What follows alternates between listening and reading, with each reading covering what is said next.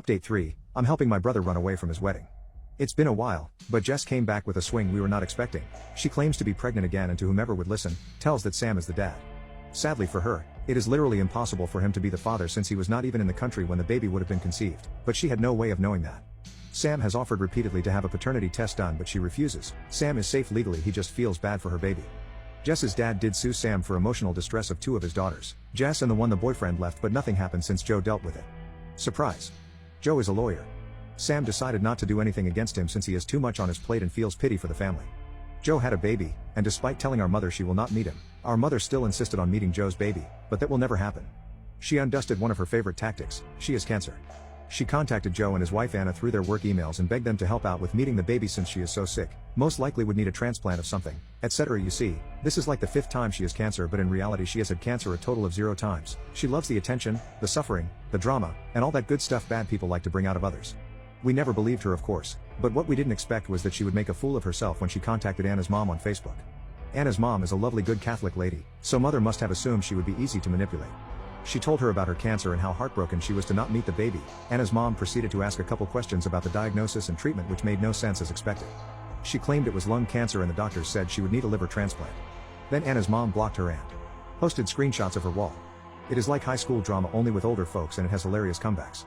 Sam is doing well, he quit his job and started something on his own. He's still living at the family home, renting the other house, and kinda seeing someone. She is nice, knows about all the stuff, makes amazing cakes, knows how to knit. We like her, so we are both positive and cautious. Dad got the vid and he got so scared he decided to update his will. They wanted Sam and I to know about it when they finished it up. Everything he owns is divided in 4, his kids and the other quarter to any grandchildren. However, the family house is not to be divided and is going to be put on my name soonish. I was a bit confused, but Joe and Dad discussed it and wanted me to have it if and only if Sam agreed. He did and is very happy about it. They didn't really offer many explanations other than it was the right thing to do. I sense a little because I'm the baby there, but is okay. Joe bought a house in the same neighborhood as our family home, thus even if they are not in the same block or anything they are close by.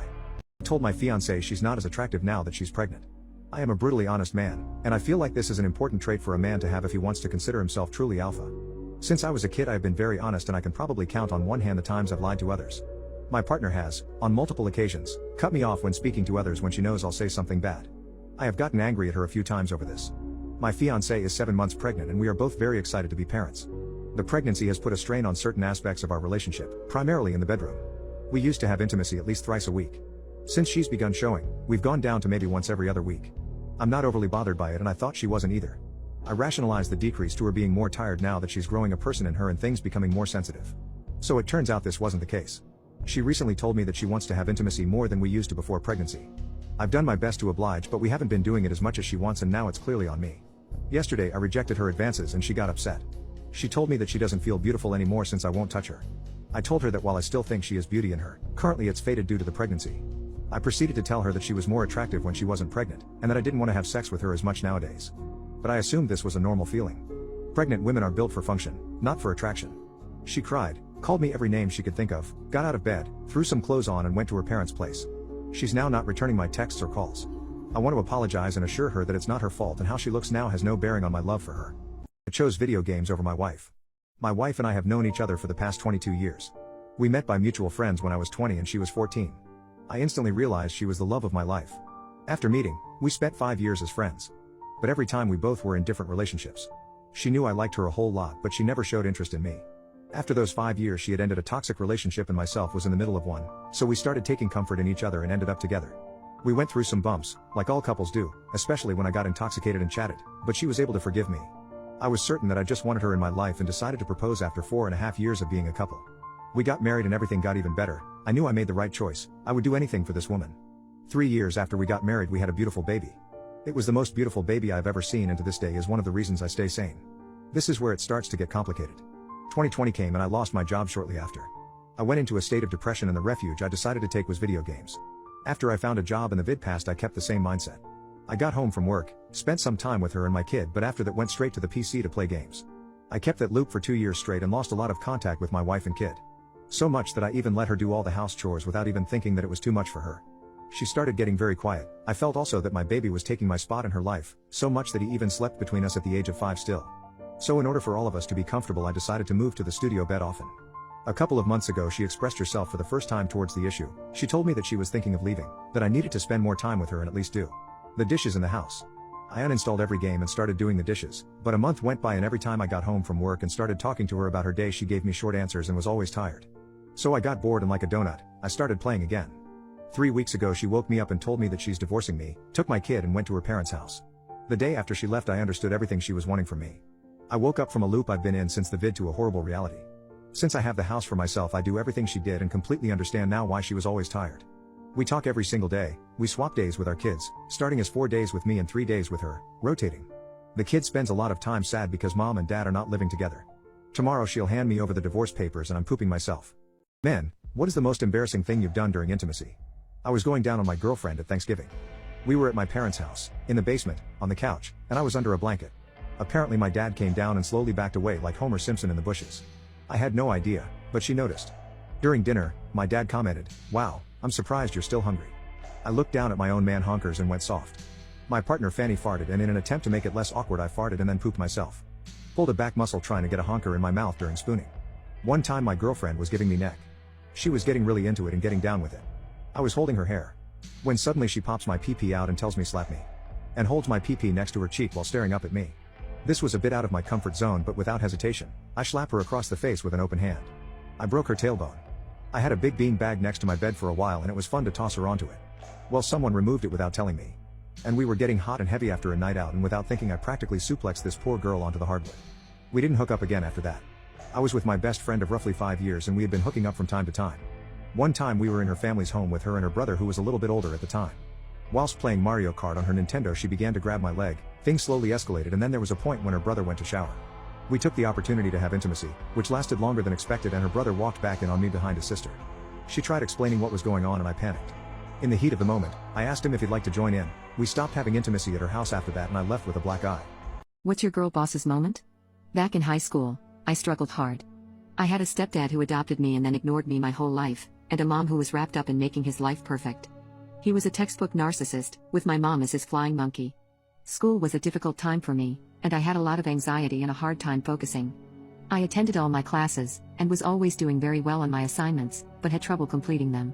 My guidance counselor was the same all through high school, and every year would start with a meeting with her, and I would explain I needed more help, because I was struggling to focus. She brushed me off every time, stating that I obviously wasn't trying hard enough because I had no excuse, since my stepdad was a social worker for the school board and personal friend of hers. It was awful. At the end of high school we had our obligatory meeting about what universities or trade schools to apply to. I told her I was interested in psychology and would like to be a counselor or to teach psychology. This woman scoffed. Literally scoffed at me. She said, and I quote, "Please do not apply to university. It would be a huge disappointment for you. You are not university material, and you may be better with a community college or even certificate in administration." This woman's words would haunt me my whole life. I wanted to pursue something I was very interested in, and she essentially told me I wasn't smart enough or capable enough to do it. Fast forward to my late 20s. I worked at a variety of small jobs here and there and became very depressed. I finally decided one day that F it, I'm applying for university. Well, I got in and I graduated with honors. So I went to Teachers College for another bachelor degree. Again, graduated with honors. And about 5 years ago, I finally finished my master's in behavioral psychology. 2 years ago stepdad died, and who is at the visitation? My old guidance counselor. She came right over and started talking to me immediately like she knew me, like we're old friends. I cut her off and said, "I'm so sorry, you must be confusing me with someone else." She looked absolutely shocked and said, "I was your guidance counselor for 4 years. And I just shook my head and gave the best blank look I could give, shrugged and said, "Sorry, I honestly don't remember you." When I left she looked a bit confused and disappointed. I think she had hoped for me to have all of these good memories of her, how helpful she was to me as a teen. But nope. I wanted her to feel that she was nothing to me. My late husband's ex is using his death for sympathy. My late husband's ex is a crazy beach. This isn't based on anything he said. At the beginning of the relationship, all he said was, "That was a very bad time in my life and I'd like to leave it in the past. I'd erase it if I could. A do-over where we never met would be better."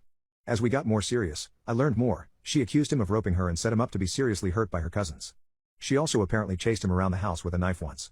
She did this because he threw her grass away, despite her asking him to do it the previous night. She then cheated, tried to convince him to start a family with her, possibly because she was pregnant by one of her affair partners, and then maxed out all of their credit cards before leaving the country. He was stuck paying it off so it didn't affect his credit. She returned about a year before we started dating and tried to reconnect through mutuals. He had to change his number twice. The second time, he also cut out a considerable number of friends who had given his first new number to her. And then she somehow got my number. She sounded friendly enough, but 1, how did she get my number and why was she calling me? 2, I have savvy manipulative family members and she wasn't even amateur hour compared to them. She tried to butter me up by saying we have so much in common because of our great taste in men, but there was something that I should know about him before things got too serious. She invoked the sisterhood, and how she couldn't, in good conscience, stand by and say nothing when a fellow woman was about to make a big mistake. I let her talk because I wanted to know what kind of BS she would spew. Lo and behold, she talked about the supposed rope. Her story didn't hold as I pointed out things that don't make sense in her story at all, and she yelled at me for not believing her and not just trusting a sister's word. After I hung up, both my and my husband's social circle tightened a little more. Her social circle decreased, too. Specifically, she cut out a lot of people for allowing him to become engaged to me. How could they betray her and let that happen, when she was his one and only soulmate? They were meant to be together, and would have been, if I didn't get in the way. She never really gave up, but we ignored her and blocked as needed. Fast forward. After my dear husband passed away, a friend called and nervously asked how I was feeling before leading up to whether I had been on Facebook that day. The ex had posted a long, tearful post on his memorial page about her loss, how heartbreaking it was to know that she would never see her soulmate, the great love of her life ever again. She included pictures of their engagement and wedding. She rambled about her utter emotional devastation and how no one could understand her great loss. I deleted the post and blocked her from the group. I think my nurse essayed me. Last night, my coughing and chest pain were bad, so I decided to go to the ER. Around 6 a.m., I get to my room, and an older man is my nurse. He looked creepy, but I trusted him. The first thing he says and notices is my wedding band, no engagement ring, just a skinny little band. He asked me how long I've been married. I say 5. He mentions he's been married for 35 years and she has remained faithful to him, and he always tries his hardest to remain faithful to her. He also compliments my name, stating it's one of his favorites. If he was going to have another child, it would be top of his list. After writing down, came in with cough, chest pain, and checking my vitals, he moved on to my belongings. Skipping a phone or wallet, he starts with checking my sweater. In his exact words, he asks if I have a bra on. I say no. He said, "You're not wearing anything under your sweater?" I said I'm wearing a thin shirt and pulled it down so he can see. He writes sweatpants, and again asks if I am wearing undies. I say yes. He said he needs to see at least the band of my undies, so I show him. He continues and writes down my wedding band, and asks if I have any earrings in or other jewelry. I said, I have my belly button pierced, he said to show him. I do. I then tell him that I do also have my nips pierced, thinking he would just write it down. But instead, he says he needs to see, so I show him the one closest, and he mentions he needs to see both, the other one too, so I do. To what I think, stay consistent, he asks me if I have socks on, and to show him, so I do. He also then writes down my water bottle, phone, and wallet. Laying down, my pant leg was coming up, and he noticed some scratches and asked what they are from, and I just said shaving, and luckily my mom walks in to visit me around this time. He asks if I have any other scratches or bruises he needs to be aware of. He left and immediately I started to feel sick about our encounter. I ended up getting the nursing supervisor, who was very kind, and encouraged me to report, giving me a phone number. She removed him from my room and apologized profusely. My wife wasn't the person I thought she was. I got together with my wife when we were both 16 years old. By 37 was great, we owned property and had 2 kids. About 7 years ago she was made redundant at her retail job where she was selling children's clothes, which left her devastated as it was the only job she ever had. She ended up getting a new job as a receptionist in a corporate company, and that's where the changes began. She had never grown up around males as she went to an all-girls school. This new job was her first real interaction with other men. Long story short, she started really worrying about how she looked and what she wore to work, which immediately raised my suspicions. One day I went through her messages and found some real confronting texts between her and a male worker. I confronted her and she swore nothing physical took place, only messaging, so I let it go. A couple months later I found more things, but this time with another guy from work. Again she swore nothing was going on. A couple months later I confronted her again, and this time she came clean and told me she had slept with one of the guys from work during their lunch break. I was a mess, I couldn't believe it. Like an idiot I stayed and we did counseling etc. to try and salvage the marriage. I couldn't walk away for the sake of my children and probably because I was weak. The next year and a half was absolute hell. Our marriage just went from bad to worse. She made zero effort to help me get over things and my mental health suffered. It all came to a head 1 week before Christmas one year, when we were at a family friend's 16th birthday party. My wife was caught in the front yard of the house give 2 guys neck at once. The next morning I kicked her out of our family home and kept the kids with me. 20 months on I still live in our family home, paying the mortgage on my own. My 2 children live with me full time and don't talk to their mother at all. They are both young teenagers and know the basics of what their mom did. My husband gave advice to his coworker on how to turn their gay son straight. I spoke to my husband's coworker's wife Louise again.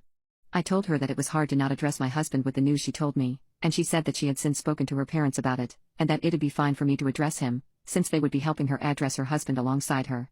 She also talked about how Edward pretended to be supportive, but that she felt hurt to know that he lied. I told her that I also felt lied to in a different sense, since my husband said that he would be fine with any orientation that our children could have when we talked about potential kids. Only for him to be someone else completely at work. But still, I wanted to talk to him myself.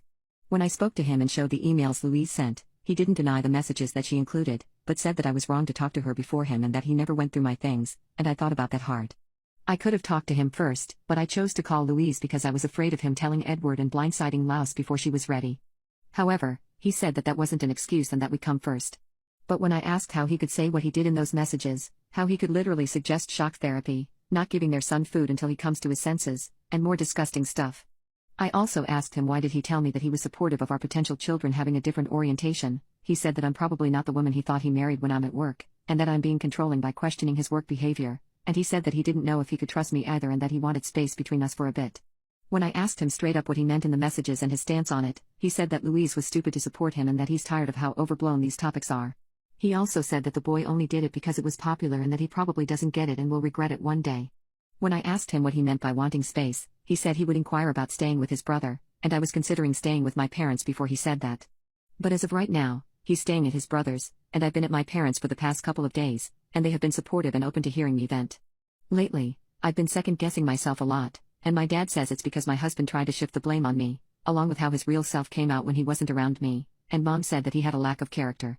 I still want divorce because I still want to have children, but I don't feel like I can have it with him because trust is shattered, but I'm also afraid that I'll never get married again, but I'm not gonna let that pressure me into staying.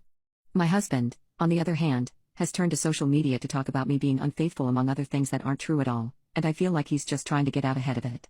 Update 2. My husband gave advice to his co-worker on how to turn their gay son straight.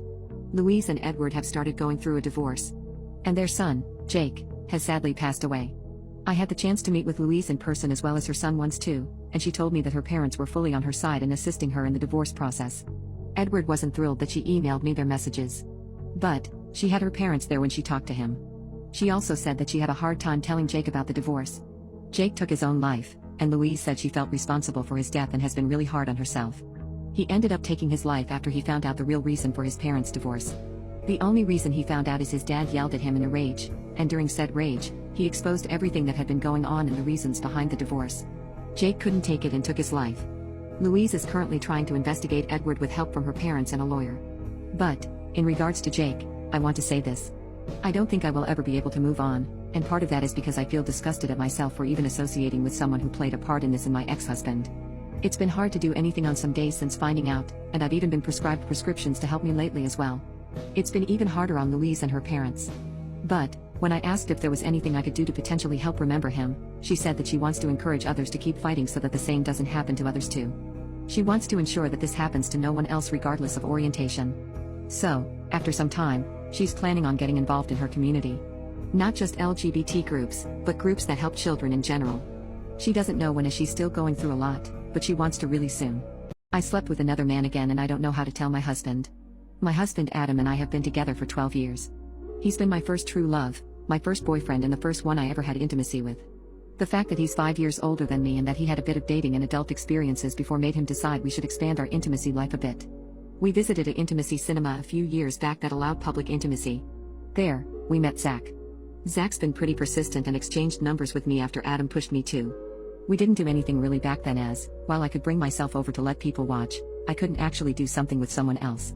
This lasted for a few years in which I successfully convinced Adam to let these delicate matters stay between the two of us, but it occasionally resurfaced after he voiced concern that, since I don't know anyone besides him, might cheat like his exes. As this started to become a center topic, I agreed to meet Zach 3 times in a single year, a couple years after I originally met him. It was mixed feelings. Some things I learned about my own body I didn't know before. It felt good to be completely accepted as well since I have low self-esteem. He was never shy to voice how attractive I am and how he worships me, things I hardly heard from Adam since he isn't really the vocal type. But other than a few sweet words and skilled fingers, Zach is disgusting. I hate his smell, his taste, I don't find his sounds or his looks appealing. The very first time I gave him neck, his pee had cheese, and I actually threw up when it was done. I told Adam that I don't want to do this anymore. He accepted. Fast forward to now. While I was meeting with Zach, Adam found that he's got a thing for other people wanting me, even if it went as far as him sharing me. He's been on it again for the past year about how I'm boring for wanting to keep intimacy just between us and how the mere thought of another guy craving me makes him hotter than a furnace. I think he loves the thought that someone desires what he has. Vape. It got to the point again I let my love for him get the better of me. It's been too long and I thought Zach might be less disgusting. I've been pretty demanding as well these couple days until Adam openly told me that he can't keep up with my needs and, perhaps, Zach would be a good idea. It happened. I met him a couple nights back. Once I returned, Adam was all over me and he keeps talking about how glad he is that I decided to do this again. He also shuts down any attempt of me telling him how I feel about it by rolling his eyes or sighing whenever it's the slightest hint of it was a mistake, while we usually are able to discuss everything. Zach was a terrible experience and I am still hurting down there. He got into substance abuse, something I didn't know beforehand. He couldn't get a stiffy because of this, and he resented other means and wasn't exactly willing to let me go. I couldn't get my mind off the situation I was in, and while I fully well am aware of the fact that I initiated, I felt like the stupid lamb walking into the wolf's den. His smell is covering me no matter how many times I shower. The pain won't ease. Whenever I have a silent moment for myself, I see his face and hear his fake sounds to get me in the mood and I feel trapped again. He never resorted to violence or threatened me, so I don't even know why the hell I feel this way. My cousin has had a crush on my best friend's dad since she was 12. I just saw my cousin and my best friend's dad together. My best friend Alex has always had a really nice house, so when we were 12, about every week we would have a sleepover in her den. It would be me and her, my cousin Lauren, who was part of the friend group, and a few other girls. Lauren started saying that she had a crush on Alex's dad, which we all thought was weird but just kinda ignored. Then it got weirder and she was saying that she wanted to have kids with him. She was literally 12 years old at the time. She would describe in detail what she wanted Alex's dad to do. She talked about his nut and how much she wanted it all on her. She literally knew position names and would talk to us about it until we told her to knock it off and stop being weird. Alex finally talked to her and told her she thought the whole thing was weird, and if she kept saying stuff like that she wasn't going to be able to come to her house anymore. Lauren stopped and everything was fine for a while, but then we just sort of grew apart from Lauren. While we were cousins, we kinda stopped talking, and she stopped coming over. She'd still talk about Alex's dad, though, just not directly to Alex.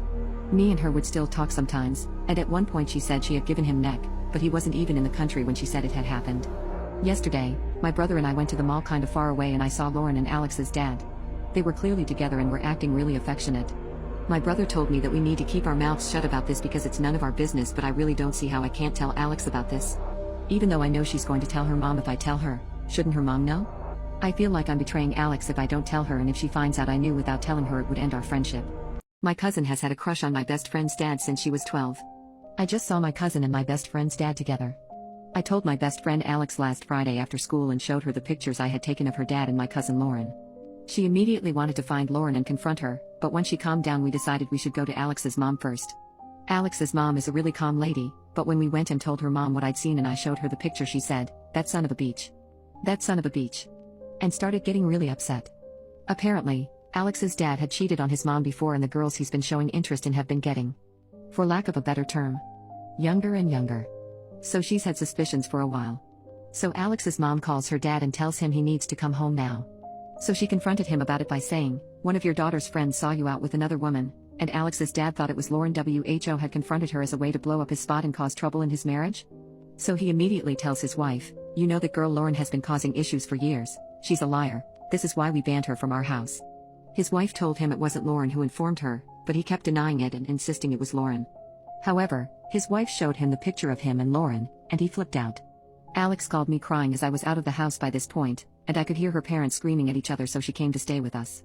Alex's mom kicked her dad out and said it was over, he was never seeing the kids again, she was going to call the cops. So the dad starts calling Alex and she answers once and says, "Don't effing ever call me again," and then sets him on DND. Alex's mom called Lauren's mom, and Lauren's mom also flipped out. She had her suspicions something had been going on with Lauren. However, her mom wasn't able to put it together until Alex's mom called her and told her literally everything we had told her, including all of the stuff Lauren had said when we were younger. Alex's mom told her to look for texts from a while ago and talk to Lauren to see if they can find anything that would show him and Lauren had a relationship before she was 18. Lauren hasn't been in school since, but she sent both me and Alex nasty messages on WhatsApp saying that we were beaches and that Alex is going to end up a fat beach like her mom. She was blaming me for outing her relationship with Alex's dad. In revenge, she was going to out me and Alex as lesbians, even though we are not. Alex's mom got a lawyer and a therapist for Alex. Everyone at school knows what's going on and it's weird for her. She's still going though and not pretending like nothing is happening, like she's talking to people about it if they ask her, so that helps. A few people are talking trash about Lauren, but mostly everyone agrees that Alex's dad is the biggest piece of crap here. Edit: Alex's dad is in jail. There's evidence on his phone of him having intimacy with a girl. She was 14 at the time. My entitled mother went to extremes to ruin my childhood over one mistake. When I was 10 years old, I accidentally broke a vase in our living room while playing football indoors. It was an honest mistake, but my mother's reaction was anything but reasonable. Instead of treating it as a learning opportunity or a chance to teach me about accidents, my mother unleashed a torrent of entitlement that would haunt me for years. She started berating me, calling me names, and then she did the unimaginable. She grounded me for a whopping 6 months. But wait, it gets worse. She didn't stop at just grounding me. She went on a rampage to ensure that my life was miserable during those 6 months. She barred me from seeing my friends, attending any extracurricular activities, and worst of all, she confiscated anything remotely enjoyable, my books, games, and even my art supplies. She started laying hands on me constantly. She made me wash floors and do chores for her all day. She actually let me out of the house with a lawnmower and told me go cut other people's grass. I had a money target to hit by the end of the day and a time to be back by. If one of those requirements was not met, I would not get dinner that day. Also, every single bit of money I earned cutting grass she took. She claimed it was for replacing the vase, but by the end of the 6 months I had made enough money to buy that vase 20 times over. But I never received any of it. It felt like a prison sentence for a mistake that any kid could have made. The grounding ended and I was actually allowed to stop mowing lawns. My mother went on to hold this mistake of breaking the vase over my head for years to come, using it to guilt trip me and control my actions. She'd bring it up in front of family and friends, painting me as some sort of delinquent, all over a simple accident. The psychological toll this took on me was immense, and I still find myself grappling with self-esteem issues because of her behavior. So, yesterday, I had enough. I went over to her house. She lives alone as my dad has divorced her. Upon seeing me, she looked strangely at me as we have not spoken in over 2 years. My mother loves flowers and vases and I had no doubt she would have at least one vase in her home. She let me in and I walked into the kitchen, and there I saw a vase on the table. A pretty big, glass vase. I walked over to it while she was asking about how things are, and I nonchalantly knocked it over. Before she could start her tirade, I calmly left the house. My entitled mother went to extremes to ruin my childhood over one mistake. When I was 10 years old, I accidentally broke a vase in our living room while playing football indoors. It was an honest mistake, but my mother's reaction was anything but reasonable. Instead of treating it as a learning opportunity or a chance to teach me about accidents, my mother unleashed a torrent of entitlement that would haunt me for years. She started berating me, calling me names, and then she did the unimaginable. She grounded me for a whopping 6 months. But wait, it gets worse. She didn't stop at just grounding me. She went on a rampage to ensure that my life was miserable during those 6 months. She barred me from seeing my friends, attending any extracurricular activities, and worst of all, she confiscated anything remotely enjoyable, my books, games, and even my art supplies. She started laying hands on me constantly. She made me wash floors and do chores for her all day. She actually let me out of the house with a lawnmower and told me go cut other people's grass. I had a money target to hit by the end of the day and a time to be back by. If one of those requirements was not met, I would not get dinner that day. Also, every single bit of money I earned cutting grass she took. She claimed it was for replacing the vase, but by the end of the 6 months I had made enough money to buy that vase 20 times over. But I never received any of it. It felt like a prison sentence for a mistake that any kid could have made. The grounding ended and I was actually allowed to stop mowing lawns. My mother went on to hold this mistake of breaking the vase over my head for years to come, using it to guilt trip me and control my actions. She'd bring it up in front of family and friends, painting me as some sort of delinquent, all over a simple accident. The psychological toll this took on me was immense, and I still find myself grappling with self-esteem issues because of her behavior.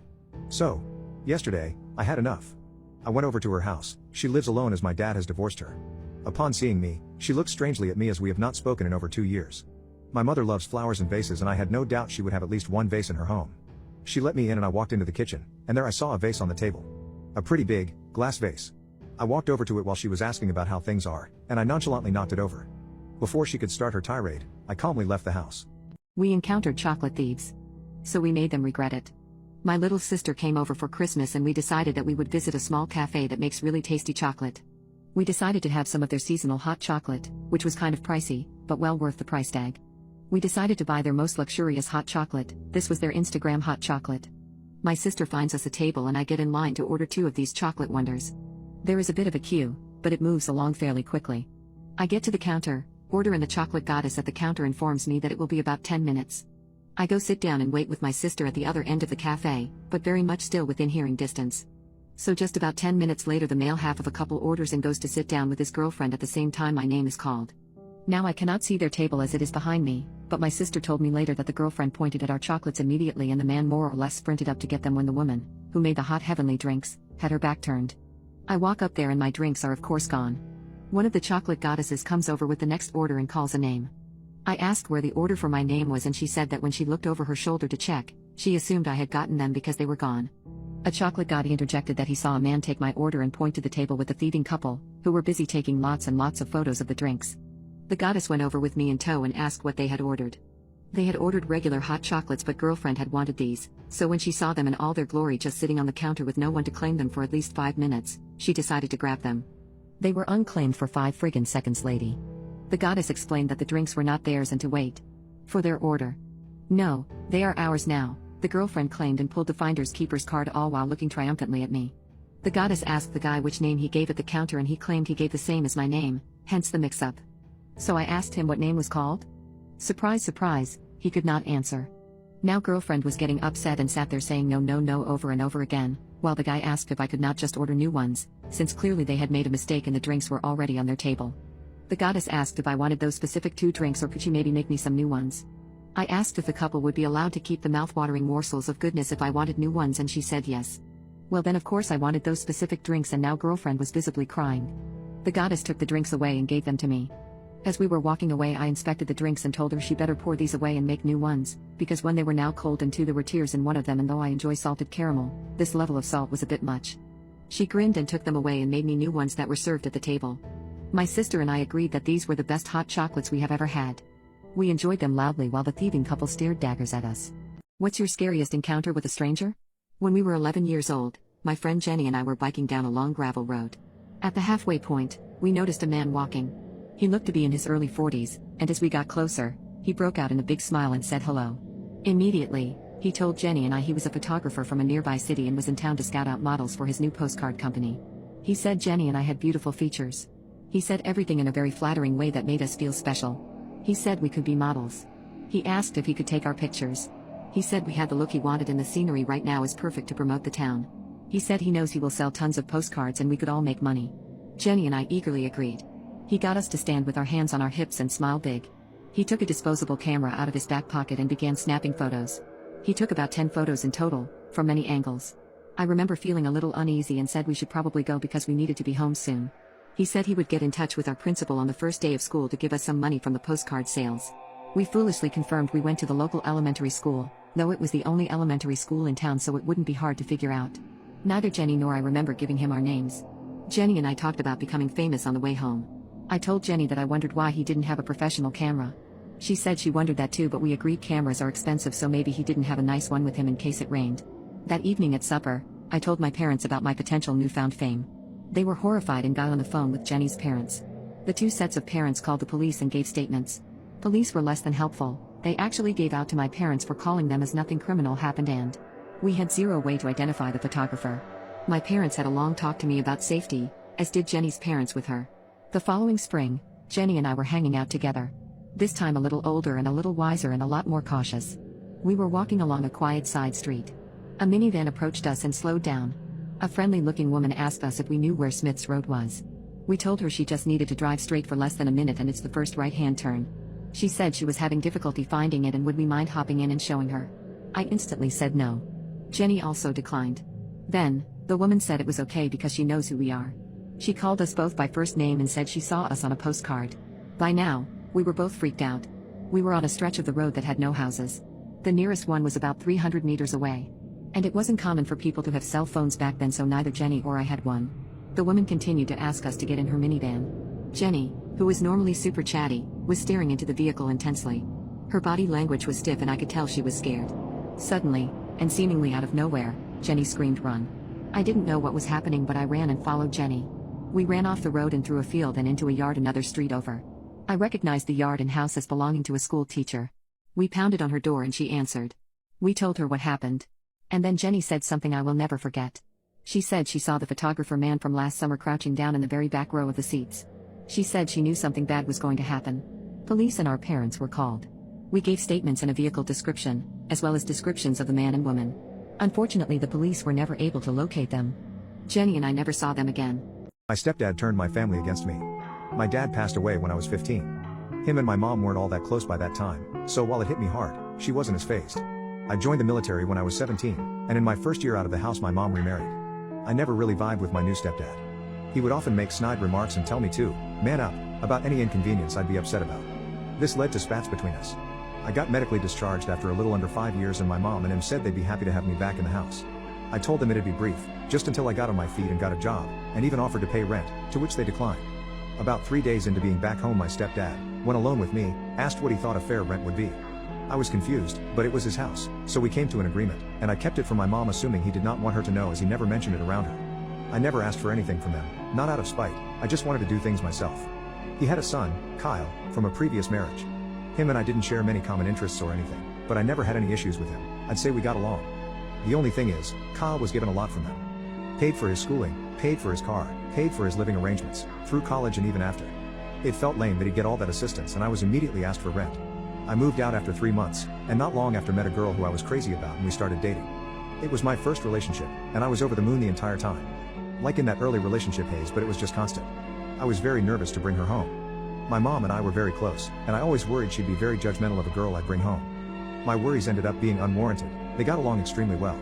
My girlfriend does not have a family, so my mom and stepdad became like that for her. Her and my mom hit it off extremely well to the point they were hanging out just the two of them at times, and it made me extremely happy. My stepdad even really liked her, and I felt it brought us closer together, which isn't something I felt I wanted until we were. His dad abandoned his family growing up, and he put himself through school and got a nice high-paying job all by himself, which I had immense respect for him for. About a year and I knew this was the girl I was going to marry. I told my mom and stepdad and they both seemed extremely happy. She was practically part of the family already. My mom gave me her engagement ring, which my dad gave her, which she kept. The job I had didn't pay great, so I figured even if it wasn't the ring she'd always have, it'd be a great placeholder. When I proposed, my girlfriend told me it wasn't a placeholder and she absolutely loved it.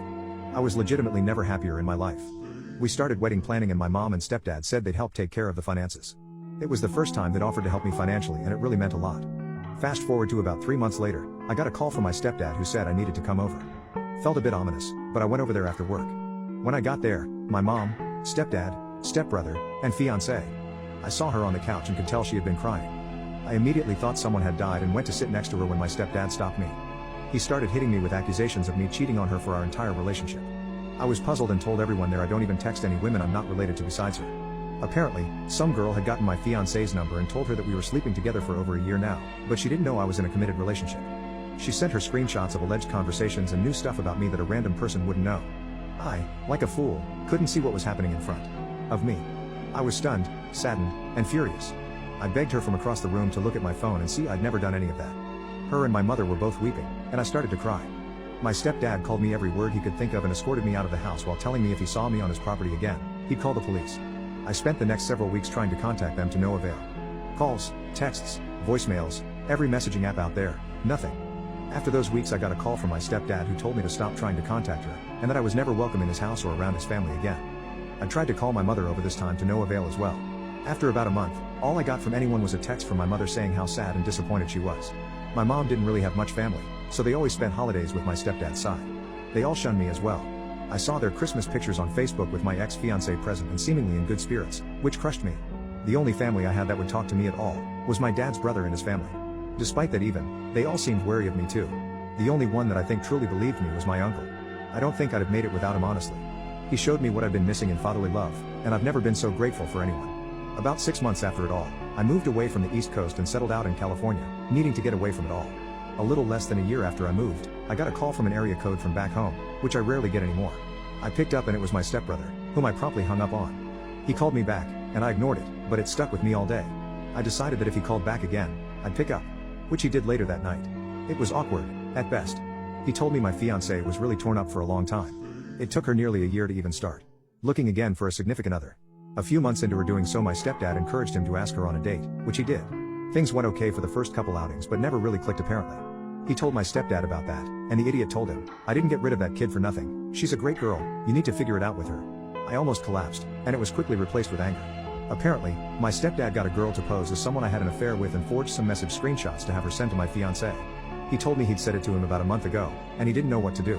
Apparently, it bothered him enough that he couldn't just sit on the info anymore, so he told me and said he was going to tell my mom and fiancé the next day. He called me first as a courtesy, so he knew what to say to them regarding me. I told him where I was, and that I'd appreciate it if they didn't immediately contact me, so I had some time to digest it all. That was last Tuesday. I just texted him and told him I was ready to talk to them if they wanted to, and that they could call me tomorrow. I really don't know what I'm gonna say, or them for that matter. I expect some tears and a good number of apologies among other things. I don't really know if I'm ready to give forgiveness. My stepdad turned my family against me. My stepbrother called me this morning and told me exactly what happened this past week. So apparently, what my stepfather said wasn't exactly what my stepbrother told me. He elaborated more and said he was very careful with his words so as to not incriminate himself. For him, heavily and very clearly implying what he did without directly saying what he did. Thing about my stepbrother is, he's much smarter than me. Instead of just walking to my mother and fiancé with that and getting into a shouting match with his dad, he took a different course that I wouldn't have thought of. He got a hold of my ex's phone and found the girl. Said it took him forever to backtrack it. He gave her a call and got her to meet him out in public. That's where it all came to head. She was a Tinder match with my stepfather, which I think pretty clearly indicates that he had been sleeping around on my mom. That irritated me even more, for obvious reasons. This girl alleges they did not sleep together, however whether that is the truth did not matter to me. What does is my stepbrother talked to her and pulled on her heartstrings with the story and all that had happened. She told him what happened. $1,000 for a phone call. That was the deal. He told her what to say and supplied the pictures of evidence. She made the call and that was that. My stepbrother asked her if she could tell my mother and ex. She agreed for free and that happened yesterday. My stepfather is on a business trip until Wednesday, so it was the four of them there. She came in and spilled it all to my mom and ex. Stepbruh said the tears started almost immediately from all three of them. After everything he told them I was in California and that he'd tell them when I wanted to be contacted. At the end of the call with my brother, he said they both wanted to call today, and I told him that'd be fine. So, I sat and waited. By about 3 p.m. I was a little confused. I started to wonder if he'd made it all up to mess with me. It really worried me honestly. I got a text from him asking if I was all good. I said yeah, and asked if they were actually planning on calling today. He said they'd been trying for the last few hours. I blocked them both when I moved out west and forgotten. Why I didn't block him, I don't know. I'm thankful I didn't though. I unblocked them both and got a call from my mom about 10 minutes later. First thing she said was I sounded different. I almost hung up right then. Took all I had to just say, yeah. She broke down immediately after that. I really thought I'd feel more. I'd be lying if I said I felt nothing, but the pain of it all just took hold of me more than her words. She asked if I'd gotten her texts, I said no. I guess she'd been trying to text over the last year, but I had her number blocked. If she really wanted to reach me, she could have. Maybe that's a little crappy, but I know it's true. I pretty much told her that I'd be willing to build some semblance of a relationship back with time, and she was happy with that. She also told me she was getting all her necessities out of the house before my stepfather got home, and she'd be filing for divorce immediately. I believe her too. She may be a poor excuse for a mother in my eyes, but she's never been someone to take half measures. I really wish I could be there to see that guy's face when he comes back to an empty home. My ex got the phone next and did the same tearful apologies my mom did. I felt a little more with her. I actually tried to get her to think and remember how many times I told her I'd never do that to her and how much I loved her. She was beside herself, and to be honest, I'm glad. We talked for about half an hour, and I really thought it was pleasant. Even though I told myself for over a year now that it'd never happen again, thought there could still be something for us. She told me she still had the ring, and it made me upset. I told her to give it to my mom, cause it didn't belong to either of us anymore. I could tell that really crushed her, and selfishly, I wanted it too. She asked if she could call or text me. I told her it was fine, but to not expect a prompt response either way, which she understood. Pretty much gave her the same ultimatum as my mom. Though I said any chances of us having a future relationship were very slim. She said she understood that too. I talked to my brother last and thanked him for everything he'd done. He was helping my mom get her stuff out of his father's house. He apologized for all that had happened and told me he was going to go tell the rest of the family everything as well. I can't wait to find out what my stepdad will do once he finds out. Update 2. My stepdad turned my family against me. My curiosity got the better of me and I called my stepfather. I recorded the call. I wish I could say the call provided me something, but that would be disingenuous. Hearing his voice made my skin crawl. He asked how I was, I told him to cut the crap, and he laughed. Nothing incriminating on his end, of course. Talk was about 3 minutes long, about nothing. I did ask him why he wasn't content with me being with her. He said I wasn't man enough, and that a woman like her would have been wasted on me. He has a very traditional way of thinking relationship-wise. Which is especially funny, because it shows how much he never knew about our relationship, or her in general. There wasn't really much to take away from the conversation other than that. I don't really know what he wanted, but I told him not to call me again and hung up. I flew back home prior to the weekend last week and went to my uncle's birthday party. Had a good time and the family was very welcoming and apologetic for not being more supportive after everything. I talked with my brother and set up a meeting at his place with my ex and mother on Wednesday night. On Wednesday, I went over there and got what I expected. Lot of tears, lot of apologies. I admittedly had a tough time keeping it together. I talked with both of them and my brother all independently. Mom has already filed for divorce, which is good, and I appreciate her doing so. We had a decent conversation. It's strained, but I think we're making some progress towards healing. My brother and I had a good talk. Was nice to talk with him in person. He apologized for everything that had happened, and I accepted it. Can definitely tell he feels remorse for how it all shook out, and for the work he put in to make it right. I definitely don't hold a grudge. My ex and I had a very long discussion through most of the night. We'd been talking over the phone for the last couple weeks already. A lot of it was just catching up. We're obviously two very different people now after nearly a year and a half away. We had some more serious discussions later on, about everything. About how screwed up it all was and how broken I was by it all. She told me she'd already seen a therapist and asked if I would be willing to come with her to her appointment Thursday. She's gone above and beyond for everything I could have asked of her the last few weeks, and I am really truly appreciative of it. I went with her to her therapy appointment, which I feel was very productive for everyone. Her therapist seemed to be very appreciative of me being there as well. So we stayed talking for a while after, and I decided to ask if she wanted to go out Saturday night. So that's the plan right now. I don't know exactly what's going to happen, but I wanted to show her that I appreciate the effort she's putting in to try and mend what's been broken. My parents went hiking 3 days ago. The search party found their GoPro still recording. The police called to let us know that our parents were found dead over 11 miles away from where they started hiking 3 days ago. I was horrified. I felt as if my world had just splintered into nothing, and my sister just fell to the floor while I just sat there, blank face and warm tears running down my cheeks. The weeks flew by as the weekend was over and I was left in a well of grief, still processing all that had recently happened. Eventually, we got another call, telling us that another piece of evidence had been found. We initially dismissed it, until they told us that it belonged to our parents. As they told us, the more intrigued we were, until my uncle decided to drive us all down there. After all of us at least wanted to see their faces one more time, since mysteriously, the funeral was a closed casket. Once we got there, we waited in the waiting room until a man guided us in. They said they had not yet reviewed the footage, and that when they found it, it was covered in blood and still recording even though it was clearly damaged. Finally, we got to a room where they were ready to play the footage, and all of us took a seat before the man who let us in started the video. At first, it was just my parents walking. We fast-forwarded, more walking, some fishing, picking up sticks and skipping rocks. I was simply happy to see my parents again, even if it was just a recording. We went to the next video. My parents were just walking, but looked noticeably tired and anxious. Eventually, while they were resting, my mother broke the silence. "Did you hear any of that last night?" My father responded, "Yeah, it sounded so odd, like it was directly in my ear, but also near a mile away." She gave him an agreeing nod. Eventually they kept walking, not breaking the silence until they camped. "Do you think it will happen again?" My mother asked. My father responded, "It had to have been just some animal. No creature would follow us that far just to make some noises and not do anything to us. But what if it?" My mother was cut off. "Just trust me, we'll leave tomorrow and forget any of this happened." My father tried to reassure her. It worked and they went to bed. On the third day though, something was off. My mother no longer had her bright energy accompanying her, and my father seemed to be suffering from sleep deprivation. It felt as though my parents were just husks of their former selves. And more ominous than that, there was a strange, faint background noise constantly playing for the first 3 hours.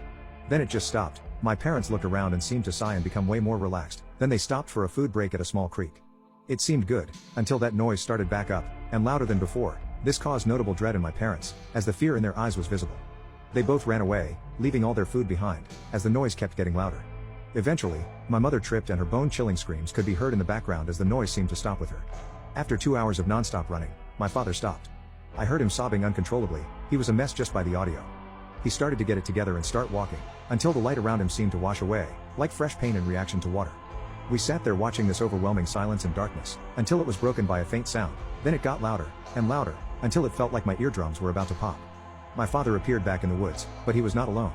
As he turned, a part of the screen seemed to warp and glitch out. My father looked at it, and started screaming as the thing approached him in the blink of an eye.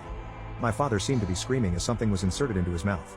Then he stopped, and slumped to the ground. I was in shock by what I saw, and so was everyone else in the room with me. My sister was pale, and my uncle looked completely petrified. Finally, the police escorted us out. The drive home was silent, and we all seemed to not dare to speak a word, because, in the silence, we all heard it. The faint sound of the thing that unalived my parents, slowly approaching. What's your most disgusting secret that could ruin your life if it came out? I started watching rope adult films at 10 years old. These videos consumed me. I became addicted to it. I was especially into family adult films, and that was usually my go-to. I became so addicted to the familial adult film stuff that I started applying it to real life. I ended up stealing a family member's clothing and rubbed one out to it. I was about 11 years old at the time. This went on for a few months and became a ritual of mine. At that age, I also posted pictures of myself unclothed. Then, when I was 14, I committed some disgusting acts. I have a younger half-sibling, about 2 years younger than me. I started messaging PDOS on the internet. They told me to share pictures of her feet when she was sleeping. So I did it. I took the pictures. Then they told me to touch her foot and get off to it. When I barely touched her foot, I nut instantly. I stored a nut sock in my room, and had color coordinated the socks based off the body parts I would nut to. The green sock was for feet. The red sock was for when I thought of her stomach, and so on. God, I effing hate myself so much. This happened once. Then one other time when I was 13, I asked her if I could cut her toenails for her. I lied and said I was interested in pursuing a career in beauty. As I was cutting her toenails, I was so stiff the whole time. I had my phone out of my pocket and was recording it the whole time without her noticing. Thankfully, at 15, I cleaned up my act and just stopped doing this crap. I stopped indulging in the messed up adult films, and that's when the guilt set in. Years have passed. Since then it's been torment. Every night the guilt eats at me, rightfully so. I am thinking about taking my life. I got assaulted at work while 24 weeks pregnant. My coworker Karen is a 60-year-old woman with huge attitude problems.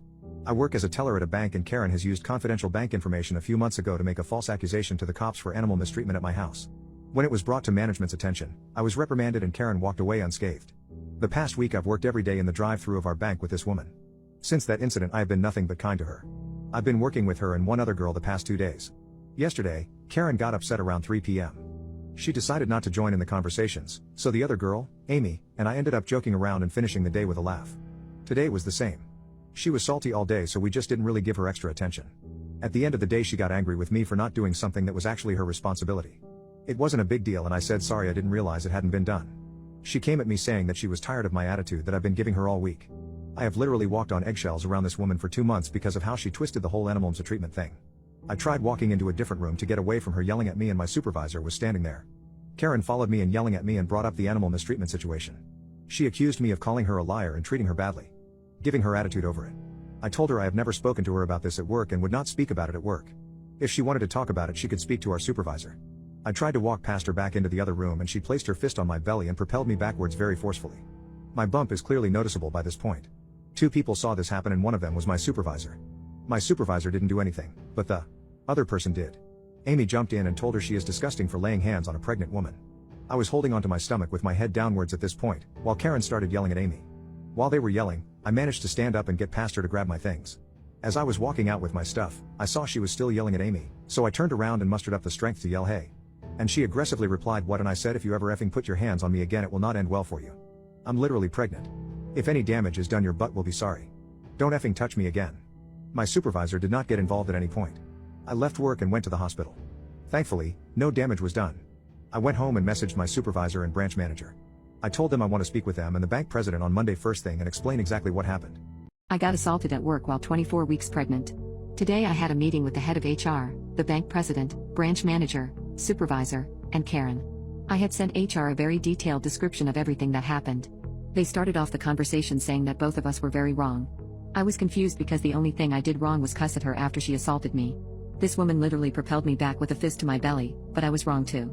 They let Karen have her say first. She told a lie from the beginning. She said I've been hateful and had an attitude towards her when she's only trying to help. She went on to state that I have been aggressive to her and that I started it by shouldering her while trying to walk past her after she tried to politely tell me she didn't appreciate my attitude. She said I laid hands on her first, when in reality I never put my hands on her at all and had tried to leave the argument twice. I said our supervisor watched me do it. My supervisor didn't deny or agree to it. Karen said she laid hands on me and she came towards me again while she was mad and I thought she was going to actually lay hands on me because she'd already pushed me once, so I put my hand up to stop her. My supervisor chimed in and said I was just shocked, I wasn't expecting anything like that, so I didn't know how to react. My jaw hit the floor. Not only did this woman make up a completely different story, somehow my supervisor was on her side even though she didn't see anything except for what actually happened. After she had her say, I had mine. I explained everything that happened in detail exactly as I had before and she denied everything I said actually happened.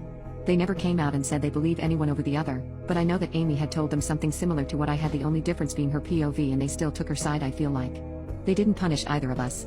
Decided to put us on a 45-day watch, and if anything happens again between us we could be put on probation or terminated. After our meeting together they met with us separately. They asked me how I felt with how they handled the situation. I tried to look at it from their standpoint. They have 2 people saying 2 very different things. Both have people backing them up. It happened in a room that conveniently we don't have cameras in.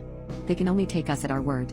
I tried to answer honestly and told them I don't know, and that I was glad they brought us both together to hear what the other had to say, but that what she said did not happen. They just nodded. I feel like there's nothing else I can do. I want to tell them to pull the cameras from the other rooms to see if you could hear anything, but I feel like it's too late to bring that up.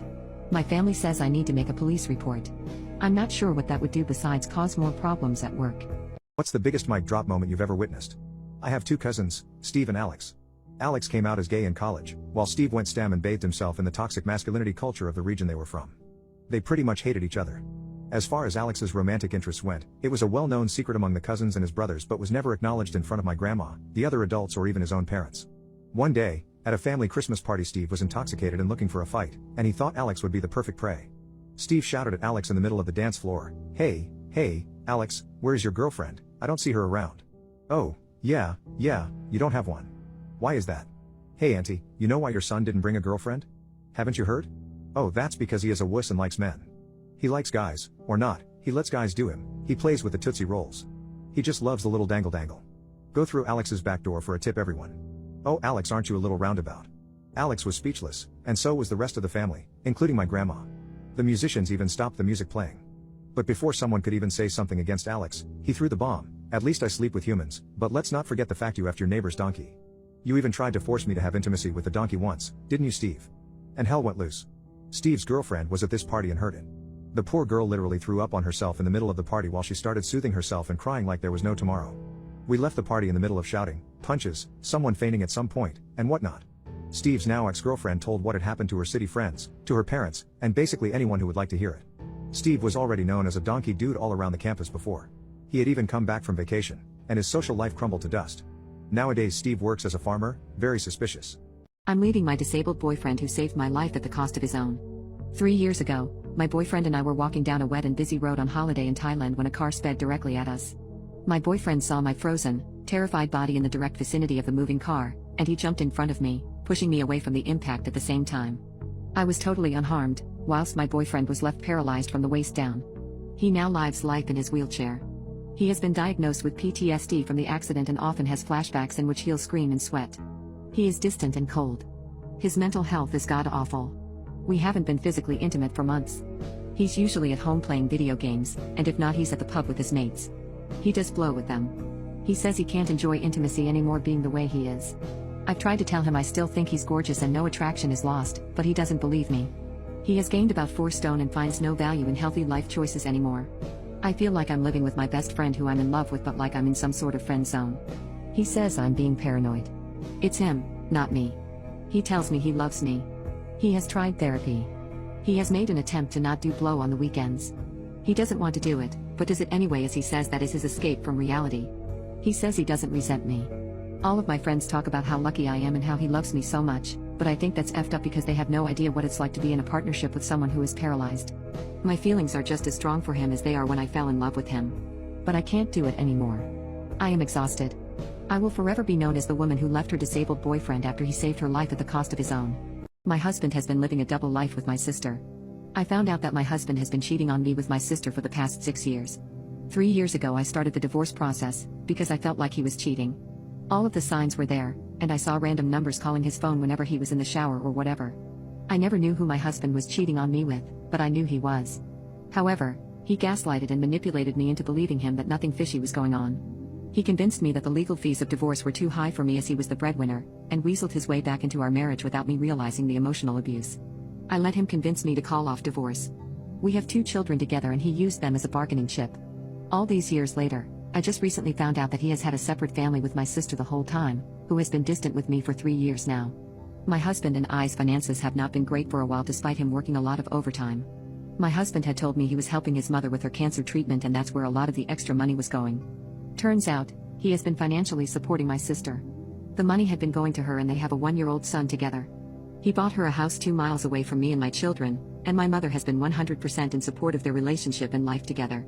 The worst kicker is, not only is my husband not helping his mother out with her cancer treatment, it turns out his mother passed away 4 months ago. He never informed me, and as far as I am aware, never attended the funeral, despite being close with her. My best friend is getting married with my daughter's bio dad. My daughter wants to attend the wedding despite her father's convictions.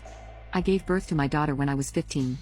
Her biological father, Derek, has had no interaction with either of us since the night I got pregnant, nor ever showed an interest until now. Derek roped me when I was 15 and he was 21. I come from a very religious family and there was no potion to terminate. My parents said they would disown me if I did. However, my daughter saved me and I have spent every day loving her thanks to a lot of support, therapy, and her just being the most loving little sweet peach out there. She knows the nature of her conception. My husband adopted her, and she knows they're not related biologically, but they absolutely adore one another. Derek gave up all parental rights in a plea deal for a lesser sentence. I came back to the UK to meet my nephew, but booked to stay for a few weeks to visit my family and friends, but it was all a surprise. No one except my mum knew we were coming over. I decided to also surprise my best friend Rachel. I turned up at her house, rang the doorbell and saw the man who roped me as he answered the door. I assumed by some twisted and cruel coincidence that I got the address wrong, but then Rachel comes to the door calling him babe. I knew she was seeing someone, but said that she wouldn't let me meet them until it was in person. She's my best friend and she knows what Derek put me through. It's been 3 days since then and she has been blowing up my phone, begging to talk. I finally gave in because I'm a moron. She said she was sorry for how I found out about them, and if I could forgive her for falling in love with my ex, which not only ticked me off but also my husband who knows everything this whole ordeal put me through. I cut her off, saying I couldn't have this conversation especially since my daughter was in the room, and she replied saying something like, well, she'll have to find out about the wedding soon for dress fittings. I asked her what she meant because no way did I hear that correctly, and she said that as her soon-to-be stepmom she wants her as the flower girl, as we have always said since we were growing up that our kids would be flower girl and ring bearer. I told her in absolutely no way, shape, or form would my daughter be attending that wedding. She said I was being petty and jealous and that I can't stop her real dad from being a part of her life. We've not spoken since this morning on the call, but I'm already receiving messages from our mutual friends saying that I've caused her to break down and ruined her wedding. My daughter has also insisted that she wants to go to the wedding. My wife came out as bi and is trying to convince me to open the relationship. My wife and I have been married for a year. We met in college during sophomore year and got along right away. We both have a thing about communication. The more we talk, the less problems we have. My wife knows that I used to struggle with major trust issues, since in my last relationship, my girlfriend at that time cheated on me with 6 different people. I forgave her every single time. 6 separate times did I forgive her for cheating, and she was the one who broke up with me because she found someone else.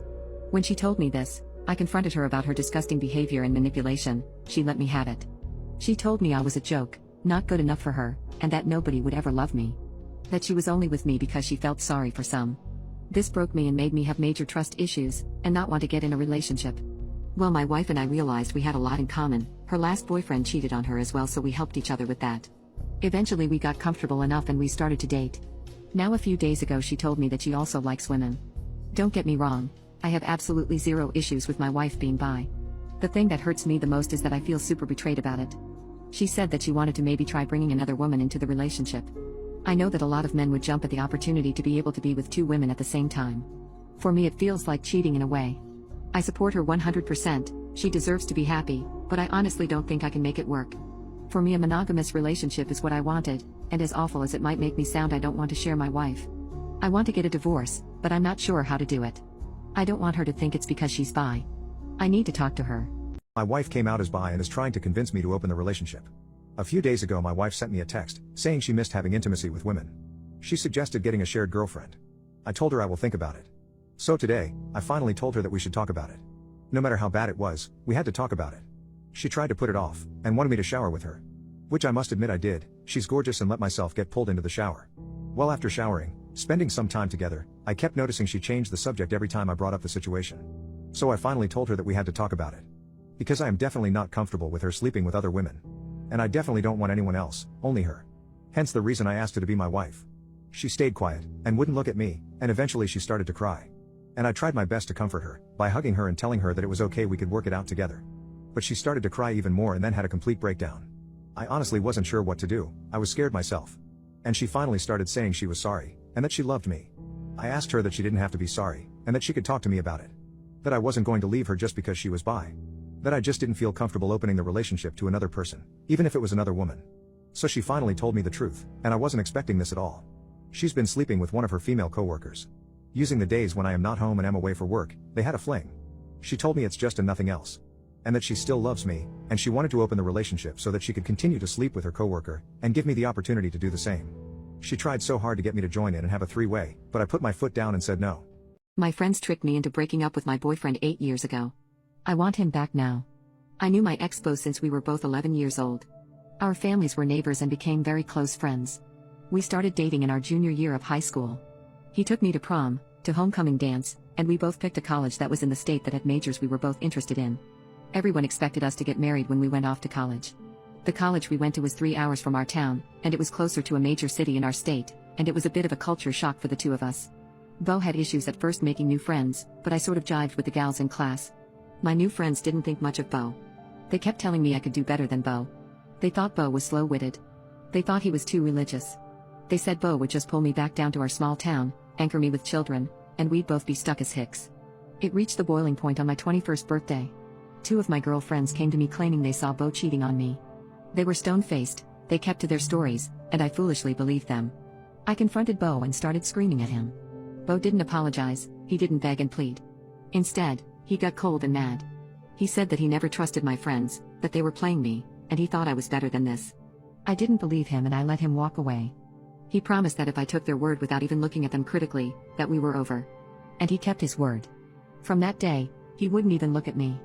He wouldn't talk to me, he wouldn't acknowledge I existed. For the rest of college, he never dated anyone. He just worked, went to class, and graduated early. My friends, they set me up on a ton of dates.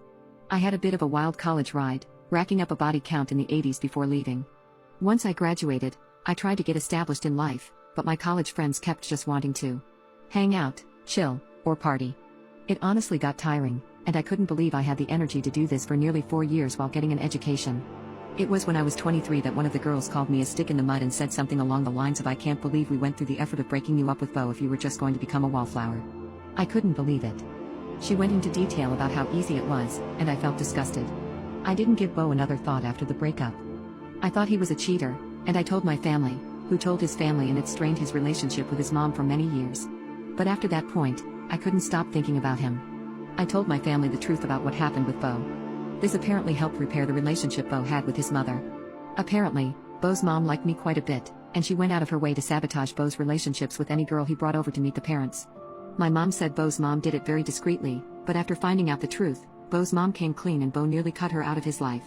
She apparently begged and pleaded, and was able to work from there. I have many unfinished drafts of emails to Beau, some saying I wish to catch up, others begging for forgiveness and pleading for him to come back to me. But any news I got on Beau after the blow-up with his mom has been sparse. Beau doesn't do social media, and I had no idea where he lived. I found out this year that Beau has been married for 3 years, and has a 2-year-old son.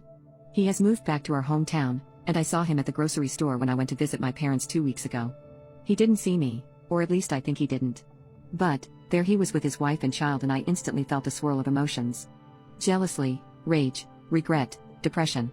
Even now, seeing him with his full family, I still want to beg him for a chance, which makes me feel awful, but at the same time I feel like I should at least say my piece. I talked to my mom about it, and all she said was the chickens come home to roost. Don't make trouble for Beau. I just know that if I can't talk to Beau one last time, I will regret it for the rest of my life. What do I do? My daughter and I met up for dinner for the first time in 4 years. She brought along my ex. My ex divorced me and now wants to be together again after 4 years. My ex-husband and I were college sweethearts and married at 26 and had a daughter. Our only problem was my ex's mother. She always had a strong dislike for me. She never thought I was good enough for her baby boy. We had many fights, and my ex cut contact with her after the wedding when she tried wearing white to it. We had many encounters with her years after that. Sending us gifts for my daughter and purposely trying to get us to contact her again to see her outside our house. 4 years ago, I got home from work to see my ex and his mom together on the couch. My ex was on the verge of tears, yelling and calling me a cheater. I tried to explain I didn't, but his mother supposedly had proof, saying she saw me with another man out in a restaurant together. I'm very faithful and loyal, but he refused to hear me out. We got into a big argument before he packed up and left to stay with his mother. When my daughter got home from a friend's house, she too started to blame me when she found out from her dad. She went to live with her dad while he sent out divorce papers. It took about a year before it was finalized. He got custody of her, and I was granted visitation rights, but she never wanted to see me. It took a long time to move on. I sought therapy and fell into a huge depression. I knew my ex's mother made it up to tear us apart. I can't believe he listened to her so carelessly. I moved out of the house to allow my ex and my daughter to live there. I ended up moving to a small apartment. It's been 4 years, and I have finally started to be happy again. I still miss my family though, but I couldn't do anything about it. 2 days ago, my daughter called me. It's been 4 years since I've last seen or heard from her. She said that my ex's mother admitted to lying. She said that my ex got a new girlfriend and his mother was furious, claiming he shouldn't have one after all the trouble she did to get rid of me. They got into a heated fight before he kicked his mom out. I nearly wanted to cry. I thought she would never admit it, and now I'm listening to my daughter. She asked to meet up and apologized so many times. I told her we could meet tomorrow. Yesterday, I met her at a restaurant, but she brought along my ex. Something she never mentioned, nor have I agreed upon. He was apologizing, saying how much he missed me and that he dumped his girlfriend. He wanted us to be together again. I excused myself and left them there. I got back home to lots of phone calls from my daughter and text messages from her. She wanted us to talk, and she called me an a-hole for leaving. I told her I wasn't comfortable and that she needed to understand. I had to mute my phone and put it down for a bit. I haven't responded yet, and I'm not sure what to do. I love her, but I can't talk to her with him there. My daughter and I met up for dinner for the first time in 4 years. She brought along my ex. 2 days ago, I texted my daughter to set some boundaries after the ambush attack at the restaurant. As we were talking, she mentioned new information about my ex and why he chose his mother's side over me. Earlier that morning, His mother confessed that she had paid an ex-friend of ours to lie directly in my ex-husband's face, claiming to be my affair partner. Mind you, I never had cheated in the first place. My ex took that as solid evidence and divorced me because of it. His mother is a master manipulator and had him around her finger throughout his childhood, so I'm not surprised why he'd take her side. He didn't know that the confession was fake until a few days ago. I wasn't even aware of the entire thing for 4 years. No one had brought it up to me. My daughter gave me the silent treatment. My ex's mother obviously wouldn't tell me a thing to me, and probably told my ex-husband to keep quiet and to only focus on the divorce. I'm still really saddened, but everything makes sense. I was so mad at him for leaving me over her word, but it was much more than that. Besides that, I decided to give my daughter another chance. She will not know where I live or any personal information to indicate where I am. I'm keeping low contact with her. I don't want her spreading it to her father or other people. I'll only show up during important events. Graduation, weddings, etc. I know my ex-husband will also attend. If that's the case, then so be it. I requested my daughter to put her father on the phone. He, of course, apologized so many times and hoped we could have another chance as well. He said he'd do anything to make it up and that he loves me. I said no. I explained that I was keeping him no contact and that I was heartbroken when he didn't communicate to me about the cheating allegations and only assumed that I was practically homeless for a short time and needed to see a therapist to help move on. That I wanted to be left alone and currently not interested in another relationships. Then, I gave him a new email in case of emergencies directly involving our daughter. Anything else I will discard. That was the only time I spoke to him in the past 2 days. I've been talking to my daughter, setting boundaries and whatnot. She gave small updates about what was going on with her side. They went no contact with my ex's mother, so that's good. I told her never to contact that woman again. She also apologized about her behavior at the restaurant, and that it won't happen again. I understand that emotions were running high and everyone was tensed. I forgave her. I still really love her. Mistakes can happen. I spoke to my therapist about suing my ex's mother earlier today. She said it wasn't wise to do so. It'll put more emotional distress on me and that I might have to see her again and may relapse into a depressive state. I really don't want that. I don't want anything to do with that woman again. All I want to do is focus on myself and on my daughter. I want to rebuild our relationship, and it will be ruined if I do something drastic as in suing my ex's mother. I won't be pressing charges unless something else happens to the point where police are involved. That would be different. Other than that, I'm taking a break. My daughter can text me anytime she wants, but I did say that I may not always reply since I want to remain low contact as of now. Daughter's perspective, my daughter and I met up for dinner for the first time in 4 years. She brought along my ex. 5 years ago when I was 16, my dad called me. He said he was at his mom's house and that I needed to pack my things so he could pick me up. He told me that my mom had cheated on him and now he was going to divorce her, so I did exactly as I was told. I was really mad at mom for doing such a thing. I thought they were inseparable. When mom was accused of cheating, I resented her. I yelled at her. I called her really hurtful things that I regret saying. I left to stay with dad. The entire time I refused to talk to mom during the divorce. I really hated her. I truly did. During the time, I was with dad and my grandma. I met her a couple times and my mom openly hated her. I didn't know why. She seemed sweet and supportive, helping my dad get through. She bought me presents and let me live under her roof. She was a stereotypical loving grandma. Mom ended up moving out so we can have the place back. In court, I favored my dad's side and it was approved. I refused to contact my mom. It was like she didn't even try to fight to be with me. I was still really angry at her. Dad was crying on some days. He was really stressed and saddened. She did too, but I thought it was the guilt of being caught and now having nowhere to go and being divorced as a consequence. There was a few times where I wanted to call her and shout at her. But I didn't. For the next 4 years, it was me, Dad, and Grandma who occasionally visited. She showered me with gifts, always expressing how she finally got to meet her grandbaby. She spoiled me. Dad was still set for like 3 years before meeting another woman and they started dating. That's when everything turned upside down. Him and Grandma would start getting into fights about the new girlfriend. She would threaten to hurt herself and call him a pathetic excuse as a son. She knocked stuff over and constantly broke things when she didn't get what she wanted. She even threatened to hurt me sometimes and steal things away from me. Dad hardly ever brought his girlfriend over because of her. Grandma kept visiting almost daily. She was super obsessed over Dad and the new girl. Now repeat that for 5 months straight until she snapped. Another fight, then she confessed. I was in the other room when she screamed about how she did everything to get Mom away from him so she could have him all to herself and now the new girlfriend is stealing him away. That's when I decided to call Mom to tell her what happened. I was scared. The next day we agreed to meet at a restaurant. I told Dad about it afterwards and he insisted on coming with me. I wasn't sure at first but he convinced me to let him come. He was desperate and even broke up with his girlfriend over the phone. So I brought him with. I didn't tell Mom, and when she came and saw us, she was uncomfortable and left after Dad was practically begging on his knees. I ended up calling her an a-hole. I was stressed and overwhelmed. I blurted out something I didn't mean. I get why she left. There was no excuse for my behavior. I started spam calling her and texting her constantly, trying to get a response from her. Some messages weren't nice. I was not thinking properly. Dad was bawling and started saying some depressing thoughts about how he hated himself and that he wished he was dead.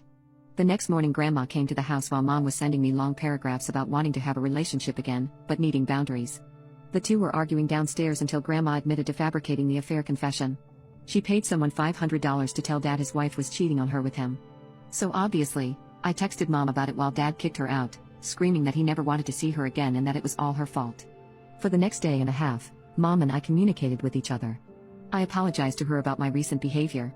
It was super uncalled for, and I do really regret saying those things. At one point I gave my phone to Dad so the two can talk privately with each other. Mom wants to keep low contact, which I agreed to. Dad was upset that she wouldn't take him back. I learned Mom is seeing a therapist and went to see her earlier today. I haven't seen Grandma after Dad kicked her out. He has been saying she's been trying to call and text him like every hour. Yes, I'm still living with Dad. I'm in community college. It's only a half hour away, so I stay home. Update 2. My daughter and I met up for dinner for the first time in 4 years. She brought along my ex. My ex-mother-in-law got arrested for substance possession and intent for distribution a month ago. My daughter texted me to let me know she got caught with substances in her home, and she is still behind bars. They caught her with $1,500 worth of blow, grass, and even dope. No one bailed her out. I chuckled when I found out. It was a pleasant surprise. My ex-husband has been spiraling, and I think after his mother got arrested, he snapped. He started getting intoxicated and verbally aggressive towards my daughter. It's been happening for roughly 2 months, so I requested that my daughter would live with me since I do not feel comfortable with his behavior. I was right, since his verbal aggression turned physical. He laid hands on my daughter. While he went to work, I came back to the house. It was emotional. Not many things were changed, except no family photos, and the furniture was rearranged. I helped my daughter pack all of her things, along with important documents, and we fled. I turned my office area into her bedroom, and she's been staying with me for a week now. I've been driving her to school, and now this week is her last before she's out for summer break. It was awkward at first.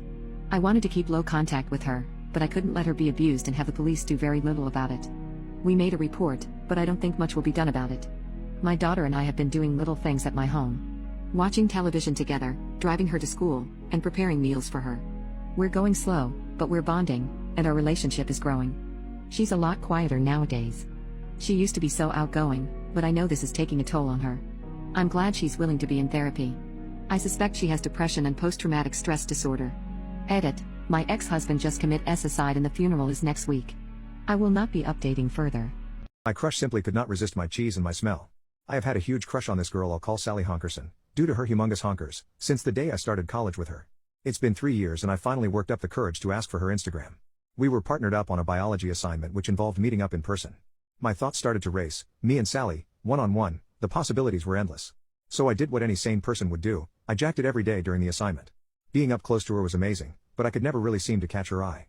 Sure, we talked a little bit, asking about home life, hobbies outside of school, etc. I may have slipped up and gone into a rant about how I am ugly and no girls like me, but I don't think she noticed me fishing for compliments. Either way, the assignment went great and we got a B+ on it. Sally and I kept texting after the project, although the conversations were mostly one-sided. I would usually initiate it and she would take a day or so to respond. Sometimes two, however, I never lost hope. I heard that women like determined men, so I kept at it. I asked her out on a real date, and she said no.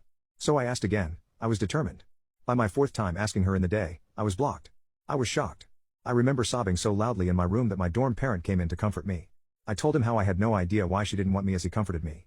However, being a man of great will, I decided not to give up. I instead sneakily kept an ear out in class for her conversations.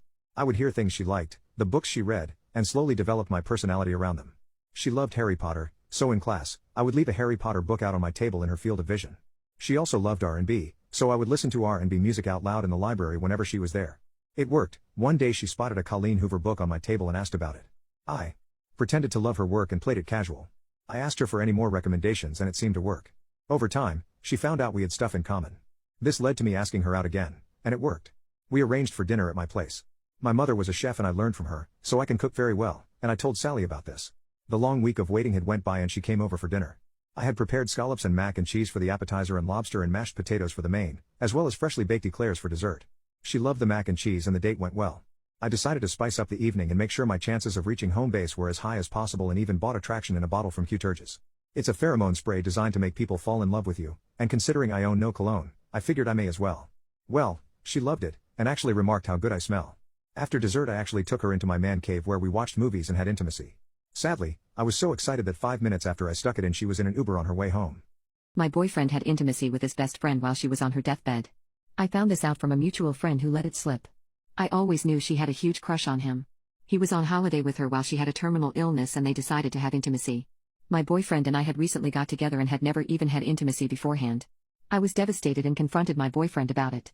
He said that he regretted it immediately but he can't fault his friend much as she was dying and wanted to F him at least once, so he gave in. He didn't tell me because he didn't know how I'd react and was afraid that I'd dump him. He didn't want to hurt me.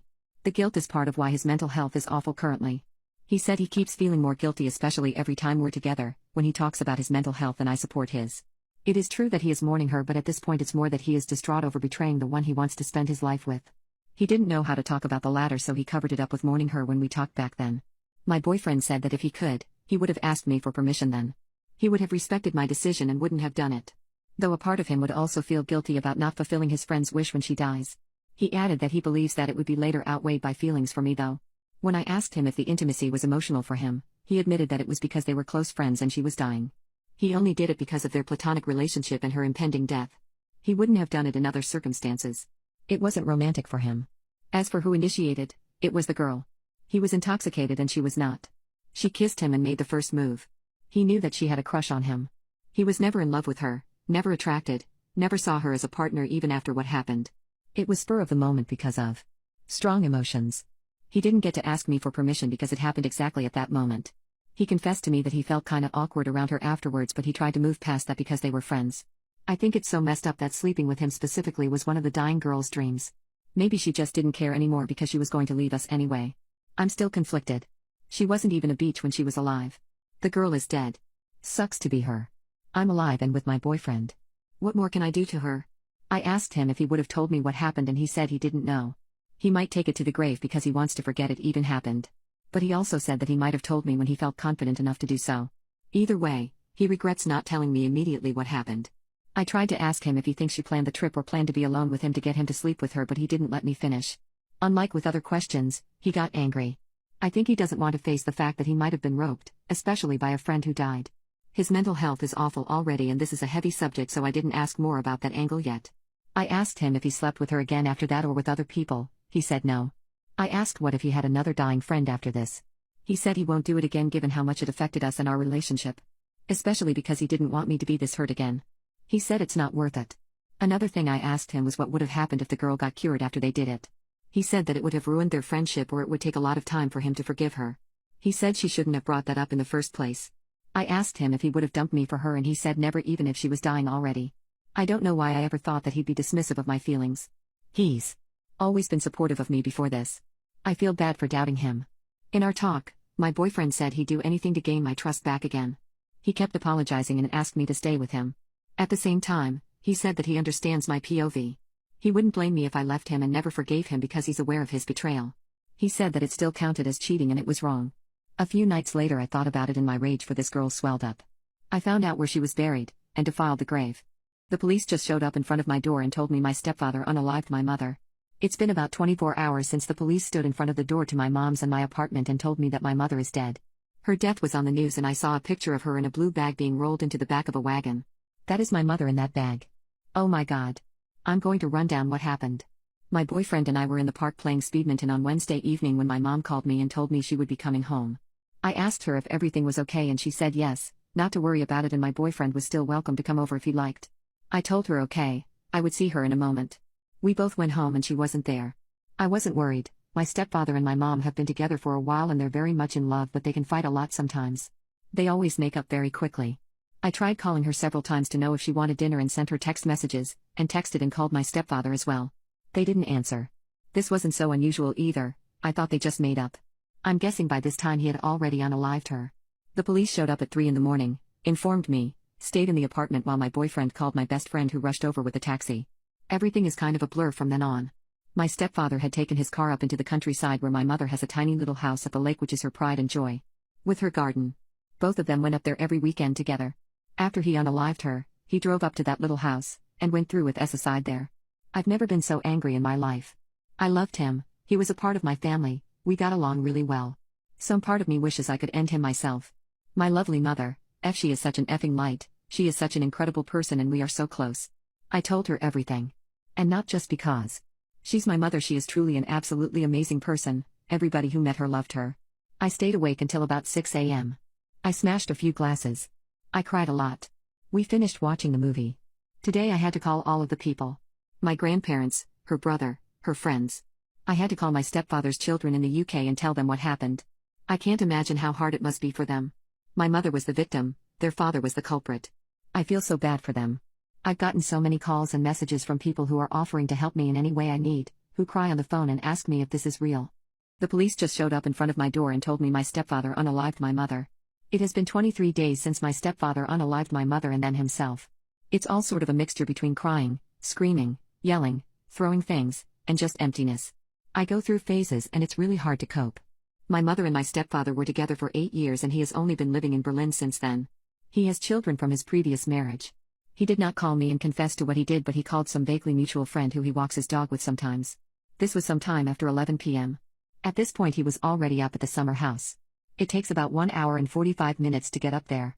This means my mother had been dead for about 2 hours. The summer house did not belong to my stepdad, but to my mom. She poured all of the little money she had and renovated it by hand. It does not in any way belong to him. The police showed up at my mom's and my apartment late at night. They didn't know the address of where he might have gone and were also worried he might come and harm me since he had the keys to our apartment as well. I was watching a movie with a friend of mine. That was Wednesday night. On Friday I was at the police station and gave a 3-hour statement about them and their relationship. Since then my whole world has been turned upside down. My mother, the person I honestly loved most in the whole world, was just torn from me. It feels like I have this big bleeding hole inside of me. I'm not crying all the time, sometimes I feel okay, but more like empty. My mother was so talented. She got her bachelor in art history in America, she has worked odd jobs all her life. She's always been a hippie. When I was little she started working at this English language summer camp in Thuringen in Germany and she used to take me there for many weeks with her, on a hill, on a farm and in the middle of a giant forest. She's a magician in the kitchen. She can open the fridge door and magically make something out of leftover ingredients that nobody would ever think tastes good. She likes to make everything herself. She would let milk go bad and make her own ricotta. I have 1,000 jars of her homemade chutneys and jams. She baked her own bread years. She made her own vinegar, her own syrups and alcohol, and her hot sauces are legendary. I used to come home and open the fridge door and I'd ask her which of the many bowls she had covered with little plates were edible, and which weren't ready yet. Since she's dead I have found so many started experiments of things I don't even know what they are. I wish I could ask her. There are so many things I wish I had the time to ask her. Writing this is making me cry. At the beginning of the vid, March I believe, I moved back in with her and she ordered 14 different bottles of white wine on Lidl and every night we'd drink one together while we cooked and I'd write notes on the color and the taste and we'd give it a 1 to 10 on the Lidl scale. She's one of the funniest people I know. And she is so forgiving. Even when I was younger we would get into huge blow-up fights sometimes and we'd scream. But 5 minutes afterward she'd come into my room and she'd apologize and tell me she loved me more than anything in the world. We told each other we loved one another all the time, sometimes just randomly, and hug each other. I'm so grateful for this. I would say we had a rare mother-daughter bond. I love her with all my heart. She has always been my idol, my role model. If I'm even half the person she is, as generous, hilarious, creative, emotional, forgiving and understanding, I will be lucky. I see her face in front of me all the time. I can hear her laugh. If it weren't for her, I would have probably been dead a year ago. She pulled me out of my dark holes, she loved me unconditionally. She isn't just my mother, she is my best friend. And I will never ever forgive him for taking her from me. Especially since more and more facts are coming out. It's important to preface that I knew their relationship, or to be more exact, I was the closest to both of them together. And it's important to understand that he wasn't some creepy, abusive, scary bad guy. I loved him. He was like a best friend to me. When he came into my mother's and my life, I took him in with open arms. I've confided in him, I've told him secrets, we've had running jokes. We made bets with each other that I usually won and he had to pay up. He was my family. This makes me feel just as conned. I feel cheated. I feel like I've been blind. I've had bad fights with him as well and I knew about their fights but I didn't see this coming, not even a little bit. I would never put my mother in harm's way. I guess this is why she must have kept things hidden from me. The unalive happened in his apartment and afterwards he drove his car up to my mother's country house that they both spent every weekend at. Hunting mushrooms, planting and building things, going swimming in the lake that's right in front of the door. This was their refuge, and I'm assuming this is the reason he went there. Since the day this has happened, I've always assumed he blew up about something, lost control, and he unalived my mother while he wasn't clear-headed. This is what made sense to me. That he ended himself because he unalived my mother. Because he didn't know how to continue. But the more time goes by and the more facts we uncover, the more it seems it was the opposite. That he unalived my mother because he wanted to end himself. And that he was covering something up. Since the night the police showed up, they've been asking me if I could know where their laptops are. They both had a laptop. And both are missing. They found the empty cases, but they're gone. This sparked suspicion in us. His phone is gone as well, my mother's is not, the police gave it to me. Then there are the other facts. Despite what it said in the media, she didn't have multiple wounds in her chest. There was only one very precise and very small wound that caused her death. He only let someone know what he did after he was up at the house. When he arrived at the cabin, he apparently parked normally, even greeted one of the neighbors. The pieces are falling into place. That this was cold-blooded. I miss my mommy. What's the creepiest missing person case of all time? Noah Donahoe. On June 21, 2020, 14-year-old Noah left home on his bicycle at 5:45 p.m. to meet up with friends at a park across town. He was carrying his backpack, which held his laptop and several books. 5 minutes later, Donahoe was spotted on CCTV footage riding down Royal Avenue, a busy shopping district. By the time he made it to the end of the street, his backpack was gone. No one witnessed how he lost the bag, and cameras didn't capture what had happened to it. At 6 p.m., a driver saw Donahoe fall off his bike at an intersection. The citizen tried to help the boy up, but Noah quickly rode off. CCTV next captured Noah riding his bicycle miles away from where he was supposed to be meeting up with friends. He was now fully unclothed and missing his helmet. A witness confirmed seeing the young man without any clothes riding in a neighborhood far from his planned route. Again, CCTV was unable to capture where the boy had lost his belongings. At 6:03 p.m., the final recording of Noah captured him getting off of his bike and walking unclothed down the side of a house toward a gated Seaview Park. It was the last time he was seen alive. When Noah failed to come home that night, his mother, Fiona, immediately became concerned. He had promised to call her at 6:30, and he was typically very punctual. At 9:30 p.m., she called the police to report him missing. Authorities immediately began looking for the boy, and search and rescue teams soon recovered his bicycle in the neighborhood where he was last seen on camera. They also found his phone near the route he had been cycling. His clothing was never recovered. After 6 days, the search ended when Noah's body was discovered in a storm drain half a mile from where he had abandoned his bike. Police believe he entered a drain at Seaview Park that a maintenance worker had mistakenly left unlocked. Though Donahoe's body had been in the drain system for days by the time it was found, it showed very few signs of water damage. A medical examiner concluded that he had passed from drowning. The tide comes twice a day in those tunnels, so he would have been submerged twice a day, said Fiona. But the only water damage to Noah's body was his hands and feet. And there's sewage in that tunnel, so sewage and bacteria would have done horrendous damage. Also, there was no rodent damage, no insect damage.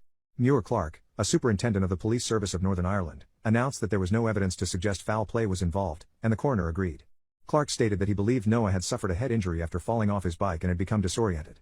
Noah Donahoe's laptop was later found in the possession of a known local criminal named Daryl Paul, who had previous convictions of theft and armed robbery. Paul claimed that he had found Donahoe's backpack near Royal Avenue, and he was never officially implicated in the teens unalive.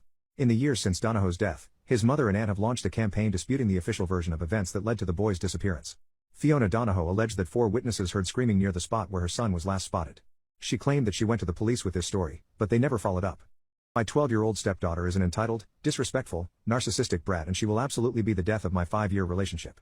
I met my girlfriend 5 years ago.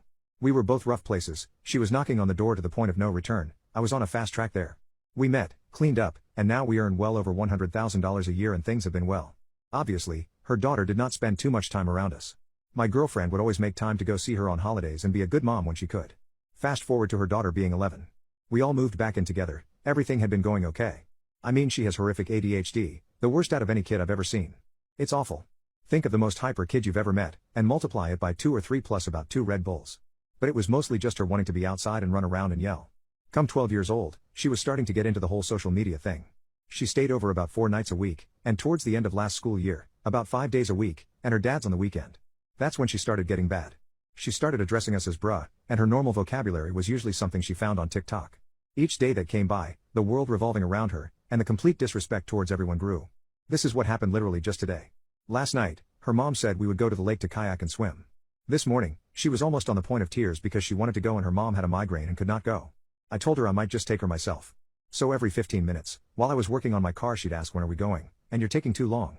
I told her okay, we'll go at 2:30, to which she started whining and said that was too long and begged me to drop what I was doing right then and there. It was an hour before 2:30. I just said, well, it's either 2:30 or not at all. Let me know. Obviously this was lighthearted. I had no connotation of aggravation in that retort. So then her mom gets up and is ready to go. So here's what I had been doing. It's about 95 out and humid today. I moved the kids' trampoline, moved the cars, hooked up my trailer to my truck, and started pulling kayaks out. No big deal, that's part of the fatherly responsibility. I was rinsing off the kayaks, and when it came to hers, I was spraying it off and she came up and sassily yelled, "Get the grass off. What are you doing? You're doing it wrong." This was after rinsing and loading the other 2 kayaks. I handed her the hose and said, "Okay, fine. You do it however you want," and walked away to go get the seats and paddles. By that time it was me out in the heat for an hour sweating and doing everything while her and her mom stayed inside packing stuff for the lake trip. So we're done rinsing off the kayaks and I'm strapping them down. WHO turned the water hose off. Why did you do that? Well, we're done rinsing them off. That's why. Okay, well, come turn it back on. She was 3 feet away from the hose. I said, "No, I'm busy loading up your kayak. You do it." She went ahead and mocked what I said in a stupid voice. Then she called for her mom, who told her to just do it herself and it's fine. I walked away to go get the seats. I told her mom I'm about sick of her effing attitude and I'm about to unload the kayaks and cancel the damn trip if she keeps acting that way. She said to relax and she was just messing with you. Fast forward to the lake. She called me R-word, because I didn't go to the exact parking spot she told me to go to.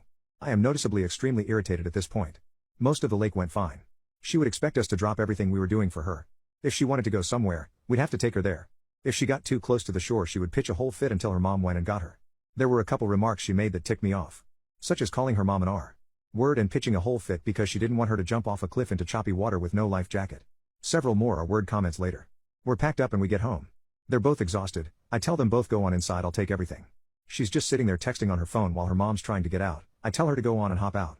She effing mocks me again in that stupid goddamn voice and I'm so close to losing it. She goes inside. Doesn't grab a damn thing, not even a towel, not even the bag she brought, and goes and watches Netflix. F her. Who's the dumbest person you've ever met and what did they do? My sister-in-law gave herself an enema with coffee. My sister-in-law is by far the dumbest person I have ever met. In the past, she has set the kitchen on fire 4 times, literally broke a toilet, and swallowed her vape once. Why did she swallow the vape? Apparently she was trying to hide it from her husband very quickly, so instead of her pockets, she chose to swallow it. Her husband found out after they had to go to the ER for it. She also claims Obama is an alien. My sister also believes everything she sees on the internet. Well, she read on Facebook that if you give yourself an enema with coffee it can help cleanse toxins from your body. For those who don't know, an enema is the process of injecting a liquid into your booty hole. So that is exactly what she did. Her husband came home from work one day to a scary-looking mess in the bathroom. What appears to be blood-soaked pads, towels, etc. He freaked out and immediately began asking sister-in-law what happened and if she's okay. Sister-in-law then got very cagey and avoidant of his questions. The husband continues panicking thinking something is incredibly wrong and sister-in-law needs to go to the ER. Finally, brother-in-law gets her to spill. After reading on the internet that it is healthy and beneficial to give yourself an enema with coffee she decided to try it. Only she missed one very important step. She did not realize you may need to let your coffee cool down first before you try to insert it into your a-hole.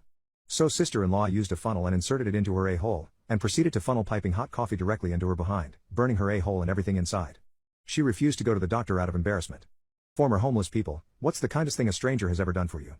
By the age of 15, I had been cut off by my family and kicked out, causing me to go homeless. I had a lot of trauma from being roped along with other abuse throughout my childhood. I ended up getting into substances, and then decided the only way to get sober was to hitchhike around the state. One day, I was sitting on the sidewalk and holding a sign that said hungry. This woman walks by me with 2 young daughters and looks at my sign. She looks at me and says, "You're hungry? Well, why don't you come eat with us?" By this point, I was very much used to people shielding their children from me. Children would walk by me and ask their parents questions and the parents would shush them and rush them along. I was taboo. Not to be acknowledged. So already this was astounding to me. She was letting me eat a meal with her and her children? She took me into the restaurant and we all sat down. She asked me about my life and why I was on the streets. She asked me about myself. She seemed genuinely interested and not afraid. This was the first time I had been treated like a human in a long time. She got me breakfast and even a dessert, which I tried to refuse. After that, she gave me money and her phone number on a piece of paper. She said to call if I ever needed anything. Her name was Dawn. I will never forget her. Dawn, if you're out there, you reminded me that day that I was still human. That I deserved kindness and respect. That I wasn't some broken, scary monster. Thank you. I will never forget that. If I still had her number I would call in a heartbeat, but it was lost when my backpack was stolen a few months later. My son identifies as a cat, and the vet refuses to treat him. Ever since my son was 7 years old, he realized that he was a cat. I was a little skeptical at first, but as time went on I learned to embrace my son and his nature. My husband left me because he says he could not stand the way I was enabling my son's behavior, but I put my boy above him. Nowadays, my son lives his life as a cat. He drinks mainly milk, and even eats cat food, as well as the occasional human food. He also walks on all 4s now and sleeps like a cat. He stays indoors a lot. I have had to take him out of public school and homeschool him, due to the cruel bullying he received at the hands of his peers for walking on all fours. My son also meows a lot now when he wants something. Recently, however, there was something wrong with his spine. He pestered me about spine problems and we took him to the vet. When we brought him in, the vet asked where the pet was, and I scolded him for referring to my son as a pet. I explained to the vet that my son identifies as a cat, and that he has been complaining about his spine being sore. The vet looked very confused at me, and retorted that my son is not a cat, and that if he has spine problems I better take him to the hospital, as he will not be treated here. I proceeded to get into an argument with the vet, explaining that my son is a cat, he walks on all fours as a cat, meows like a cat, feels like a cat, and will be treated as a cat. The vet went on to say that they do not have the equipment necessary to treat humans, to which I corrected him, saying he was a cat. This debate of ours went around in circles and we got nowhere. In the end, the vet refused to treat my son, but we will be suing the vet in the hospital. I have contacted lawyers and found one willing to take my case. My best friend is telling me that my boyfriend cheated with her, but he says that she's lying. I've been best friends with Becca since our childhood, and lived with her until I moved in with my boyfriend Nate a few years ago. Becca has always had a drinking problem and she's done stuff while intoxicated that has sometimes caused problems in our friendship. She actually slept with my 16-year-old brother while intoxicated, but I forgave her after she apologized relentlessly. Becca does try to stay sober, but every few years something will happen to make her start drinking again, which is what happened earlier this summer. So last Saturday Becca called me because she was intoxicated somewhere and needed a ride home. I couldn't go pick her up because I had the flu and I was on cold medicine, so Nate went to get her instead. A couple of days after that I started noticing that Nate was being weird with his phone. My first thought was that he was trying to plan a surprise, and because of the timing I thought that maybe Becca was helping him. Yesterday I saw Becca. I told her that Nate was being sneaky all of a sudden and asked her if he said anything about maybe proposing soon. She asked me if I looked through his phone and I said no. Becca started crying and told me that she and Nate hooked up in his car the night that he came to pick her up. Her excuse was that she was really intoxicated and didn't fully know what she was doing. She said she'd been texting him since, telling him that he needed to tell me what happened or else she was going to. I asked Becca to show me the text, but they were all in the app Signal, which deletes messages after a day, so all I could see was that she and Nate had a chat thread but nothing that they said. I told her to text Nate in front of me so I could see what he said and she did, but we got no read receipt and no response at all, so it didn't prove anything. I asked Becca if she was sure she wasn't so intoxicated that she imagined it or thought a dream was real, and she absolutely lost it on me. She started screaming that she knows that she's horrible when she drinks but that she's not effing delusional and she doesn't make stuff up. She said that I could believe her or not and it's my choice, but she was telling me the truth. I said I needed to go home and talk to Nate. So when I got home I confronted Nate with what Becca had said. He acted shocked and denied that anything like that had happened at all. He said that he had just given Becca a ride home and the only thing that happened was that they talked about how he and I had been together for a long time and how we should get married already. He admitted they were talking on Signal the next couple of days, but he said that it was about exactly what I thought, that he was asking her about engagement rings and what kind of proposal I would want. Nate replied to Becca's message from before, asking her if she made up a story about them hooking up to not ruin the surprise about his proposal, and she texted him back that there was no proposal and to stop playing dumb. So then Nate called her pretending like I wasn't in the room and told her that she needed to stop whatever she was trying to do because we were on the verge of breaking up and he'd rather just have the surprise be ruined, but Becca just kept telling Nate to stop lying until he got angry and hung up on her. I really didn't know what to think and I still don't.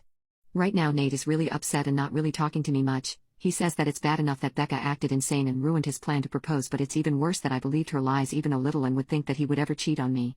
Becca texted me saying she was sorry, but otherwise I haven't talked to her either. I need to find the truth out somehow. My best friend is telling me that my boyfriend cheated with her, but he says that she's lying. I lied to Nate that I had found out a way to recover deleted messages from Signal. He immediately took out his phone and opened the app and asked me to show him how to do it, so I already thought that must mean he was telling me the truth because he didn't panic or hesitate at all. When I tried to download Signal on my old phone, it turned out that it's too old to support the current version of the app, so it wouldn't work. Nate then asked me if we were going to have to go out and buy a new phone for me to believe that he was telling me the truth, and he said that he was willing to do it if that's what it would take. I told Nate it wasn't that I didn't believe him, I just wanted to have some proof because I just couldn't understand why Becca would lie about it. Nate said that she would lie about it because she's a effing crazy bitch and there's literally no way for a non-crazy person to understand why she would do anything, and once the messages prove that he didn't cheat, he never wants me talking to her again. Then he said to get up because if we were going to go to the Verizon store we had to get there before it closed. By then I completely believed Nate anyway, so I told him we didn't have to go anywhere or get a new phone and that I believed him and I knew he didn't cheat on me and that he would never do that. Nate said that he would hope I know that and that he didn't understand why I didn't take his word for it in the first place. I started trying to explain why I didn't want to just immediately dismiss what Becca had said happened, but Nate said that he really couldn't listen to that right now. I said that was fair and agreed that I would cut Becca off, but that first I wanted to try to get her to admit that nothing happened. Nate said fine, but to call her with my phone on speaker because he thought he also deserved to hear her admit that she was lying. So I called Becca and I said the same thing to her that I said to Nate, that I figured out how to recover deleted messages on Signal. She asked me why I would need to do that, so that was when I knew for sure that she was definitely making it up and not just confused somehow. I said it was because I wanted to have proof of what she and Nate talked about. Becca asked me if I saw their messages, so I lied and said yes. After that Becca just went silent until finally I asked her if she was going to say anything. Then she asked me if that meant that we were engaged now. So then I really just lost it on her. I screamed at her asking her if she was effing serious and what the F was wrong with her. How could that possibly be all that she had to say? Becca started screaming back telling me to effing calm down and about how obviously I never believed her anyway because it's not like we broke up over it. I was crying by that point and because of that I couldn't really say anything else, so then Nate told Becca to go F herself and to never ever contact either one of us ever again and hung up on her. A minute later Becca sent me a completely unhinged text that read, "Courtney. You are supposed to be my friend for life. You are supposed to be there for me. You are supposed to be my person. But then you meet Nate and now you only care about Nate. Everything is about Nate. Tell me why Nate comes to pick me up when I call you? I called you, not your precious effing Nate. I only want you to see how effed up this is, but do you? No. Of course you don't. Of course you choose Nate over me like you always do and like you always will. You pretend to care about me but I can see you don't care. It is pathetic, Courtney. You are a pathetic woman who would choose a man over a friend. Also, remember when I effed your little brother, I was never sorry. I bet you don't even care about him anymore, since you have your sweet perfect little baby Nate. Goodbye, Courtney. Is that what you want? Goodbye forever. I hope you effing got what you effing want." This one cut deep, as about a year after she had intimacy with my brother, he passed away in a car accident. There were the 3 dots after that showing she was still typing more, but I blocked her before she sent it. My entitled sister-in-law thinks she's entitled to literally own my baby. I have been married to my sister-in-law's brother for 10 years and there has always been immense jealousy and hatred towards me coming from her. She's always felt like I had the life she wanted. I have a healthy marriage, have a family, job stability, etc. I have 3 kids, one of whom is just a 3-month-old girl. She got married last year and they decided to start trying for a baby, but she was unfortunately told that she can't have children naturally. She was understandably devastated and had a bipolar episode which escalated into her having to be put into a psych ward temporarily. She was recently released and the family comforted her as best as we could. We recently had a family dinner with her present and in the middle of it she tells me, "I think it's really unfair that you got to have 3 kids and I can't have any. Your baby is my last chance to raise a child, so I think you should give her to me full time.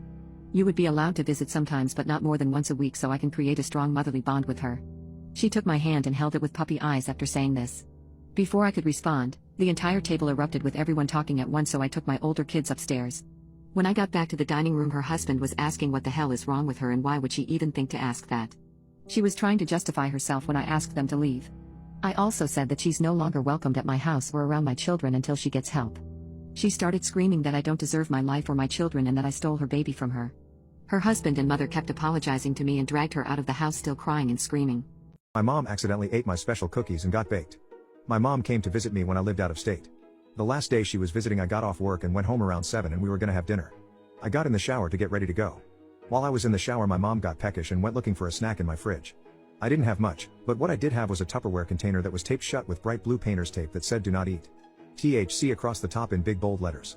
It was full of THC infused cookies that I was holding onto for my neighbor. Not only that, but they were special cookies that he'd made to be stronger than usual. By the time I got out of the shower she was halfway through her 4th cookie. It took me a second to realize what she was eating. I knew I didn't have much in the house. As soon as I did I grabbed it out of her hand and kind of freaked out. I know my mom had smoked occasionally a few decades ago but she had never been as baked as she was about to be. I panicked and all I could do was take a deep breath and say, "You're about to be really baked, Mom." I explained what the situation was and asked her why she'd opened something that says "Do not eat" on it. She said she thought I'd brought it home from work and that sign was meant for my coworkers, not her, and she didn't know what THC was or meant. And then she was hella baked. We ordered in and she ate a lot of food and talked a lot of crap, like ridiculous crap. She went on rants about Obama being an alien, super bunnies, telling me stories about her childhood and merging in with plots of movies she has seen recently because she thought it would be funny. She said she felt heavy and then we watched a movie where she couldn't keep up with the plot and asked a ton of questions she'd immediately forget the answer to. Then she passed out on the sofa bed for the night after making a terrible attempt at packing for her flight out the next day. I love my mom. She recently passed. That was one of our favorite Remember the Time stories. My mom went out for a drive and came back. Different. I don't think she is my mom anymore. "Hey honey, I'm thinking of heading out for a drive. Care to join me?" My mother said. Glancing up, I responded, "Thanks Mom, but I'll pass." "Where are you headed?" "I thought I'd take that scenic route through the forest by Rockefeller Mountain," she replied with excitement. "All right, have fun," I said. With a kiss on my cheek, my mother departed. Settling into the couch, I grabbed some snacks and began mindlessly watching a movie. The movie, combined with the coziness of the couch, gradually pulled me to sleep. As quick as I fell asleep, an insistent vibration of my phone jerked me back to consciousness. Rubbing my eyes, I picked it up and was met with a series of missed call notifications, all from my mom. I tried returning her calls, but each attempt was met with her voicemail. Glancing at the clock, it read 10:48 p.m. She left at 3:23 p.m. No drive, especially on that trail, would take that long. A storm of thoughts began to rage in my head, each more worrisome than the last. Had she gotten lost? Had the car broken down? Or was it something worse? As these thoughts raced, I heard the doorbell ring. I sprang from the couch, feet pounding the wooden floor as I raced to the door. The narrow view through the peephole revealed the face of my mother, but something was off. Her eyes, usually so full of warmth, seemed almost hollow. Swinging the door open, my voice was a mix of relief and frustration. "Where have you been all this time?" She met my gaze, those unsettling eyes seeming to peer right through me. Silent, she brushed past me with an air of detachment, making her way to her room without uttering a word. The next day was somewhat normal.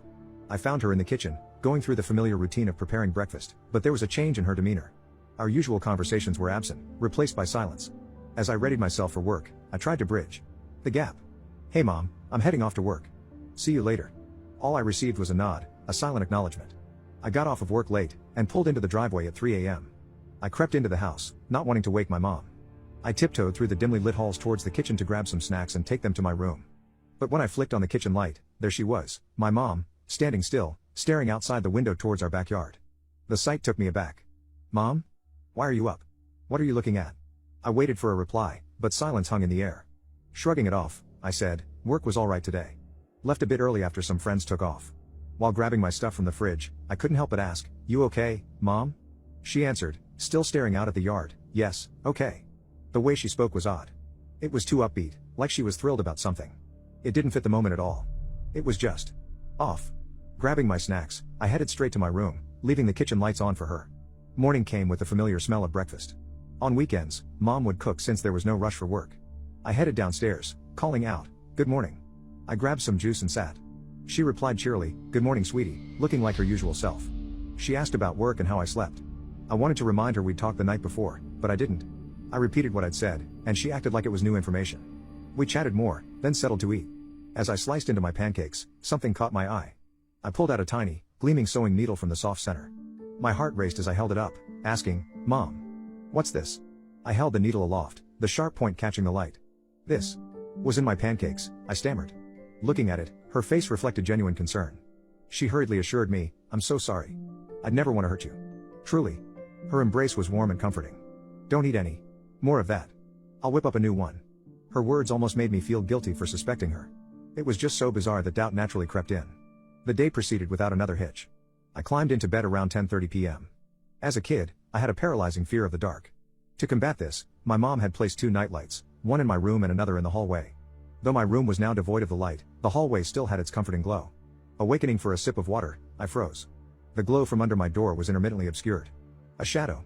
Someone stood there. Stifling my breath, I watched it for what felt like an eternity, the shadow unwavering. "Mom?" I said softly. There was no reply. Instead, the shadow receded, gliding silently towards her room. Morning found me weary. The haunting shadow, the weight of eyes on me, made sleep impossible. I confronted her at breakfast. "Mom, were you outside my room? Around 3 a.m.? She evaded the question. Instead, her voice tinged with nostalgia. "Do you remember letting me brush your hair when you were little? Let's do that now." Beside the sink, conditioner and a brush awaited. Recent events screamed caution, but this was my mom. I relented, sinking into the familiarity of her touch. As she worked on my hair, time melted away. Our conversation continued as she rinsed my hair. But as I was talking, I suddenly felt a hard grip tighten in my hair. Without warning, my head was forced into the water filling the sink. Panic overtook me as my head was held under. It's surprising how weak you feel in a situation like this, with your mind racing and someone using their entire weight to hold you down by the back of your head. My arms flailed, at times trying to push myself up using the edges of the kitchen counter. After what felt like an eternity, the grip released. Gasping and coughing, I pulled my head out of the water and spun around to confront my mother. "What the F are you doing?" I yelled while trying to make sense of what just happened. That was the first time I actually cussed at my mom. She started laughing, pointing at me with one hand while the other kept slapping her knee. "I got you. You should have seen your face." Staring in shock, my displeasure was clear enough that her laughter faded, replaced by a look of concern. "Come on, don't be upset. It was just a joke." She stepped closer, arms open for a hug. I quickly sidestepped, keeping distance between us. I was genuinely afraid. It was at this moment I realized something was terribly off about her. In fact, I began to doubt if she was really my mother at all. From then on, I became distant. Our conversations were minimal, only out of necessity. I began to avoid meals, spending more time locked in my room. Those eerie nights when she'd stand outside my door persisted. It was like clockwork, always around the same hour. And every night, after a while, the shadow would recede. She stopped going to work altogether. During the day, she'd be in the backyard engaged in strange activities, digging random holes, thrusting a trowel into the ground, or just standing there, seemingly talking to herself, though I could never make out the words. However, last night's event is one that will forever be etched in my memory. Before drifting to sleep, I recall praying for an uninterrupted night's rest. The mere sight of her shadow under my door had become a haunting and fearsome nightly ordeal. I found myself jolted awake in the pitch blackness of my room. Reluctantly, I shifted my gaze to the bottom of my door. As I feared, her shadow was there. She was standing just outside, silent as ever. I tried to force myself back to sleep, but given the circumstances, sleep eluded me. Then, something different occurred. A knock. 7 soft, deliberate knocks. After the knocks, silence consumed the room. Lying there, fear paralyzed me. What was different tonight? Why did she decide to knock now? A chilling thought struck me. My door didn't have a lock. It never did, even from my childhood. The last semblance of a barrier between us wasn't even secured. The eerie knocks resumed, more insistent this time. Reacting instinctively, I pulled the covers over my head, clinging to those childhood beliefs of safety.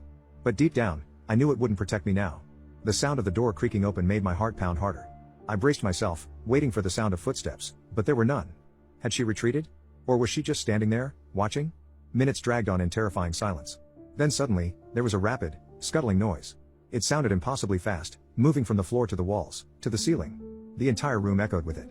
Blind terror overcame me, thoughts racing uncontrollably. Is she crawling on all fours? How is she moving so fast? What is she doing? Am I going to die? These fears consumed me until darkness took over. Whether from stress or sheer panic, I lost consciousness.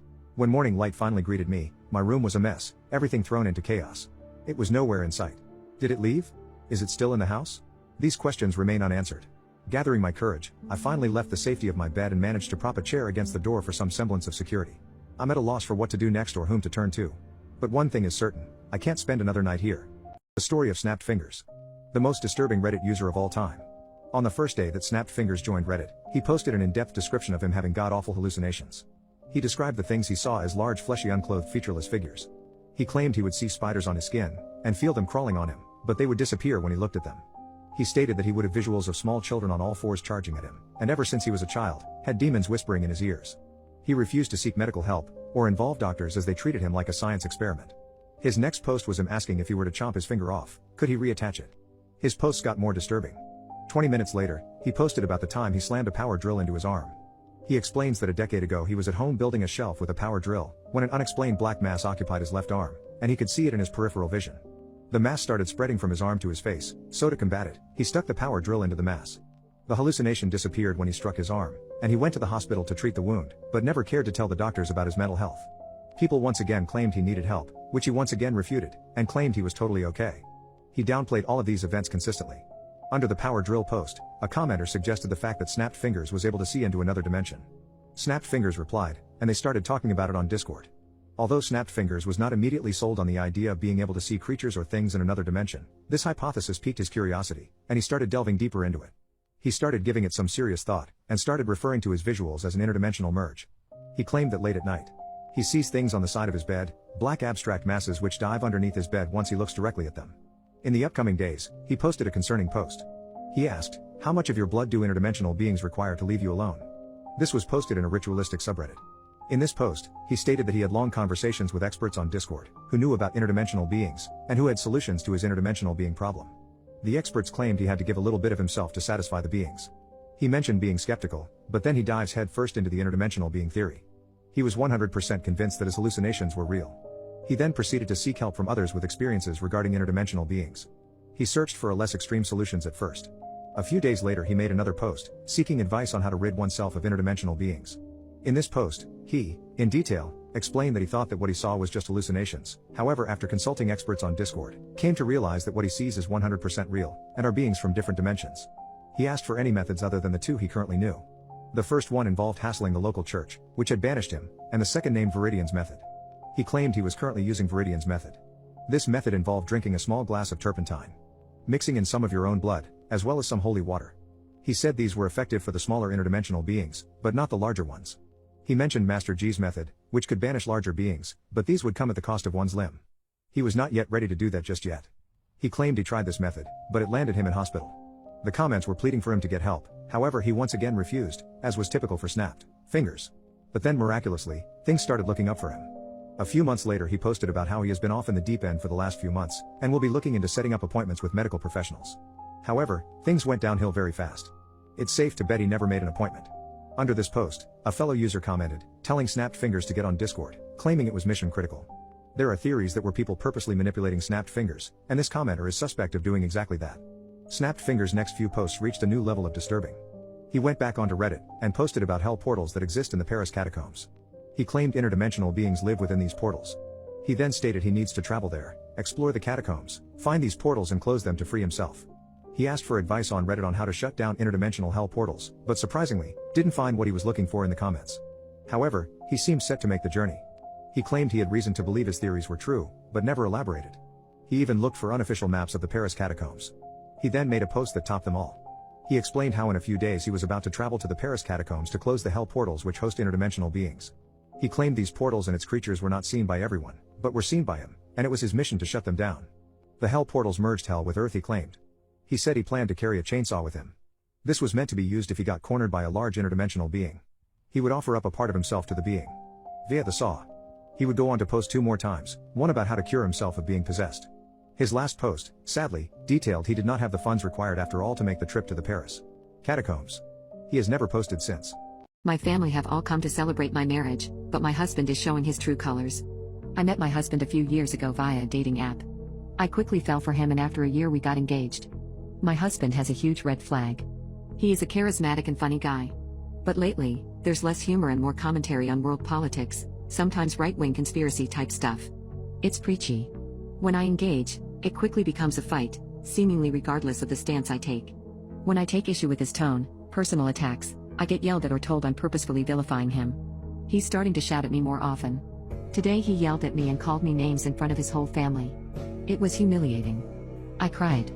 It was over me pushing back when his family told me they had already done the seating chart for their guests despite not having the entire guest list. I did not think I was being rude, but I just explained that I needed to work off the draft I had, because I knew it had all guests on it. I was reassuring his mother she could rearrange tables if I got stuff wrong. My husband interjected himself from the next room shouting at me for saying his mom didn't know everyone that was coming and called me dumb. Then he shouted that he wasn't shouting. I know I shouldn't have, but I called him out on his immaturity. I called him out for yelling in front of our prepubescent nephews who were there. I told him to stay out of it if he was going to yell. We finished the seating chart and I left to stay with my parents. It's been 5 hours since the incident and I haven't heard from my husband. When I left I gave everyone a quick hug goodbye including my husband. He didn't walk me to my car. He's been shouting at me more at home too. I avoid certain topics altogether. It got physical once and he put his hand on my neck. Sometimes he pushes me, which I find super embarrassing when he does so in public. I have verbalized that my parents don't treat each other that way. I have told him I don't want to be treated that way. I have explicitly said don't shout at me, don't push me, and threatened to involve his older brothers. I'm sure I'm extra upset right now for a handful of reasons, but I'm starting to worry that I'm being willfully blind here. Can I let this slide and pray for change? My family have all come to celebrate my marriage, but my husband is showing his true colors. Last night I slept at my parents' house. When I woke up, there was no contact from my husband. I called him about 9 a.m. to ask if he was coming to the appointment with the photographer. He said yes, so I picked him up and we went to that together.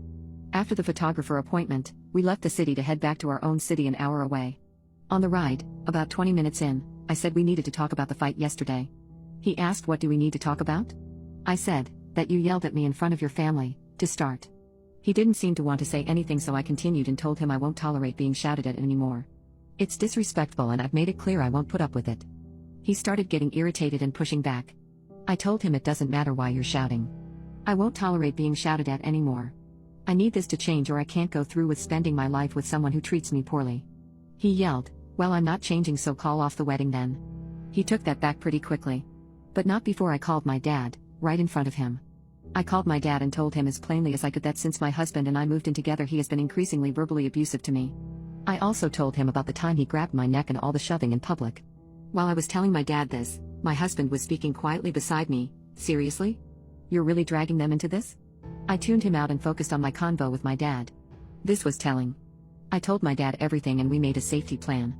I called him when we got to our city, and again when my husband left. My dad reminds me I do not need to go through with the wedding, and that abuse typically gets worse, not better. I told my dad I don't know whether to go through with the wedding, and he tells me he thinks that's the appropriate response here. But reminds me that there's no need to make decisions today. After I called my dad, I asked him, "Are you calling you mom or am I?" He told me to. Instead, I called his eldest brother. I told him everything and he spoke to us a bit on the phone. He was perplexed by what I had told him and was condemning his brother's actions. We get home, husband pouring honey in my ear now about how we're not calling off the wedding, not getting a divorce, he's sorry and will agree to counseling. We get a phone call. His mom and eldest brother are on their way up to our city to mediate. I called my parents right away. They were not happy with the idea of his family leading a mediation. I have a lot of faith in my eldest brother-in-law, so I was less worried, but also saw fit to call a friend to come over to support me. My friend arrived first. I told her what I told my parents, in front of my husband. She mediated some talking, and pointed out my husband minimizing the times he laid hands on me. She pointed out that it makes sense I don't trust my husband to change when until today he had firmly and repeatedly stated he would not participate in counseling.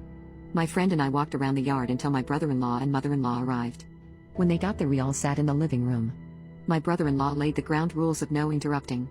I told my story as simply as I could. I read the threats I had typed in my phone notepad my husband had made to me. I explained that my husband would not agree to counseling even though I had been asking for months. Then my brother-in-law asked my husband if he agreed with what I said. My husband started by saying he had grabbed my neck because she kinda ran, charged me, and I hand out to stop her, but yes, I did. So I clarified. I said, "No, we were arguing and you got frustrated at me and grabbed my neck in anger. I was not coming at you, you were not scared of me or trying to keep me away." His brother asked, "Is that true?" And my husband conceded. My brother-in-law announced at this point that the violence was inexcusable. He said it's not a big deal to cancel the Saturday reception, because either the relationship needs to be done, or we need to work on it over a significant amount of time to mend what's broken and determine whether a healthy relationship can be established at all. He made it clear he will support whatever I decide moving forward, and he will make sure I'm not saddled with all the wedding debt, as many payments to vendors are on my credit cards right now. While my husband packed a bag to head back to his family home, my brother-in-law and I talked about repurposing the wedding venue to be a family reunion spot for all his family flying in. My mother-in-law hugged me, kissed me, told me she loves me. Now I'm a stunned potato curled up in bed with my cat. Seasoned substance users, what is your worst experience on substances? People who have taken psychedelic substances, what's your worst trip ever? This past weekend I took 13 grams of mushrooms. 5 is considered a heroic dose, 13 is irrational. I am diagnosed with BPD, bipolar disorder, paranoia, avoidant personality disorder, autism and ADHD, and have used mushrooms a lot in the past to help me mentally. However, I never took anything close to this amount before. I cannot fully put into words the experiences I was having. I was probably 2 hours into this trip, laying in bed having the most profound revelations about multiple universes. Life was dissolving. The fabric of this reality was ripping apart as I was flying through it. There was no difference between me and the bed I was laying on. I was the air I was breathing. I first pooped my pants right around the time I gave in to the idea that I had been holding on for too long. This wasn't a light shart, this was a full-on 5-alarm explosive pooping of pants. It was falling out of my shorts onto the floor no matter how hard I squeezed my glutes. I managed to make it to the toilet before full evacuation occurred, but my clothes didn't make it off, so I just pooped right through all of that. It was the best feeling of my life. I also remember thinking this is the last lucid moment you're having for a good long while. In my stupor, I took the dogs outside and this is when I died. I slowly, finally, and completely let go, and the 1 hour I was out there was eternity. It started off with me thinking I had finally fallen into permanent psychosis. I was upset because my family and anyone in my sphere of influence would never be able to shake me. It quickly devolved into me fully believing I was dead. Everything was looping, good to bad, bad to all right. Initially, I was sad and scared. That melted into acceptance of where I am, letting go of where I've been, and forgiving myself for my failures, which also led me to forgive everyone who I felt had wronged me. It was the single most profound hour of my life. Unfortunately, for my wife, bless her beautiful soul, this was anything but profound. She had already been awakened by my yelling outside and was cleaning the bathroom and bedroom. She came out probably 10 times trying to get me back in. At first, she thought I was having a mental breakdown or a stroke, or had taken too much medication again. I thought she was part of the eternal loop. Eventually she got it out of me what I'd taken, and, though she was apoplectic, she managed to get me back inside. I distinctly remember her saying several times that she was going to call the police. I'm glad she didn't. I'm not sure I'd be actually alive if she had. Once she got me inside, things only got more intense for me. Believing fully that I was dead, I let it all go. I went from intense spells of sweating to shivering cold. I spent the next 4 hours writhing around the bed, bedroom, bathroom, and closet, unable to control my bowels. I pooped for 2.5 hours. There was poop everywhere. On her clothes, in the closet, on the walls, under the bed. I literally pooped on my wife. I rolled in it. When I came to, I realized I was covered in my own poop. Head to toe. My hair was matted down. It felt like clay dried to my skin. On top of all that, I had also vomited everywhere. My wife later told me you were throwing up blue and coffee grounds. After I came down off the peak, I laid in bed for probably another 45 minutes. I couldn't talk. I couldn't move. It was a mixture of processing, questioning, and then realizing how badly I had effed up. Never have I ever been that out of it. Never have I felt this shame. I thought I was going to lose everything. My wife finally talked me out of bed and walked me to the shower. It's a good thing she had a pathway of towels and trash bags from the bed to the shower because I was dripping poop. She put me in the shower, fully clothed. After letting my clothes soak for a moment, she held out a bag and I threw them away. She gave me a washcloth and I cleaned myself off. This happened 5 more times. 4 washcloths, and 2 hand towels. 2 bath towels were also tossed. I couldn't speak. I was beyond ashamed of what I had done to her. I was also still having to process being alive after being dead for eternity. If I could have left then, I would have. Rightfully so, I was kicked out by my wife. I spent the day driving aimlessly, stopping every 30 minutes to bawl my eyes out and rest. She then decided to take me back. I can't mess this up again. We have had the master bedroom professionally cleaned twice and we still have to replace the carpet. The drywall guy is coming out later this week, so in the meantime we have a poop wall. I don't know how this is possible, but in a room with 4-meter ceilings, I hit the ceiling. She did 13 loads of laundry. I'm buying her a new mattress as well as a whole new set of pillows and blankets. The drapes have already been replaced. My wife and I have talked at length about this and are in agreement that I cannot take mushrooms anymore. Long road ahead, but I'm finally ready to face it head on. Lawyers, what's the stupidest case you've been asked to take on? I dealt with a guy once who wanted me to take on his road traffic accident PI claim. He had written a poem, in Yoruba, about the accident. He refused to tell me anything about his case until he reads the whole poem to me, in Yoruba. Among other problems about this, I can't speak any effing Yoruba. As in, not one word. As in, that day was the first time I had ever heard of the Yoruba language. I'm not even from a part of the world where I might readily be mistaken for someone who speaks Yoruba. It's a West African language, and I am really obviously not from a West African background. I am literally a pasty white dude from the UK, how could I know Yoruba?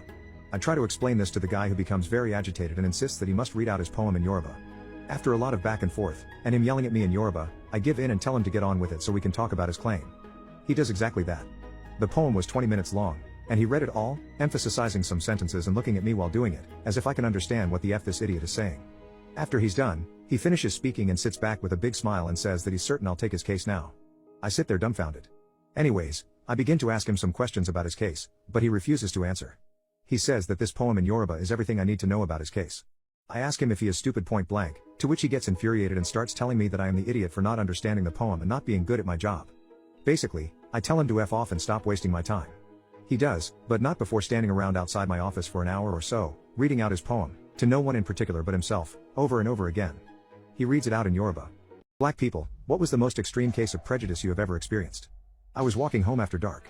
It was about 10 p.m. and I wasn't doing anything illegal as I was just walking home from a friend's house. A white officer pulled over out of nowhere, cutting me off, and hopped out of his car like I was some thug.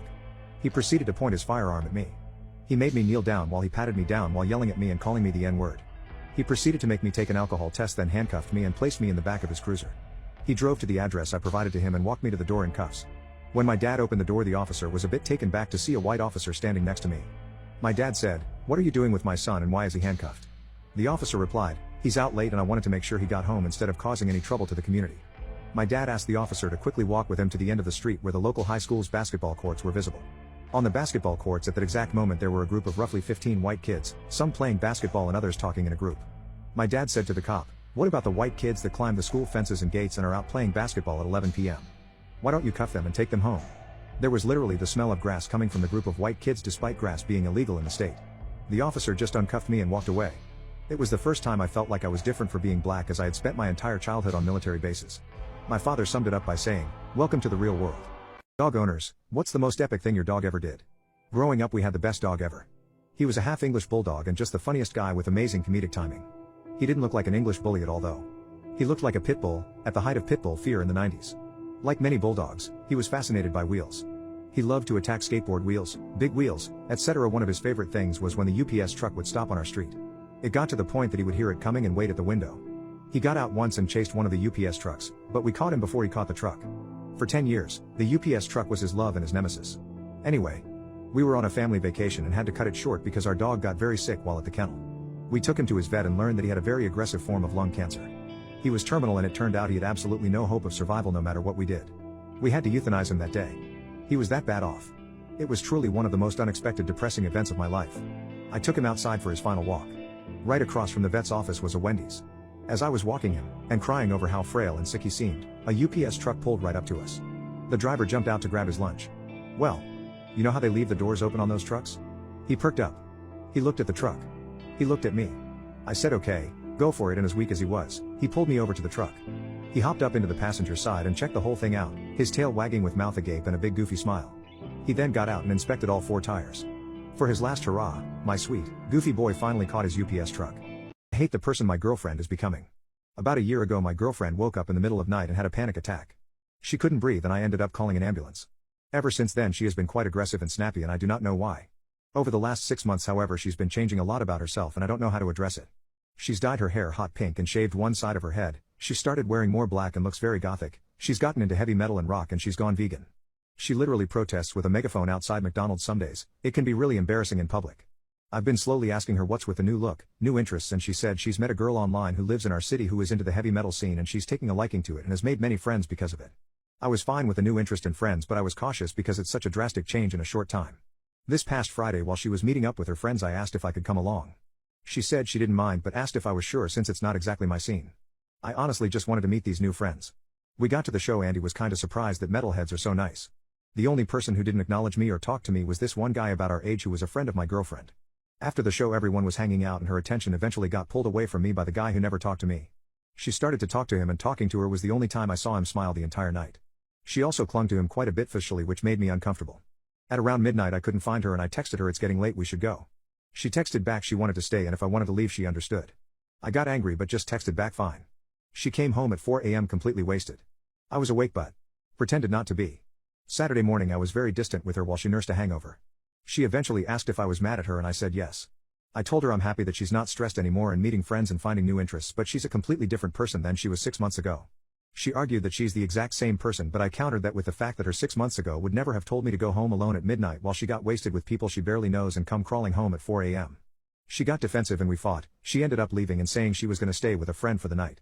She came home Monday morning and we talked and I told her I'm worried about her and she said she's fine. She's finally in a place where she's happy and I should be happy for her and if it's such a problem then we should take a break. I was shocked that she was so willing to just throw away 5 years and told her as much. She shrugged and said she has to put her happiness first and I asked when her happiness shifted from building a life with me to partying with random people she met. She rolled her eyes and got up to leave.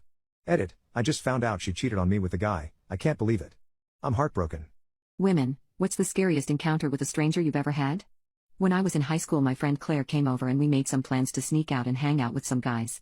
We go out to our friend's apartment and around midnight we decide it's time for us to head back. But when we ask to be taken back, everyone says no, despite previously agreeing to bring us back. We eventually decided to just start walking back and we would make some phone calls to see if anyone could pick us up and bring us the rest of the way back.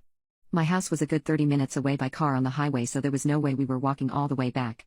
The apartment was towards the back of the complex, so we started making our way to the entrance. We don't even get halfway there before a car slowly starts rolling up behind us. I was 15 at the time, and very naive to the ways of the world, so I wasn't too concerned, but Claire was a little smarter than me on this night. She tells me to start walking faster. So we start walking faster. The car also picks up their pace behind us. Again, she tells me to walk faster. So we started moving as fast as we could, and that's when the car pulled slightly in front of us. 2 of the passenger doors open and 2 men get out. Realizing there's no walking faster to get out of this situation, she instructs me to run now so she takes off running and I follow her. She runs towards a group of parked cars and jumps behind a pickup truck, and for a minute we hope and pray that we weren't spotted. However, after a minute, we hear a set of footsteps quickly approaching and she quietly indicates that we're now going into stealth mode. This man is on the other side of the truck that we're hiding behind. We can see him towering on the other end. This man was over 7 foot tall. He's circling the truck looking for us, and we're slowly and quietly circling it on the opposite side to avoid being spotted. We somehow managed to do 2 or 3 circles around the vehicle without being detected, and by the grace of the gods, he gives up and decides to go back to the car with his friends. This is our one shot to get away. She tells me to run again, so we run for what felt like an eternity, but in reality it was probably only 20 seconds. We find the pool house area and find a spot to hide. We were hidden behind some fences and bushes and we're anxiously waiting to see if they discover us. Their car pulls around to the pool house and we're biting our nails hoping they don't stop and get out. The car slowly drives away and we realize we haven't been spotted. We were safe for now. But the car circled around the apartment complex for hours and hours and hours. They weren't giving up on looking for us. We were safe for the time being, but now we needed to find a way out of there. It was the middle of winter, and of course we were dressed to impress the guys we went to hang out with, so short shorts and revealing tops. We were freezing. We found a dirty, disgusting Captain America blanket that we huddled up under while making phone calls to find someone to pick us up. We tried contacting the guys at the apartment but no one answered our calls. None of our friends answered our calls. We felt completely alone and hopeless. But around 5 a.m. someone finally answered and said they would pick us up. The best news I had ever heard in my life. Our friend gets to the apartment complex but can't find the pool house. The group of men are still constantly circling around, so there's no way we're coming out of hiding. We managed to figure out where our friend is at with a little detective work. We figure out where they're at so we make a run for it. We spot their car and hop in as fast as we can. Go go go, we tell them and our friend speeds off towards the entrance.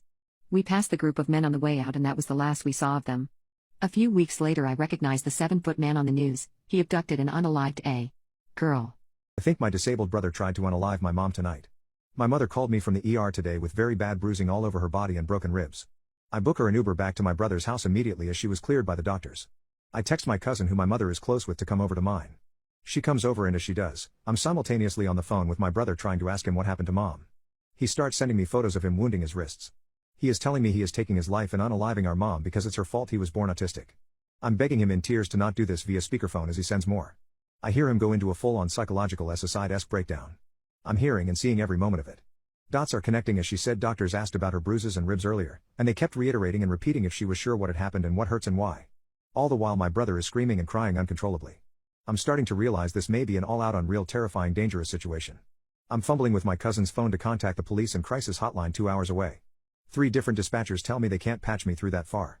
I also am texting my cousin who is there at the house with my brother. I'm telling her what he's doing and saying behind his barricaded closed door.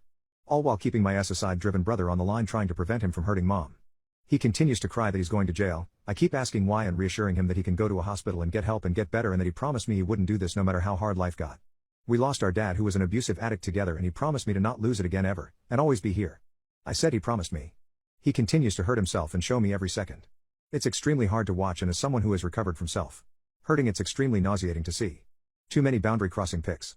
He wounded his own PP and showed me. I'm physically feeling sick at this point. He tells me, I don't want to be here and I'm taking her with me, and at this point I realize I could potentially wake up without a brother, mom, or anyone. I hear the cops come in. He immediately states, I'm completely cooperative, and he never has the chance to hang up on me. My idiot self stays on the phone listening to him be evaluated and detained for over 45 minutes before I hang up and realize I'm possibly in shock and disassociating. The way he went from wailing he was going to end his life, to totally cordial to the cops in no time at all is effing disturbing. I still can't get past it. He is on a mandatory 72-hour psych hold. And my cousin stayed with my mom for the night. I now know that he threw her around like a rag doll. A 32-year-old man flung his 70-year-old post-stroke mother around her house like a toy. He put her in a submission hold. He broke her cane. Held her down so hard on her bed he broke a rib. He repeatedly asked her if she was ready to die. He got up and grabbed a knife from the kitchen. He plunged it into the bed near her head repeatedly. She said she just prayed. He taunted her and every time she got up he knocked her back down. This went on for 2 days. Then he proceeded to try to take his own life and show me, his twin sister, every step of the way. He was determined to make me watch him end himself, even though I was far away. My boyfriend is upset that my older brother didn't let him spend the night with me when I was very intoxicated and passed out. I've just turned 18 and can now legally drink where we live. So my brother invited me and my new boyfriend over to hang out and maybe get wasted. I drank way more than I should have. I don't remember much except that I woke up in his spare bedroom in the morning and my boyfriend wasn't there. Apparently I passed out on the couch. My brother took me to the bedroom to sleep. My boyfriend wanted to spend the night there in the room but my brother said no. My brother says he didn't let him stay because he low-key gets creepy vibes off my brother, and I was completely incapacitated and couldn't agree to intimacy or anything intimate. He said my brother made some weird jokes about him effing me while passed out. My brother said he felt like it's safer to not allow him to spend the night there with me. Boyfriend insisted that he didn't want to have intimacy and he was just making jokes earlier, and he wanted just cuddling. He got confrontational with my brother and accused him of being controlling and said he has no right to decide if he can spend the night with me, which my brother told him I can decide you're not gonna spend another minute in my house. Boyfriend said he'll leave but he'll take me with him. Brother stood in his way and told him to either leave or deal with the police. Boyfriend left. So here we are. My brother thinks I'm dating a complete creep and a-hole. My boyfriend thinks I have an a-hole controlling brother and I've spent the last 2 days regretting drinking that much. My boyfriend and I have not yet had intimacy so I'm glad my brother did this. I'm actually a little creeped out by my boyfriend now too. My boyfriend has also demanded an apology from my brother for being mistrusted and for interfering in his relationship, and my brother has banned him from future events and parties at his place for being an a-hole. Edit. My boyfriend and I spoke and he confessed to wanting to have intimacy with me that night. He said he isn't sure if was going to go through with it, but considering he was slightly tipsy he states he might have. I left him. What's the greatest prank you've ever pulled? My roommate was completely obsessed with one particular TV show, and at the time, it was up in the air as to whether or not the show would be cancelled. So, being an immature 19-year-old, I decided to have a little fun. I had recently found out about this service that would distribute anyone's article for free. I wrote up an article announcing the cancellation of the show. I started it off making it sound very official and professional, and then deliberately threw some bizarre statements into the article, things that would never appear in any official announcement. I looked it over, sent it in, and promptly forgot about it. The next morning, I got up, jumped in the shower, and started getting ready for class. I heard my roommate shout, "Oh my God." I walked back into the room and asked, "What's going on?" My roommate looked devastated. "They canceled it. They actually canceled it. They're idiots." I asked him why they had done that. He proceeded to read the rest of the article out loud. My roommate reached the bizarre statements such as, one of the actors claiming he never liked the show, he just did it for money and to spend time away from his ugly wife, and my favorite, one of the contributing factors being that one of the producers was caught on camera slathering peanut butter on his chest and getting his dog to lick it off. My roommate got a confused look on his face, held his hand towards the screen, and said, "What the hell is this crap?" I burst out laughing and my roommate realized he'd been pranked. He shook his head, "You're a buttface. Seriously, dude? How did you even get that out there?" We had a good laugh about it, he vowed to get me back, and I went off to class. Later that day, I walked into our dorm and my roommate had a huge grin on his face. "Congratulations, dude. You're famous," he said happily. "What did you do?" I asked.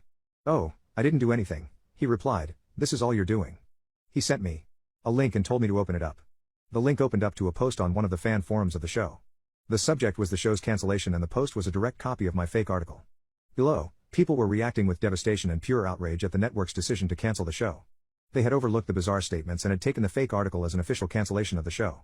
I couldn't believe that it had spread so far. I read page after page of devastated fans mourning the demise of their favorite show. And then the mood shifted. The creator of the show posted on the forum after he was contacted by several fans. The post was along the lines of, "Well, I hope we're not cancelled because I'm at the office and working. Now I'm fielding phone calls from my writers asking if they still have jobs." "Oh crap," I said. My roommate burst out laughing. "Oh crap is right, dude. Keep reading." As I continued to read, the tide of the comments turned from angry at the network to angry at whatever effing F-head decided to pull this stunt. These people were out for my blood. They talked about tracking me down and unaliving me. That was when I learned that my roommate was far from the most devoted fan, at least he found it funny. They wrote to both the network and the show creator encouraging them to serve paperwork on the service I used to release the article in order to find out my IP. Which would have traced to the college and likely resulted in disciplinary, if not legal action against me. I spent the next 2 months thinking I was going to get expelled or arrested. Meanwhile my roommate just laughed at me every time I got anxious and told me it served me right. The following month the fake article was referenced by TV Guide and is still mentioned on both the IMDb and Wikipedia pages for the show. My mother-in-law is entitled Ex-Boss Crashed Her Funeral. My mother-in-law was unalived last Christmas Eve in a street robbery gone wrong. It was so sudden, and when we got the news, my husband and I were scrambling to find our way up there because she lived across the country from us. Because of this, we weren't able to be a part of the funeral planning but thankfully made it up there the day before with the help of his best friend. The viewing and the funeral were the same day, so as we walked into the funeral home, my husband noticed her ex-boss. Her ex-boss was Greg, that's his real name, F. Greg. She worked with him for the county and paid bills for different social service organizations and was the go-between for CPS. This man was so useless and she hated him with a passion. He was always weird and tried making advancements towards her. He would call her his work wife and joke that he couldn't do anything without her. And he couldn't. She was doing both her and his job. She even built the database that the entire county uses to track all of the money spent on the various bills. After she left, the secretary that replaced her ended up getting Greg fired because she quickly found out that he couldn't do his job because my mother-in-law had been doing it for him. Oh, and he threatened to rope the new secretary. My mother-in-law worked for him during the 00s when my husband was in high school. During this time her husband, my father-in-law, was diagnosed with cancer. He battled it for years but eventually he passed away from it. The only reason my mother-in-law put up with Greg's crap in the job was because she needed the health insurance for her husband's chemo since he couldn't work. Which Greg took full advantage of because he knew she couldn't afford to lose her job. During the times he fought and she had to take off work to care for him, Greg would send her home with work because he couldn't do any of it himself. Her husband was dying from cancer and he was still sucking every last drop of work out of her he could. He was and is still a very crappy person. So fast forward to the funeral. She hadn't worked for him in 6 years and to see him there was just a slap to the face. First came the hearse, where only the closest living relatives were following it. Since my husband was an only child and his father had already passed, he was the closest living relative. She did have 3 brothers so they followed in the car behind ours. Then her cousin, then everyone else. As we are all making our way to the cemetery, I see someone cut in front of her brothers. I turn around and lo and behold. It's her ex-boss. I was ticked. He then tried to cut in front of us. And I thought it couldn't get worse, but it did. So since we couldn't make it up there until the day before the funeral, we didn't have a say in the preacher who did her eulogy. The preacher did a terrible job. He stumbled on his words, he put no effort into it, and obviously didn't know anything about her. But after he spoke, before my husband gets a chance to stand up and speak about her, effing Greg gets up. He starts talking about Maria and all the work that she did working for him and how she did everything and she was his work wife. And he talked at length about his work with the county and how they helped the community and just kept patting himself on the back. But the mother effing icing on the cake was he said that her work for him, when my husband was a teenager, directly inspired her to adopt my husband from Paraguay when he was a baby. He is so self-absorbed that he thinks that what he does is so important that it inspired her to adopt 15 years earlier? I was squeezing my husband's hand so hard during all this that I was about to break it. My husband and Greg got into a fist fight at the end. However, Greg is now hospitalized. A former coworker is using burner numbers to threaten and harass my husband. In late November of last year, my husband Paul was tasked with training a new hire named Frank. Frank seemed friendly at first, albeit an excessive texter. Even Paul's boss complained that they received social messages from Frank during non-work hours. Sometimes Frank's messages would be incoherent, and needier if he did not receive an immediate reply followed by multiple question marks. My husband addressed this with Frank during his training, and for the most part, the messages became infrequent. After Frank was placed at his branch, the messages subsided. In early January, Paul's boss asked if he could discuss a work matter with Frank because his direct report was on vacation. Later that day, Frank sent Paul a message that said, "Babe." Paul thought perhaps Frank had accidentally texted the wrong person. Paul didn't respond. Frank sent more messages regarding work, and when Paul didn't immediately reply, Frank made an intimately suggestive comment. The comment itself asked Paul how big his PP was. Paul responded, "Stop making things weird." Frank apologized, but then added, "You're hot though." My husband told him, "You need to stop, this is not a line I want to cross with you." Frank then said he was available if Paul wanted him. Paul said, "I'm a happily married man," to which Frank replied, "That's what all men say." Paul again told Frank to stop. Paul told me what happened as soon as he arrived home from work. I said he should screenshot the messages and report them to HR. However, Paul felt so uncomfortable with the messages, he deleted them. Paul assumed Frank was intoxicated and once of clear mind, he would be embarrassed and forget that it happened. Over the next few days, Paul received between 9 to 10 messages daily from Frank. They were about work. However, towards the end of the week, Frank became apologetic. Paul has not answered any of Frank's messages since the first time. He told him to stop. A couple of things occurred to me over the next week. A week after Frank was placed at his new branch, Paul received messages from an iCloud account. They said, "Hey baby," and when Paul didn't reply, they were followed by.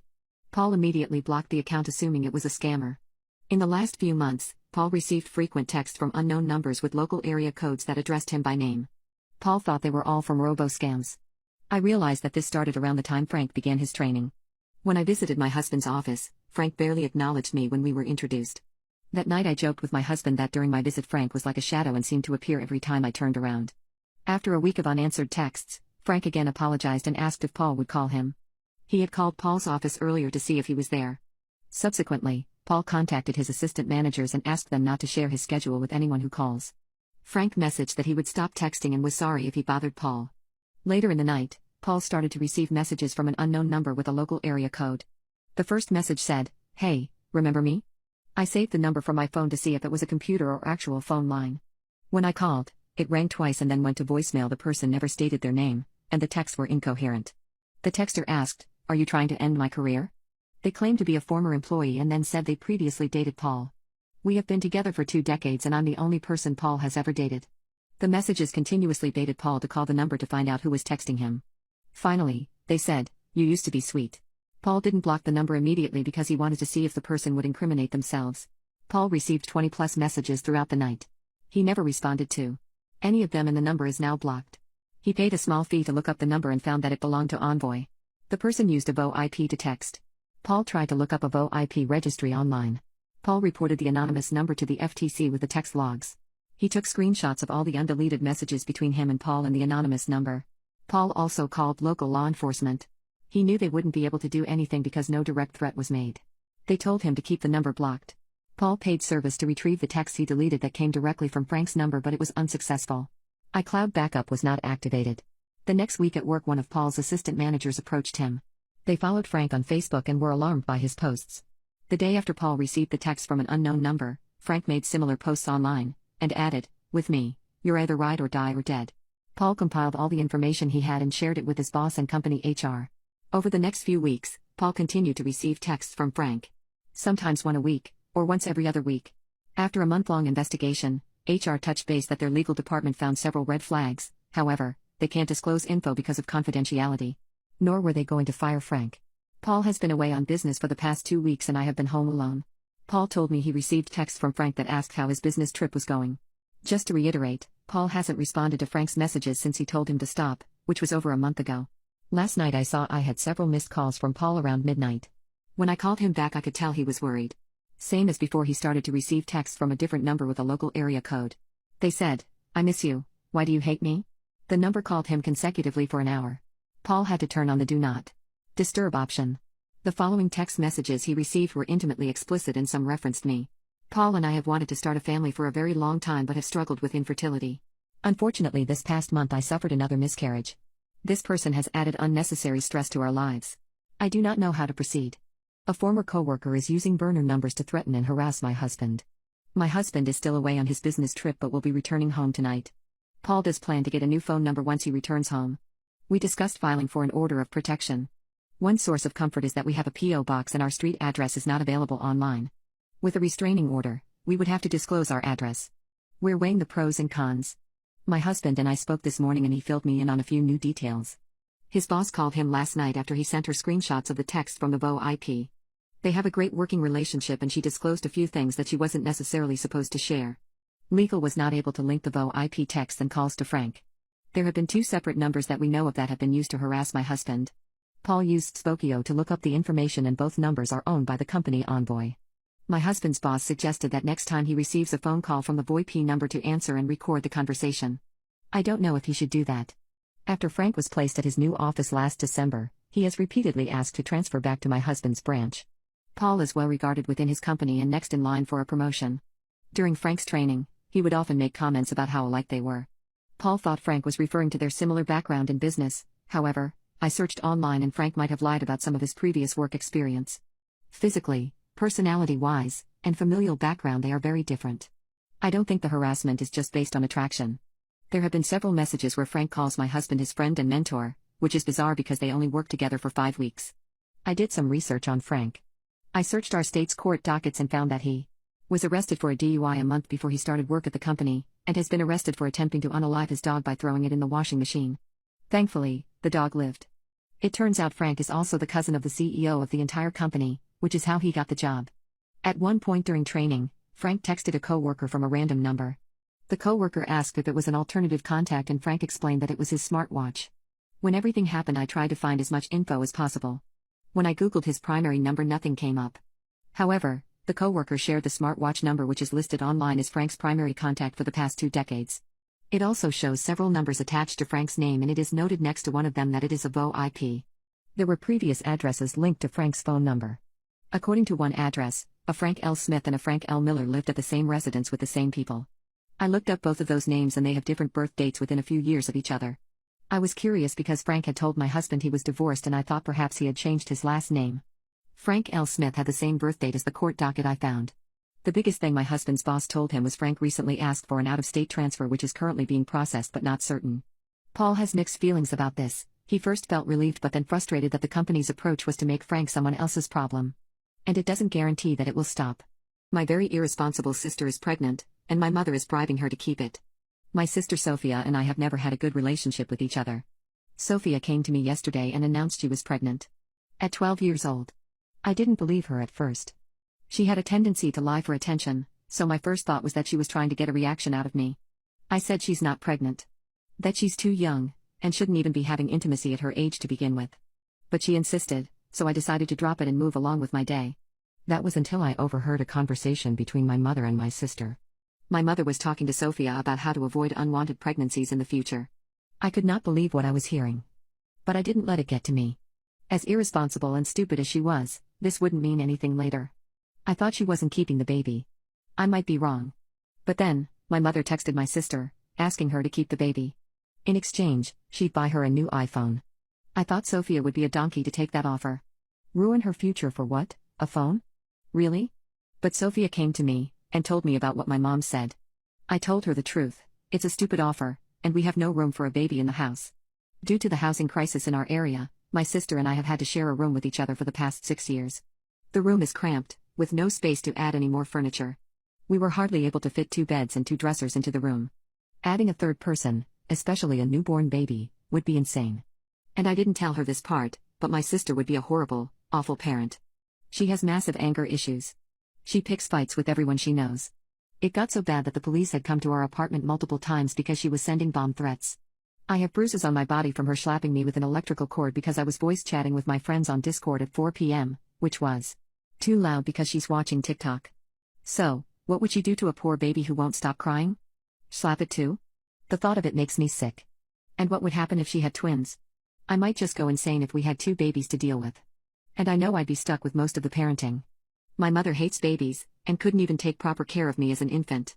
If I cried, she'd feed me and hope I shut up. So, knowing my family's opinion on babies and my sister's lack of income, I'm the next person to take responsibility for an infant. I'm trying to get a new part-time job to save up for university. I would not be surprised if my family wanted me to pay for baby supplies and start taking care of the child. And I don't want that. I don't want my sister's baby because she was irresponsible while having intimacy. This child will end up having a miserable, broken life no matter what happens after it's born.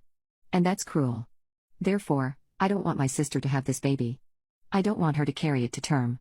She's only around 2 weeks pregnant, so there's plenty of time to get a termination.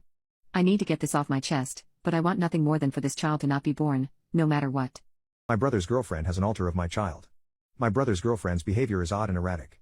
She asked over and over again to babysit for my kids, who are 3 and 5. My wife and I have always said no. This weekend we had a barbecue and she was acting extremely strange, only speaking in a baby voice, not talking to any of the adults, running around with the kids, and acting exactly like a toddler. My wife pulled me aside at one point, extremely upset. She has found her in our 3-year-old's room, in her ball pit area, sucking her thumb covered in our daughter's blankets with all of her stuffed animals. My wife was completely confused as to what was going on, and when she asked my brother's girlfriend what she was doing, she responded in a baby voice that she was tired and needed nappies. My wife came immediately to get me and we both confronted my brother to ask him what the hell was going on. My brother got extremely embarrassed. He said that his girlfriend has dissociative identity disorder and one of her alter egos is a 3-year-old girl. My wife and I don't know anything about this disorder, so we didn't really say anything, just told him to please go get her and keep her out of our kids' room. He went to get her, but within 15 minutes he still wasn't out. I went to go see what was going on and his girlfriend was extremely upset, insisting that he call her Evelyn, our daughter's name. That was the last straw for my wife. She told her to leave, and the brother's girlfriend started straight up sobbing using her baby voice, saying she's confused and doesn't understand why everyone is being mean to her and calling her the wrong name. That night my brother called and admitted that not only is one of her alter egos a 3-year-old, it's very specifically our 3-year-old. He said he can't talk to her about this because when she's not her Evelyn alter, she doesn't remember anything, and when she is her Evelyn alter she isn't rational. My wife and I told my brother she's not allowed at family functions anymore, and she's not allowed around our kids. My wife was extremely upset and told my brother that his girlfriend was psychotic and that she wouldn't understand why he was still with someone like that. My brother is upset that my wife said those things about her and said he understands we would be upset about her having an alter of our daughter, but she can't help it and we should be more understanding because it's a disorder due to childhood trauma. She doesn't even have an official diagnosis. Edit, my brother is demanding an apology from us for banning his girlfriend from family functions and is threatening to go no contact with me over this. My evil mother-in-law wants my baby to call her mom. My mother-in-law told me she wants my unborn child to call her mom. Her reasoning is, I am more important to him than you. There's only one thing you can give him that I can't, and that's birth. She also insists that she can have a baby too if she wanted. I'm not special for being pregnant. She genuinely believes that I stole her son from her and don't deserve to have my own child refer to me as mom. Edit, my mother-in-law has officially won. I was 14 weeks and had a very bad fall where I landed on my belly. My mother-in-law put her stuff all over our living room floor to store it here for some reason, and I tripped on the mess. I began miscarrying 20 minutes later. She was here when it happened and knew it was happening. She then decided she needed to be driven to the grocery store by her son. I was texting, calling, crying, yelling from the bathroom to get my husband's attention. He came in, saw what was happening and said he urgently needed to help his mom. He left.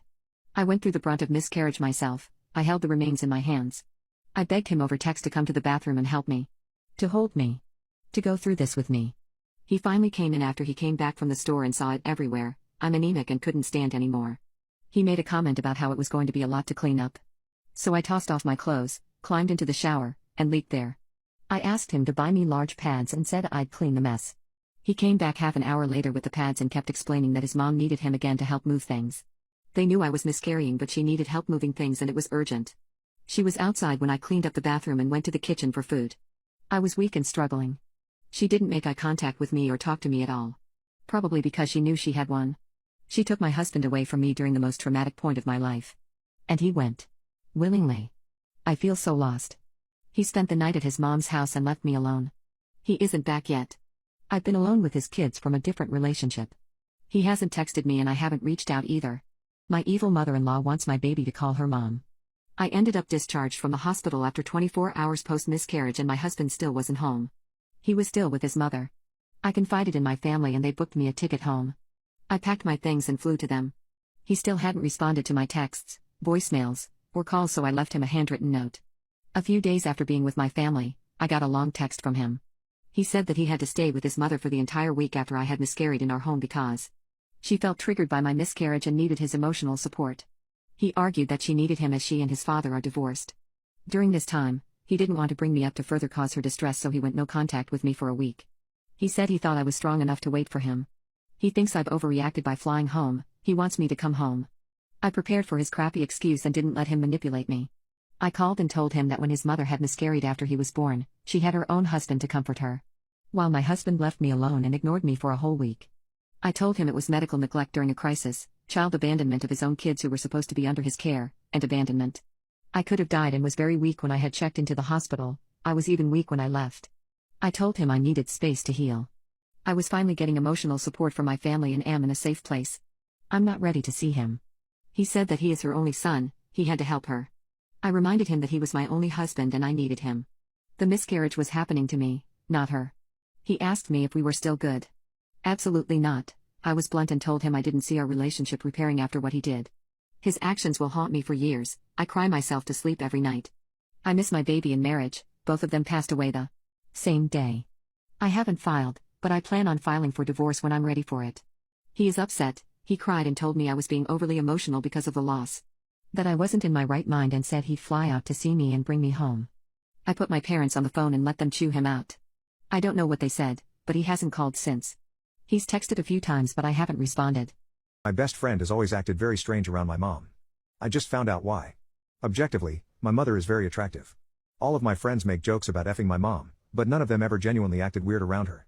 Except my best friend Dave. Dave would find any excuse to talk to my mother. He's a feet kind of guy and it didn't help that my mom never really wore socks around the house. I have caught Dave glazing his eyes at my mother's piggies more times than I care to count. Dave and I are 19, so I know hormones are getting to him. In the past, when he's walked around my mom, he's purposely brushed up on her behind, given her extra long hugs, and complimented how she smells. They go to the same gym, where I bet you can find Dave feasting his eyes upon my mother at the squat rack. It does make me uncomfortable though. Dave is my best friend and has helped me out more than anyone in my life. He helped me get through the death of my dad and go through my last abusive relationship. I never figured he would actually attempt something with my mother. But oh, how wrong I was. A few months ago, my mother and I were alone in the house for a night together, and were planning on having drinks. My mother has always been a fan of Dave. He's such a good friend, invite him over, she said. Not considering it too much, and figuring it might be fun, I did. I texted him saying my mom wanted him to pull up and this dude showed up right after I texted. He was all sweaty from sprinting here across town. We invited him in and we were all sharing drinks. We played Just Dance, Twister, and poker. It was 1 a.m. and I went to bed, leaving them alone. Looking back, this was the biggest mistake of my life. A few hours later, I woke up in the middle of the night really thirsty, so I went downstairs, and as I was going into the kitchen what I saw made me have to rub my eyes to make sure I wasn't still dreaming. Dave, receiving neck from my mom, while being very vocal about the sensations he was feeling. I gasped, and they both noticed me. My mother was a little embarrassed about it, but literally went back to giving Dave neck. I yelled at them and they stopped. I asked them what the F they were doing, and Dave yelled back. They were both completely messed up by this point, and Dave was half laughing half explaining. What I made out from his slurring was the fact it started with a game. Dave knew I kept an intimacy toy called the Freaky Dice in my room and use it for my hookups. When I was sleeping, he said he snuck into my room, and stole the dice. He went back into the living room, and he and my mom started playing it. Their dice-orchestrated navel kissing turned into more, and voila, was the exact thing Dave stated. I tried to kick Dave out, but my mom objected. We had a huge argument and it's been a few months since then. In these few months, my mother and Dave started dating, and I have left home and gone no contact with both. Edit, the dice is from Qturges, just F off asking about it, you HRNYFs. Update 2. My evil mother-in-law wants my baby to call her mom. My parents told my husband off when he first called and told him not to contact me again. He has since sent me lots of texts and voicemails. They alternate between reminding me of good memories, blaming me for what happened, being angry at me for not taking him back or responding, and apologizing. I feel bad dragging my parents in the first time, so I haven't told them about these messages. I haven't responded but have read every text and heard every voicemail. I can't bring myself to block him. He's posted on social media saying he misses me and is waiting for me to come home. The post insinuates a LDR and not that we aren't together. A week ago, A neighbor recognized him waiting outside our home and called the police. He left before they came. It made me so anxious and afraid. I am always worried that he'll be outside and I peek through my window to make sure he's not. But I honestly do miss him and am still dealing with heartbreak. I loved him with all of my being and it's taking time to come to terms with what transpired and how he treated me. It's brought up memories of other times he wasn't kind or considerate, other instances where he put others, mostly his mom, before me. I realize I was brushing off a lot of red flags. His ex has reached out a few times, the kids had a visit with their dad and it was unusual for me to not be there. I didn't respond. His mom has never reached out to me, which makes me happy and angry. Personally, life has been tough. I see pregnant women and cry. I still have my pregnancy app and it updates me on the fruit size of the baby each week and little facts.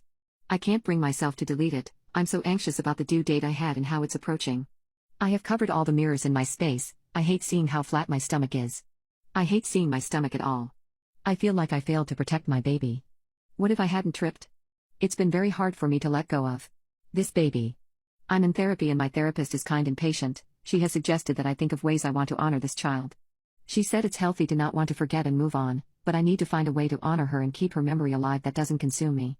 I definitely think she's right and have been looking at tattoo ideas and jewelry I can have made. My dad has a lawyer ready to help me with the divorce process but I haven't filed.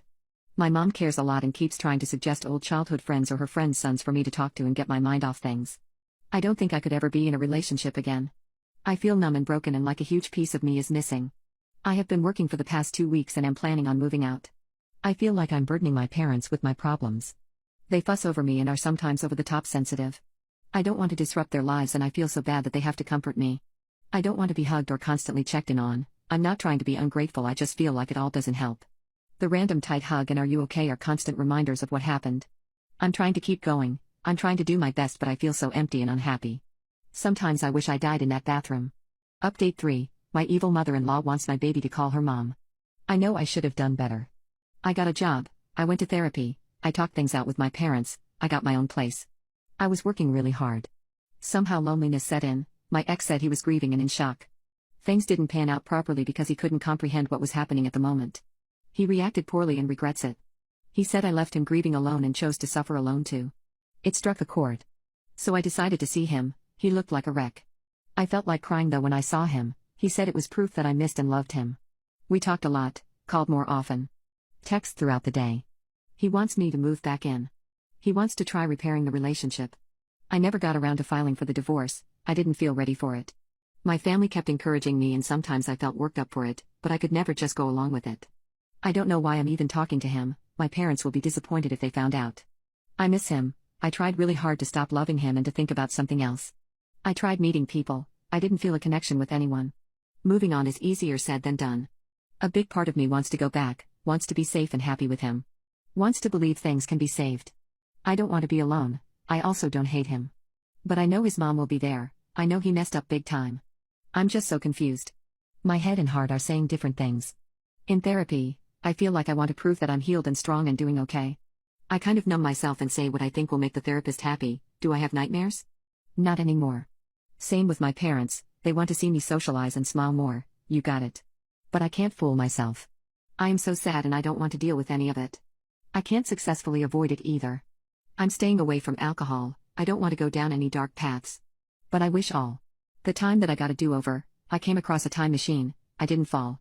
I wish I got to have my baby. It broke my heart when my baby's due date came and then passed. No cute maternity pictures, no baby bump, no sweet baby in my arms, no beautiful cries of life. Maybe that's what has me flipped around. I feel so lost, I feel stuck. I can't get what I want, I can't move on. I thought I was making progress and I know I was a fraud the entire time. Maybe if I'm with him, I'll find myself again. I lost more than my baby that day. Edit, I lost my mom, she had a brain aneurysm in her sleep. We didn't see it coming. I thought I had so much more time with her, I thought I'd open up to her eventually and she'd be there for me. I didn't consider that she could be gone. Life has been dark, my family has fallen apart. She was the pillar. My ex's mother contacted me on social media to threaten me not to bother her son again. I attempted and failed at taking my life. My dad didn't seem to care, he has an empty look to him. I had to receive inpatient care, they let me out after a few weeks. I lost my job. I just feel numb. I don't know who I am, or what I'm doing. Or if I'm worthy of anything good. If I deserve love or peace. If the lump in my throat will go away, I want to cry but can't. Have you ever been kidnapped?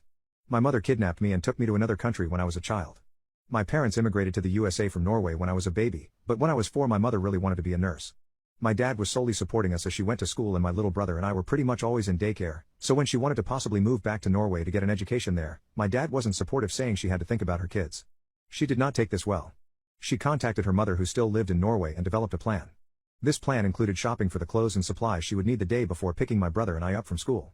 Then she would simply drive us to the airport and never return again. She indeed followed through with this plan and actually ran into my kindergarten teacher while shopping for those clothes. My dad realized pretty quickly that something was wrong when he came home and we were all missing. He had 2 legal options once he realized that my mother had kidnapped us. 1. He could pursue criminal charges through Norway's legal system and try and get us back faster, but that would potentially impact the impending custody battle in the USA. 2. He could go through the USA legal system to better ensure he would get custody, but that would take longer as we were not on USA soil. He went with option 2 because he didn't have any reason to believe we were physically unsafe with her and he wanted to be sure he wouldn't lose us. In the end, my brother and I were in Norway without my dad for 6 months. I have only one memory from my time there, and it is of walking in the dark by myself while a man followed me. Eventually, however, my dad did get us back and got full custody for obvious reasons. This is all due to the fact that my mother very helpfully left her diary at my house, which outlined her entire plan in excruciating detail. It was heavily cited in the custody battle. In addition to my mother's diary, my kindergarten teacher was a key witness because my mother had told her she was shopping for getaway clothes that day before she brought us to Norway. We were invited years later to that kindergarten teacher's wedding. Former intimacy workers, did you ever manage to find true love? I've been in different parts of the adult industry since I was 18, over 2 decades, mostly due to financial reasons. The income saved my life. But I've also always wanted a solid, committed relationship. In my head, I'm a good partner. I want to learn about what my person is interested in and hear their stories. I make perfect cookies. From the outside though, I'm not wife material. I'm dirty, my body count is too high, it'd be embarrassing if anyone found out, I don't seem like the type so it's shocking and upsetting. My morals are trash, my values are bad, I'm broken. And for some reason I guess that's a surprise. I bought into the idea that there's kind, fun people also looking for a committed, monogamous partnership who could see past it. Or could see it as just a job I had with positives and negatives just like any other work. Everyone I've dated hasn't cared, but then again, they haven't really cared about anything having to do with me. They've mostly wanted me to act like a girlfriend when it's convenient and stay out of the way when it's not, and see me as disposable, except for when they need me to pay for things. The only 2 people who've offered to be my boyfriend were abusive. The only person who's ever missed me also liked to steal from me and unalived my dog. Someone really special, who seemed to actually like me, left me last year after I told him. He's kind and interesting and intelligent and gentle and fun and so cute that he made my knees weak. I couldn't believe someone like him wanted to be with me. He did what I guess a lot of people would do, said it was fine in the moment, had intimacy with me one more time and then slowly faded out. He was so disgusted by me that he wouldn't even speak to me, everything had to be text. I thought we were moving toward exclusivity and commitment and seeing what was possible. Instead, all our plans were out the window, the growing connection that it made me open up in the first place didn't matter. I was basically out of the industry at that point anyway, so a few months later I quit completely, thinking maybe it'd save me from going through that again. But reading post after post where intimacy work, past or present, is the ultimate deal breaker, has made me realize that I built a life where a loving partnership won't be possible. Someone on a recent thread said something about intimacy workers being lonely because no one wants us, and it's true. I'm lonely all the time, and knowing it's just gonna be decades of more loneliness makes life seem pointless. I don't want a solo life. Or a life where I only exist to work my straight job or exist to go back to intimacy work and make more money, because quitting seems pointless now. But money feels really empty without someone to share experiences with. I want a life where someone asks about my day and is excited to see me and will hold my hand when we go for walks. The effed up part is that since I've quit, former clients have reached out asking if I'm coming back, talking about memories they have of our time together, saying how I impacted their life, sending me gifts for no reason. They say they miss me. I would chew glass for some of the people I've dated to feel that way. I get that some people are very happy being alone. But I've been alone for a long time and I hate it. Knowing I'm completely worthless as a romantic partner, a legit one, not someone's mistress, makes me not want to be here at all. The person who thought I wasn't even worth a breakup conversation, and who didn't give any thought that he'll never see me again, had a very active OnlyFans habit and I'm pretty sure has been to a massage provider. But that's just reality. The double standard will never change. We all make our choices, and if I'd realized I was signing myself up for a pointless, empty, hopeless life, I would have made different ones. I wake up every day knowing I'm always going to be alone, and that I'll never be good enough to be worth holding on to, and it's 100% my fault. F my roommate's mother, and F her cancer and dead husband too. I moved in with one of my good friends. From the first day I moved in, his mother treated me like I was there to serve her. She treated her son the same way too. She stated she had cancer and always wailed about her husband who was dead. Now they rented the property, but she didn't like how things looked and made us do major renovations to the property without the landlord's permission. One thing he did was demolish the patio and rebuild it to her liking, then add a hot tub. We never got to use the hot tub because it was never level according to her, even though it was. She had her son take the tub apart and he couldn't put it back together, so it sat there for 2 years. During the vid I agreed to help her with a project. She has a home business and was revamping her website. I dabble in Photoshop and agreed to help her take pics of her products and make them look nice on her website. She has cancer, I want to help her out. Big mistake. She acted like she owned me. I was the only one working at the time, so I was busting my butt to keep the lights on and a roof over our head. Any free time I got she wanted for herself. Screw it if I had other personal projects. She was more important. I divided my free time between her stuff and mine, but that wasn't good enough. Everything had to be done right away with vague instructions on what she wanted, so I was constantly redoing the pics. Everything that had color had to be the exact shade. While it looked exact on my computer, the shade was slightly off on her phone and had to be redone. It got to the point she demanded I work on her stuff while I'm at work. I work at a restaurant. Anyway, when I got home she stormed in and berated me in front of my roommate and his friends over that I didn't do her pics that night. She then threw my bike I was storing in the garage out and told me it wasn't allowed in the garage anymore. It didn't get stolen. Thankfully, however, a tropical storm hit the next week and ruined the bike. Cut to some time later, the landlords are sick of her home improvements and evict us. They gave us 2 months thankfully to get out. She made us dig up all the plants and rocks around the property and put them in the neighbor's yard so she could take them to the next house. We are talking about over 40 ferns and cacti. When the day came to move out, my roommate and I were fully packed by the time the truck came. She wasn't packed at all. Plus her stuff wasn't going into storage like ours. No, it was going in the neighbor's yard. It took 20 hours to empty her house and put everything in the neighbor's yards. We were done by 2 in the morning. She covered half the stuff in taps, badly. The new house we were getting wasn't ready when we moved out, we had to wait a week. 2 days after her stuff being outside, a giant rainstorm hits. Half her stuff is ruined. When we moved into the new house she kept complaining how we had too much stuff and I should get rid of some of my stuff. All my stuff fit in my bedroom. Her stuff took up the whole house. Plus she didn't help us move in, she sat on her butt worrying about a cat she saw. She did end up rescuing the cat, but he's been mean to the other pets, she won't do anything about it. If we don't jump when she snaps her fingers she goes on a tirade that we need to help her because she's got cancer and can't do the work. 6 months later after moving out I found out she never had cancer, and her husband divorced her, he's not dead. I think my wife of 12 years is lesbian. When I met my wife, she told me she was bi, and it never bothered me. Our intimacy life has always been good, and even after 20 years, my wife is still as beautiful as she was when I met her. 3 years ago, my wife suggested having a 3-way with a random woman, as she knows that I am into that kind of thing. I never brought it up in the past, as I didn't want her to think I wanted to bring someone else into our marriage. I was immediately on board with this idea, and we looked on a hookup site to find a woman who would like to join us. The first 3-way we had was amazing, and soon it became a normal thing we would do, maybe once or twice a month. However, recently, my wife has been asking for way more 3-ways and even suggested having 2 women over, which I declined. To put things into perspective, last year, the most hookups we had in a month was 4. This year there was a month where we did it 7 times, with 4 different women. We are barely having one-on-one intimacy anymore, and when we do, it feels like she isn't even into it, and almost as if she was doing me a favor. 2 nights ago, my wife and I hooked up with another woman. I didn't think much of it at the time, and was going about our normal routine of preparing our house for company. When the woman of the hour arrived, me and my wife greeted her, and took her to our room. When we got started, everything was going well. However, I noticed my wife was paying extra attention to the woman this time, rather than being even like she normally does. She was kissing her a lot, and even told me to get out of the way at one point so she could have her all to herself. I was a little offended, but I didn't think much of it. Even after I nut though, they didn't stop. In fact, they kept going long enough for me to get another stiffy, then join in, then nut again. It was at least 3 hours. I didn't hate it, but I felt like if I didn't go for a second round, and even left the room, my wife would continue having intimacy with this woman even if I wasn't there. After all was said and done, the 3 of us fell asleep. We normally let our third party stay the night, as we like to be nice and have good manners. When I woke up the next morning, I was alone in bed. I thought I slept in, but it was 9 a.m. on a Saturday, and we stayed up well past 3. I went to the kitchen to make some coffee and look for my wife, when I saw her and the woman having intimacy on the couch in the living room. I was beyond shocked, and when my wife asked me to join, I just went back to our bedroom. She has never done this before, at least that I know of, and it broke my heart to see this happen, especially while I was asleep. It unalived me hearing their moans and dirty talk while I was literally one room over. When the woman left, my wife came to me with a little bit of an attitude, saying that I made it awkward and put tension between her and the woman. I was appalled that she didn't try to apologize or make up some lame excuse, and I ended up just going back to bed, as I didn't feel like arguing at that point. I love my wife so much, and can't see my life without her. It's been 3 days and recently she has been staying out late and is barely talking to me. I have a feeling that she's cheating on me, but I can't bring myself to confront her as I don't have any proof and honestly still love her. I don't know what to do. I think my wife of 12 years is lesbian. Today, I woke up with one thing on my mind, to talk with my wife. Last night, she didn't stay out too late and actually came home on time, when I was still awake.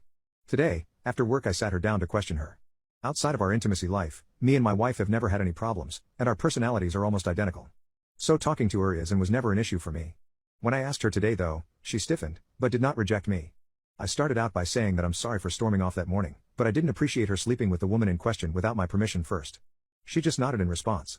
I then asked her how she would have felt if the roles were reversed, and if she was the one walking in on me sleeping with another woman.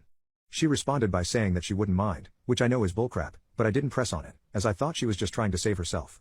I then asked her if she was still in love with me, which was something that kept me up for nights on end. She said yes, but hesitated. When I pushed on it, she said that she doesn't love me intimately, but feels an emotional connection to me like nobody else, and is in love with me. I didn't ask her directly if she was a lesbian, but that sort of confirms it for me, and I honestly could have broken down right then and there. So, I asked her the question of the hour.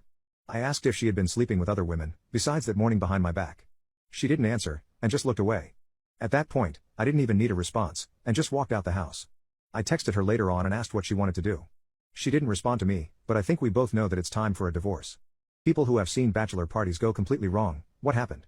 On the first night of what was supposed to be a crisp fall weekend of camping, the groom's older brother and future brother-in-law got blackout drunk and started fighting. At first it was just yelling and drunken crap talk, and the rest of us blew it off, but instead it escalated until the brother-in-law drew a firearm from his backpack, pointed it at the groom's brother's face, demanded the keys to the equipment van, climbed in, locked the van behind him, and immediately passed out, still clutching his firearm. At first we were relieved, sure, we were ticked off and in disbelief at what had just happened, but at least the situation was resolved and nobody was hurt. Our relief turned to horror, however, when we realized our sleeping bags, warm clothing, personal belongings including car keys, and most of the food were still inside the locked van, underneath the groom's intoxicated, unconscious, armed, idiot future brother-in-law. Nobody was really thinking straight, but we at least agreed we didn't want to break into the van for fear of getting drunkenly shot. We were able to keep the fire going, but what followed was still one very cold, hungry night in the woods. In the morning, we discovered that future brother-in-law had capped off his private festivities by vomiting in the back of the van, all over our backpacks and sleeping bags, and leaving the dome light on all night, killing the van's battery. Groom was so angry he simply bailed and went home. The rest of us sat around freezing our butts off in the morning fog while brother-in-law cleaned all our gear. Once he was finished, we jump-started the van, abandoned our plans, and got the F out of the woods. We all felt like crap afterward. Most of us were long-term friends of the groom, and we were so embarrassed and upset over the whole thing. We all apologized on brother-in-law's behalf. For his part, brother-in-law initially tried to plead drunk and claimed only a vague recollection of the fight, the gun, or locking himself in the van, but eventually believed us. To his credit, he admitted he'd effed up, and did a pretty thorough job of cleaning his puke off all our stuff. His sister tore him a new one when she heard what had happened, and he profusely apologized to the groom, but he and groom haven't been close since. As a postscript, groom and his fiancée have been happily married for a while now, their kids are teenagers, most of us have stayed friends, and this whole story is something we laugh about at reunions and birthday parties. I found out my boyfriend has alternative motives with me. I met my husband on OkCupid. Really early on he had me meet his whole family. I waited to have him meet mine because I have kids from a previous marriage. We dated for about a year, and during that time he had to go back to Venezuela once for several months because he was here on a visitor's visa. Just before he was set to go back again, we had a great night out with my coworkers, and at the end of the night he pulled me close in the parking lot to tell me how much he loved me and that he wanted to be with me forever. He said it wasn't about getting a green card and that he would stay here forever as an illegal if he had to just to be with me. He said he wanted me to be his wife, and I said yes.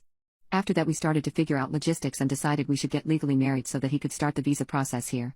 We had a small, beautiful wedding a few months later. I bought a bigger house and he and his mother moved in with me and my kids. This whole time he was working under the table as a live sound engineer. After we got married, our intimacy life really died out. We were close outside the bedroom but rarely had intimacy after we got married, and once we hit the 1-year mark it died out completely. Our schedules were way different, but we still spent a lot of quality time as a couple and family. Most of our couple time we would drink, so I thought maybe it was alcohol affecting him in the bedroom, and honestly sometimes we would get into bed after enjoying too many drinks and just pass out. 1.5 years into the marriage, we had an awesome Thanksgiving celebration on the Saturday after Thanksgiving to accommodate all our families. It was a perfect day. The next day he goes to work like normal. I was at home and went on my computer to check my email. A while back he had logged into my computer and my email stuck to his being the primary account for some reason. Every time I logged in, I'd have to switch to my account. Never have I looked at his emails, but that day a certain email stuck out to me. I couldn't help but look at it. It was from someone named something like Lexi69 entitled Session. When I clicked that email my heart dropped. The email was setting up a muscle worshipping session.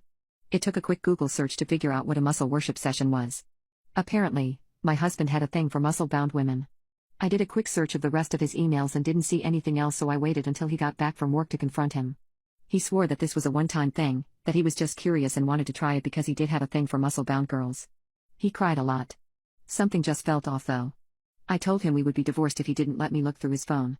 It took him about an hour locked away to give it to me. Well, I immediately went to his WhatsApp and double swiped down to see his deleted messages. There were at least 100.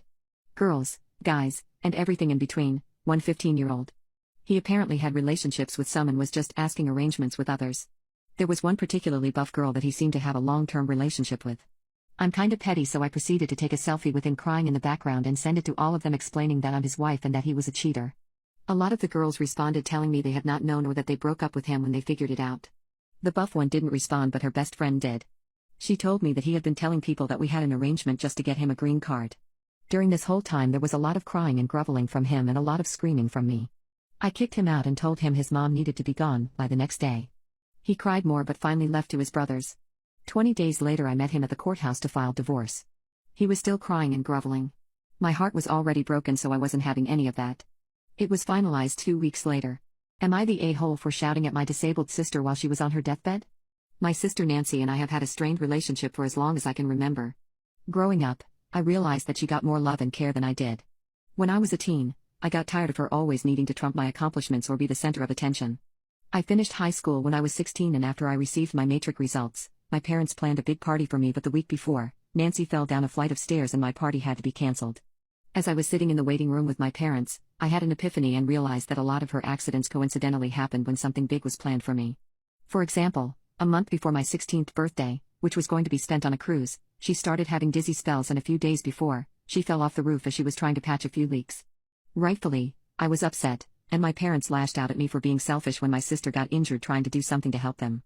When I graduated middle school and my parents planned to celebrate, she became very sick after eating shellfish, which everyone knows she is deathly allergic to. This continued later in life. The day after my partner proposed, she got into an accident while driving on a sunny day with great road conditions, saying that she didn't see a pole. My fiancé threw me a surprise engagement party, and guess who accidentally ate prawns and was rushed to the hospital halfway through the party? To avoid any drama at my wedding, my partner and I decided to elope with a few friends, and it was the first time something was all about me, for once. My parents were bitter about not being part of wedding celebrations, so we planned a reception type thing for friends and family on our second anniversary. They had been buzzing with excitement and looking forward to the wedding. The event is this coming weekend and guests have already started flying in as they want to celebrate the whole week and treat it as a reunion of sorts. But like every other big moment of my life, I'm sitting in the hospital waiting room because Nancy apparently had a big psychotic break because her boyfriend dumped her in February, so there's a psychiatrist admitting her for 21 days as he believes she's a danger to herself. My parents are trying to talk me into postponing because it would be heartless of me to celebrate while my sister is cuffed to a bed for the next 3 weeks. I had a meltdown of my own and told my sister that if she wanted to go to heaven that desperately, could she not have done it when we were younger so I could be spared from all her drama, and now there's a handful of family members who are calling me a cruel bridezilla for taking my stress out on my sister when she's so unwell. I told all of them that I would be proceeding with the wedding as a lot of time and money had already gone into it and they're welcome to mope around the hospital to support my sister. They told me that I was unfair for making them have to choose between a party and my sister who is on her deathbed. Am I the a-hole for shouting at my disabled sister while she was on her deathbed? First, my sister tried to discharge herself by signing a refusal of hospital treatment, which wasn't successful. She apparently had a whole meltdown and hurt one of the staff members, so she had to be sedated and restrained. After I heard about this, I decided to call her psychiatrist up again and told him that this is part of her mo. She'll get hurt, and then once she's gotten enough attention or something of mine has been cancelled, she'll then get herself discharged because she's miraculously feeling better. And I think that's what she was banking on now, but what she didn't consider is that psychiatric hospitals operate very differently from regular hospitals. I also think she realized that for the first time, her plan wasn't working and I'd still be celebrating something and tried getting out so she could physically disrupt the ceremony. I created a whole spreadsheet of the incidents. I went through the discharge papers my parents still had at their house and went through a deep dive of my iCloud to find old pictures and stuff of special moments in my life and then compared all the dates. Lo and behold, there were 11 special moments and 10 discharge papers, all with eerily close dates, from a few years before my 16th birthday to now. I showed this list to my parents and nothing. They decided to stick to their guns, telling me that my sister has always been clumsy and the stress of big events would obviously make her more prone to getting hurt. I then asked them why she never had any accidents before or after her own milestones, like her graduation or her engagement party, and I didn't get an answer. I felt my heart break into a million pieces and decided to just cut my losses because I really was talking to walls. I then told them that I was okay with them not attending the wedding ceremony they had guilted me into having and that I had enough people who truly loved me there to support me. I also told the other flying monkeys in the family that they had my permission to stay away and go sit in the hospital, waiting on someone who currently isn't allowed to have any visitors. I then switched my phone off so that I could focus on getting ready for the ceremony, and all communication had to go through my partner, who was filtering out everything before it reached me. The ceremony started off great and I actually don't regret doing it, even though I didn't want it in the first place. It felt so darn good to see relatives and friends I hadn't seen in a while. Halfway through, my parents arrived and my dad started talking to other relatives about how disappointing it was that he didn't get to walk me down the aisle a second time and how he didn't raise me to be so selfish by celebrating things while my own sister is probably chained to a bed with no one there to support her. My relatives then talked him into leaving and I didn't hear about his tantrum until this morning, which I'm very grateful for. My relatives also had to deal with a friend of my sister's turning up to the reception in a white dress, but the joke was on her because I was in a modern traditional basutu dress and I still fully stood out as the bride. What is your unpopular opinion? As a straight guy, CCKS are more attractive to look at than honkers. Everybody knows this. CCKS are the most attractive things humans have. They are smooth, they are not confusing in how they work, looking at you v genus, and they are good sources of pleasure. Sometimes, I just look at gay adult films so I can admire the peepees and the sheer size of the beats some of these magnificent men wield. I like to take my own peepee out and compare it with the actor's one. I always carefully assess the differences, the veinage, the tonnage, the shape and bend. It makes me really happy sometimes when I find out mine is just as big as the actor's. I'm a fully straight male, but this needs to be said. Edit, thank you to everyone who is concerned for my mental well-being. I have never felt romantic interest in another guy. However, I have never felt intimate attraction to anything other than a dude's pee-pee. Sometimes I just want to admire it or play with it, however I am straight.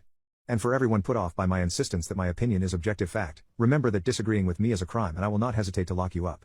Now all I can imagine is a dude looking at gay adult films in the same way that an art critique looks at something famous, like Monet. Like, yes, this pee-pee is delightfully smooth. Perfect texture. Not too skinny, but not too fat either. I really love how the length and girth both complement each other well. Oh, and this pre-nut. It's the best looking I've seen in a while. Honestly, what wonderful work from the man behind this pee-pee, splendid job.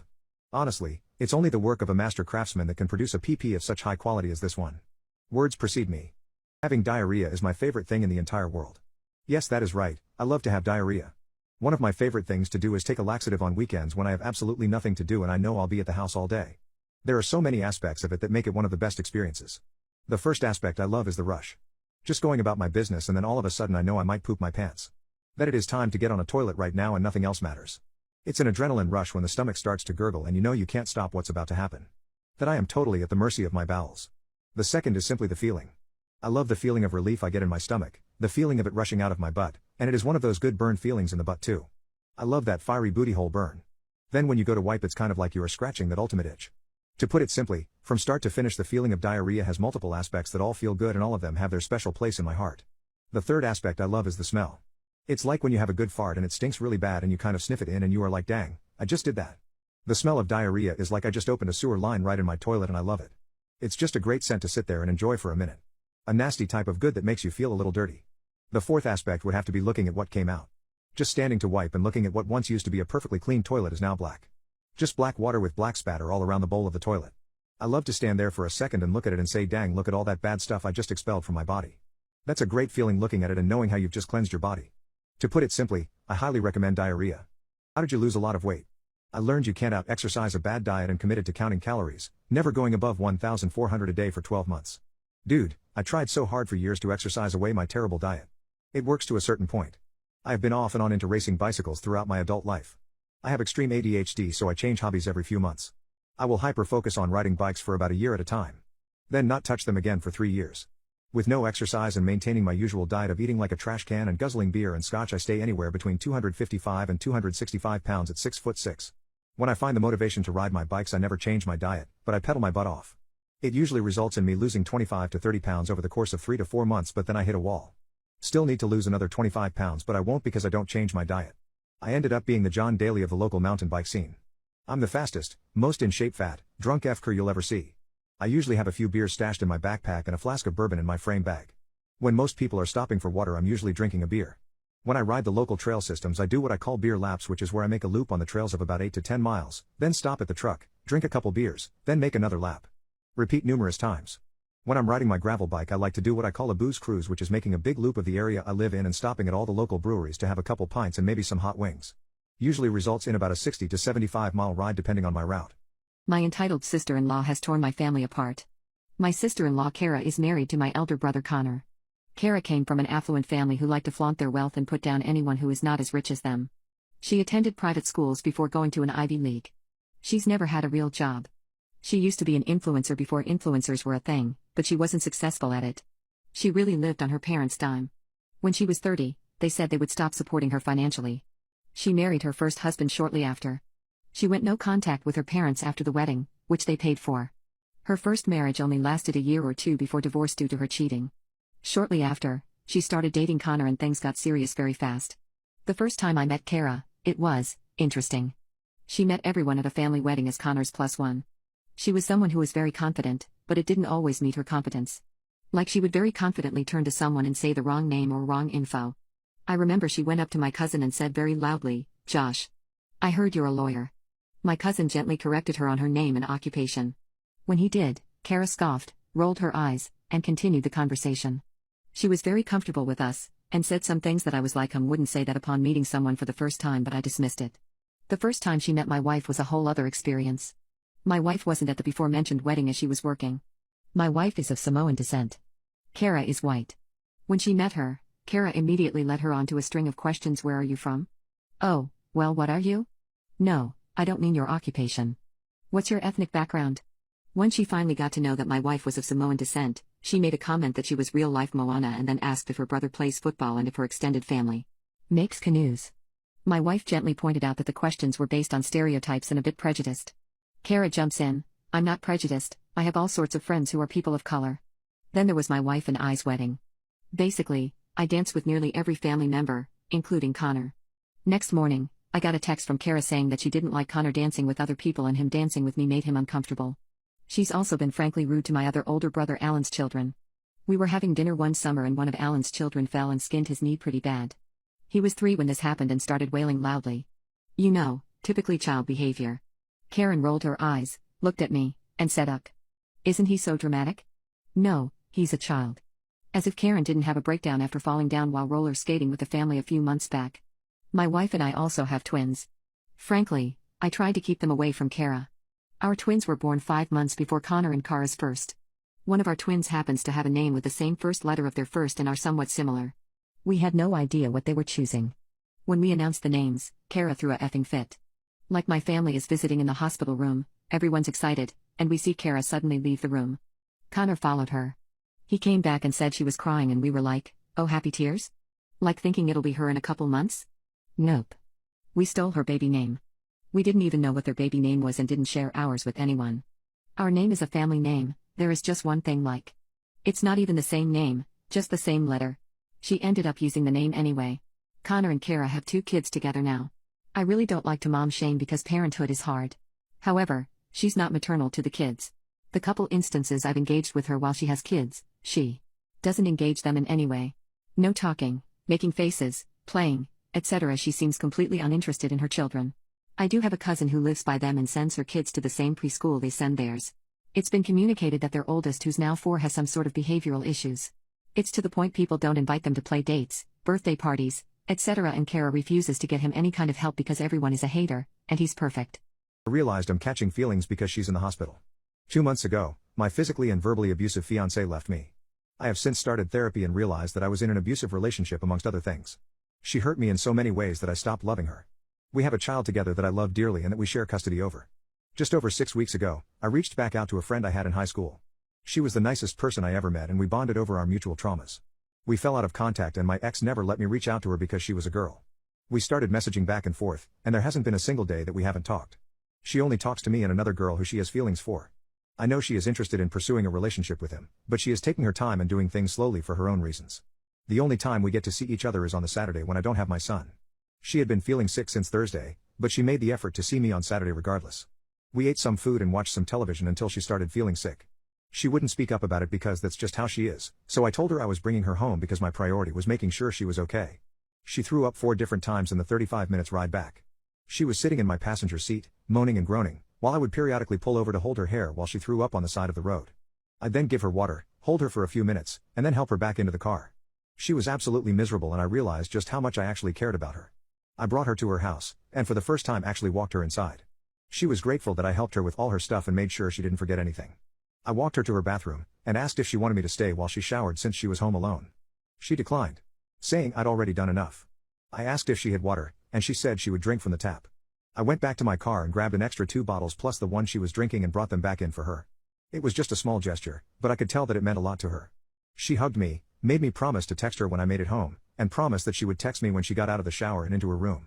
I let her know when I got home safe, texted her good night, and told her to feel better. On Sunday, she had her brother drive her to the hospital. They gave her pain medicine, a muscle relaxing shot, and sent her home. On Monday, she got sick at work and was sent back to the hospital. She was in agonizing pain, and they kept her there overnight and gave her a CAT scan. This morning, she texted me saying they had her on a liquid diet and that if she was doing better, they'd send her home. 3 hours later, she was throwing it all back up. She texted me saying she was back to square one. She only texted me periodically today because the pain was becoming unbearable, but I tried to keep her spirits up as best as I could and let her know I was here for her. They're keeping her overnight again tonight.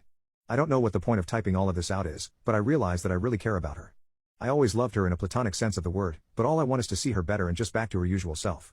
I felt romantic feelings developing for her since the first time we hung out, and after seeing her Saturday, I knew for sure they were real. However, I refuse to say anything about it. I won't be adding to the confusion about whether or not she goes official with the guy she's texting. I refuse to, as a personal line I will not cross, attempt to date her until I'm certain that I want to be with her long term. She's too good of a person for that. I'd feel like the worst person in the world if I pursued a relationship with her before I was emotionally stable enough to be there for her like she deserves. I'd be the biggest a-hole on earth if I broke her heart, so I just can't bring myself to tell her how I feel. If she decides on her own that she doesn't want a relationship with the guy she's talking to, I'll tell her. I realized I'm catching feelings because she's in the hospital. My friend who was in the hospital is home and happy. A few days after she was home, I told her exactly how I felt when we were on one of our many long phone calls. I didn't ask how she felt or what she wanted, I didn't care. She's very shy and reserved and I wanted to give her the time to really think about things. Then the next day we were hanging out. She was babysitting her niece who I got to meet for the very first time. I brought a couple of things for the little one to color, and we took a trip to get some toys for her to play with as well. Her niece ended up absolutely loving me, which also made my friend happy because her niece doesn't open up to people like that. An hour before I had to go, her niece went in the other room to watch a bit of TV, and my friend was just chilling in the kitchen with me, playing with floof, some white dough thing. I needed to know. I needed to know exactly how she felt about me, so I finally brought it up and asked. I asked if she thought she felt something more, if she saw us getting together in the future, if she was interested in pursuing something beyond the friendship we already have. And she said yes. She said, effing yes. She was too nervous to say anything without prompting, but she said she thinks we could have a beautiful future together. Which brings me to last night. We went on a date. We kissed for the first time and I still can't get the taste of her lips out of my mind. It was cold out, but we went to the beach near her house and just held each other for a bit. Even the way she hugs is amazing. I don't know how to describe it. Just the way that she'll slightly adjust so that she can move me a little closer and hold me a little tighter gives me chills. I'm not gonna F this up, guys. I can't. She's too amazing. I sent her a goodnight text tonight trying to put into words what it meant to see her. I woke up to her responding with this. "Aw, you're so cute. Tonight was an amazing night. I feel very comfortable and free with you and it's nice knowing I can be myself around you. I haven't felt like this in so long I forgot what it felt like. You really are an amazing soul and I really enjoy spending time with you. And when you kissed me I felt all warm and fuzzy. Made me get so many butterflies. It was so nice. I haven't gotten butterflies like that in so long. There's something about you I really adore and I can't get enough of it. Everything about you makes my heart flutter. No one has ever made me feel like this before. What I thought was happiness is nothing compared to how you make me feel. Normally I ignore feelings and people and keep my distance but not with you. You make me so happy I want to talk to you all the time. It scares me though because I let you in so easily. I spent so long building these huge barriers to keep people out and then you come back in my life and gently knock them down. But that's okay because I know you care about me and I trust you. And I don't give my trust away to just anyone. You prove to me you deserve it and I know you won't destroy it. You're so amazing and I can't wait to see where this goes. Yes, we may have to wait a bit to kiss and snuggle but I still can't wait to see you and meet your son tomorrow. We're gonna have such an amazing time. I hope you're sleeping well. I waited a bit to reply to you because I wanted you to wake up feeling as happy as you make me when I read your messages. I'm going to bed happy tonight because of you. Sweet dreams, handsome. I would be lying if I said waking up to that didn't bring me to tears. Everything about her is so amazing and she's meeting my son today. I can't wait because I know they'll adore each other. I have a new stepsister.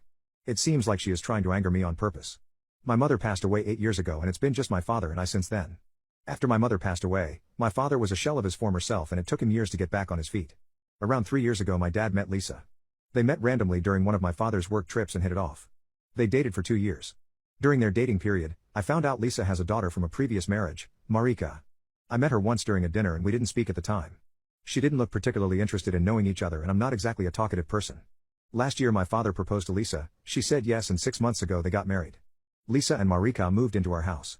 Marika has been an unbearable pain in my butt since the day we started living together.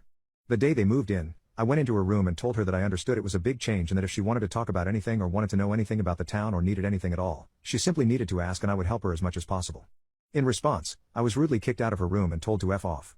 I own my own motorbike. It's a second-hand one. I worked for it and used basically everything I had to buy it. Since my father and Lisa work in different places in opposite directions, they both take their car in the morning to go to work, so the only vehicle left is my motorbike. I told Marika that if she needed a ride somewhere, I would gladly give her a lift there. She said no and thought the thing ended there, only to find out she took my motorbike without permission while I was sleeping and went who knows where. She doesn't even have a license. Our house doesn't have many rules. They can be summed up in, clean after yourself, if you have something that need to be washed, put it in the laundry basket instead of throwing it on the floor. Girlfriends and boyfriends are allowed in the house, but it would be appreciated and heads up before bringing them home, in order to avoid accidents. They are easy rules, right? Well, apparently not, since she broke all of them constantly. Our parents are often away for a couple of days. My father often travel for work and Lisa can work remotely and they enjoy spending some time alone together, so she often goes with him when he travels. During those periods, me and Marika are alone. I can cook for myself and it doesn't cost me anything to cook one more meal, so I ask her if she wants something and she either refuses or accepts, but acts as if she is basically doing me a favor by eating my food. I could go on about other episodes where she basically did everything she could to tick me and Dad off. Lisa and Dad tried to talk to her multiple times, but she either acted as if nothing happened or didn't give a damn about what they were saying. In the past few weeks it looked like she had calmed down. She still had her sharp tongue and her irritating way of speaking, but she looked calmer. She went out with friends, she stopped trying to anger me on purpose. It looked like she and Dad were getting along better and we even found ourselves joking with each other during lunch and dinner. But then yesterday I found her snooping around in my room, looking at my books and touching my stuff. I don't know what she was looking for and she basically ran away the moment she saw me. I intend to question her about it when she comes back home today. Now that I moved away for university, I can finally let my fingernails grow. I have a sister who bites her nails. She has been doing it since she was little. No matter what anyone tries, she won't stop. My parents didn't want her to feel bad about it, so every Monday, Wednesday and Friday night for practically my entire life my mom would file my nails so the white part was gone and they were as short as she could make them without hurting me. She did the same thing for herself and my dad too. My sister got picked on for biting her nails until all her fingers were bloody, and so my parents got the school to agree that she could spend recess and lunch inside one of the classrooms. Since they did not want her to be lonely, I had to be in the classroom with her and I wasn't allowed to spend recess or lunch with the other kids. If I got invited to a birthday party or over to another kid's house, I was not allowed to go unless my sister could go too, because she didn't have any friends of her own. So I got bullied too, and pretty soon no one invited me over. I did not have any friends at school or in our neighborhood. High school was worse. Besides biting her fingernails until they were bloody, my sister would take off her socks and shoes and bite her toenails too. It doesn't matter if she was at school sitting at her desk, or we were at a restaurant or in church or anywhere else. She would do it right then and there. If anyone tries to stop her from biting either fingernails or toenails, she would cry or struggle with them. My parents used to put nail polish on her that tasted bad so she would not bite her nails, but that did not stop it. To make her feel less alone, my parents would wear it and force me to as well. I don't even like wearing nail polish on my nails, but it didn't matter. Last year when I used my allowance to buy press-on French manicure nails from the store because I wanted to have pretty nails, my sister found out and told my parents, and they made me say sorry to her and grounded me for a month. I turned 18 last month and I moved into my dorm at university the next day. I haven't talked to my parents since I moved because they are against me coming here. They wanted me to live at home while I went to school. If my parents could have legally forced me not to move, they would have. They are mad that I am abandoning my sister and our family even though I don't ever want to see her again. Now that I don't live there, I am letting my nails grow. It has been 12 days now. My roommate even filed them into a nice shape for me. Dating is not any easier for women. Every day online, you see men complaining about how dating is so extremely difficult these days, especially when it comes to online dating apps. These thoughts are usually followed by the idea that modern dating is so much easier for women, how unfair that is, etc. Yet the fact is that modern dating sucks for pretty much everyone these days. I saw an accurate quote the other day that said women gatekeep intimacy and men gatekeep relationships. As many male friends I have who complain about not getting matches on dating apps, I know even more female friends who complain about guys they're seeing stringing them along and not committing to anything serious. Complaining about this Netflix and chill trend. Personally, I have been strung along by a guy for 18 months, only for him to tell me he doesn't want anything serious. Even popular social media influencers and models, such as women who are fairly wealthy and who millions of people find attractive, can be found complaining online how men only like them for their bodies, or are only interested in intimacy, rather than serious relationships. So maybe it's easier these days for women to obtain casual, intimate relationships than men. But serious, long-term relationships? Actual, meaningful dating? Difficult to achieve for pretty much everyone. I do think online dating apps and the paradox of choice are part of this problem. The group that really has the easiest time when it comes to dating are rich or super attractive men. Because they can gatekeep both intimacy and relationships. But to be honest, rich and super attractive men have historically always had the easiest time in life. Don't attempt brain surgery on your son. Joshua, you can't keep doing this, I said. My son didn't look back at me, just glared at the wall. The teacher, wearing the same concerned face as me, sighed. He was always a bad kid. In kindergarten he'd play tricks on the girls with bugs he'd find in the field. In elementary school, when there was a trading card trend, he'd steal other kids' cards. I knew this because he'd always have more every time I'd see him. Despite me not buying him new ones for not doing his chores. In high school is where things got violent. One time, I remember, some kid was just clicking his pen. When Josh asked him to stop, he just looked back, shrugged and carried on. One warning was all he got before Josh pounced on him and started wailing on him. Another time he was in maths, and he stated that he got the answer right. He said out loud what he calculated it was, and another student promptly told him he was wrong. His feeling of achievement was gone, and replaced by blind fury. Afterward I saw the sheet and he was indeed wrong. I didn't tell anyone about that. I was good at covering for him, but it was because deep down I knew he was a good kid. I think he knew how much I cared for him, because I'd always have his side no matter what. It doesn't matter the severity of the situation, I was always able to talk him out of it with nothing more than a slapped wrist and a few days suspension. Ultimately, I think he knew how gullible I was about him, and he took advantage of that. I'm surprised he wasn't kicked out before this meeting. I had a feeling this would be the last time he'd see this school. I tried to stress this to him but Josh didn't care. You're a psychologist, isn't there anything you can do? The head teacher said. You think I haven't tried? I said, feeling mocked by my inadequacies. I sat there and pondered. I've got one more idea, I said, trying to buy more time. I knew if I didn't think of anything soon that Josh would be kicked out of school. Well, you've got a week. If there's no visible changes by then, I'll be forced to expel Josh. This is something he's probably wanted to say for a long time. I'm pretty sure he would have expelled him sooner if it hadn't been for my insistent requests for them to reconsider. In the car ride, on the way back, I had time to think. Something bizarre came to me, but I had nothing to lose to try it. Son, I said, turning to face him. He didn't react, just stared out the window. You're angry all the time. I think you have a swollen amygdala. I saw him squint, he didn't understand what I had said. Your amygdala is what controls your emotions, anger is an emotion. I think it would be easier for you if I removed it myself. Still no response. He was being stubborn, seeing my words as one of my many empty threats. When we got in, I told him to lie down on the table. He just sneered at me, but when he saw me pull out a needle and some anesthetics, he looked concerned. I was serious. What the hell? He exclaimed. First words I've gotten out of him all night, and it took the threat of brain surgery to do so. Lie down, I said. I was going to put in practice all the authority I've developed through my life. For this to work, he'd have to be willing. Son, you're a mess. If you live life this way you're going to hurt everyone around you. You've already hurt me and I can't look after you forever, and once I'm gone you'll be all alone. Being a psychologist has its benefits after all. That last statement shook him to his core. I approached him and with a sterile needle, and made his world turn black. Don't attempt brain surgery on your son. When he awoke, he stared at me, eyes squinting in a daze. Good morning, son, the operation was a success. I pulled up a mirror and lined it up so he could see himself. His hair was missing and there was a scar along the whole left side of his head. He went to touch it but I promptly stopped him. Don't touch it, it's still healing, I said in a rush. With that he did something I haven't seen him in a long time. He listened. Okay. Lie down and rest. You'll be going back to school in a few days. He laid down, just as I asked. After this, he became a model student. At first the other students were hesitant. They found it odd for his character to just have been changed seemingly overnight. But as soon as they warmed up to the idea, he actually made some friends. I've not seen them since his school days, but I'm sure he still has contact with them. His hair grew back in no time, his scar faded. He was, by society standards, normal.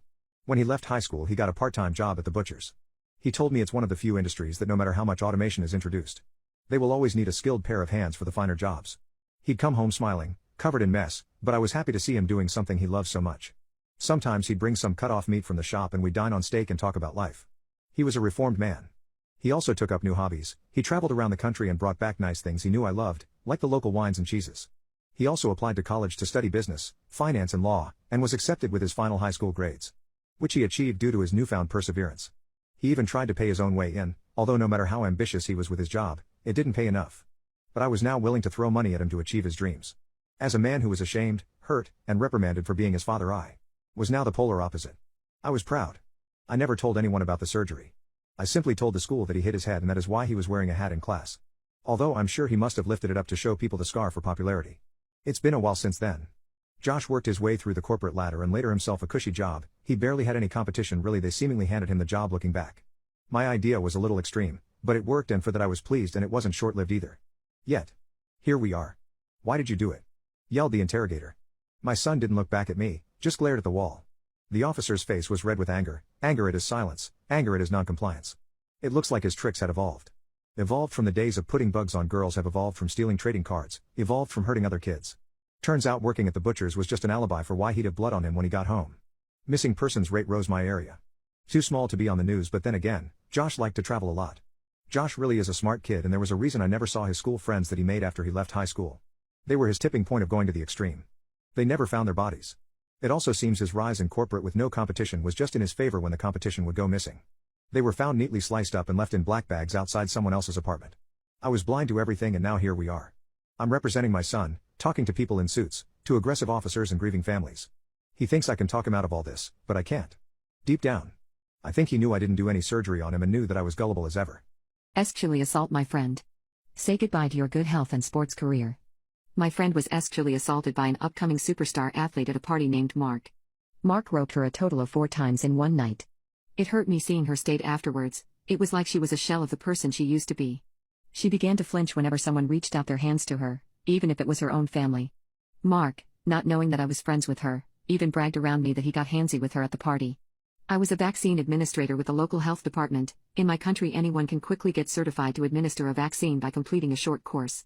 Vaccines are a marvel of modern science and have saved many lives. However, they need to be administered correctly or they can cause painful and lifelong shoulder injuries. Basically, a vaccine should be injected at least 2 inches below the very top of the shoulder. If administered too high on the shoulder, the vaccine can enter the shoulder joint, potentially leading to a lifelong injury. This injury can severely restrict the shoulder's range of motion, making even simple tasks like dressing excruciatingly painful. It can also be prevented by wearing a t-shirt, rolling up your entire arm, and being in the same position, seated or standing, as the vaccine administrator. Now, the entire sporting team had to be vaccinated against the vid to continue playing. Since they were getting their vaccine through the state, and since I had good rapport with my boss, I managed to get myself assigned to that vaccination site. I correctly administered the vaccine to all the athletes, ensuring the injection was at least 2 inches below the top of their shoulders. However, when it was Mark's turn, he tried to resist the vaccine completely, but I reminded him it was for his own good. Then when he finally agreed, I deliberately positioned the needle right at the top of his shoulder and injected it. Mark didn't play in his next game the following weekend. My friends mentioned he was possibly sick with the vid. But as weeks turned into months, Mark still wasn't back in the game. Rumor had it that Mark mysteriously developed a shoulder issue, preventing him from continuing in athletics. Following this setback, Mark took a job at a supermarket. It has been a couple of years and I still see Mark working at that supermarket. Who is the biggest a-hole you ever met? I have PTSD from 2 tours. Because of this, I can only really work jobs alone now. I've been working a while at cleaning stores after hours. One day I'm having some considerable back pain, so my wife, mother-in-law and sister-in-law cover for me. I got a call a couple hours later from my wife complaining about the manager. I hear he yelled at them when they walked in that the store was closed even though they used a key. Then he got upset that he didn't know there was a cleaning that day. That was BS. I wrote and distributed the schedule 3 weeks prior. Then he tried to tell them where to clean, even though I have a contract, and employees' duties aren't included in it. I rolled my eyes at the complaint, I admit it. Managers suck, and I didn't think this was a big deal, just some incompetent GM. Then I get a call a half hour later. GM was making some gender-based jokes to his all-male staff while they were shutting down. Okay, that's pretty tasteless, but for me it's hearsay. Then I'm told that on his way out of the parking lot, they saw the GM try to open my car's door. Insert PTSD here. I called the store the next day, asked to talk to the manager on duty. I have a pretty civil convo, highlighting my concerns about the manager paying attention to his schedule and contracts. I mentioned there was some witnessed unprofessionalism, but that's not for me to correct. Mind you, the convo is going very professionally up to this point. When I mention the car, guy's whole attitude changes. He gets very vocal and very defensive, cutting me off and raising his voice. Before I realize, we are yelling at each other. I hang up and talk to my wife. I describe the guy based off of his voice and accent, and my wife is certain that I'm speaking to the GM named E. I call back and simply say I want to know what authority you had to try to get in my car. E starts to play dumb until I name the security company that patrols and monitors his lot and I can request footage through the police. E says he doesn't have to explain himself to me and he hangs up. Oh F no. I call back a final time. I say if we can't work this out I have to get your boss involved. Fine, go ahead and call me when you do. He hangs up. Then I plot my revenge. I have a key to this store and am still able to show up on contracted days. Over the next few weeks, E's handwritten statement about the argument goes missing. Not a huge loss, the thing was 90% lies to get ahead of what he did. I find multiple disciplinary notes that all show that Mr. E loved to write up all his employees for frivolous crap. This is a common tactic by weak managers as insurance for when employees complain about them. These also go missing. A file is found with many complaints about the store and interactions between E and customers. Copies are made. E's business starts to get multiple 1-star Google reviews from various accounts. Some of the reviewers post pictures of his store's mouse infestation and product damaged by little teeth that he leaves on the shelf. Let me tell you, seeing mouse poop next to food does wonders for your Google page. 2 anonymous complaints to the city about the mouse infestation within the store, with pictures. 1 complaint to the city from an employee that cites a ton of safety violations within the store. Then mentions how bad the mouse infestation has gotten and that the city should inspect and make sure they ask for proof of an exterminator. Random occult symbols begin to appear in E's work journal, hidden among things he has already written. His boss's boss received an email detailing his unprofessionalism, gender-based harassment, and attempt to get into a vehicle that wasn't his. I also mentioned how many violations I saw as I was cleaning, such as broken equipment, safety hazards, lack of proper cleaning supplies, chemicals over pet food, etc. I even tried to compromise and said if they can provide a policy that says he could check my vehicle without security or law enforcement, then I'd retract my complaint. Otherwise, every scheduled cleaning that he is still there for, I'd cancel and send them a fee. Suddenly, there is a shift in the store. I still go much later to avoid people, but it is much cleaner. There are even enough cleaning supplies for the store to function. There are less passive-aggressive notes everywhere. Curious about it, I go into the office and see there is definitely a change. The complaint file is shrunk down and the office is cleaner. Whoever is boss now sure seems like a nice lady. E receives a text from a number he won't be able to call back. Have you learned your lesson yet, E? Or do I need to take your next job from you too? Parents with severely disabled children, do you regret having them? 2 years ago we made the decision to put our 18-year-old severely autistic nonverbal son in an institution. It's the best thing to ever happen to the family. I was a stay-at-home parent while my spouse worked 12-hour days to keep a roof over our heads and food on the table. Living with our son was mostly hell. From the moment he woke up, there was never a moment of peace. Nothing made them happy, nothing. He would lay hands on us and hurt himself every day. He would shut the door to his room, lay on the floor in front of it and just kick it for hours and hours and hours. Sometimes I still feel the way it would vibrate the whole house. Walls would have holes in them, windows broken, doors would need to be replaced yearly. He tried to unalive his sister with a knife once while on blow, and made multiple rope threats at her. However, we are not sure if he ever went through with it. If you weren't paying attention to him, you'd get your hair pulled hard, sometimes dragged to the floor or slapped. One time we all shaved our heads so he wouldn't have anything to grab. That made him more angry. You ever seen a 17-year-old have a total meltdown because he couldn't pull your hair? Communication was always a problem, he just refused to learn anything. Not for lack of trying on our end either. The only sign language he took any interest in learning was food. So when you would ask him a question like, do you have to use the restroom? Because he wore diapers at 17 due to him always pooping himself, or do you need help? He would just sign food, and if you got it wrong, which was all the time, he'd get angry and have a meltdown. The tablet was never an option, it was always just something to throw. He went to school every day with normal school hours until he was 15, then it got switched to Tuesday and Thursday until he was 17. He became too much for that staff to handle. It was really just something to give us some time to breathe. To try and get something done, but it was never enough. I know those poor teachers were afraid of them, and don't blame them. In school, he tried to rip a girl's hair out. He also flipped desks and chairs, and ran headfirst into a wall once, costing us a lot of money for hospital bills. Him being at school was the only break we ever got, and we desperately needed it. My favorite time of day was putting him on that school bus in the morning. Then every time I would dread seeing that bus come back up our road in the afternoon. Sometimes I don't think he was happy to see me either. My other older kids were always stressed and worn down. Heads always on a swivel. It made me feel like a crappy parent. I made sure they all got their driver's license as soon as possible so they could escape. Then I found myself becoming increasingly jealous of them because they could leave. I wanted to leave with them every day. Anything was better than being home with him. When the vid hit, that's when things really started to take a turn for the worse. We were all stuck in the house with him. We all felt like prisoners in our own home. It was so stressful, clumps of my own hair were falling out. The abuse got worse, and my house was literally falling apart. I had a nervous breakdown and was sent to the hospital for a week. I didn't want to leave, I didn't want to go back home. My other kids stayed at my parents' house while I was there. Leaving my spouse to go it alone. It was an eye-opener for him. I never really told him how bad it was when he wasn't there. So after my stay in the hospital we made phone calls, and he was placed in a mental institution a month later, where he is thriving. He has 6 people that supervise him constantly, that are just employed for him. His meds are finally balanced right, he maybe has 1 issue a week. When we visit he is excited to see us, as we are him. We take him out to eat, and to parks. He has an excellent life of his own. Communication is still a little iffy, but I believe progress is being made because of those wonderful people. The day we took him to the institution I remember feeling awful for not being upset, for not crying. All I remember feeling was relief and excitement. It took us months to feel some kind of normal, like we forgot how to be human. We got so used to being a doormat all the time we didn't know what to do with ourselves. My older kids started staying home more. I got a part-time job just to get me out of the house a couple days a week. It's nice. So do I have regrets? Yes. Is one of those regrets putting him in an institution? No. My older kids, my spouse and I are finally able to breathe. I yelled at my pregnant sister-in-law, and told my husband to choose between me and her. I have been married to my husband for 8 years.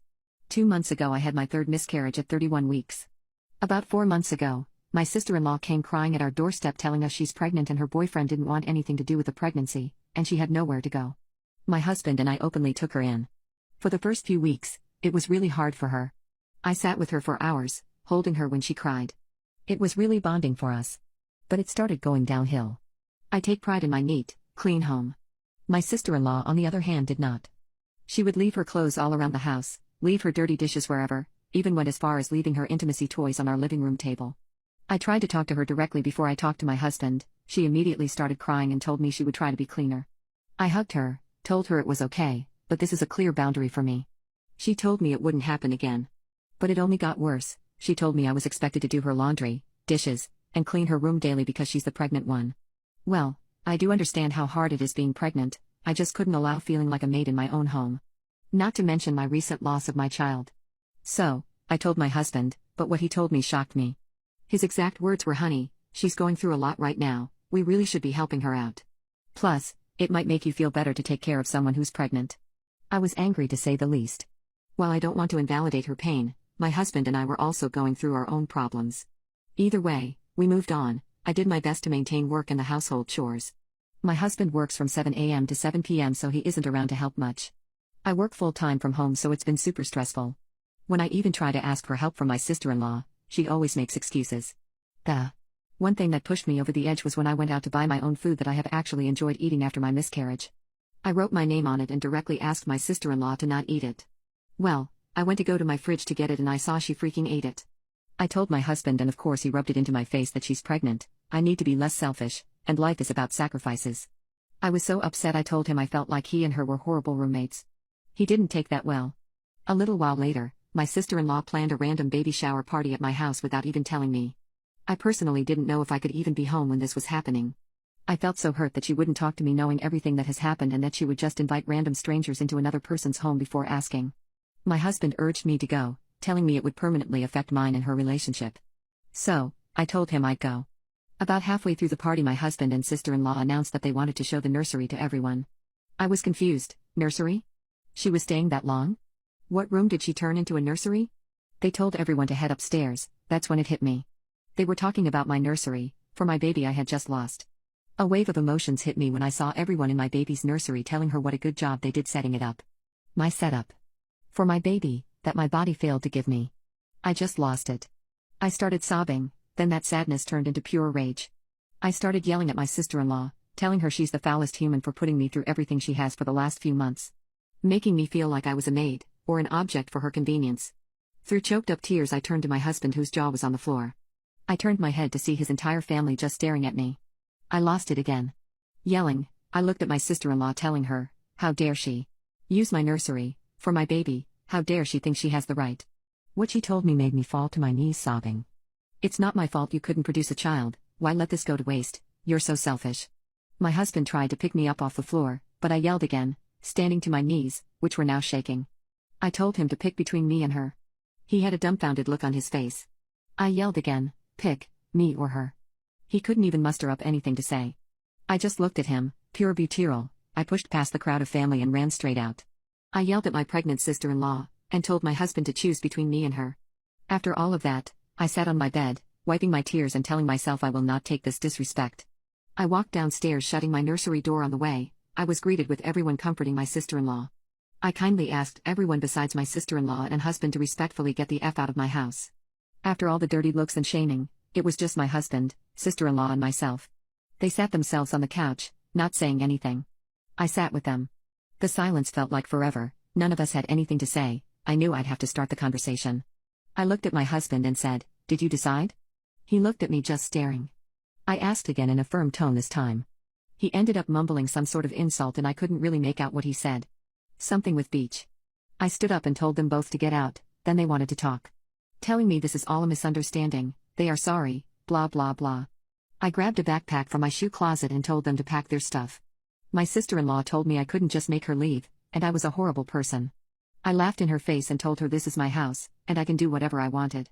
My husband stood next to me and told her it was only for a little while. I turned to him and said, "Oh, you too, get out." He got all mad and told me we were a married couple and that this isn't how marriage works.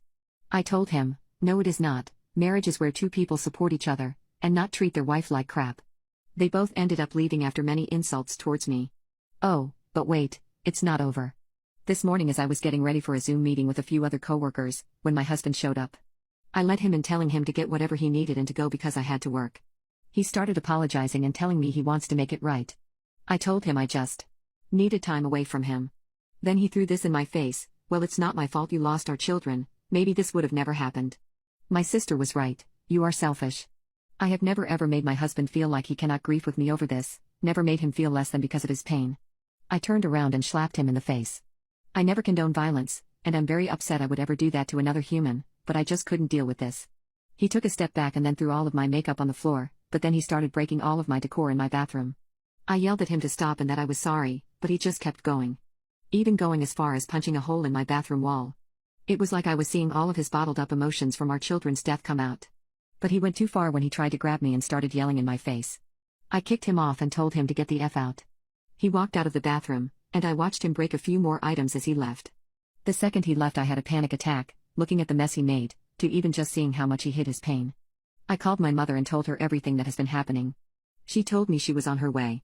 The second she got here, I just broke down and she held me. Then she stood up and started taking pictures of everything he broke. I asked her what she was doing, and she turned to me and said, "We're suing this piece of crap." I honestly didn't even argue, I was so hurt by everything my husband did to me. My mom packed up my computer and I grabbed a few outfits. My mom and I drove to a hotel, and she insisted on staying with me. While I finished up work my mom called a locksmith and my attorney. I will be divorcing him as well. My family wants me to forgive my brother after he tried to rope my fiancée. When my fiancée was introduced to my family everyone loved her, even my mother who tends to be somewhat reserved with her children dating foreigners. Before this incident, my brother was my superhero. I always admired him because he never was intimidated by the local children and because he always was very protective of me and our sister. Time passed and my girlfriend was quite close to my family. She would go shopping with my sister and mother, play billiards with me and my cousins and was at every party my family organized. It was at one of these parties, in which me and my family ended up very intoxicated, to the point that I ended up sleeping on the floor of my parents' living room. When the party ended, my girlfriend was behaving very weird and when I asked her what was going on, she told me, "I think your brother tried to kiss me." The surprise that she gave me when hearing those words was so great that any effect of the alcohol disappeared and I asked her to tell me everything that had happened. She told me that several of the guests went to the roof to drink up there. Little by little they all left until in the end only she and my brother were left up there. They drank a while more and while they were talking, she noticed that he was staring at her and out of nowhere he grabbed her face and tried to kiss her. Thankfully she dodged it. The atmosphere became very uncomfortable after that and she left there. When she finished telling me what happened, I took her to her house and later I talked to my brother and asked him to clarify the whole story. He basically told me the same story, but from his point of view, he apologized and said that he was so drunk that he wasn't thinking and that he apologized for doing that. Just remembering that conversation makes my blood boil because at that moment I thought that it had only been a minor incident, something that could be solved with dialogue. And establishing some limits, I could never think about what was going to happen next.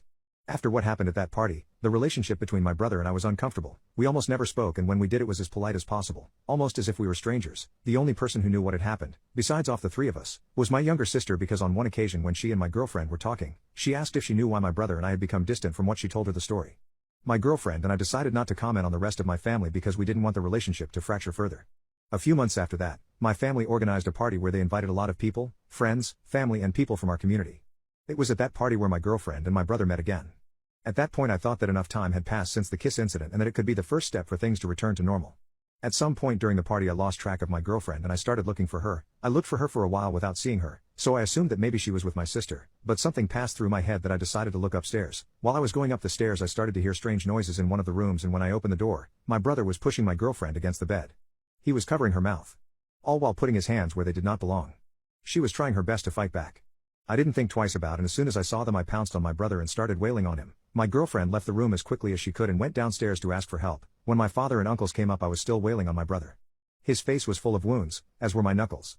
My father was the one who had to separate us, but I kept insulting him and hurting him. In the end my dad was able to separate us and then he took me out of the room while my uncles checked how bad my brother was. Outside the room my father asked me what the hell had happened to make me act like that. It took me a while to be able to formulate words but finally I told him that I had just seen my brother try to rope my girlfriend. My dad was in shock for a while. He sat on the floor and put his hand on his forehead and was completely silent for about 10 minutes until my uncles called him because they were going to take my brother to the hospital. After they took my brother I went to look for my girlfriend and found her talking to my sister about what just had happened. I said goodbye to my sister and we left. All the way to our house my girlfriend couldn't stop crying. She was confused, angry and by the time we got home she kept crying until she fell asleep and that was her routine for a couple of days until little by little she could talk again. In those days my family kept me informed of my brother's condition. I had broken his nose and dislocated his jaw. My mother was the one in denial. incredulous that her son was capable of something like that, but to a certain point I understood why my mom was trying to explain my brother's actions. The last thing I heard from him was that after he left the hospital everyone turned their backs on him for what he did. They fired him from his work and left town. The following weeks I cut off almost any contact with the outside world and focused on helping my girlfriend. To say the least, she was handling the situation as best she could. She was still very scared about what had happened and had no energy at all. But after almost a month of being home, she had to go to work, but she returned after a few hours because she told me that she couldn't stop feeling threatened, that she was in danger and that at any moment someone was going to try to do something bad to her. When she calmed down, I suggested that the best thing to do would be to seek professional help, and although the idea did not seem the best to her at first, she ended up accepting it, and it really was the best for both of us. Right after the therapy began, she began to improve, and after almost 2 months in therapy, her therapist suggested that perhaps I should start taking some sessions too, not only so that I could fully understand her therapist's situation and help her properly, but also because she told her therapist that since the incident I had almost not any contact with someone other than her and that I had never really spoken about how I felt. At first it sounded strange, but I was not going to question the recommendation of her therapist, even though she told me that. I was only going because I thought I would be able to let out the little things I had accumulated. I can remember that in the first session I ended up in a mess. I felt so angry not only with my brother, but also with myself. I was repressing what I felt because I didn't stop blaming myself for not having noticed my brother's behavior, and above all I felt powerless because I couldn't protect her like I always said I would, and that she was afraid that something like that could happen to her again and I couldn't help it. After several sessions things finally start looking better, we both improve our mental state, even decided to take self-defense classes, and a few weeks ago I proposed to her. She said yes. When I told my family, everyone congratulated me, but my mother remained a little quiet, and when no one was looking, she asked me if we could talk alone later. When we were alone she told me that she was very happy for me and for her, but that she needed to tell me something. That's when she told me that she had been in contact with my brother since the vid began. She told me that my brother looked for her to find out if she and my father were okay, that if he could help them in any way, and that he felt sorry for what he had done. My mother kept telling me things about him until she told me something that almost made me yell at her. She told me, "I think it's time for you to forgive your brother." Before she could continue talking I left the room, took my keys and went home. When I arrived I told my fiancée what my mother told me, and she was as upset as I was by my mother's words, and I couldn't believe she said that. The following days, along with congratulations on my engagement, I also received questions about my brother. I tried to ignore these situations as much as possible until 4 days ago my mother called me saying that she had told my brother about my engagement and that he was coming to town next week because he wanted to talk to me. I argued with my mom because she had no right to tell him something like that. I hung up on her and have had no contact with her since. After that, some relatives have told me that maybe my mother is right and that I should give my brother a second chance. I reached my limit yesterday afternoon when my father called me to tell me that I had to be a good brother and at least try. Even my father asks me to forgive my brother for what he did. Suddenly everyone forgot what he did. That 4 years is enough to forget about what he did, and I honestly can't understand how they can think like that. I honestly don't know what to think about my family right now, just that I'm upset with them and I definitely don't want to see my brother again. My husband abandoned our children, but I think he was right to do so. I have a 9-year-old son Max and 6-year-old daughter Olivia with my ex-husband Dan. Max has very severe autism and requires a lot of care. My ex has the kids 6 hours every week. This was on Tuesday, and as I was away for a funeral, Dan took the day off work to be with them in the morning and evening. My ex and his girlfriend Sophie picked them up as planned at 11 a.m. My husband took this time to play a round of golf with my brother. They finished the game at 4 p.m., and the golf is 30 minutes from our house. I got a call at 5 p.m. exactly from Sophie, screaming at me about me abandoning my kids. I was confused, and eventually realized my current husband Luke wasn't home yet, so I told her where the spare key was so they could wait for Luke to come home inside. Unfortunately, Luke's car had died on the motorway and he was in a complete coverage dead zone. He was able to call emergency services, but nothing else would connect. When the police arrived, the first thing he did was ask if someone could contact Dan to tell him what happened. Sophie was already on the phone to the police to report me and my husband for child abandonment. They said one of us should have been there and my ex doesn't feel safe inside our home, so they've left the kids inside our home unattended, and that the police needed to go and save our kids and arrest us. The police person speaking to them told them multiple times to turn around and that they were the ones who had abandoned them. This whole time I'm getting messages from Dan saying how this was unfair on him and Sophie and that I'm a terrible parent for leaving them with someone who doesn't give a crap about our kids.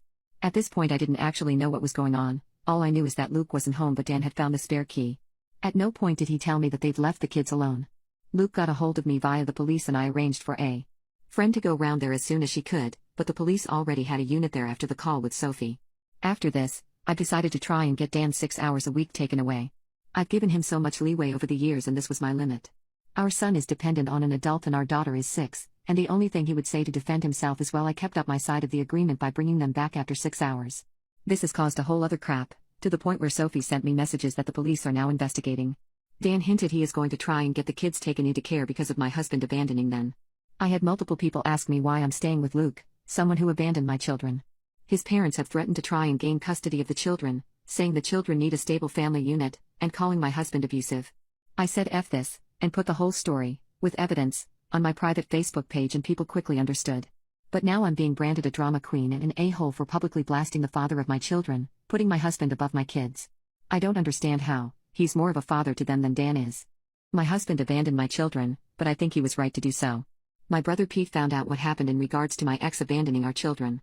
My brother was always the beta in his friendship with my ex-husband Dan. I always suspected he was scared of him. Well, not anymore. He called Dan and ordered him to meet him at Dan's parents'.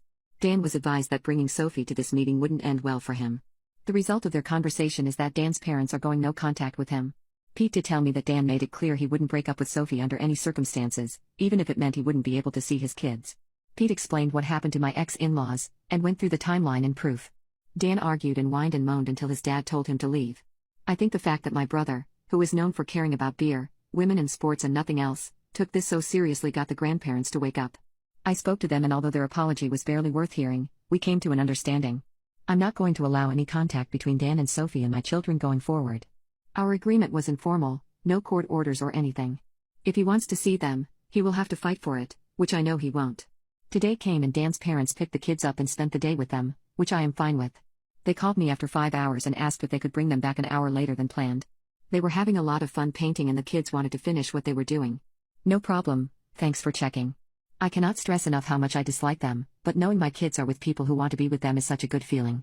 Dan didn't even text me asking if he was going to have his scheduled time today. I spoke to a police officer yesterday about the messages sent to me by Sophie. They are moving forward with an investigation.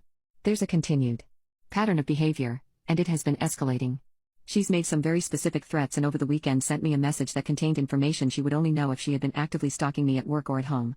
Luke has set up external cameras on our house, including making sure our cars are covered by cameras at all times. I spoke to my daughter Olivia to ask what she thought of Sophie, and she said she was grumpy and not fun. Olivia then stated Sophie had a humongous nose. My husband Luke has been a star through this. He resisted the very strong urge to find Dan and slap him up with a golf club. He's not worth replacing a driver, and Luke made sure the kids know he loves spending time with them. Olivia calls him daddy anyway, but she knew she was abandoned last week and he's shown her that he's here for her. He's always loved our autistic son Max and been amazing with him, but I know he's found it difficult to connect. He asked for advice and I told him just to try things he enjoys and see if Max engages. Well, Max spent 5 hours on Sunday with a golf putter in his hand hitting a ball to the pudding machine thing Luke has in the garage, and apparently he's a natural. Luke now has it outside as Max became automatic in the garage and needed a bigger green. So, I'm now reevaluating my life. Living with one golf obsessive was barely manageable, 2 maybe more than I can endure. I'm currently typing this looking at Olivia's painting of a birthday cake. My husband's anger issues are affecting our kids more than I thought they would. My 11-year-old daughter's words broke my heart today. While teary-eyed, she asked, "How can you still be in love with someone like that?" Referring to her dad. Then she started crying. My son, 9, was sitting across from her and started crying too. This is right after my husband came out of the hallway looking and acting very angry with a wooden paddle and seeing the baby had changed the channel from the football game he was watching. My husband does have a slight temper. He has punched a hole through our bedroom door, replaced the door, and punched another hole. The kids saw this. I didn't realize how strongly the kids feel about his behavior. As far as tonight's episode goes, it didn't seem extreme to me.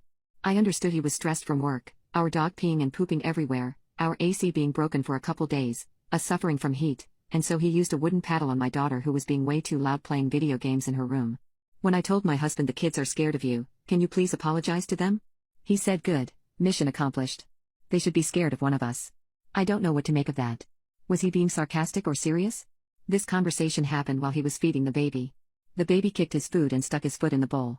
This caused my husband to slap the baby's leg. And it was a really hard slap. The baby started crying, of course.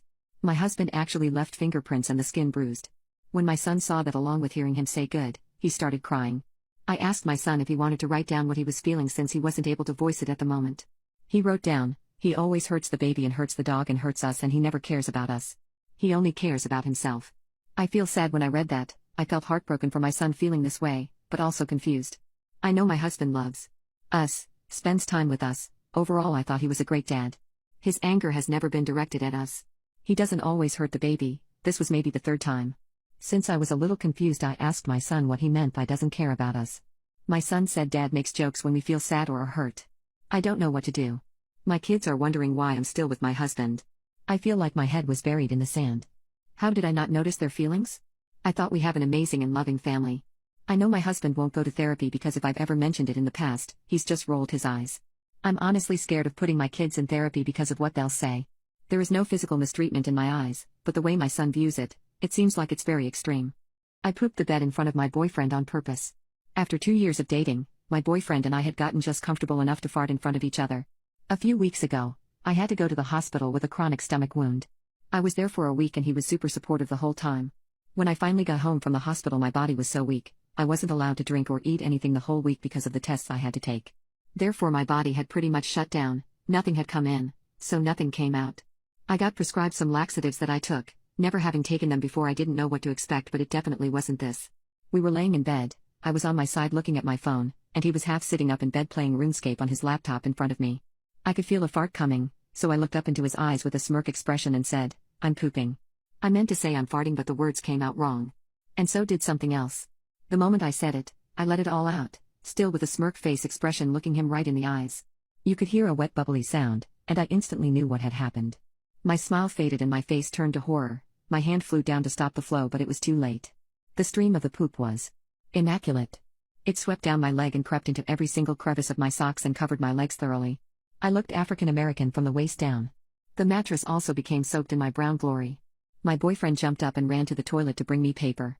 He helped me clean up while just laughing hysterically. I was so embarrassed that I couldn't even say anything. Later, when we sat and talked, he told me that it was the most intimidating thing he had ever experienced. The way I looked right into his eyes, he had never felt so dominated in his life. Like a monkey pooping in its hand and throwing it. Even though we've since broken up. Because of another similar incident, and it's been a few years, to this day I'm still just as embarrassed. My cousin slept with my wife and made me raise his child for 15 years. I was 18 when I met my ex Mary Soul. During that time, I was a gangbanger with the Latin Kings. Mary Soul was a church girl.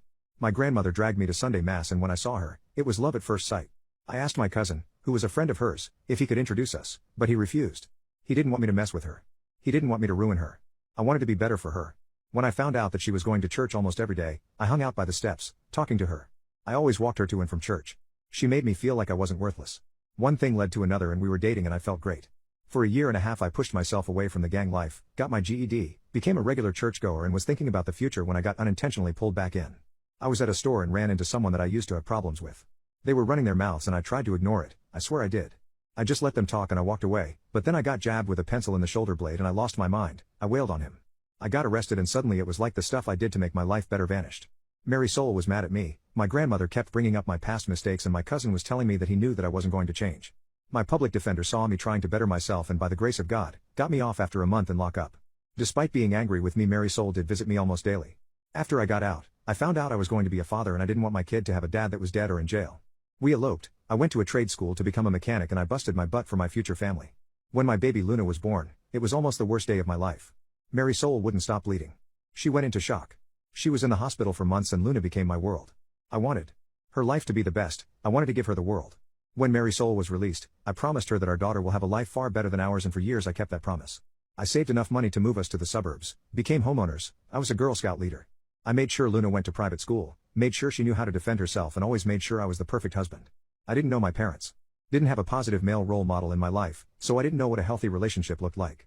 As the years went by, I owned my own garage. My cousin became a pastor. My grandmother was still a pain in my butt. My relationship with my wife was stronger than ever. I made sure I kept my prison body, but my daughter Luna hated me. Since she turned 13, she just started hating me. She didn't want me to hug her. Rolled her eyes every time I told her I loved her. Ignored me when I asked her about her day in school. It hurt me and Mary Soul saw it. She told me that she's a teenager and that I should just let it ride. She will come back to me. For 2 years it was like that. So for her quinceañera, I wanted to go all out. Got everything she wanted and she was still disrespectful, and briefly the old me almost came out just to put her in her place, but instead, I went to my cousin, vented my frustration and doubts about being a good father, and he told me to just let her be, and he said a prayer for me. I wanted a slideshow for the father-daughter dance. I got a chunk of the pictures of us together, but I realized I didn't have any recent pictures of us. She didn't want to take any. The last time I had pictures of her and I smiling with me was on her 13th birthday, and those were on my daughter's broken tablet. I took that tablet, went to a repair shop, and I didn't care about the cost. I needed that tablet fixed. After a day and $300. The tech fixed it and I was happy. I knew her passcode, but I never bothered invading her privacy. I just wanted those pictures, and when I opened that tablet and looked in the gallery, there they were. My little girl, smiling and happy to be with me. I felt great. Then the instant messages appeared. It was my daughter talking to my wife. It was a long banter that she didn't want me to dance with her, and it did hurt, but like my wife said, she's being a teenager. Then she said something that destroyed me. She texted why she had to do the father-daughter dance with me since I'm not her father. I felt my heart stop. My wife responded that I raised her, I loved her, and that makes me her father. But Luna responded by saying that my cousin is her father and she can't wait for her to turn 18 so she could tell me the truth and she could live with her real dad. That she hated me, that she thanked God that I'm not her father. Mary Soul began cursing her out, saying that it was a mistake for my cousin to tell her the truth 2 years ago, and the more they talked, the angrier I got. My wife lied to me for 15 years. My cousin, whom I confide my issues about Luna and my fears about being a bad father, not only effed my wife, but had me raise his child. I wanted to hurt them. I went to a dark place so I wouldn't do anything stupid. I told Mary Soul that I needed to focus on work so I could pay the quints, and instead I drove to Manhattan and saw my old public defender, who wasn't a low-level attorney anymore. He had a nice expensive firm near Midtown East. I was surprised that he remembered me, but apparently, I was his first case as a public defender. We sat down and I told him everything. Gave him the tablet, and when he turned it on, the messages just kept coming. Only this time, Luna was talking to my cousin, her real father, and he was telling her to give me a chance. How I was always there for her, but Luna told him that so was he. How it makes sense that they have so much in common, and even called him Poppy multiple times in their conversation, and he responded and told her that she was his little girl. We went through our options and he asked me what I want to do. And I told him that I wanted to go full scorched earth. I wanted to poison the well, and he asked me several times if that is what I wanted, and I nodded. I also told him that everything had to be filed before the quints in 2 weeks. So we sat down and spent the next 12 hours on what needed to be done. I secretly placed my business for sale. Called the private school and told them that I will not be paying for next year. Closed the college accounts, and the savings that I had for Luna, and prepared to place my house for sale online. No one was the wiser. I followed his instructions perfectly. There was only one thing I deviated from. The day of the quints. That day went off without a hitch. The whole family was there. Luna was smiling, having fun. Mary Soul kept asking me if I was okay, and I lied to her. It was hard lying to her. From the moment I met her, I never lied to her, and during those 2 weeks, every time, I kissed her, held her, made love to her. It was hard not to scream at her. It was hard not to hate her. When it was time for the father-daughter dance, I called her to the center of the stage. She looked annoyed, but walked over. I had the music playing and she smiled, and it tore me apart, seeing her smiling at me. For years I wanted to see that smile again, and now I didn't want it. As we danced, I had the slideshow playing. Pictures of the two of us, and towards the end of the song, screenshots of her text messages with her mother and real father. Needless to say, this didn't bode too well. Mary Soul looked like she saw a ghost. Luna just kept staring at the large screen, and my cousin just stared at me with fear. Mary Soul ran to me and told me that she could explain, and I told her that I filed for a divorce. That she could explain it in court. She grabbed my arm, begging me, and I pulled back. I told Luna that I busted my butt to give the world, and now she doesn't deserve it. I began to walk out, but not before telling my cousin that every time I see him, I'm going to knock him out. Then I knocked him out. The aftermath was harsh. Mary Soul and Luna were at my grandmother's apartment. Her family was shocked and disgusted with her. They wanted nothing to do with her. Her father actually apologized to me. My grandmother had the audacity to tell me about the story Abraham, and how when came back from battle 3 years later, his wife had a 1-year-old child and he raised him as his own, and how I should be like Abraham. So I told her to get the F out of my house. Mary Soul came a few days later, crying as soon as she saw me, telling me that it was an accident. That when I was arrested she was so angry at me, and my cousin was there to console her, and one thing led to another, and they had intimacy. It happened only one time, and she was faithful to me ever since. She was willing to take a lie detector test to prove it. So I asked her how long she knew Luna wasn't mine, and she started crying more. That look she gave me just told me that she knew from day one, and asked her to leave. She wanted to go to counseling, telling me that I'm overreacting and we could make it work. It was in the past and I needed to get over it. That I am Luna's father, despite what happened, and I allowed my temper to get the best of me. I must have repeated "get over it" over a dozen times at full volume while grabbing her stuff and tossing it out the door. I told her that I didn't want to see her effing face ever again, and I told her that this life that I built no longer belongs to her before shoving her out the door. My cousin slept with my wife and made me raise his child for 15 years. A couple of weeks went by and my wife Mary Soul kept blowing up my phone. Not once did my daughter Luna try to reach out to me. Mary Soul was shocked to learn that I sold my business behind her back. Even more so when she learned that I had an open house. She came in screaming, telling the viewers to get out of her house and pleading with me to seek help. That I was ruining our marriage. That I had no right to sell our home. The home where we raised our child in, and I told her that this house is full of lies. I told her I will give her half and ordered her to get out before I called the cops. Shortly after this my cousin came to talk to me. I told him every time I saw him I would knock him out, so I knocked him out, dragged him outside and closed the door. I refused mediation. Mary Soul wanted to reconcile, but I didn't. I wanted a divorce and my attorney filed for a fast-track divorce, and in 3 months we were in a courthouse. I barely spoke to anyone during that time. My attorney took care of everything. Mary Soul's lawyer tried to talk about my past when I was in a gang, as if my past barred a reason for me to be a terrible husband and father, but my attorney quickly smacked that down and the judge reprimanded her attorney for trying to shame someone who turned their life around. My attorney presented all the evidence and offered a lump sum alimony payment with the pending sales of the house and business. At first Mary Soul kept asking me to reconsider, but I ignored her, and when she finally realized that I'm not budging she agreed. Yet the real surprise happened when it came to child support. My attorney presented all of the text messages from Luna's conversation with Mary Soul, showing that not only Luna knew I am not her father, but she cannot wait to be with her real father, saying that she no longer has to live a lie. Mary Soul was completely caught by surprise from this. Then my attorney Filed a motion to have my name removed from Luna's birth certificate, have my last name removed as well as not being responsible for any child support since all parties agree that my cousin was her father. Mary Soul was shocked by this. She yelled at me, begged me not to do this to Luna, that I am her father because I raised her, and as pathetic as I may sound right now, but if Luna didn't act that way towards me. If she didn't say those things, I would have agreed. There were moments that I wanted to reach out and try to make it work, but then I would look at Luna's continuing text messages to her friends, her real father and mother, and I refocus on my resolve. Till this day, I don't know what hurts the most. Being lied to by a woman who you thought was the love of your life, or having a child who you tried to make their lives better, to give them the world, just toss you aside like trash. The judge was quiet for a long while reading page after page after page of the text messages. In the end, she agreed. I was not financially responsible for Luna and my name could be removed. My attorney also filed a motion for the courts to go after my cousin to pay for child support and a motion to sue my cousin in civil court for all the money I have spent raising Luna. The private schools, dance classes, Girl Scouts, horseback lessons. After my attorney explained to the judge that my cousin committed fraud for knowingly allowing me to raise his daughter and not offer any financial support or assistance. It was a Hail Mary, and the damn judge agreed. I didn't bother looking at Mary Soul when the judge made her decision. I didn't bother listening to her as I walked out the courthouse. I didn't care as I heard her cry. Her telling me that she only cheated one time and was faithful ever since. I just didn't care anymore. A few weeks later my ex called me, shocked that I stopped payments on Luna's private schools and all of her activities, and told her to call her baby daddy before hanging up. Even Luna called me, first time since this entire ordeal, and she effing calls me crying that she has to go to public school, that they were moving to the old neighborhood and how scary it was and how she wanted us to be a family again. I told her to go to her real father, the man who she truly wanted, and ask him. I yelled at her, told her that not only she knew for years, but I read all the text messages, the back and forth, and from her own words, she was thankful that a hoodlum like me wasn't her father, even though I haven't been a hoodlum since the day I found out I was going to be a father. I hung up on her after that. I thought about ending it countless times. Thought about ending my cousin, but I made him pay. He had to pay me $500,000. I left New York shortly after. I just picked a random state and city and just left. Opened up a new shop, got a house, but for 2 years I had trust issues. For 2 years, I saw a therapist, anger management, I went to rage rooms. It was difficult. Until I found myself going back to church, and ironically that was where I met my fiancée. Jocelyn is wonderful, she just turned 30 at the time and we just hit it off. I told her everything that happened to me. I explained to her that I'm going to have trust issues and she understood. A year later, she told me that I was going to be a dad and insisted that I have a DNA test, just so I can have peace of mind.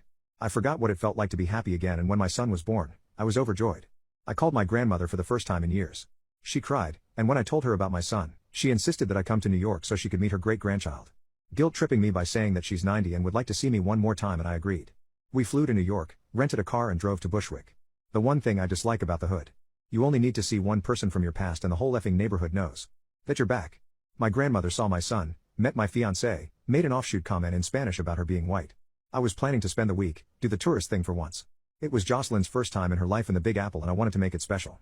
Damn it, nothing works out as planned. First my ex shouted my name from downstairs. I looked out the window and was surprised how fat she got. My grandmother told me in Spanish to talk to her and Jocelyn agreed. I went downstairs, was awkwardly silent for a minute, and that anger just came back like a flood. Mary Soul told me that I looked good and said that she looked like crap. She told me that she missed me, that she never been with another man since the divorce, and I ignored her. She even had the audacity to tell me that I'm a grandfather, and I gave her a look. Apparently Luna got with a decent guy, and got knocked up at 18. Her baby daddy joined the Marines to support them, and her father wanted nothing to do with her, just paid the child support and refused to acknowledge her. He's no longer a pastor and is working at the Banco Popular 2 blocks over. Then told me that Luna named the baby after me and I couldn't stand looking at her. Mary Soul wanted me to wait because Luna was on her way over and I just walked away. I went to my grandmother's house and I didn't have to tell Jocelyn anything. She just knew and we left. In the elevator I told her what happened and she smiled and told me everything was going to be alright. The look on Mary Soul's face when we left the building. She was looking at my fiancé like she was the other woman, and Jocelyn without missing a beat introduced my son to her. Well, she said, I would like you to meet his biological child. That was a knife twist, but she knew my pain. Mary Soul kept trying to stop me from leaving. Telling me that Luna felt bad about what she did and Jocelyn wanted me to make amends, but I was so angry. I hopped into the car. Ignoring Mary Soul's pleas, but Jocelyn told me to extend an olive branch, so I gave her my number so Luna could call me and left. At the red light I saw my cousin by the Cuchifrito stand and I don't know what came over me. I got out of the car, ran up to him and laid hands on him. Jocelyn was screaming, telling me to stop, and when we locked eyes, I could see the fear. I spit on him and left. I'm back home. Working, being a dad, and a good fiancé to a beautiful woman. Yet since going back, when I'm alone with my thoughts the anger comes back. Luna did text me with a picture of her smiling with her son and telling me that she was sorry for what she did. Yet, I don't know if she's sorry that she missed me or if she's sorry because the man she wanted to be her father wasn't the man she thought he was. I want to reach out to Luna, but I'm so scared. Update 2. My cousin slept with my wife and made me raise his child for 15 years. I caved. I sent a small email to my ex-daughter Luna that simply said, "What do you want?" I didn't expect the multi-paragraph response. She started the email profusely apologizing for how she acted. She said when she found out I wasn't her father, she was angry. She confronted her mother and she cried, making her promise not to tell me. Since she felt lost, she began to talk to my cousin, her real father, more and more. He told her of my violent past, the things I used to do, being a gangbanger, things that I kept a secret from her. This made her angry, and the more they spent time together, the more she pulled away from me. She said she felt bad from time to time, but my cousin would reinforce her feelings towards me. The day of the quince, she said while we were dancing, she realized how stupid she was acting. She realized how much I loved her, and then her messages appeared on screen. In the days that followed, she was told by my wife's side of the family to give me space. To not call me, and she listened. She said she was watching her family fall apart because of her and she couldn't do anything to fix it. She told me she understood why I did what I did. Yet she wanted to reach out. During the divorce, her mother fell in a dark place. Not talking to her, barely eating, she was just existing. When she found out that my name was removed from her birth certificate, she said she had a panic attack. Her mother told her that they will have to move back to Brooklyn, and when she asked about her life in school, her mother told her that was the life your father gave you, and he's not your father anymore. So she called me, begging, and I cursed her out, then hung up. She cried for days. She tried to reach out to my cousin, who pretty much ignored her. She even went to the church and he told her to leave. Called her a mistake. Her mother refused to talk to her, basically locked herself in a room, only leaving to use the bathroom or take a shower. She begged her grandfather to take her to see me, and when they came to Long Island, she learned that I moved. Her grandfather told her that he will talk to my grandmother and find out where I went. For the next 2 years, according to her, it was hell. The entire neighborhood knew what happened to her and her mother. Her father avoided her at all cost and tried not to pay child support. It took her grandfather to threaten him to start paying. In the meantime, her mother didn't talk to her. She was just locked in her room. The few times they did speak, she called her an ungrateful girl, and she was the reason why she lost the love of her life. Her grandfather had to put her mother in her place by telling her that her infidelity was the reason why she lost the love of her life, and she locked herself back into the room. So Luna barely stayed home, and that was how she met the father of her child. He worked in the corner bodega, they were the same age, and after a few months of talking, one thing led to another and she ended up pregnant. Her grandfather was furious, but when her boyfriend insisted that he would marry her, that cooled things down. Luna said her pregnancy was a blessing in disguise. Her mother began talking to her again and even began leaving the room to be by her side for every checkup. Being a senior in high school while pregnant was cliché, but she made it work. A month before the baby was born, she graduated, and her boyfriend joined the Marines. He wanted to elope before leaving, but she wants a wedding. Her boyfriend had no issues naming his son after me. Apparently, his father was absent, and the fact he was a junior was a reminder that he shared the name of a man who didn't want him. When she heard I was in town, she got a speeding ticket trying to get to my grandmother's apartment. She wanted to see me. Wanted to apologize, and wanted me to see her son. She just wanted to see me. However, she was late and she cried. When her mother gave her my number, she wanted to call me immediately, but the entire neighborhood was talking about how I hurt her father, so she waited. Her mother was sad to see that I moved on and have a son. Luna was happy to know she had a little brother, but her mother became a little more depressed. I felt sorry for Mary Soul. After I read the email, I called Mary Soul and asked her if this was true. That she refused to talk to Luna for years and blamed her for our divorce. She confirmed it, and at first I yelled at her, but I regained my composure when I heard her crying. I told her to move on. Find someone else, but she said no. She told me that I was her husband and I will always be her husband. It broke my heart a little. I then had my grandmother go see my cousin so I could talk to him. The second he heard my voice, he began to cry and begged me to forgive him. I just asked him why he didn't become a father to Luna? Why he poisoned her against me, and he said it was envy. He was in love with Mary Soul and I took her from him. When I was arrested, he consoled her, manipulated her, and barely lasted a second with her, and she realized what she was doing and shoved him off of her, but he already nut. When she found out she was pregnant, he knew the baby was his. They both knew. It was supposed to be a secret. Mary Soul took her terrible pregnancy as God's punishment for her infidelity and deceit. When Luna turned 13, he was intoxicated. Seeing my life, and envy was the one sin he couldn't shake. So he wanted to ruin it. And he did. I told him when we see each other again in hell, I will be his eternal tormentor, and hung up on him. Jocelyn was there for me. She told me that everything will be okay. Luna and I commented through email. I spoke to her on the 4th. She spent over an hour crying while talking to me. I even spoke to her boyfriend, who asked me permission to marry her. I thought it was funny, but honorable. My wedding is next month and Jocelyn wants me to invite Luna. At the same time, Luna wants me to give her away for her wedding in November.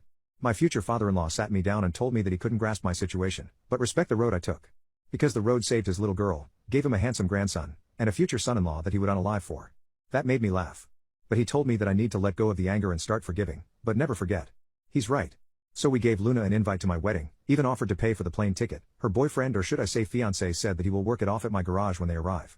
I kinda like him. As for me giving her away, I don't know yet. Let's see how the wedding happens first. Update 3. My cousin slept with my wife and made me raise his child for 15 years. Leading up to the wedding I was already on eggshells. My fiancée Jocelyn was the happiest I have ever seen. My in-laws were freaking out due to the number of people that were coming. While all of this was happening, I was an hour and a half away in Boise waiting for Luna and her family at the airport. In the days leading up to her visit, we spoke a lot. Her mostly crying, apologizing, and me just listening. When she couldn't speak anymore, I was talking to her fiancé who was more down to earth. When their plane landed, I was so scared.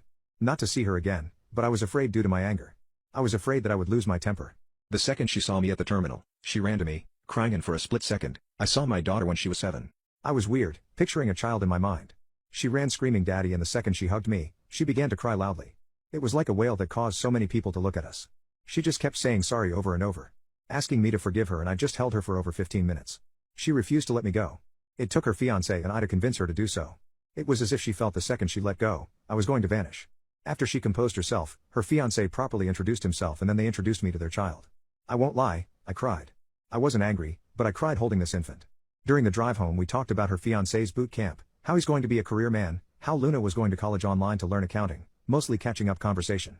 When we arrived at my house, Jocelyn and her family had a spread ready for them. Since we've been together, Jocelyn learned how to cook Spanish foods, but the week leading up to Luna's visit, she went a little overboard. Her and Luna just hit it off. Every few minutes Luna would walk towards me just to give me a quick hug and go back to Jocelyn. I was just holding my son and my grandson. While Jocelyn was introducing Luna to her family, I put the babies to bed and I went to the porch for some fresh air.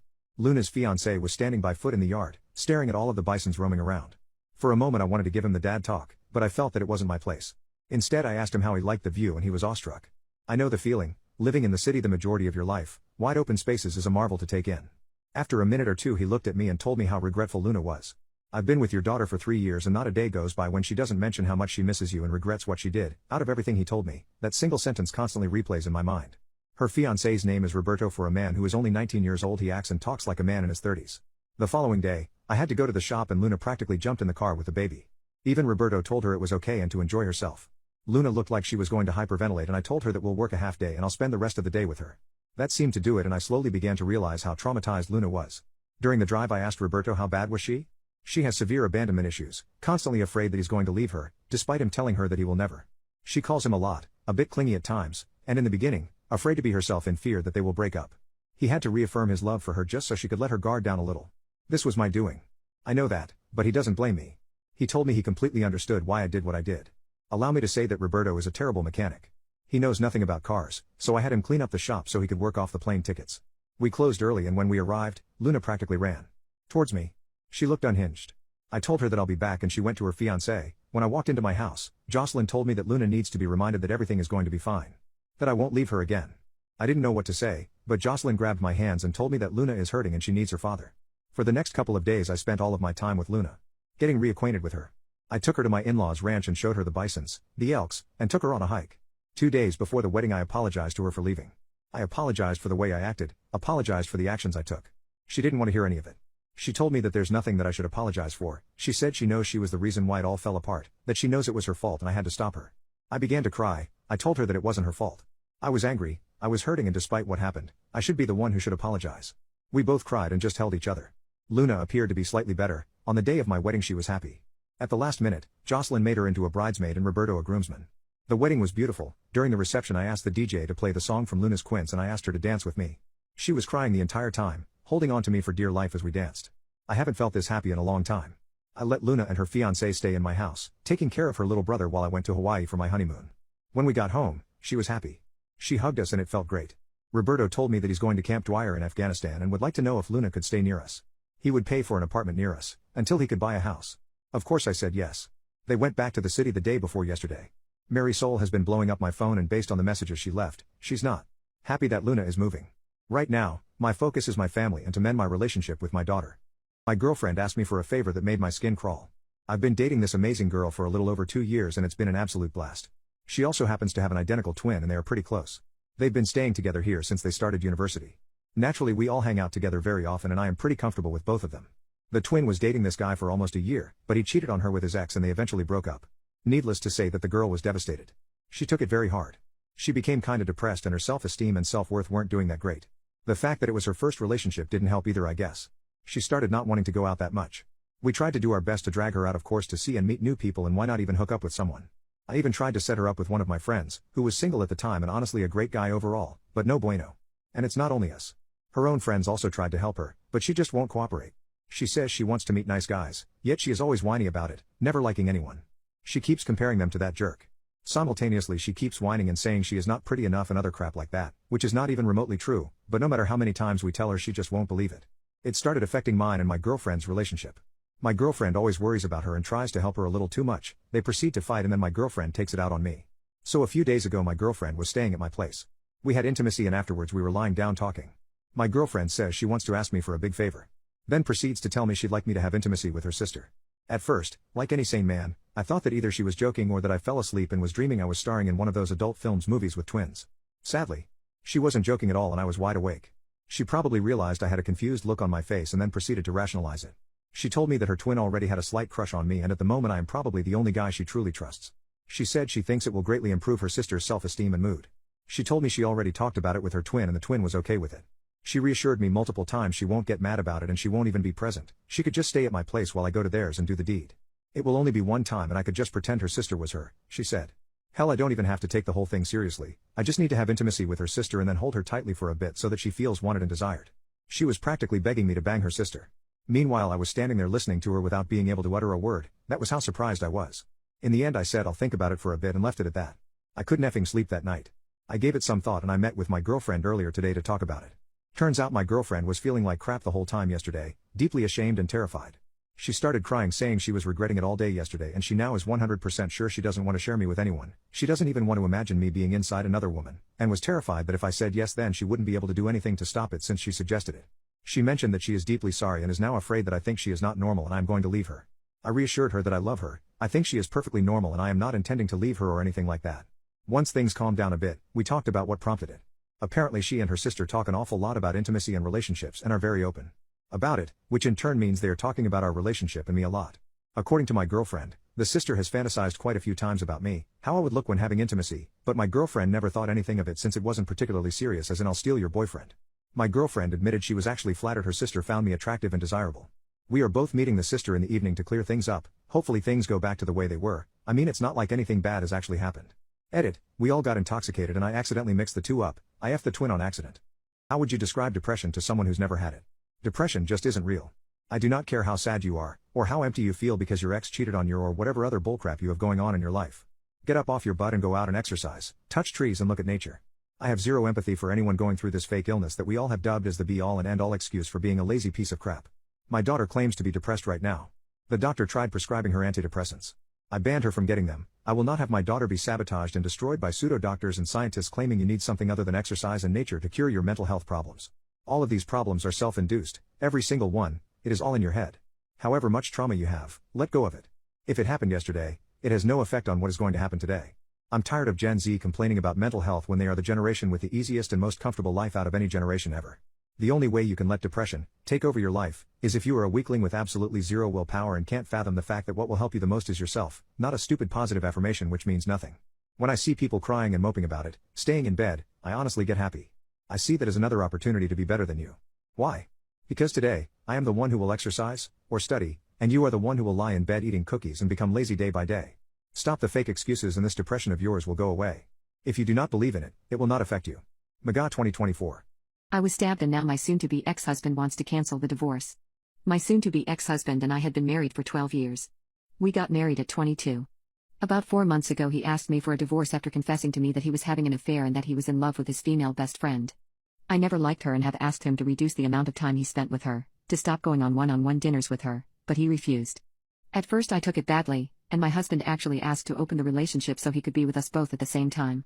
It was when he asked me that I realized my marriage had died, and no amount of begging for him to change was ever going to make him take his actions back and love me again. I decided to start the divorce proceedings. However, his mother got sick at around that time. I had to take care of her at night since the lady is quite picky with other people. She always treated me badly and never welcomed me as the wife of her son, but I still took care of her. This delayed the divorce a bit, and in hindsight I guess they were using me as a nurse or babysitter. A month and a half ago I was walking to work. It was about 6 a.m. A man in an all-black outfit ran up to me, and stabbed me. He did it 3 times. Once in my stomach, and twice in my arms. I didn't have much with me, just my cell phone and about $10. He robbed the phone and $10. The area was secluded but I had the strength to yell for help and luckily a random man came across me. He gave me his phone and called the ambulance and my husband. I wanted my husband with me, regardless of anything. It's been a while and I'm now better. My husband now doesn't want a divorce. He says that this altercation opened his eyes and that he really can't imagine a life without me. It was going to be an uncontested divorce since this type of divorce is totally free in my country and I'm stingy enough to not want to pay a lawyer's fees, but now he doesn't want a divorce. I'm living with my mother and my soon-to-be ex-husband comes over every day to screw up my existence. What do? Uncovering my boyfriend's disgusting secret literally made me puke. I had been with my partner boyfriend for almost 5 years. September of last year I found out I was expecting my first child, his second. In April we moved from our one-bedroom apartment to a two-bedroom apartment in anticipation of our new baby and hoping his older daughter could start spending the night with us. The move was a disaster. He was angry, barely helping me pack, getting in fights with me and leaving for hours at a time. He even threatened to lay hands on me, saying I swear if you weren't pregnant right now, with his fist clenched by his side. He made me carry a lot of heavy stuff while he was out drinking with his friends. Mind you, I was 8 months pregnant at the time. I was tired and emotional, and just wanted to get everything together before the baby came. But he had no sense of urgency and didn't seem to care. In fact, the whole pregnancy was a disaster with the way he was treating me. He has laid hands on me before, but things have gotten worse during this pregnancy. Anyway, the day after we moved in the new place I decided to look through his phone because I had this suspicion he'd been talking crap about me to his sister. Well, turns out yes, he was talking crap about me. A lot of it.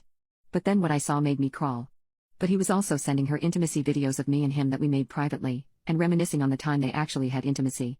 And talking about how much they wanted to do it again. They went into explicit detail about how much fun they had together, and were sending each other explicit pictures of each other. I felt sick, and ran to the bathroom. I threw up at the thought of this. My boyfriend and his sister had intimacy. I about had a heart attack.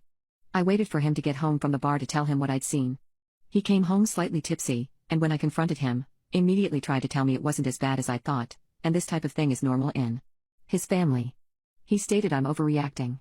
I have never been so hurt and confused and hysterical in my whole life.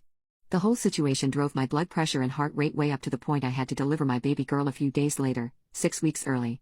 She is healthy though, thank God. I had major postpartum however, and ultimately forgave him. We're still together. I don't think it's a mistake to stay with him. My best friend and I are fighting about a guy. My best friend Jess and I have been childhood best friends. We attended the same kindergarten and grew up attending the same elementary, middle and high schools. She was my rock throughout the years, helping me get over the death of my father and the trauma of rope at the hands of my autistic older cousin. Post the rope, I got really down and started packing on the pounds. I ate my pain away and struggled a lot, staying in bed, not having the energy to move or to go outside. I did not care about my body or appearance, as the trauma consumed me, and I went from 135 pounds up to 230 over the course of 18 months. During this time, I started to get back onto my feet thanks to Jess' help, but my bad habits of binge eating and over-consuming food stayed. Jess always consoled me and hyped me up. Being with her made me forget the fact I now hated my body. As a result of me gaining all of this weight, I became very unappealing to guys, and if I and Jess were ever hanging out, Jess was the one who was always approached. Jess was model-level pretty, with a toned stomach, 5'4" with curly blonde hair. Once I actually heard two guys talking, "Take one for the team bro please," and seconds later they walked over to us, and the guy who took one for the team approached me. The guy who approached me was handsome and I asked him for his contacts. "I'm gay," he told me. I cried to Jess about it that night. A few weeks ago, Jess and I went to a college party. Despite me hating how I looked, I still liked to go out and dress up nicely. It gave me some power back. At that party, I spotted a guy who was ultra cute. I told Jess about him and Jess affirmed to me that he was indeed very cute. However, I knew he would not be interested in me, and Jess could not be my wingwoman, as he would be way more interested in her than me. Still, we downed some alcohol and walked over to him. We initiated some conversation and exchanged names. A song came on and I experienced something I have not in a long time. This ultra cute guy took my hand and started dancing to the rhythm of the song with me. I was very giddy, I'll admit, and did my best to keep up with him. Jess backed away slowly as me and her exchanged a glance and I mouthed thank you at her, as me and the cute guy danced. At the end of the song we freaking kissed. I have not felt butterflies in a long time, but in that moment I did. The party ended at around dawn and we exchanged numbers and he promised to call me. I called Jess the next day to tell her how damn excited I was. She was just as excited for me too. The guy ended up calling me that day, and asked me out on a date. I had never been asked on a date before, so of course I said yes. Once again, I called Jess to tell her the good news, and told her where and when we plan on going. The date was 5 days away and they felt like forever. When the day finally arrived I showed up to the place, and about 15 minutes and I got a phone call from Jess. She apologized for calling me but told me she needed me to come over to hers and talk to her. She said she knew what I was doing but this was so urgent that it could not wait. I pondered it for a bit and apologized heavily to this guy but agreed to leave the date. A part of me was mad at Jess, but the guy did promise to reschedule, and if this was so urgent I knew I had to go. I showed up to Jess's house to find out what was wrong, and Jess sat me down and told me we needed to have a talk. She then proceeded to explain she understands I do not have much luck with guys and I really like him, however she wants him for herself. Before I could even interject, she told me that her reasoning is he is exactly the kind of man she wants for herself. A tall, blonde, good-looking guy who plays sports. She said she found him on social media and did some stalking and realized he plays basketball for the college team. She has always been into basketball players and claims that as a good friend I should let her have him. I could not even respond. I sat there, looking dumbfounded. My best friend since day one, who knows everything I have been through, and the one time I find a guy who is into me, she wants him for herself. I told her no, but she persisted, trying her best to convince me. When her peaceful persuasion did not work, she got angry at me. "You're fat anyway, you don't deserve him," she said in the middle of an angry rant. Those words broke me. I wanted to tear up, but I just stood up and walked out. I did not want to speak to her. I haven't even called the cute guy. I don't know what to do. My best friend and I are fighting about a guy. It has been a while since my best friend insulted my weight and claimed she deserves the guy I'm seeing more than me. The same day she told me that, I went home to get some space. I received many calls from her that day, and many voicemails. They were all reiterating what she had said, that if I'm a good friend I'll let her have this. I wanted to delete her number but I could not bring myself to do it. 2 days later, I called the cute guy back and talked about rescheduling the date. He seemed super confused at first. "But I thought you're not into me," he responded. I began trying to explain my friend had an emergency and I was sorry but I want another date when he cut me off, "But your friend told me you don't want anything to do with me anymore." This effing beach called him behind my back to tell him I don't want to see him anymore. I let him know that is absolutely not the case, and I told him I want to meet up ASAP to explain what the real situation is. He seemed hesitant but agreed. We met a local park that is close to both of us and sat down. I started off by saying I was sorry for leaving the date we had planned together, but an emergency came up. Then I delved straight into explaining that I really do like him, and that what Jess was saying was a complete lie. I told him she wanted him all to herself. I told him I had proof to back it up. Thank God I had not deleted Jess' voicemails, as they were the proof I needed to convince the guy that she was indeed lying. He believed me and was just as shocked as I was. We went on a spontaneous date there and then that went super well, and we kissed at the end of it. I posted a picture of him and I onto my Instagram story. Well, Jess saw the story, and she flipped out. In hindsight, I knew Jess was going to see it, but I wanted to be petty and showcase to her that I, the fat friend, had managed to pull the guy we both wanted. Well, Jess immediately started bombarding me with calls, even insults, calling me a snake and telling me how I could do this to her. It was later in the day and by this point I was home alone. I got a ring on my doorbell and lo and behold, Jess. She looked like someone took a poop in her cereal. She looked as mad as the Plants vs. Zombies squash nut. She just welcomed herself in and started screaming at me. While she was, I just sat on the couch in silence. When she finished her rant I asked her why she was doing this. The truth is, I had bottled all the emotions I had from Jess' betrayal and not let them out. I found solace in the cute guy liking me and kept those emotions buried. I cried there on the couch in front of Jess, telling her how much she has hurt me, and told her I will never see her as a friend ever again. I called her a manipulative bitch and told her I never want to see her again. I tried my best to go into detail just how much this has hurt me, but I was stuttering over my words. I didn't even finish my speech before I ordered her to get out. I yelled it at the top of my lungs between cries. I'm pretty sure she was scared of me in that second, but she left.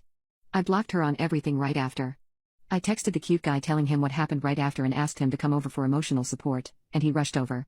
I think I fell in love with him at that moment. Or so I thought. He stayed over that night and we slept together. After we slept together he looked very distraught. I asked him what's wrong and he said nothing, but I could tell he was lying, so I pressed him. Eventually, he admitted that he slept with Jess after she told him I wasn't interested in him. I kicked him out in the middle of the night and have been in the dumps ever since.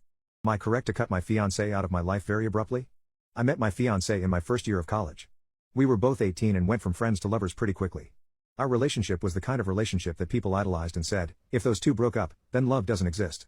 My fiancé Ashley was everything I was looking for in a woman. Funny, smart, attractive, down-to-earth and family-oriented. She wanted to build a life together. Our families got close over the course of our relationship. As planned, I popped the question a year ago not knowing that this would change everything. She said yes of course, but things started to change. Slowly but surely, over the months, she became more distant with me, canceling planned dates at the last minute, talking to me less and less, not answering messages till a day after I sent them etc. I tried to ignore it and chalk it up to nervousness. However, I should have trusted my instincts. She always went out with her group of friends on the weekends. I've been on these outings before, usually it's clubbing and drinking. A lot of drinking. Ashley liked to get absolutely hammered. Clubbing is not my scene but I trusted Ashley so I had no problem with her going without me. These outings became much more frequent after I popped the question. I tried to ignore my gut feeling that something was wrong about this. I should have listened. Last week I got a text from one of her girlfriends. She said she feels super guilty about what's been going on. According to her, Ashley has been worried about getting married. She feels that she hasn't had a chance to explore other options and the prospect of getting locked down for life made her really anxious. On these outings, she will frequently flirt with guys, dance with them, grind on them, make out with them, to get it out of her system. Just the previous night, Ashley gave one guy brain in the club bathroom. According to this friend, Ashley has slept with at least 10 guys over the past 2 months. She sent me pictures and videos from some of those escapades of her making out with guys or dancing with them. My heart sank. I felt like I died that day. I thanked the friend for telling me and told her to keep it between us. For me, any form of cheating is a big no. I knew it was over. What makes this worse is that I have a past with cheating. She knows about my high school ex who cheated on me, and being a stupid teenager, I tried to end it all. This just makes this whole situation cut even deeper.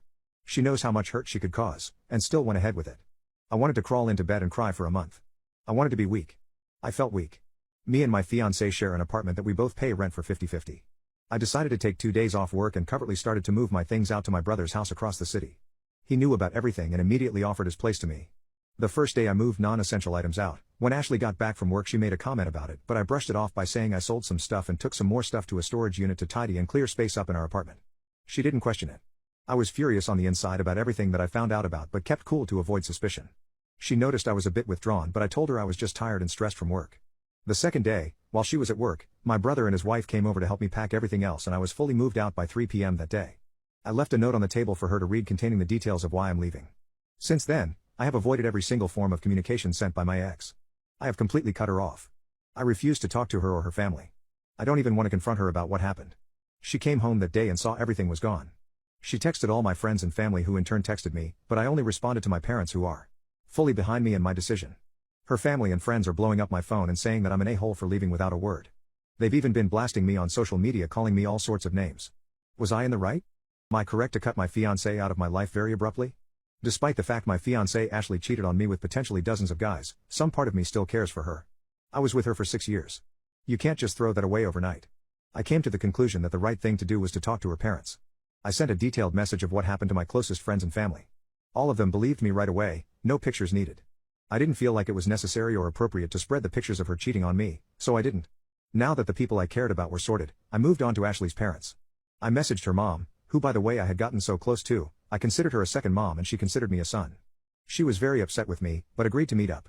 I felt like this needed to be an in-person conversation rather than a nuke I drop in an email. I met her mom and her dad at a diner we used to frequent for breakfast. It was quite emotional. They were understandably upset. They didn't do anything wrong and I cut them out of my life like nothing happened. I understood why they were upset, so when they were confronting me I was very quiet, just listening. Letting them get it all out. I admit I was tearing up with them. That is until they accused me of some things. It's been a whole week since all of this went down. In that week, a lot happened. Apparently, according to her parents, Ashley convinced everyone that I cheated and that she kicked me out, and I haven't been answering anyone because I was so ashamed of what I had done. I literally laughed out loud. I responded by saying that I am sorry and I wish them a happy life and walked out. I was so effing upset I couldn't even have imagined being accused of this. What a effing joke. I can't believe Ashley's parents would believe her and throw me under the bus so fast. I walked out because I'm pretty sure I would have said some things I'd regret to her. Parents. I didn't want to do this but she left me no choice. I activated the nuclear option. I went home, made an email titled, "For your reading pleasure," and attached every picture her friend had sent me of Ashley cheating, including screenshots of the chat she had with her friend where she expressed how guilty she felt about cheating. I also attached the videos of her grinding and making out with other guys.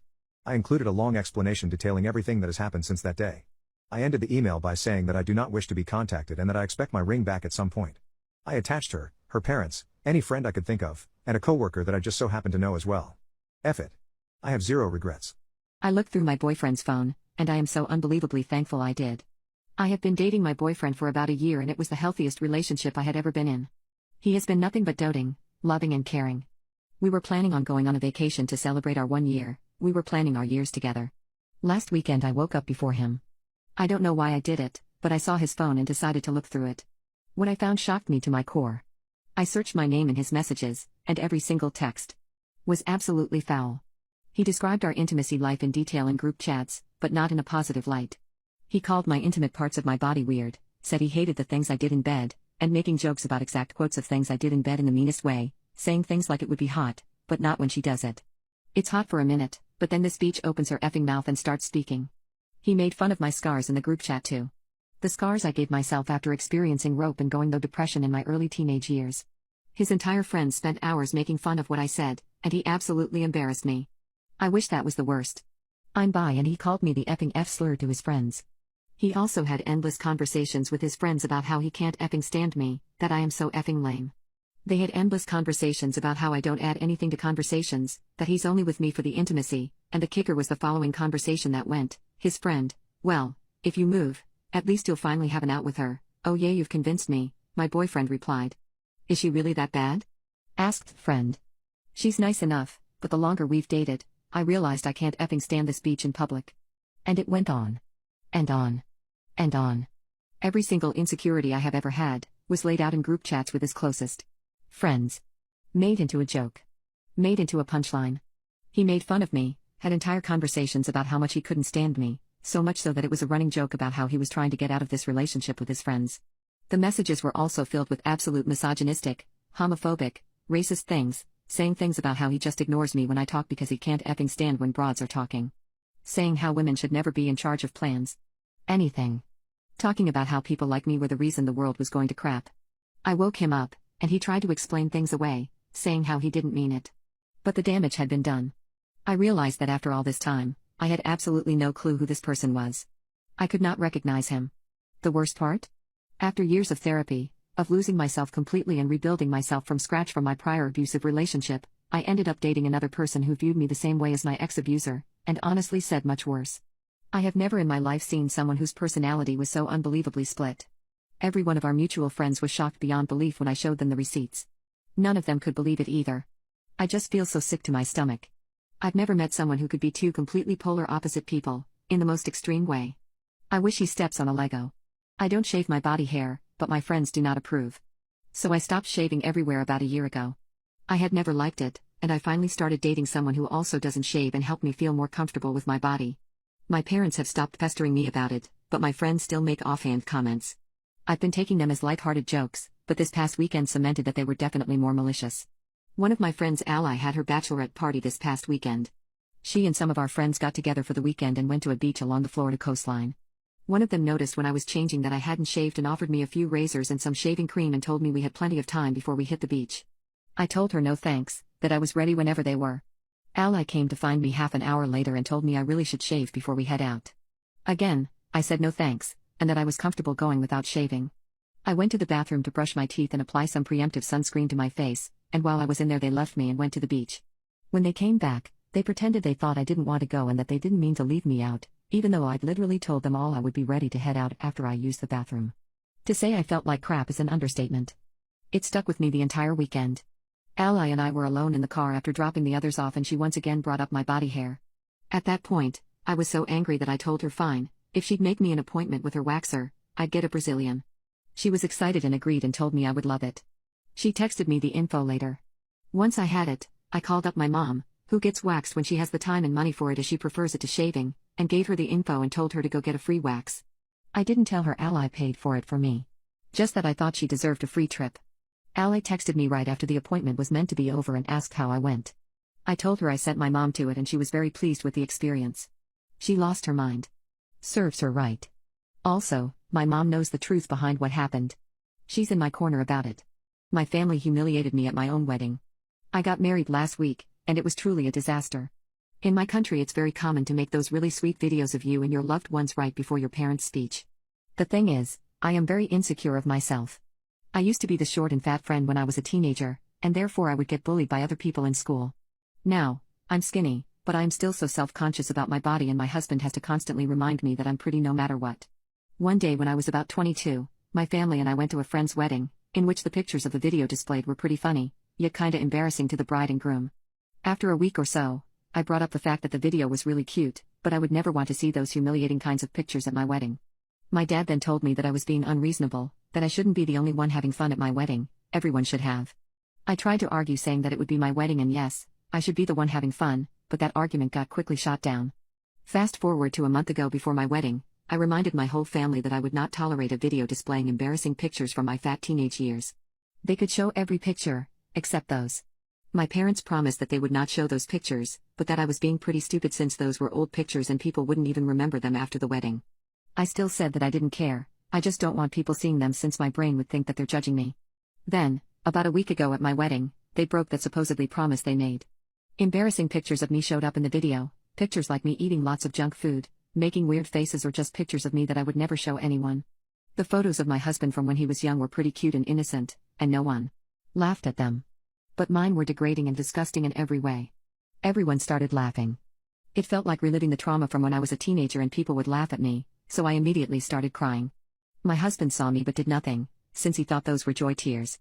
When I started crying even harder, he got pretty worried and started asking what was wrong over and over again while holding me.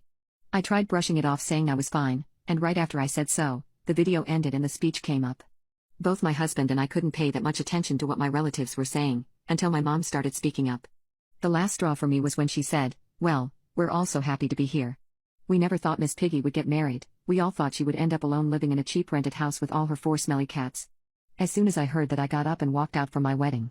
I went outside the building where we were hosting the party. My husband followed me and hugged me while I was crying and screaming nonstop. I've never felt so disrespected before, and I didn't expect my family to be the ones disrespecting me. After a good 10 minutes, my whole family and some of my friends came out from the building looking for me. My parents were fuming, screaming at me for walking out of the party, saying I was being the one to blame for all this since I should have just sucked it up and let them finish their speech without making such a scene. Some of my relatives also backed them up, which made me feel even worse. My husband started screaming back at them, saying that what they did was so uncalled for, and to get out before he starts punching every single one of them. I went back home with my husband 3 hours after all that arguing happened and cried all night long. We're going to travel for our honeymoon tomorrow, but I've been a complete mess since then. They haven't apologized and I don't think they are going to do so. What should I do now? My girlfriend weaponized my deceased child to insult me. About 4 years ago, I got my first girlfriend pregnant and we were living together. I was at work one night when she was about 6 months pregnant. During that night, a robbery happened at our house. The 2 men forced their way in, they were armed, they robbed the house, and unalived my girlfriend and my baby. I was never really the same since. 2 years later I met a girl named Tay through a Discord server. My first meeting with her came when we ran a Garden of Salvation raid later in the night. She kept the mood light by cracking jokes and mediating when people got upset. After that, my buddies told me they wanted to invite her to more raids, so we began talking more. We bonded through our mutual enjoyment of shows like Grey's Anatomy and Station 19, as well as our mutual love of reading. She at the time had an almost newborn son and was a single mother. In early 2022, life hit me hard with the passing of my great-grandma. I fell into a really deep depression that caused me to give up on drawing, which made me even more depressed. However, in March I started therapy. Through this I slowly started to better myself and improve my mental state. Around late July of 2022 we were taking a break during a King's Fall raid with our usual group when my friend randomly asked us what our ideal person would be like. I didn't answer, thinking only of Hilary Duff, while Tay proceeded to describe me down to the "and he has to be a warlock main." Shortly after that, I messaged her privately asking if she were serious and she said yes, so I asked her on a date that weekend. That started our relationship. Our relationship definitely had ups and downs, but we communicated and worked through them together to overcome them. I started gaming less so that when I wasn't super busy with work I could spend time with her. This allowed me to spend time at her place more often. I'd also been bonding with her son, and he's amazing. Everything came to a head about 2 days ago though. Tay had told me that afternoon how she was going to be visiting family for Christmas and would really like it if I came. She said the trip would be about 2.5 weeks and would also encompass New Year's. Sounds great, right? The trip would be to Vegas. I told her that as much as I wish I could go I just couldn't, as missing 2.5 weeks of work would cost me a lot of money that quite frankly I'm not making enough to afford losing it. However, I hope she's able to have enough fun for the both of us, and if she's not planning to take her son I could help her find a babysitter so he's well taken care of. She blew up at me saying that if I loved her I'd go with her and that I'm overstepping my bounds as her boyfriend by trying to help with her son when she never asked me to. When I apologized and said I was just trying to help, she looked at me and told me, "Don't. Why would you try to help with my child when you couldn't even help with your own?" I froze in my spot and just stared at her, in that single moment having lost all of the feelings I had for her. I don't think it was until I stood up and walked into the room to grab my things that she realized what she'd said, because she ran after me trying to apologize, grabbing me, and even trying to initiate intimacy in the bedroom. However, I just ignored her and kept packing. After I left, she started blowing up my phone with apology texts and calls that later turned into angry texts and almost manic-sounding voicemails. Our school teacher was a huge racist. So we rebelled. When we returned to school for the new school year, it wasn't long until the gossip started to spread around school that there were a few new teachers. A French teacher, a science teacher, a history teacher and a maths teacher. It wasn't long before the gossip mill started focusing on the maths teacher, due to him being an entitled piece of crap. The gossip started out that he would expect 7th grade students to understand university-level mathematics and would say that if you cannot understand that much at this age then you wouldn't get anywhere in life. Pretty soon, the gossip turned to the teacher being prejudiced. Sure, there was some prejudice in the school between students at the time, but that was mild compared to what this teacher started doing. During class registration, the teacher would skip asking if black kids were in class, or ask if the kid is there, Look at the kid, then mark the kid absent. I even saw the teacher refuse entry to an Asian student and told her that she's not his student and that there's no point in him teaching her. Even other students that were not obviously of foreign descent were demeaned. Stuff like when a student would ask a question, he would just sigh and tell him or her that there's no point in answering that question because they wouldn't learn anything from the answer. As the teacher started settling into his job, or lack of it, complaints rolled into the main office. However, nothing happened to discipline the teacher. Several students even said that when they went to the reception desk to hand in a complaints form, they watched as the receptionist would lay it onto a large pile of what looked like other complaints forms. There was the sound of a shredder going on in plain sight. After a month of complaints and nothing happening, the entire school population was getting fed up. Even the school bullies were shocked at what was happening and were siding with the other students. They even put a hold on bullying their victims. Then all of a sudden, the entire student population rallied. At first it was a boycott on going to this nightmare teacher's lessons. When the headmaster asked why students weren't going to his lessons and was told why, he wasn't fazed. When nightmare teacher was asked why his students were not going to his lessons, his response was something along the lines of, "They're just idiots that don't want to learn. No point trying to teach them." After another week of boycotting his lessons and nothing happening, the rest of the maths lessons started getting boycotted. This resulted in the other maths teachers asking the nightmare teacher to teach properly but were shrugged off, blaming the students again. After several more days, us students simply raided the nightmare teacher's classroom and moved chairs into other classes where we continued our education the best that we could. Then the nightmare teacher was assigned to patrol during break times. His entitlement and pure prejudice showed yet again. We had a fenced area which we called the tennis courts, but were basically a multi-purpose area for physics education. Well, if some students brought a ball so they could have a quick game of 5A-side football and the teacher saw that certain students were playing, then he'd kick them off the courts with threats of detention, while saying that they're stealing British sport. Or when students were lined up for the cafeteria, he would move foreign descents to the back of the lines and refuse entry to every student until they moved. Then all of a sudden, at the end of one day, there was a crowd in the staff car park. The next morning, the gossip about the nightmare teacher is that every tire on his car was deflated. Not slashed, just that every tire let down. Must have taken him ages to pump them back up. However, this resulted in a report going around the school that the vandals will be caught and punished. However, how could they do that? Even though there were CCTV cameras watching the area, how can black and white video pick out certain students in a sea of 200 plus students in the exact same school uniform? Well, the nightmare teacher mainly accused foreign descents of doing that, but the student gossip quietly spread that it was actually the bullies that did it. None of the students were going to rat them out to the staff. Well, the teacher didn't slow down in blaming certain students and telling others that they're idiots that won't have a future. A few days later, there was a request going around quietly that students return to school for 6 p.m. for something fun. The day after, the nightmare teacher returned to his car, smiled when he saw that his tires were fine and climbed in. However, he struggled to start his car until there was a loud bang and the car revved up a storm. Several students laughed. Apparently, his exhaust got clogged but the clog didn't hold. Yet again, reports from the school said that the vandals will be punished. The nightmare teacher continued to blame certain students and demeaning others. By now, the local newspaper had been told about the nightmare teacher, and when the newspaper came to learn more, the school told them that it's just students picking on a teacher that they don't like. So this only ended up with a half-paged article the following week saying just that. Nothing about what was actually going on. This angered the student population more. Then another request for a 6 p.m. meetup. The next day, nightmare teacher arrived at his car only to find that his tires had been let down again. But that wasn't the end of it. When he plugged his tire pump into the cigarette lighter in one of his tires, he found that the pump wouldn't turn on. He sat in the driver's seat and started screaming that his battery must be dead. That was only half of it. When he popped the hood, he screamed even more. Apparently every cable and half the pipes had been unplugged. Not only that, but the rubber timing belt had been cut. His exhaust was also well and truly clogged this time. This time the main office said that the entire school has detention and no one is going home for an hour after school every day unless the vandals come forward. Well, this didn't go down well. How can so few staff stop the entire student population of over 500 from mobbing out of entrances? Even closing gates wouldn't work, as eventually there were threats of setting classrooms on fire, which would mean on health and safety grounds, they would be forced to evacuate the school. The following week, some people in suits arrived and an investigation started. First they interviewed the staff from top down. At first they were getting told that it's just students at fault, but as they moved down, the teachers started telling them what was happening. Then it was the students' turn to be interviewed. Well, they just entered random classes and asked the entire class questions. The following week, the nightmare teacher never returned. They couldn't get a replacement in time, so for the rest of the year, there was a substitute maths teacher. My entitled friend is spreading disgusting conspiracies about my fiancé. I met my fiancé when he was here in the USA on a student visa. Back in June he switched majors and went back to his country to extend his visa, however he was denied. We were both devastated and we have been stressed ever since. I don't think my friend likes my fiancé all that much. She always pointed out to me that he lacks being assertive and she would constantly mention it to the point that it's just hurtful. She has made fun of his anxiety and depression a lot too. She has made some very offhanded comments about his ethnicity, and has always told me that if she brought home a curry muncher, her parents would end her. It hurts me. I don't like some traits her boyfriend has, but I never mention it to her. I think he's an alpha male, treats people horribly, and a know-it-all. But it's not my place to even mention what I don't like about him because I know how happy he makes her. When my fiancée got denied the visa, I went to her place to talk to her about it. Her boyfriend has knowledge of visas because he came here to the USA on a work visa. When I told them what happened, they both aggressively blamed my fiancé and insisted I was stupid. Her boyfriend also yelled in my face and pointed his finger at me and poked my chest with it. She just sat back and let her boyfriend aggressively get in my face.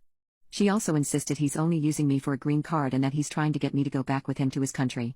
However, a few days later she texted me with an apology. After all of that, I thought we moved past it. But when we were texting again a few days later, she told me she thinks my fiancé left because life was too hard for him here. The easiest option was for him to leave for a vacation to see his family, distance himself for a bit and manipulate me from a distance, cheat while he's over there, stay for as long as he can, then come back to marry me for a green card. She just came up with all these conspiracy theories about him. It's not fair at all that she would say this stuff about him without knowing him in this situation. Even when I tried to explain it to her, she told me that I don't know what's going on and she feels like she knows the answer. She took to social media to bash him publicly, and is making it sound like I fell for him and his manipulation. She has been spreading lies about him for the past week daily, and my family have seen it, some of who are on her side. Am I wrong for telling my 14-year-old daughter the truth about her aunt? 23 years ago, my youngest sister Anna moved in with her third college roommate. The new roommate Bree was cute, smart and new to dorm life. Bree's brother Ed moved her in and I moved Anna in. Anna and Ed really hit it off and Ed asked Anna to dinner that night. Jokingly, I asked Bree out as well. Anna thought I was being serious and basically pushed Bree and I out the door. Ed and Anna never left the room. Bree and I went out for dinner and I fell in love with her. I ordered dessert just to keep the conversation going. I lived only 20 minutes from their campus in a house I had bought myself. I asked Bree if she would like to come over, but she turned me down. But turned down or not, I was hooked and started asking Bree out regularly. Ed was a grad student on campus and he and Anna also kept dating. The girls were in their junior year, but since they were both dating the other's brother, they lived together for their senior year too. Bree and I got engaged that October and that is when Anna's switch flipped. Ed was still in grad school and Anna was going to have at least one more semester of college because she had changed her major so much. They were in no position to get engaged. Anna was a constant pain in the behind during the wedding planning. She tried to cancel vendors, change orders and even attempted to destroy Bree's dress by setting it on fire. Luckily there was video proof of her doing it and we forced her to buy Bree a new one. Ed threatened to break up with her if she didn't stop. She stopped. But the day of the wedding she tried to spill wine on Bree's dress but spilled it on her own instead. She missed the whole wedding changing. At the reception my other sister Cora and Bree's brother Dean got engaged. All planned by Dean and Bree since both families were going to be there. Anna again had a fit but calmed down at the thought of getting engaged at Cora's wedding. Ed didn't want to ruin the day anymore so he kept quiet. Later at the wedding, after Bree and I were gone, Ed caught Anna in a bathroom with a family friend. Ed of course broke up with her. Anna threw a fit, destroyed the venue and ruined Cora and Dean's engagement party. For 10 years Anna was in our lives with a cycle of men she would cheat on, rotating jobs, and having total meltdowns making our lives miserable. It all ended when she was arrested for fraud and spent the last 13 years out of our lives. Now she is back. She showed up at family dinner uninvited. Later on, my and Bree's youngest daughter asked me why Aunt Anna and I don't get along. Anna had told her some lies and my daughter was confused because one involved Uncle Ed cheating on Anna.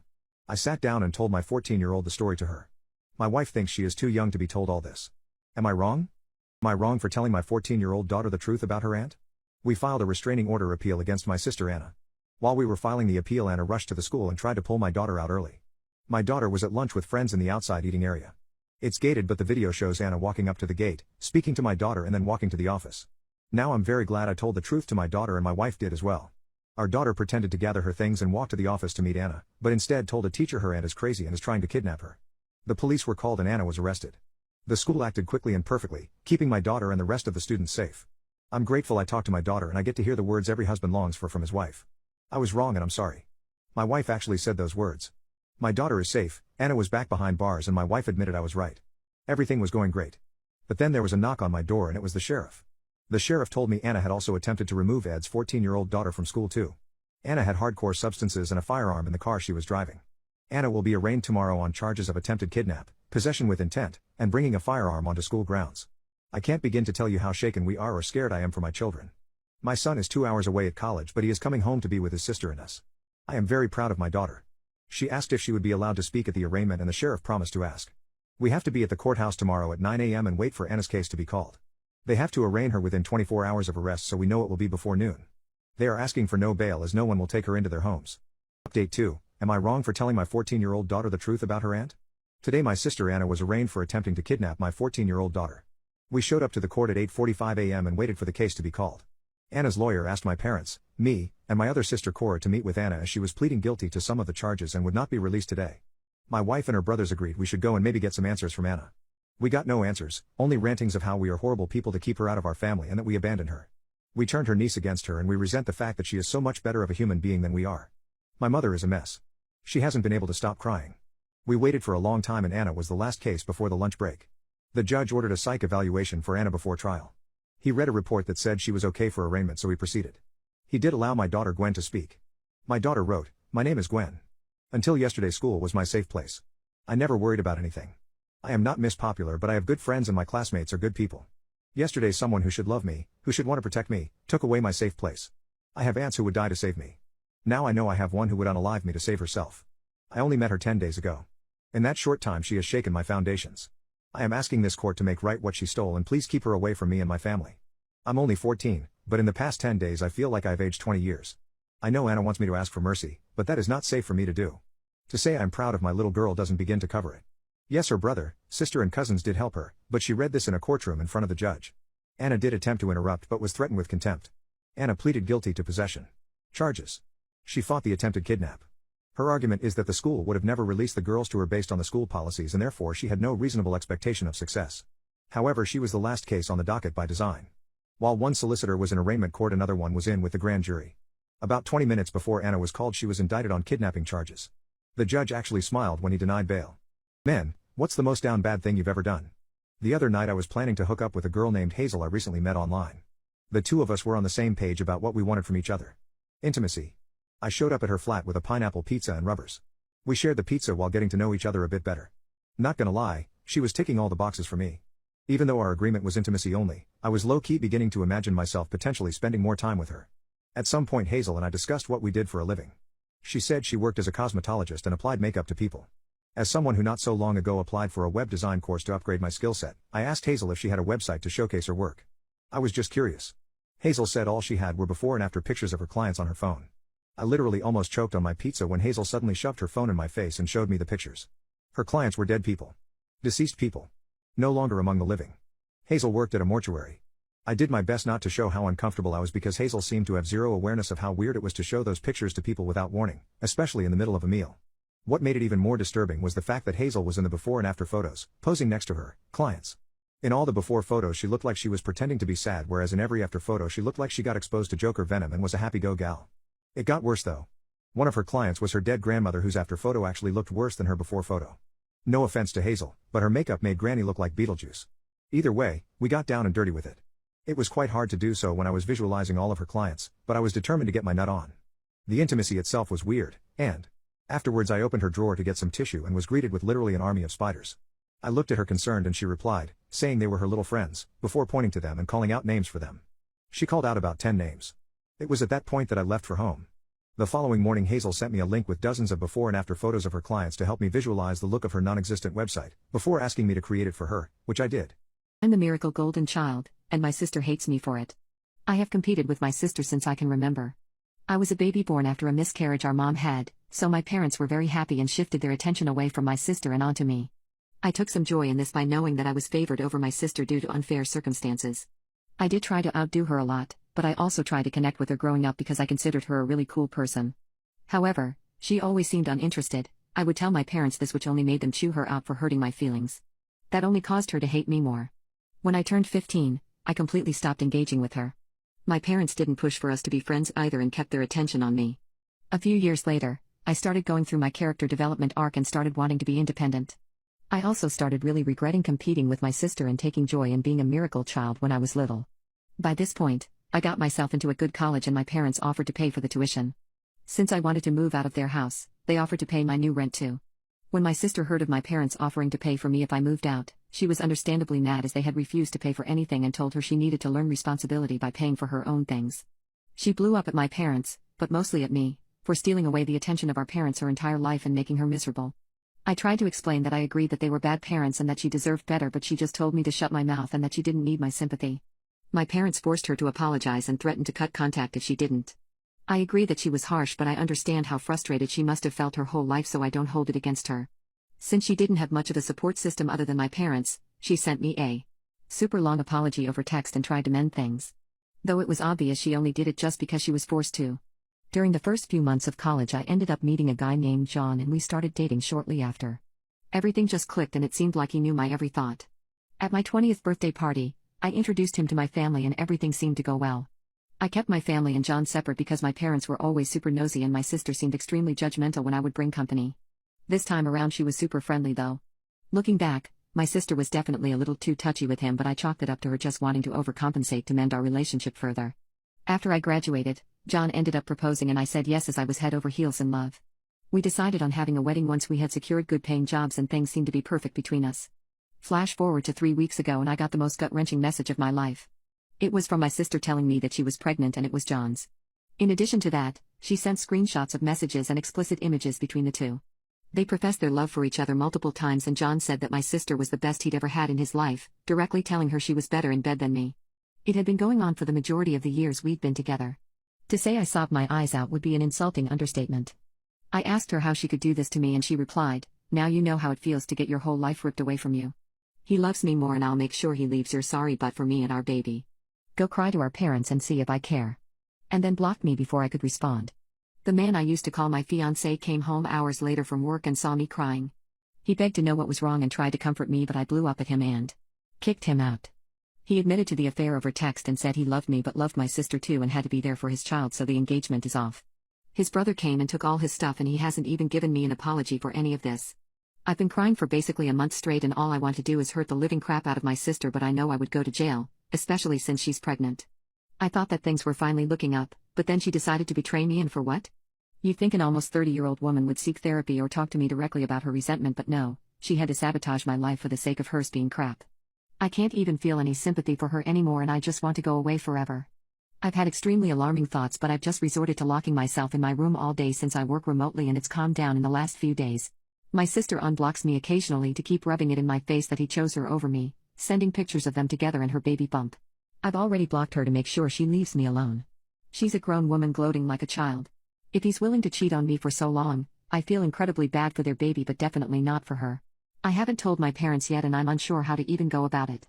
My husband's niece came onto him in our home. My husband and I have been together for 6 years. His niece Donna is 23.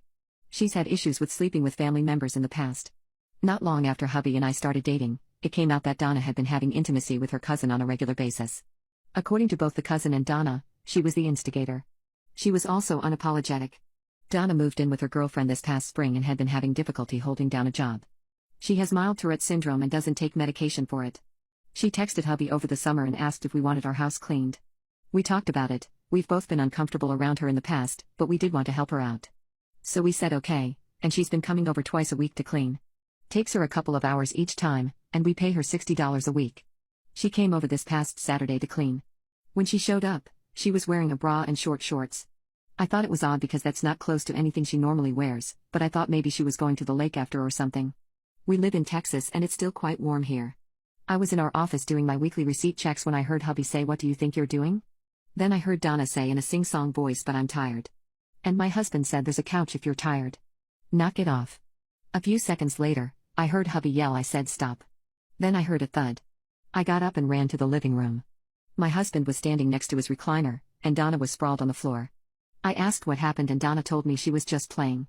My husband told her to get out. She got up, looked at us both, then said fine. Like a 5-year-old, and stomped out. After she left, hubby told me he had been sitting in his recliner with the foot up. Donna had come in and straddled the foot of the recliner, which is when he asked what she was doing. He said after he told her to knock it off, she started smiling at him and was leaning towards him while rubbing his legs and wiggling her behind around. The sound I heard was her falling on the floor when he pushed the foot back into place and stood up.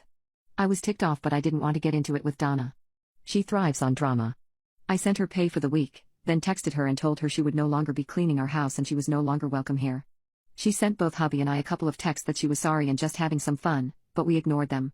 She showed up at the house Tuesday. That's her normal day to clean. When I answered the door, I just looked at her and said, "What the hell do you think you're doing here?"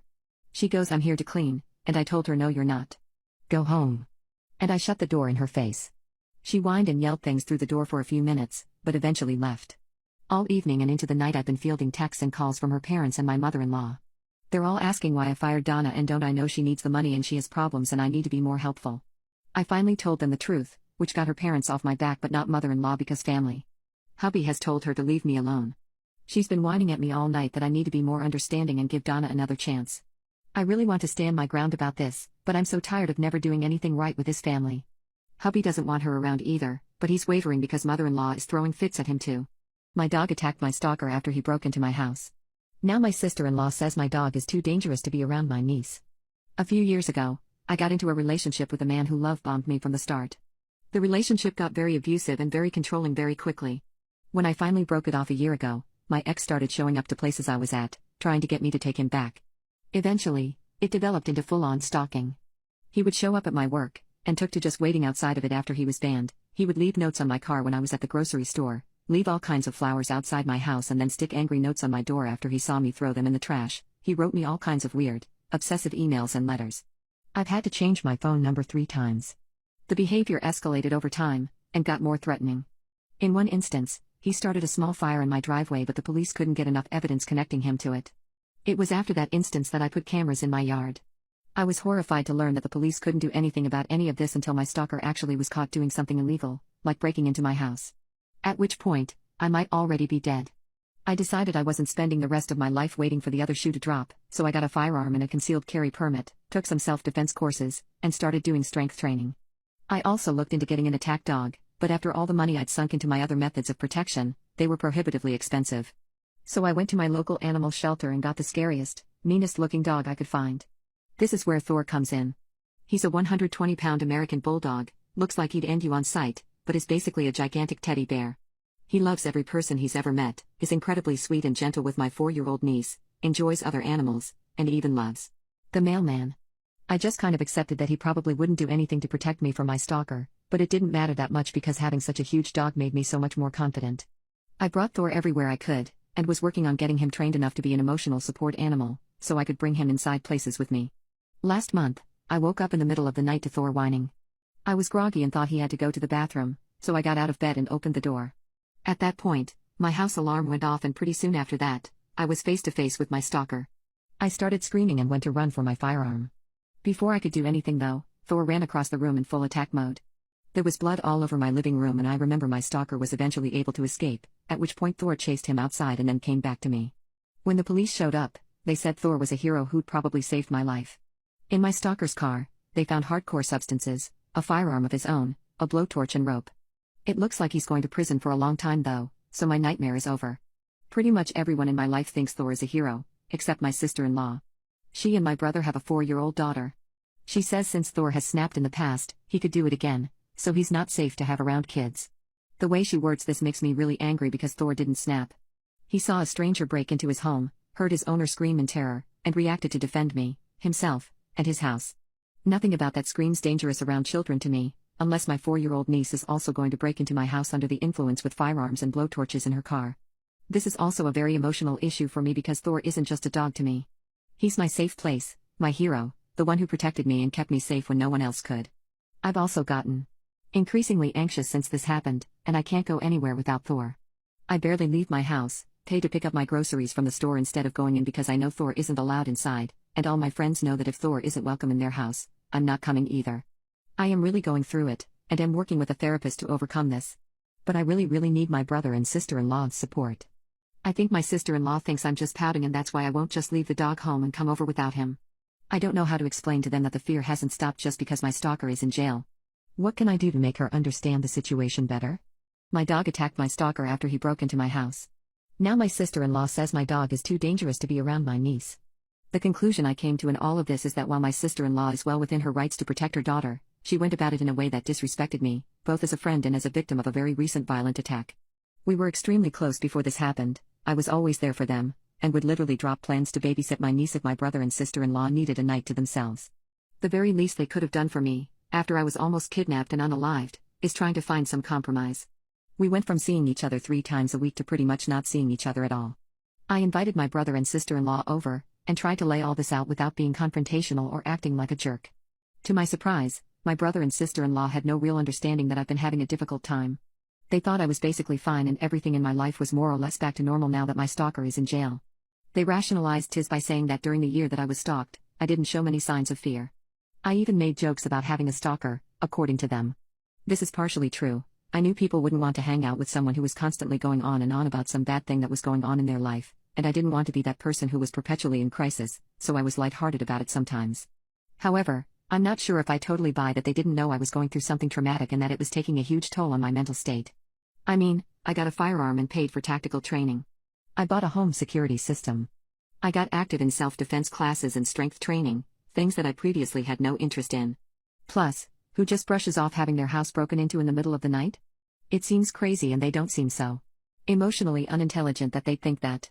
But both my brother and sister-in-law did apologize for being insensitive, and when I pressed my sister-in-law on why my suggestion of crating the dog isn't good enough, she eventually relented and said that it would be fine.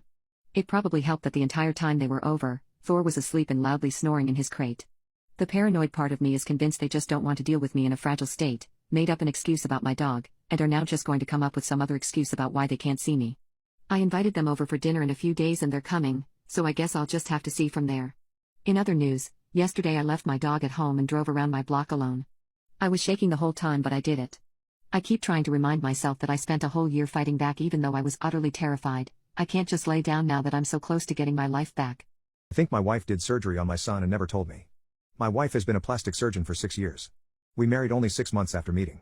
She joked that she only married me for my perfect features. No good plastic surgeon would ever touch your face, she would say. That's why I married you. I couldn't resist fixing you up if you were anything other than perfect. Even in our early stages of dating, my wife would bring up how beautiful our child would be. It was all she cared about. Our baby boy arrived several months after we married. I'll never forget the look on my wife's face when she held Jaden in her arms for the first time. I swore it was a look of disgust. You see, Jaden wasn't exactly the cutest baby. I thought she was being shallow, but I figured once she came to love him, she wouldn't care. Unfortunately, as Jaden aged, his features grew to be more interesting. His nose outgrew his face, his cheeks became so full he looked swollen, his lips were thin as paper, and even his forehead, on top of being Rihanna-sized, started to form premature wrinkles. Nonetheless, I loved him just the same. But, I could sense resentment grow in my wife. When Jaden turned 7, I started noticing some changes. He started waking up far too groggy in the mornings, practically falling asleep in his cereal. Then the real changes came. At first they were subtle. The wrinkles started smoothing out, his lips showed some fullness, his cheeks thinned out, his forehead lessened in size. I chalked it up to aging. But last month, he came downstairs in the morning, his nose bruised and swollen. My wife insisted that he must have fallen out of his bed overnight. Don't worry. He's going to be fine. I found him like this. I already stitched him up. You know he sleeps like a rock. After weeks of healing, it became obvious. His nose was completely different. Smaller, straighter, smoother. I finally confronted my wife. Are you messing with our son's face? How ridiculous. She yelled. How could you possibly think that? Plus, he's still ugly. We went to bed without speaking another word to each other. I woke up in a fog this morning, stumbling to the kitchen. It was 10 a.m. and Jaden hadn't come down for breakfast yet, so I walked back upstairs to wake him. I cracked the door open, only to find my wife hovering over our son, tears streaming down her face as she desperately tried to resuscitate him. Jaden lay still, a perimeter of stitches outlined the top of his face. His body showed no signs of life. It was supposed to be a routine facelift. She trembled. I didn't mean to. Veteran substance users, what's your craziest substance story? A few months ago I was a freshman in my spring term of college. I'd stopped studying nearly as much as I had been, and finals week was ahead of us. That morning, I'd woken up with all my clothes on after blacking out pretty badly at the frat house, for our senior send-off where everyone gets extremely wasted. My friend and I had a rough morning, and were trying to put our heads back together, had gotten some food, and we were in no shape to study, but still needed to. I had an economics final 2 days from then, and hadn't learned much the whole year. In the past, I've never been the one to suggest doing Addy as a study substance. I've done it in minimal doses such as 10 milligrams once or twice. For some reason, my teammate for the club team I was playing for had given me a bottle of Addy XR, filled with 30 capsules. For those who don't know, XR stands for extended release, which means it can last for 12 to 16 hours. To get our brains ready to study, we thought we might just take a pill, so that we could be more collected and prepared to study. That is not what ended up happening. For some reason, we thought it would be a good idea to snort it. So we sat there in our dorm, bills rolled up with crushed up Addy XR all over the table. We forgot to measure the dosing, and with 30 milligrams in each capsule, the dosage was no joke. The maximum recognized dose was 50 milligrams for anyone. Well, we didn't pay attention to that, and just kept doing it. I would do one more, and then he would, and then I would, and then he would. Days later, we ended up realizing we had done around 200 milligrams each, through our noses and, where the substance immediately entered our bloodstream and tweaked us the F out. I think it may have rewired my brain. The rest of the day was a blur.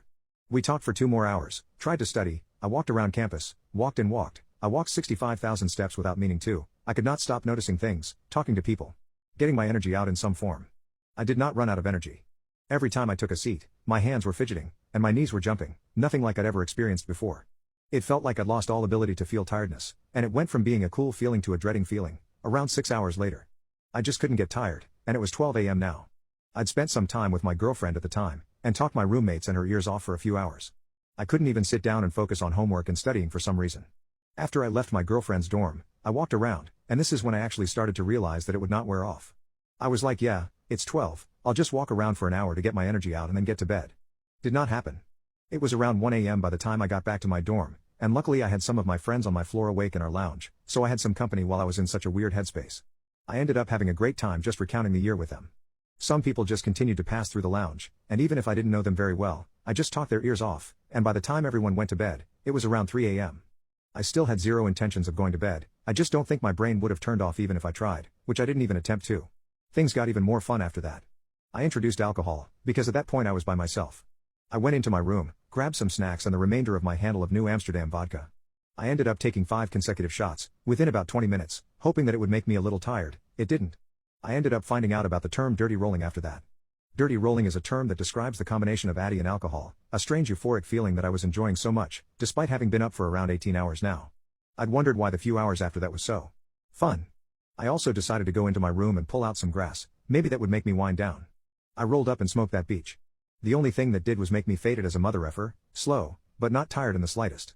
It also gave me the munchies, and I cooked one of my roommate's frozen pizzas and ordered a pizza for myself. After eating, now absolutely baked, drunk, and on so much Addy, I decided to leave again and take the 4.5-mile walk to our nearby football stadium. It was honestly an exhilarating time. I had AirPods in and enjoyed every second of music I listened to, while the sun was rising as I walked through the empty campus, around 5:30 I believe. The few people I saw I would assume were very confused by me wandering the campus with just a t-shirt and shorts. I thought it was so cool to be awake at such a time, and ended up enjoying a seat on the grass in the dog park right outside the stadium, peacefully watching the rest of the sunrise and enjoying my music. At this time, the early risers of the town had gotten up to take their dogs for a walk, and a few were confused by my position. I ended up having a great conversation with an elderly man about his 73 years spent in this town, and some life stories. The craziest one was a strange tale he told of his father taking the man to a casino, where he had ended up losing all of his money, not to the gambling, but to his father taking all of his money. He'd said he'd been drunk for the first time in decades after a few mixed drinks, and woke up without his money and never saw his father again. It was an intriguing conversation. Afterwards I walked back, still not the slightest bit tired, and walked into the dining hall for some breakfast around 8 a.m. My body clock had been completely fried, and for some reason it felt like the evening, but everyone else was just getting up to get breakfast before heading to the library to study. It was a strange feeling, walking in. I ended up going back to my room and laying around for a few hours, still not remotely tired, going on 24 hours of being awake now. The Addy had truly flooded my bloodstream, and prevented me from sleeping, an artificial insomnia. I ate some lunch with my roommate afterwards, and was extremely irritable, and got into a pretty bad argument with him, so at this point my brain was starting to fail. Around 6 p.m., I finally crashed. I was out in a few seconds, and ended up waking up in 3 hours, and then finally got back into my normal swing of things, feeling a little bit back to normal, and stayed up that night until around 2 a.m., just trying my best to study and be normal. I'd split off from my friend who I'd done it with in the afternoon of the day before, but he'd had a similar experience, just with more attempted studying. We both felt like we'd been going crazy, the substance was no joke. I somehow passed my final though. I cut off my mother because she allowed the guy who roped me to visit my daughter. 10 years later she wants to fix our relationship and get to know her grandkids.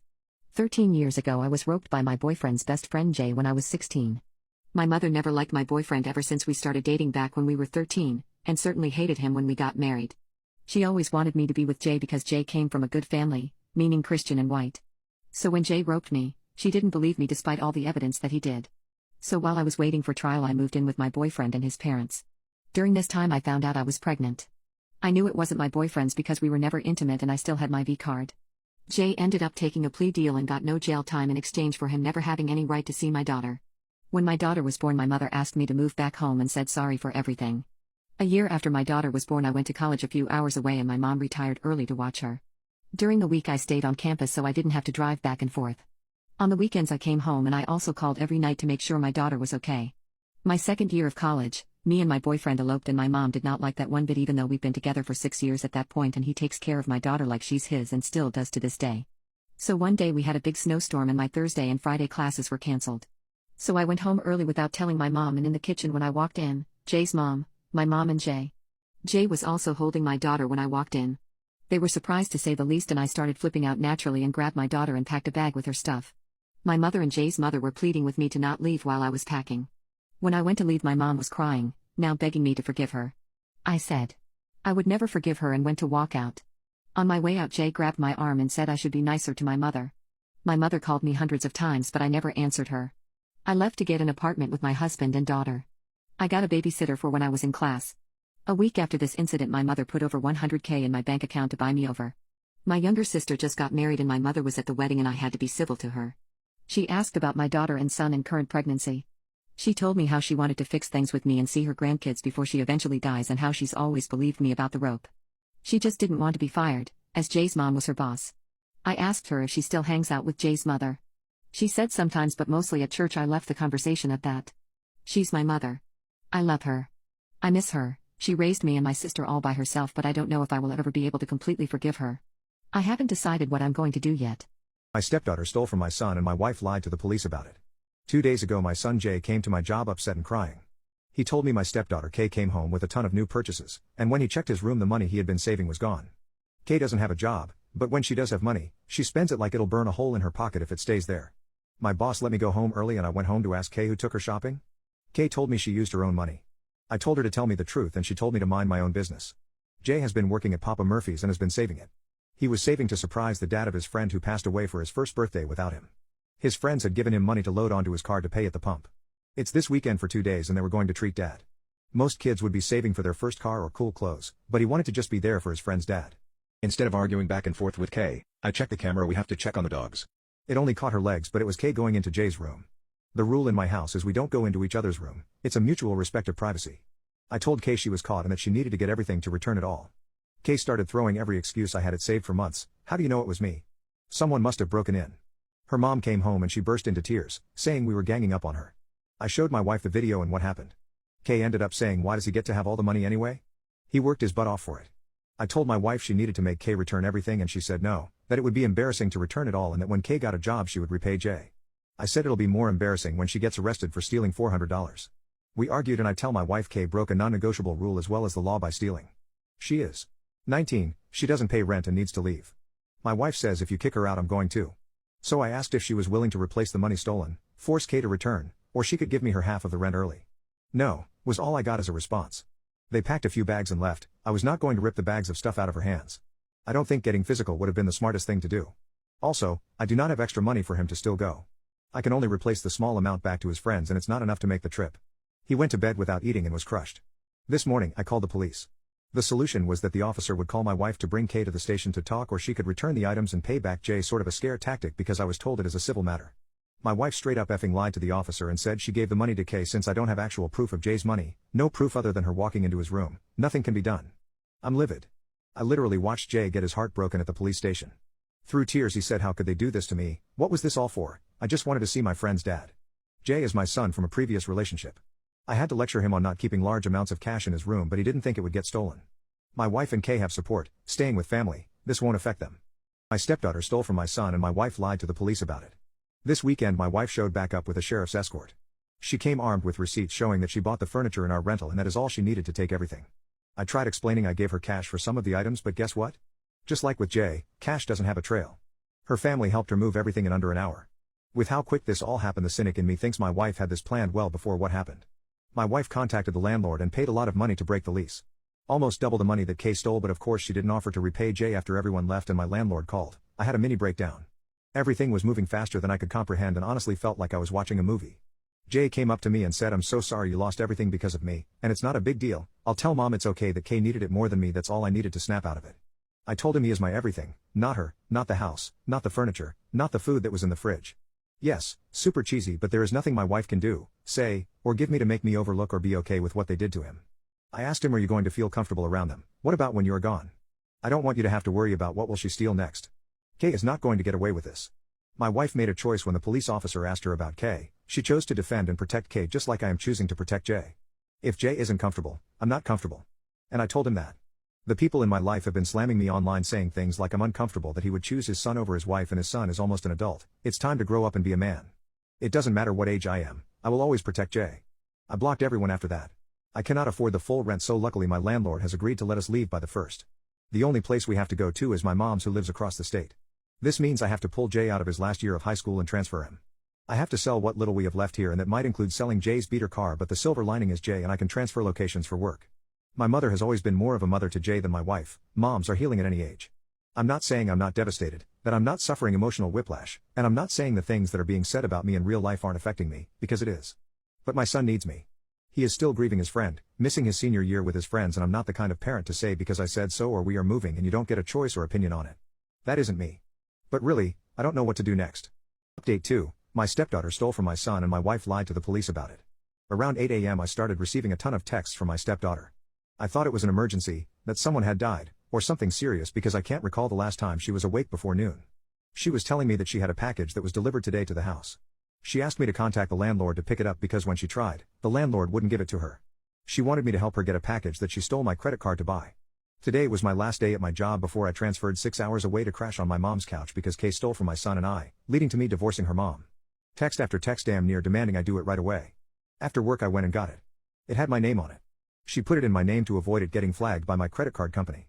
It was a partial order from when she went on a shopping spree, the items had been back ordered. It was a box of makeup from Sephora. I opened it, again, it was in my name. It was over $200 for 4 little things. There were also a ton of little sample products. I took a picture of it and sent it to her. She started thanking me and how I saved her night out because she ran out of foundation. She was talking to me like I was her buddy, all excited. My jaw literally dropped at the audacity she had. She ruined my son's senior year and she thought I was going to help her so she could go out tonight with her friends. She didn't respond to my son when he tried begging for his money back but had the nerve to ask me to help her. I took it to Sephora to get a refund, but because the card that was used to purchase it was frozen I couldn't get cash. The girl working said she could return the store credit to Kay's account. Absolutely no, I think the F not. So I took her package to an organization that helps women get ready for job interviews so they can get back on their feet. I texted her that they said thank you and that it would really make a difference since donations were low. Kay lost her mind. Cursing me out for giving away her stuff, how she was going to call the police if I didn't get it back within an hour, saying she was going to go get it back. What kind of punk tries to get a donation back from the needy? I ruined her night because now she doesn't have any foundation makeup, and how dare I think it's okay to do this to her. The last and only text response I gave was I would probably avoid the police right now, especially since mommy is out of town for work, who would bail you out? I got her package that I didn't even know about, which ended up adding more fuel to my case. People who moved countries and left their old lives behind, why? 18 years ago, I came to know that my son wasn't mine. He was 3 when I found out my wife cheated on me with my best friend. I was devastated. Needless to say we got divorced, and my ex didn't suffer any consequences. The court doesn't care if the kid is your biological child or not. You have to pay child support. My ex was vindictive, so she intentionally quit her job so that she could get more money. After 6 months of this I reached my breaking point. At that time a work friend of mine joked that I should just leave this country. That's when it hit me. I am not going to spend the next 15 years of my life caring for the bad decisions my ex made. I started to plan my exit. I took out all the money from my bank account. I quit my job and sold my car. I also sold some of my belongings. I never said a word to anyone except for my mom. She knows where I am and I am 100% sure she won't snitch. The last thing I said to my ex was I would rather die than pay a single penny to you via text. From there I boarded my flight and went to a country further away where they cannot find me. I came to the new country by plane and from there I journeyed by road to a nearby country. It is a third world country with a lot of greeneries. It wasn't that hard because I bribed the border guards and they let me into the country. From there, I started to teach English in a primary school in a village.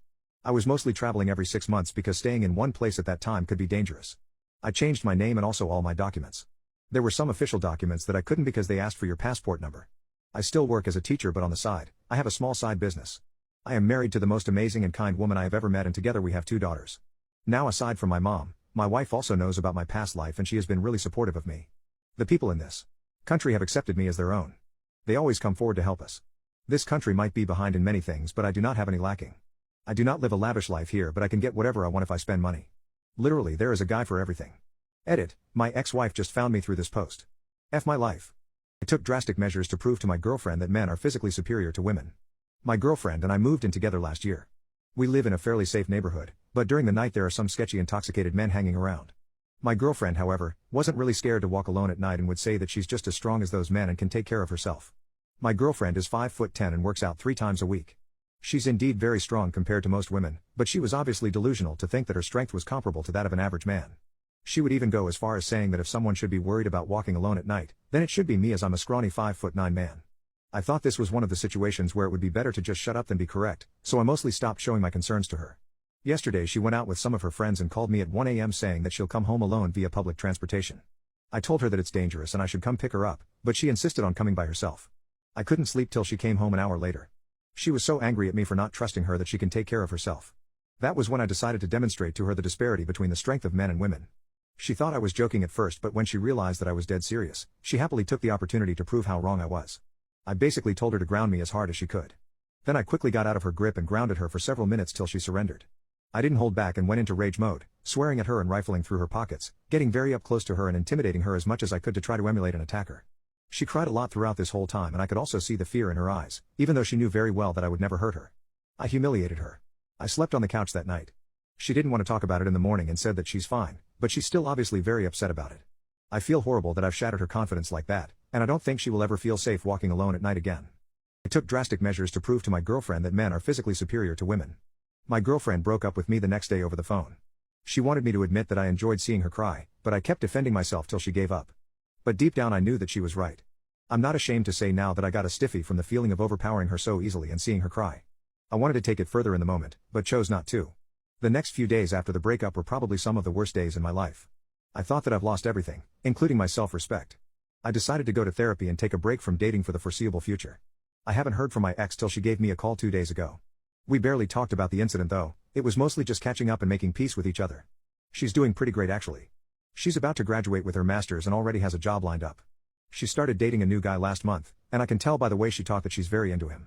She signed up for a swing class, which is something that she wanted to do for the longest time but didn't do it because of me, which is also where she met her new boyfriend.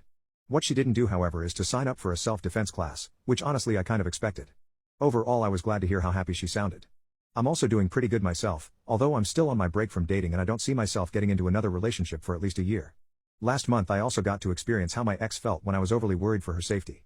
I went with my family to a trip in Naples, and while we had our apartment in a fairly safe part of the city, it was just a few blocks away from some sketchy alleys during the night. So when I craved for a good pizza during one of the nights there, my mom got very vocal about not wanting me to go to that place because of how sketchy some of the alleys on the way there looked like. I tried to convince her that she has nothing to worry about but to no avail, and then it dawned on me that this is probably how my ex felt when I expressed my concerns to her. Eventually, I decided to go to that place the next day during daytime instead. Was definitely worth it though. I'm genuinely happy with how things went for both of us, although I still miss her sometimes, and hearing her voice again just made me miss her even more. But I know that it'd probably be better for us to just move on with our lives separately. I also plan to continue with my therapy sessions, even though I feel completely fine by now. The reason is very simple, it's just to have someone that I can talk to without feeling judged. Entitled parents become the laughing stock of the zoo. I work at a petting zoo. Today, 2 prepubescent kids came in and started terrorizing everyone here. They started screaming every curse word under the sun at everyone and harassed my animals by running after them and kicking them. One of my colleagues was taking a phone call and the kids decided that she was a good target for some reason. This woman cannot take confrontation. They started walking into her while she was sitting down and started screaming in her ears. I was not present during this, but my colleague came to me distressed about the kids. I went to them and asked them again politely to leave. I asked them before but they did not leave. That was enough for the kids to stay out by the gate and scream and kick the fences. We told them to stop multiple times politely but to no avail. Eventually they circled around and threw empty cans at my goats and sheep. They came back around and started bad-mouthing us yet again. Another one of my colleagues went to them and asked them to cool down. The profanity that came out of their mouth just shocked me. I walked a little further away while I saw my colleague going for the hose. I knew what he was going to do. While I was inside I heard the kids scream. Today was quite a hot day, 30 Celsius, so I didn't think it was that bad what he did. The colleague came back with a big smile. I asked him what he did even though I already knew. He said he sprayed them, now they should be cooled down, he chuckled. They went away. Fast forward 20 minutes later and the kids come back, with the mom. She is so mad that she almost slammed the door into the kid's face, almost. I'm already thinking this should be interesting. Can you explain to me why my son came home crying? She yelled. Me and my colleagues looked at each other and they just started laughing. We explained to the mom what happened and she is not taking it. You pushed my son to the ground, he is only 8, she yelled as she pointed to my female colleague from earlier. She is dumbfounded because she didn't push him to the ground but pushed him away. She explains it. The mom does not believe her. The colleague demonstrated what she did. That doesn't excuse you for touching my kid, mommy yelled. My colleagues calmly but with a panicked voice explained that her kids kept walking into her while she was on her phone and screaming into her ears. Still doesn't excuse you, mommy crossed her arms. My colleague stood up and walked away. She focused her attention on the other colleague. And you? She pointed at him. You destroyed my son's bike while spraying them with water. This colleague does not take BS from anyone and said to her, do you want to know why? There is no excuse, you destroyed his bike, mom said. This is where I jump in because I have not been present for both those interactions but no one talks to my colleagues like this. So what is broken? I asked politely. The battery. She huffed. I'm already dumbfounded because a battery can take some water. Does it work? I ask. Yes but. I interrupted her. So nothing is broken. That's not the point, he shouldn't have sprayed them with water, mom said. I understand your anger ma'am but your boys did ask for this I said. Trying to explain what the boys did in order for them to receive a hose. Mom did not like my reasoning because son dearest can't do anything wrong. I explained that actions have consequences. But nope, this action was uncalled for. I told her that her kids were really rude to me and my staff. Not only that, but the words they yelled at me and visitors around here were not welcome in here. He would never say that. Our camera will say otherwise. This point she realizes the cameras. So you have proof that one of your colleagues attacked my kid and the other one used brute force on them. I will get my husband here and he already has a criminal record, so you better watch your tongue. My male colleague talks down on the women. Respect is earned and the way they are behaving they do not get any respect. Is that a threat? I ought to sue you for damage. Me jumping back and I recall you said nothing broke. Well, if it does I know where to find you. This sounds like a threat and we do not take kindly to threats, my colleague said. Is that a threat? She said. Take that how you will. They go back and forth, not going anywhere and repeating the same stuff over and over. Somewhere in the back and forward the kid said, what kind of petting Zuma streets kids? Eventually I jumped back in again. The ones who deserve it. Mom turns her anger to me. I have a problem with your colleagues, the one who laid hands on my kid and is secretly listening in and the one who hosed them. It is my problem if you threaten my colleagues. Fire them, the mom said. Excuse me? I was surprised by this response. You heard me, fire them, they both hurt my kids. Ma'am, please leave, we aren't getting anywhere here and your attitude towards my colleagues and me is not welcome here. Actions have consequences, do they not? Yes ma'am, and so do yours, so this is your last chance before we call the police. This is the moment she realizes she is not getting anywhere with us. While walking away she screamed, I know you're open till 7:30 and my husband will come. None of us corrected her because we are open till 5 and this happened at 4:45. As she was leaving with the kids, my colleague got the hose and sprayed them all down as soon as they left. Tomorrow should be an interesting day at work. My sister used her emotional trauma to get close to my husband. My sister Lisa lost her husband Jimmy 2 years ago in a motorcycle accident. A year ago, she reached out to us and told us she was having a hard time adjusting and said that she needed help. I helped her find a good therapist and she has been getting her life back on track. My husband Rick felt bad for her and started spending a lot of time with her. For the past 6 months, they have spent more and more time together. At first I was fine with it because she was finally becoming like my sister again.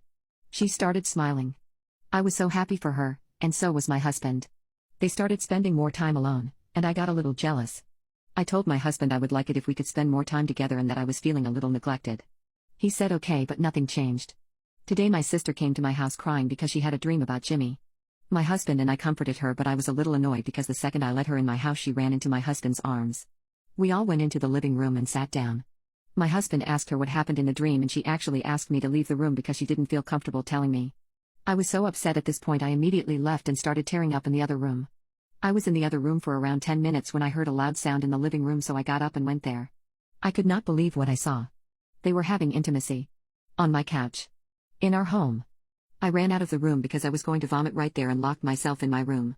Rick walked into the room an hour later still topless and wouldn't even look at me. He mumbled something and sat on the bed. I was so angry that he wouldn't even look at me that I almost left right there. I asked him what the hell was going on with him and my sister. He sat there for a few minutes without saying anything while I was crying my eyes out until I finally yelled at him to answer me. He whispered that he loved her. At this point I lost it. I started yelling, how could he do this to me? Do these past 10 years mean nothing to him? Literally dropped to my knees and asked how could he betray me with my own sister and then tell me he loves her. He was quiet the entire time until I stopped yelling. He said that he had been regretting not experimenting with other women before we got married and that he shouldn't have married the first girl he was with. I was stunned and asked if he ever even loved me. He said yes, but that after spending time with my sister he realized she is who he wants to be with. I had no words. I didn't have any clue what to say. All my life was falling apart in front of my eyes and I was scared. I told him I might be pregnant and he said that he would think about supporting me. Then he said he was leaving me to be with my sister. He apologized to me and told me I deserve better than him and that he will do whatever he can to help me and the baby, and if I agree to divorce him he will give me everything. He just wants out of our marriage. In that moment I felt like I hated him and never wanted to see him again, so I screamed at him, fine, just get the F out, you ruined my life, I hope you are effing happy, you piece of crap. And then he had the audacity to try to hug me. I flipped out and pushed him off of me. Someone knocked on the door, then he told me that he still loved me and we would figure everything out, and left. I decided to call my parents and tell them what happened. My mom dropped a bombshell on me that my sister told her that she had feelings for my husband and that she wanted to be with him. Why she didn't tell me this I have no clue, but I feel like everyone is against me. My sister used her emotional trauma to get close to my husband. I woke up this morning and felt like complete crap. I went and got a pregnancy test and thank effing God I am not pregnant. It was bittersweet because we have been trying to get pregnant for a while now and I never thought I'd be so glad to see I wasn't pregnant. A little while later I left the house to get groceries and when I opened my mailbox there was a letter in it from my sister Lisa.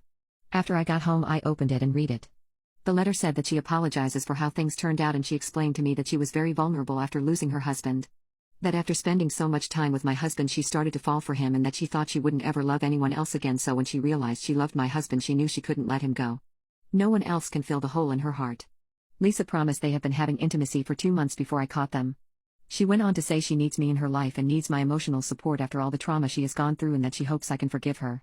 She also went into detail about how much she loved my husband and literally wrote 2 full pages about him. Everything from his looks, to his personality, even the way he speaks. My husband Rick called me a little while ago. I didn't pick up the phone, so he texted me and told me that he still loves me and that we can find a way to work this out. I don't know what the F that means since he just left me for Lisa. Now I'm really confused because now that I'm not pregnant, I want to be, and I want my marriage to not be over even though I hate him for what he's done to me. And why would he text me that? Is he changing his mind? I am so confused. I know I shouldn't forgive him if he wants another chance, but 10 years of marriage. Can I really throw it away because he helped my sister in a vulnerable moment and made a mistake? Update 2. My sister used her emotional trauma to get close to my husband. I talked to my mother again and she informed me that she has known about my sister having a thing for my husband for quite some time. She didn't want to tell me because she said she was trying to get my sister to give up the idea and she did not want me to be hurt. My sister Lisa sent me another letter into my mail. In this one, Lisa apologized for her behavior again, but also went on to blame me and said that I flaunted my happiness in front of her with my husband. She wrote she couldn't stand to see how happy we were and how he genuinely loved me when she had no one. She told me I should have reached out to her alone and that I had no business getting my husband involved. She also went on to say that my husband told her he never really loved me and that she was who he really wanted to be with. She demanded me to not contact him. She wants me to go through her if I want to say anything to him. And that she will bring over the divorce papers in a few weeks. I have had a few days to process this information, but the more I think about it, the more confusing it seems to me. Then I got more information today. Lisa is pregnant. She says it's Rick's.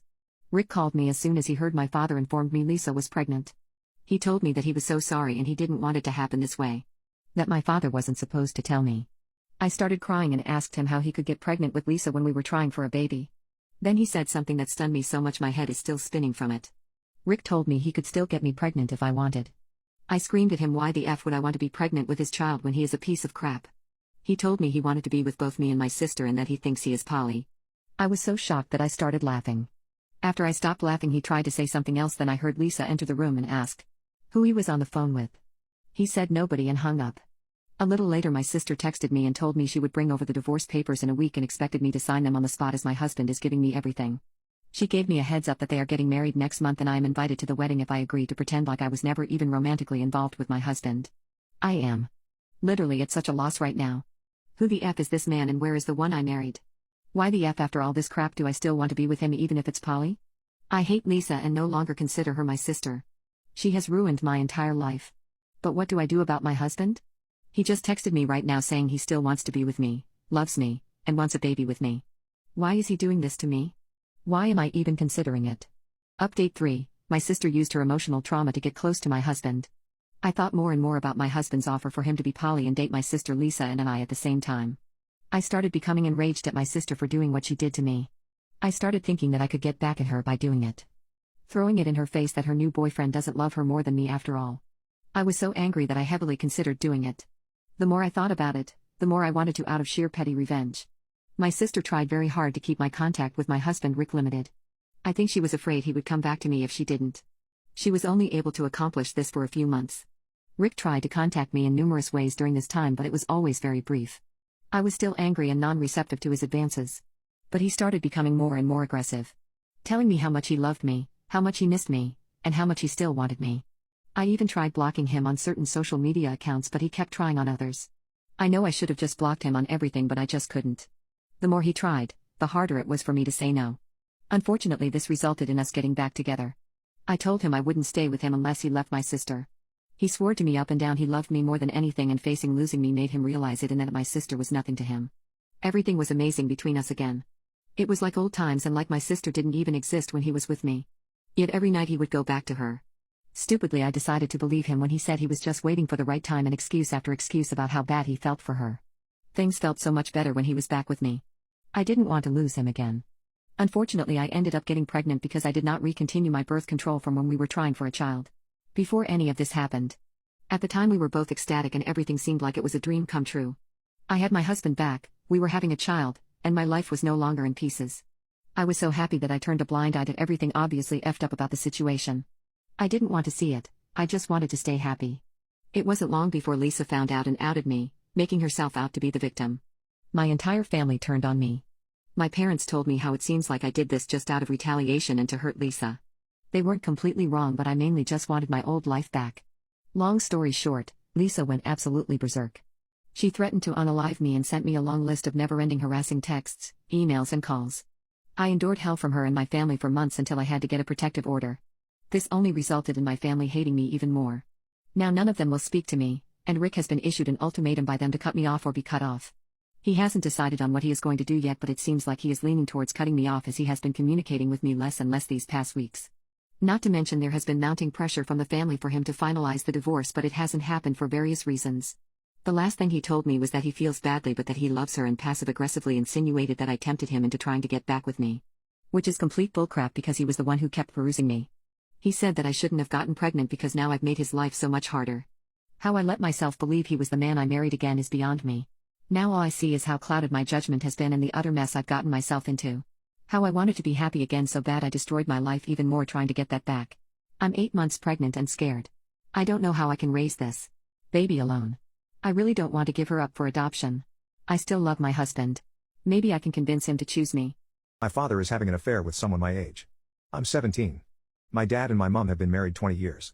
They have me and my younger sibling.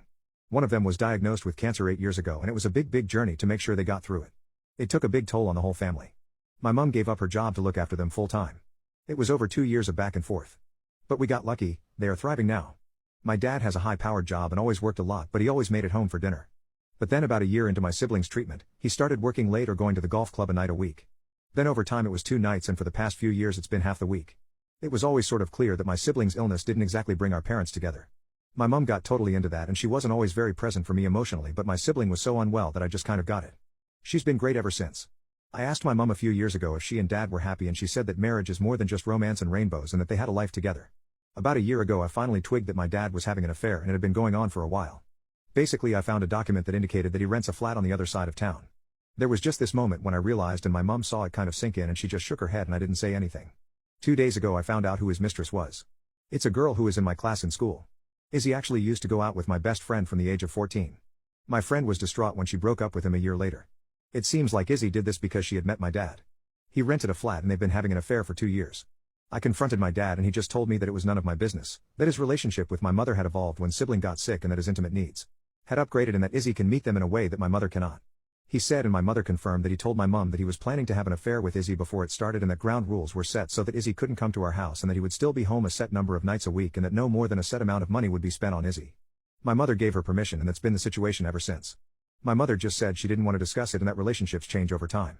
My dad said that he would go and stay in his flat for the rest of the week while I cooled off, but that he would come back on Monday and that we wouldn't be talking about it again. I'm physically kind of nauseous about this whole thing and I don't want anyone to know. My dad is just a total creep. I hadn't spoken to Izzy, but she is really quiet and very clever. What do I do? My father is having an affair with someone my age. I'm 17. In the end, the sibling found out what was happening. When dad came home, my sibling and I confronted him again. He was a bit freaked out that my sibling now knew too. He explained it all again. He met Izzy and became transfixed by her, and so he told her that he would like to start a relationship. He said that he started by meeting Izzy for coffee to work out ground rules with her, and that he also worked out ground rules with my mother, but when my sibling pushed him about it, he admitted that he had told my mother that he would want a divorce if she stood in the way. It really does sound like the freaking weirdest adultery that I have ever heard of. During the time that he and Izzy were talking, which started 2 years ago, dad found a flat and furnished it for their meetings. Given that over time dad has been increasingly absent, sibling pushed again for an explanation, and he said it started off one evening a week, after which he dropped Izzy back at her parents', but over time, they started staying over together for special occasions and then every week until where we are now, where he's been here half the week and the other half with her. He also said that the flat they use now is not the same one they started out with, because it's now one that Izzy lives in full time, while the one they had for the first few years was just a bedsit.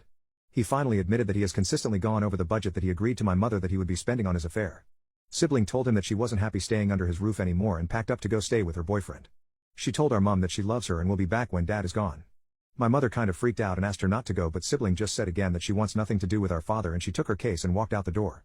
Sibling has also been in touch with our maternal uncle, who I think is stepping in to lay down the law to my mom that she needs to kickstart a divorce because this situation is utterly unacceptable. If we were in America, dad would be liable for criminal charges.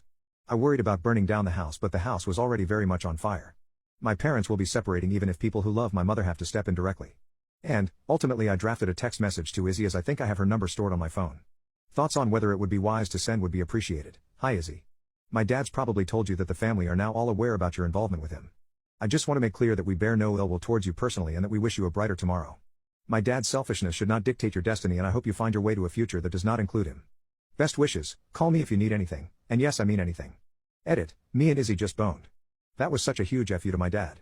Exposed my abusive and neglectful mother at my dad's obituary. My dad has been chronically ill for the past 15 years. As his health declined he relied more on my mother for things. Prior to this she was never a great person and fully took advantage of his disability and mobility issues as he declined. For years she claimed to be separated and divorced, while talking to other men on the internet and in real life. She made claims many times she was going to move away and marry someone else. In addition she took advantage of him financially. She would spend his savings and instead of buying him medicine, she would spend it on herself. My dad was too weak to do anything about it, but I saw how much this hurt him. We tried every legal avenue we could find to have her kicked out, arrested, or force her out, but those attempts were met with responses that it was a civil matter and there was nothing that could be done. Throughout the course of the marriage, she had laid hands on him many times, yelled at him a lot, and would call him useless when he was in chronic pain. She blasted him on social media a lot, and fabricated fake evidence in case he ever tried to divorce and expose her. She flat out told him she would use this fabricated evidence to take him to the cleaners if it came to it. My father made me a durable POA and added me to all his accounts. I'd tried for years to get my dad to move in with me but he wasn't leaving the house he worked so hard to pay for, even if my mother was still present at it. I brought him home on hospice the day after Thanksgiving and made sure his final days were the best they could be. After meeting with the funeral home to carry out his final wishes I was told they required consent from my mother to allow me to cremate him. It was no surprise she initially told me no and only agreed after I allowed her to keep the Social Security survivor benefits, which would have been hers anyway. I wrote his obituary and left her out of it. There was not a single word or mention he'd ever been married or had a spouse. I didn't feel she deserved to be recognized or viewed as a grieving widow when she spent their marriage as a crappy spouse in person. She lost her mind and there were many questions from friends and family alike. I've spent years in therapy working through maternal narcissistic mistreatment and believe if she didn't want me to talk about it she shouldn't have done it. When people asked about it I was honest about the years of mistreatment my father and I endured from her. I've completely ruined the public image and victim complex she spent years creating. I might be the villain and a-hole in this scenario but I'd do it again in a heartbeat. My wife legally kidnapped my kids and the police refused to get involved. My wife came home saying she tested positive for 5 different intimate diseases. After finding out I got myself checked and tested positive for 3, including the clap. At first I was in denial about the reality that I knew but did not want to admit to myself. We spent weeks arguing. It wasn't the first time I caught her cheating. She begged me to forgive her and I did considering she was pregnant with my firstborn daughter at the time. This wasn't the only problem we were having. After moving to New York I noticed the stressful life really got to her. She started to take it out on my kids. I was not okay with the way she treated my 3 and 4-year-old. For months I acted as a father to my wife stopping her from bullying them. After a lot of convincing I got her to try couples counseling. She didn't like it and after 2 visits she decided to stop participating in the sessions. My next step was to call CPS. They said although the situation was unfortunate, it wasn't enough for them to get involved. I decided that my only option was to ask her to leave. After 3 weeks of arguing she left and took my kids without my permission. This was 2 weeks ago. I was devastated that she took the kids. After repeatedly asking her to let me see the kids I called the police 24 hours after she left. They told me she went to a shelter. At this point my panic and anxiety is through the roof. The next day my mother tells me she spoke with my ex-wife through a video call and could tell they were riding the bus. I asked my mother what time was it and I put 2 and 2 together, she was taking them to work.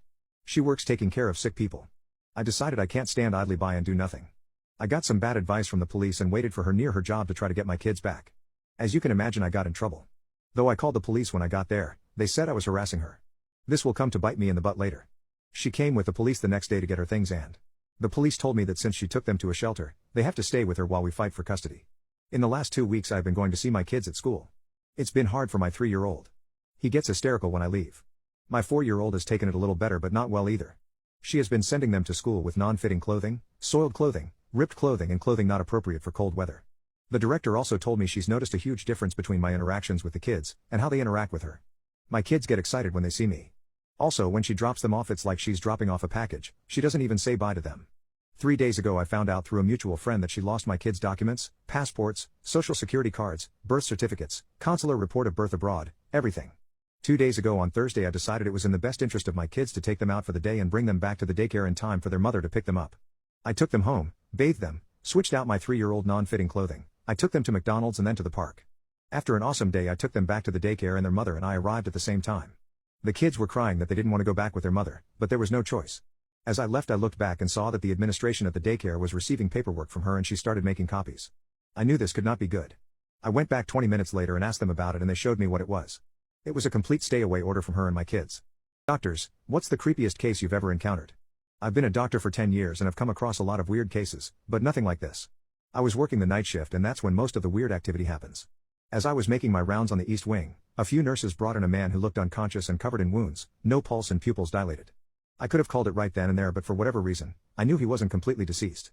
I checked all the vitals and pupillary response and nothing, but the thing was, this man had begun to twitch, was cold to the touch and skin was pale as plain paper. You would swear he was dead, but it seemed a little premature to declare him. When I opened his mouth I got the shock of my life. Immediately I backed up and had my nurses take him to a private room immediately. I began to hyperventilate at the sight. After calming down I went to a private room and instructed the nurses to strap him down. They just looked at me like I was crazy. They questioned why I instructed this. As they did so, I asked one of the nurses to leave, leaving me with the senior nurse who I had been working with for some time now. I went and slid the door and locked it as my nurse just watched. I looked at her and I could tell she could see the fear in my face, and she asked, "What's wrong with you? Haven't seen you this shaken up since your first day." I looked at her and smirked nervously, and I walked up to the man, opened his mouth and shone my hand light inside. I looked at her and replied, "What do you see here? What does that look like to you?" She leans in, looking inside the man's mouth unimpressed for a few seconds, and her eyes widen suddenly. "The hell? Are those real?" She whispers as I begin to venture his gum lines, inspecting all the teeth he had, and I pull back and stay on the chair behind me as she starts to hyperventilate herself. "Those can't be real, like maybe cosmetic surgery or something, right?" I shake my head, disagreeing with her statement. The gum line isn't torn and doesn't look to be any tampering. Now, if I'm not mistaken, humans don't have teeth like that, and they definitely don't have 4 of them on the canine teeth. What I think we have here is something we aren't supposed to have in our hospital. She looks at me with wide eyes with her hands on her heart holding a cross. "You don't think? I mean, is that possible?" I shake my head. "I don't know, honestly. I think what we have here is the impossible. I don't even want to say it, but I think we have a mutant in the hospital." We sat in silence for a few minutes, wondering what to do next as this man tossed slightly, still strapped down. Stumped at what to do next, I felt it was my duty to protect the people in the ER, and I decided to take this man or thing to a safer location of the hospital. Paranoia hit me like a ton of bricks as I stood over this being in front of me. I instructed the nurse to open the door as I began to will him out of the room before putting a blanket over his entire body and hiding his face, which seemed pretty much human. I managed to will him past a few doors, and without warning, I was approached by these men in suits and sunglasses, looking like government officials. They stopped the gurney and held their hands out, stopping me from going any further. They took the man down the hallway as one official looked me up and down and without a word, walked away just like nothing had happened. I managed to follow them to the back entrance and see them loading the man into the back of a black van, followed by several other black cars, which I thought was strange. They drove off as quickly as they came, and just like that, they were gone. My dad covered up a crime committed by my entitled stepmother. Recently I have come to learn that my stepmother Teresa stole $4,600 from me. When I spoke to my father about it, all he could do was complain about how many problems this is causing him, the stress on his heart, and how it's damaging his relationship. He didn't apologize for what she did, he just made the phone call about himself and his problems. He had the audacity to ask me to lend her an extra $500, but didn't specify for what. Of course I told him hell no. I then told him we could instead talk about how my mother will pay me all of my money back. He then suggested flat out that I can help him work to make back the money. "Yes, sure, let me perform physical labor for months on end to earn the money your wife stole from me and pocket you more money." That sounds great. I was coming in from out of state for my wife's sister's funeral and already planning on staying at the house. This is my childhood home with my room still furnished how I left it. My plane tickets were purchased and I sent him the confirmation date. The next day he then texts me that I'm no longer welcome at the house, that it's time I grow up and seek healthcare somewhere else, and that he just needed to know where to send the money. This throws all of my appointments into the void, and I had to cancel and rebuy plane tickets because of it, and now I am staying with other family members. I know he did it to protect my stepmother from the confrontation of facing me in person, and because he knows I really do not want to press criminal charges on her. My stepmother crumbles like a cookie if people raise their voices around her or curse too much, even casually. For reference, this woman is in such need of therapy that I cleaned and rearranged the kitchen one morning and Teresa started crying and claimed I was kicking her out of the house by making it not hers. All I did was do dishes and organize and clean the spice cabinet and pantry. He keeps saying that it's for his health, that I'm not there, and that it's too much stress. I have my own money and transportation, and provide my own food. The duration of the trip was 2 weeks. I blocked him and my stepmother on everything. I asked my family to no longer speak to my dad about me. This is all after a lifetime of mistreatment and narcissistic bullcrap from my father. Now I hear through the grapevine that he's shocked and just couldn't believe I'd do this to him. My sibling already no longer speaks to him because of similar things, and him telling my brother to grow up and quit being a wuss after my sibling set a boundary with him. I had warned him before that if he kept up in his ways of being a narcissist and spouting casual racism towards my wife, he'd have no one to take care of him when he's older, and he didn't listen. If that wasn't enough, my late mom's last words to him were, "Don't let the family fall apart." Way to go, Dad. What's the scariest encounter with a stranger you've ever had? I had recently moved to a new, sketchy neighborhood. Growing up, I had a positive, rose-colored glasses view of the world, and maintained it even in the new rough neighborhood. I still talked with strangers if approached. I was always friendly, always looking for conversation and connection. I believed in the synchronicity of the universe and loved random encounters. I'm a bit of an outdoors enthusiast. I had been a hiker throughout most of my life and had learned to enjoy the solitude of being in the woods by myself. In my hometown, I never felt unsafe, it was something I did frequently. That being said, one of the things I instantly did once I moved was scope out new trails, new spots, new places to explore. A couple months after settling in, my friend showed me this canyon area about 30 or so minutes from home. The area she took me to was about 20 or so minutes from the nearest town, and was so far back that there was no cell service. It had a river that ran through it, and was a popular summer spot for families to come and swim in the summer. It would get packed, and honestly was not a fun place to be during peak season, so I made a note of it and figured I'd come back again and get a swim in on a weekday when there were less people around. So flash forward a couple months later, it's a warm and sunny day during the week. I had the day off and I was determined to go back and explore this mystical canyon. I got in my car and drove straight there with dreams of jumping in that crystal clear water. I hadn't thought about it at the time, but I told no one where I was going, and I was rapidly entering the part of the canyon where you lose any sort of reception. I wasn't thinking about my safety or taking precautions, all I wanted was to sunbathe and swim, and I couldn't help but marvel at the beautiful day as I blasted my car radio and rolled my windows down, smiling to the sky. I approached the day-use river area that is offered by the Forest Service and noticed that there is still a good amount of people, and I really just wanted to find a nice secluded spot to sit alone in silence. So I drive about 10 more minutes down this road to a spot where the road meets a bridge that overlooks a section of this river. There is only one car there, and I hadn't seen anyone during that drive. I'm pretty excited thinking, I've got this all to myself, as I quickly pack up my towel, a small portable speaker, and a bag with miscellaneous items, including a toy for personal use. I quickly ran down into the river area from where my car is parked. As soon as I'm walking by, I notice a couple having a swim. They're pretty tucked back under some trees, but I still see them and smile and wave. I decided to give them their privacy, and I wanted my own, so I walked about 7 minutes down the river and found a nice secluded spot with a hole deep enough to submerge your body if you crouch down. I'm ecstatic. I set all my stuff down, put some music on the speaker, get into my bathing suit, and just hop into this little watering hole. For context, I've been sitting in this water facing the road, with my back turned toward the forest behind me. Not even 15 minutes after I arrive, I notice a hiker coming toward me from down the river. He's an older man, maybe in his late 60s, white. As he's approaching me, my small suburban town mentality kicks in, and I immediately wave and say hello. I had figured, here's another hiker just enjoying a beautiful day. I encounter hikers on trails all the time and say hello and never think anything of it, it's just basic kindness. As he reaches the spot where I'm at, he stops at the edge of the water to the right of me and greets me. He's wearing sunglasses and regular clothing. He starts chatting with me and he asks, "How's the water?" I reply, "Oh, it's lovely. It's a lovely day." He eventually moves to right in front of me. He's only like, maybe 6 feet in front of me. We then get on the topic of the water level. I'm from a drought-ridden state, so to me it's a common topic of conversation if you spend a lot of time outdoors. He says something to the effect of, the water level is a little higher this year. And I'm just like, yeah, there is still a ton of water. Totally normal conversation, and then he goes, "How deep is that water you're in?" I remember instantly feeling off about this comment, even though it's not a strange thing to ask on paper, but something about how he said it made me feel weird. I just go, "Oh, it's about knee deep." As soon as I barely get that out of my mouth, he goes, "Stand up for me, I want to see how deep it is." I try to brush him off and keep going, "No, it's knee deep, I don't want to get out of the water," and he's just insistent. My adrenaline starts to kick in a little and I'm starting to feel a bit nervous. It's the same feeling I get anytime a strange man is looking at me like I'm a piece of meat, and that's exactly what it was starting to feel like. I slightly bend out of the water, feeling like I should just do it because maybe I'm overreacting. When I do this, he stares at me up and down and I can't even remember what he said at that point, something irrelevant, but I just remember feeling like it was obvious he just wanted to see my body. He then starts talking to me about where he likes to swim in the canyon. It's been 5 minutes at this point, and I'm just thinking, okay dude. Maybe I shouldn't have acknowledged you because this is starting to drag on and in a way that doesn't feel right. I'm just kind of nodding my head and trying to be polite, a tactic that I used to use when I felt I was in danger around men. I always figured, if I don't anger them and just appease them, they won't hurt me, right? Maybe he's just lonely and a genuine guy who wants to talk about water, so I should be nice. I made a comment like, "Yeah, I've never been over there, but that sounds cool." This is the point where my suspicion becomes true. He follows up that comment with, "Why don't I get your number and I can take you back there sometime?" I'm dumbfounded, trying to understand why a man who was old enough to be my grandfather was trying to take my number down. I'm a woman, by herself, in the middle of nowhere essentially. If this man had any woman in his life, wouldn't he socially understand how creepy that was to ask? I try to brush it off and keep being polite but direct. I tell him, "No thank you. I'm okay." He just kind of stares at me and doesn't say anything for about 10 seconds and then eventually goes, "Come on, I just want to take you to this spot of the river. I think you'd like it." I again politely, but firmly decline. I decide to offer an explanation, thinking maybe this'll stop him. I go, I just don't really like hiking with other people, sorry.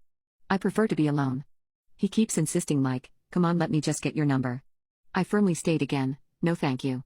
I don't know how many times I have to tell him no, and in how many different ways, but at this point he's starting to pick up that I feel that he's being a creep.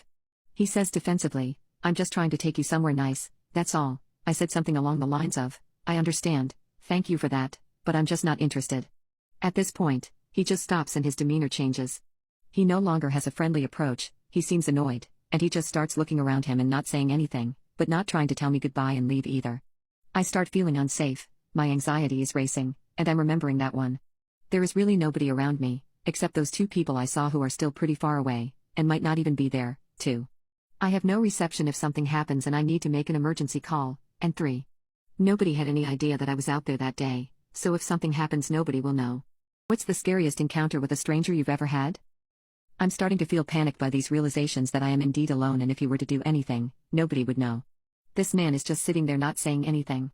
About 30 seconds passed between the last words I spoke to him. I'm feeling uneasy about him looking around, he seems to be contemplating something. That's when he goes, there really isn't a lot of people out here, huh?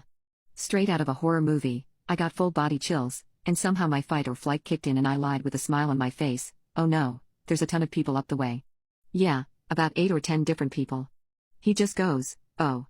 Still sitting there, not really saying much, about 30 more seconds pass between us. I'm just figuring out an escape route if this man tries anything.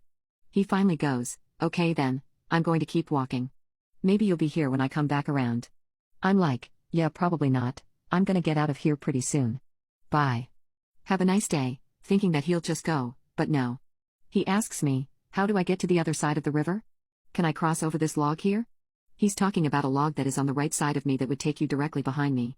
I'm confused by why he would cross right there, when there are plenty of spots to cross over. I try convincing him to go somewhere up the way, but he insists on crossing over this log. As he does, I move over to the other side thinking, oh F no, I am not letting this motherfucker come up behind me and snatch me. As soon as I swim to the opposite side, he goes, where'd you go? I'm thinking of escape routes as he says this, and I just go, I'm still here. Bye. Have a nice day, just trying to end the conversation. So he leaves. I'm sitting there with a mix of emotions and anxiety, wondering what to do. I didn't want to leave, I had only been there less than half an hour, and I didn't want a man to spoil my day. Plus, I just kept trying to convince myself I was paranoid, that I had watched too many true crime shows. I didn't want to leave, I wanted to stay there and swim, but a little voice in the back of my head just kept saying, you need to go. You wouldn't have gotten this feeling if you weren't in danger. It's better to be safe than sorry.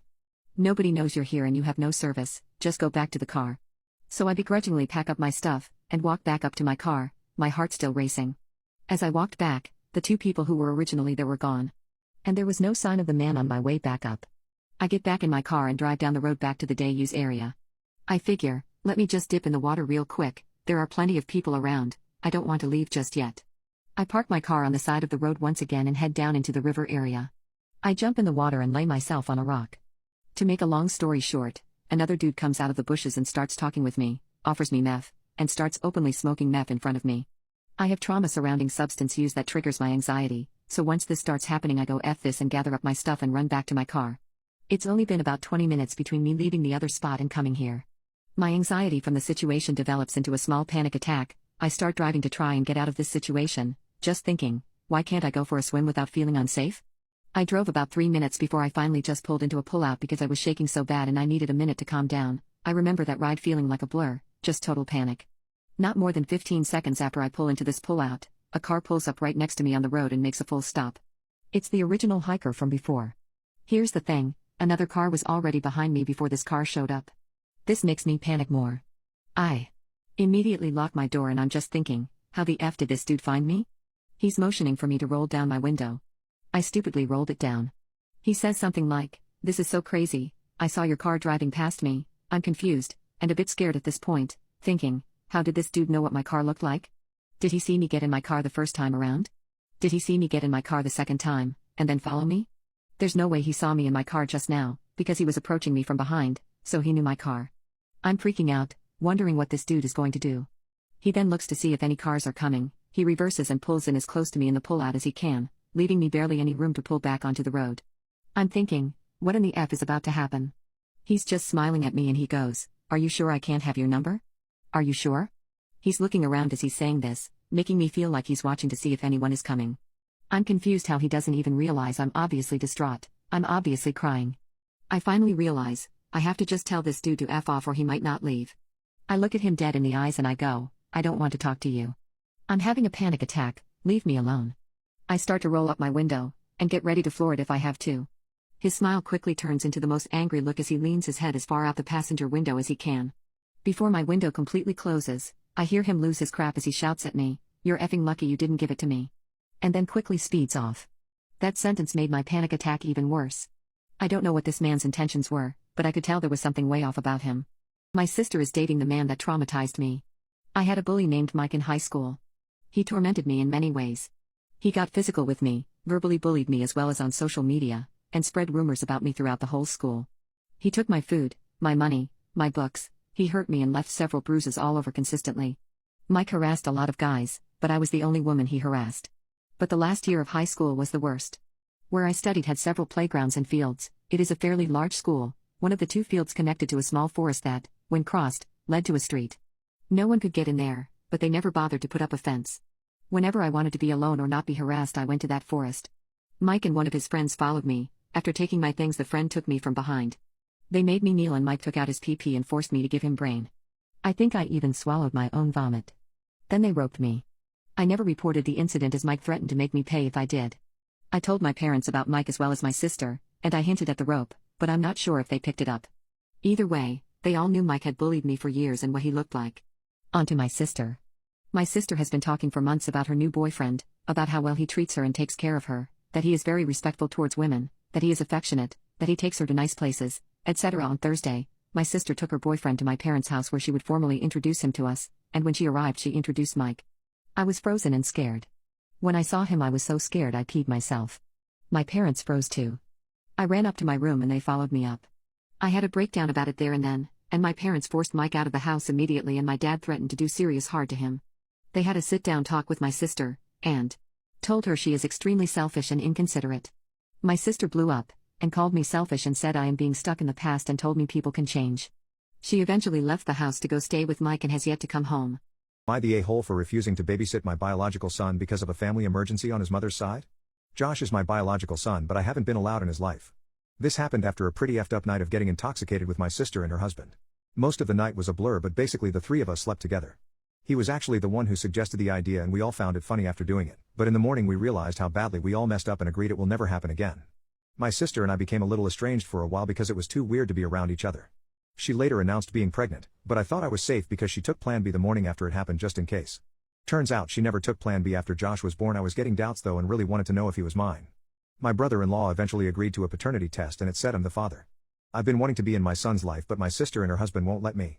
My family was on my sister's side about it and told me to stop being selfish because on paper this is his child since they're married, and if I'm around it's going to complicate their marriage even more. They are literally glossing over the fact he initiated me doing the deed with him and his wife, WHO happens to be my sister. The whole time I tried to convince them, my parents would say I'm a horrible younger brother. My sister felt that way too when I'd ask if I could at least come over to maybe play with Josh for a little bit. So about 2 months ago I gave up but kept my distance from them because it hurts too much. He's 10 months old, I still haven't gotten to hold him. But now because my sister's mother-in-law got into an accident they want me to watch him for a few days. Her husband is flying with her because he has to help out too. Our parents aren't in Alabama so they can't watch him either. They can't bring him because they're worried he might get sick if they take him to an airport. My sister says it's only 3 days, if there was anyone else that could watch him then she'd ask, but she really needs help. I told her no because she's fine with me being a sitter when it's at their convenience, but I'm not allowed to be a dad to my son? Then it might also hurt a lot more to actually spend time with him than have to give him back and not be allowed to see him anymore. We started arguing and we were yelling at each other. My sister told me to grow up and stop being petty about what happened even more right now that there's an actual emergency and they need someone's help. My best friend betrayed me, lied to me, and slept with my wife. I met my wife Sue in college. We hit it off as soon as we went on our first date and were spewing I love you within weeks of us dating. When her dad passed away in her senior year of college, I was there for her through the whole ordeal. Her father had pancreatic cancer. And when he was hospitalized, I'd spend nights at the hospital with her so she wouldn't be alone. I knew I was going to marry this girl, and sure enough, I popped the question about 2 years after we graduated. My best friend Dave and I had what I could only describe as an unbreakable brotherly bond, or so I thought. We had known each other since 3rd grade, and he was the brother I never had. He was also married, and moved away with his wife because she had landed a lucrative job at a big law firm. About a year ago, his wife died in a car crash, and this broke him. He moved back to our hometown after, but he was never the same. I tried to be there for him, but he wouldn't engage with anyone. No one understood the pain he was going through. So I asked my wife if she could talk to him, seeing as she had also lost a loved one and that maybe Dave could relate better with someone who went through something similar. We'd pay him visits daily. She would spend hours on end at his place even without me there. They were going on hikes together, watching movies and not inviting me, grabbing lunch, all things couples do. Now obviously this was far more interaction than I had intended for them to have and it did make me uncomfortable, but Dave was doing much better from it. It's important to say that Dave and Sue never liked each other before all this happened. This is because Sue always thought he was a jerk. Before he married his wife, Dave was bouncing from relationship to relationship, and even after he got with his wife, he constantly cheated on her. As a result, Sue had a particular dislike for him and always questioned how I could be friends with someone with such low morals. This disdain for Dave is also what made me oblivious to what was to come. As I mentioned, Sue and Dave became inseparable, to the point where she would invite him to things I had planned for us as a couple. Moreover, she started portraying characteristics of what I now know to be classic cheater behavior, always on her phone, becoming increasingly distant, little to no intimacy, and coming home very late. At this point it was all too suspicious and one day she was texting and I asked who she was talking to. She said it was one of her girlfriends and when I asked to see what they were saying she became very irritated and called me possessive. When I talked to Dave about how uncomfortable their friendship was making me, he assured me nothing was up and even accused me of not trusting him and my own wife. I was getting gaslit. This continued until one day Sue went out again. She said she was going to her sister's for the weekend because she needed some space from me because I was driving her crazy with my accusations. I was still very suspicious and called her sister to confirm if she was indeed expecting Sue to visit. She confirmed that she was but that Sue had not yet arrived. Mind you, she left around 3 p.m. and her sister's place is about 4 hours away from where we live. It was now 10 p.m. Something in the back of my head told me to go to my friend's house so I did. Sure enough, my wife's car is parked a couple of feet away from my friend's house. At this point it was clear as day as to what was going on, and I hate to admit it but I cried hard. After a few minutes I decided to go in and see if this is really what was happening. I went in through the back door which I knew would be open. I quietly made my way in and I could hear my wife panting. I was shaking. When I made it to the door of his bedroom I could see through the creak. My wife, leaning on his nightstand. I'll never get that image out of my head. I pushed the door wide open and they both froze, staring at me. It took every ounce of my being not to slap the living hell out of Dave. I just walked away and got into my car. I could hear them scrambling and my wife started screaming at me to stop and that she could explain. I didn't want to look at her. I don't know what I would have done so I just drove away. I cried the entire drive home and they were both spamming me with calls. I went to one of my college friends and have been here the past week or so. Someone help me please. My best friend betrayed me, lied to me, and slept with my wife. My wife sent me a huge email last night. I know you need space right now and I'm the last person you want to talk to, but I can't help myself. I feel like I'm going insane. I never meant for any of this to happen. You are the last person I wanted to hurt. And knowing the kind of pain and suffering I have caused you is a new kind of hell for me. It hurts me. My relationship with Christ started out innocent. I never meant for it to go as far as it did. I never had any intentions. I'm not going to lie to you and say this was the first time Dave and I had intimacy. We did it multiple times and I'm sure you knew. You're a smart man, it's one of the things I love about you. However, my relationship with Dave only turned physical a week before you found out. The rest of the time it was only emotional. We connected on a much deeper level than I thought and things escalated. I know you brought us together with good intentions. You are the most caring person I know and I can't even describe how sorry I am for doing this to you. I will never forget the look in your eyes when you saw us. I'll have to live with this for the rest of my life. I have feelings for Dave, that I won't deny. But those are not as strong as the ones for you. You are my love and my soulmate. I love you baby. I know my actions say otherwise, but it's the truth. I don't know why I slept with Dave, maybe it was taboo and something exciting and new, it sounds mean but don't hate me for it. You can call me a vile and selfish person. I can only ask for forgiveness. You have every right to hate me and nobody can blame you for it. But I am sorry. I really am. There are so many things I want to say to you in person. Please come home. I don't know what to make of that. What do you guys make of it? I contacted a lawyer and met up with her yesterday. I gave her all the details and she seems to be very motivated to help me come out of this as financially whole as possible, given the circumstances. I still love my wife dearly, but I don't know if this is something I can get over. I received lots of messages from Dave too, saying he is sorry. I often switch from sorrow to rage and don't know how to feel right now. Should I try to see if reconciliation is possible or should I just end this marriage now and save myself more heartbreak? My family knows everything. Apparently Sue confessed what she had done to everyone. I've been away from everyone for more than 2 weeks now and I still don't know what to do. The pain still feels fresh. Every time I close my eyes I can see nothing else but Sue and Dave together, and the pain doesn't seem to be lessening. Update 2. My best friend betrayed me, lied to me, and slept with my wife. I just found out that Dave's wife never died, he cheated on her and this time she never forgave him. He left town and told the sob story to gain pity and help. This broke me.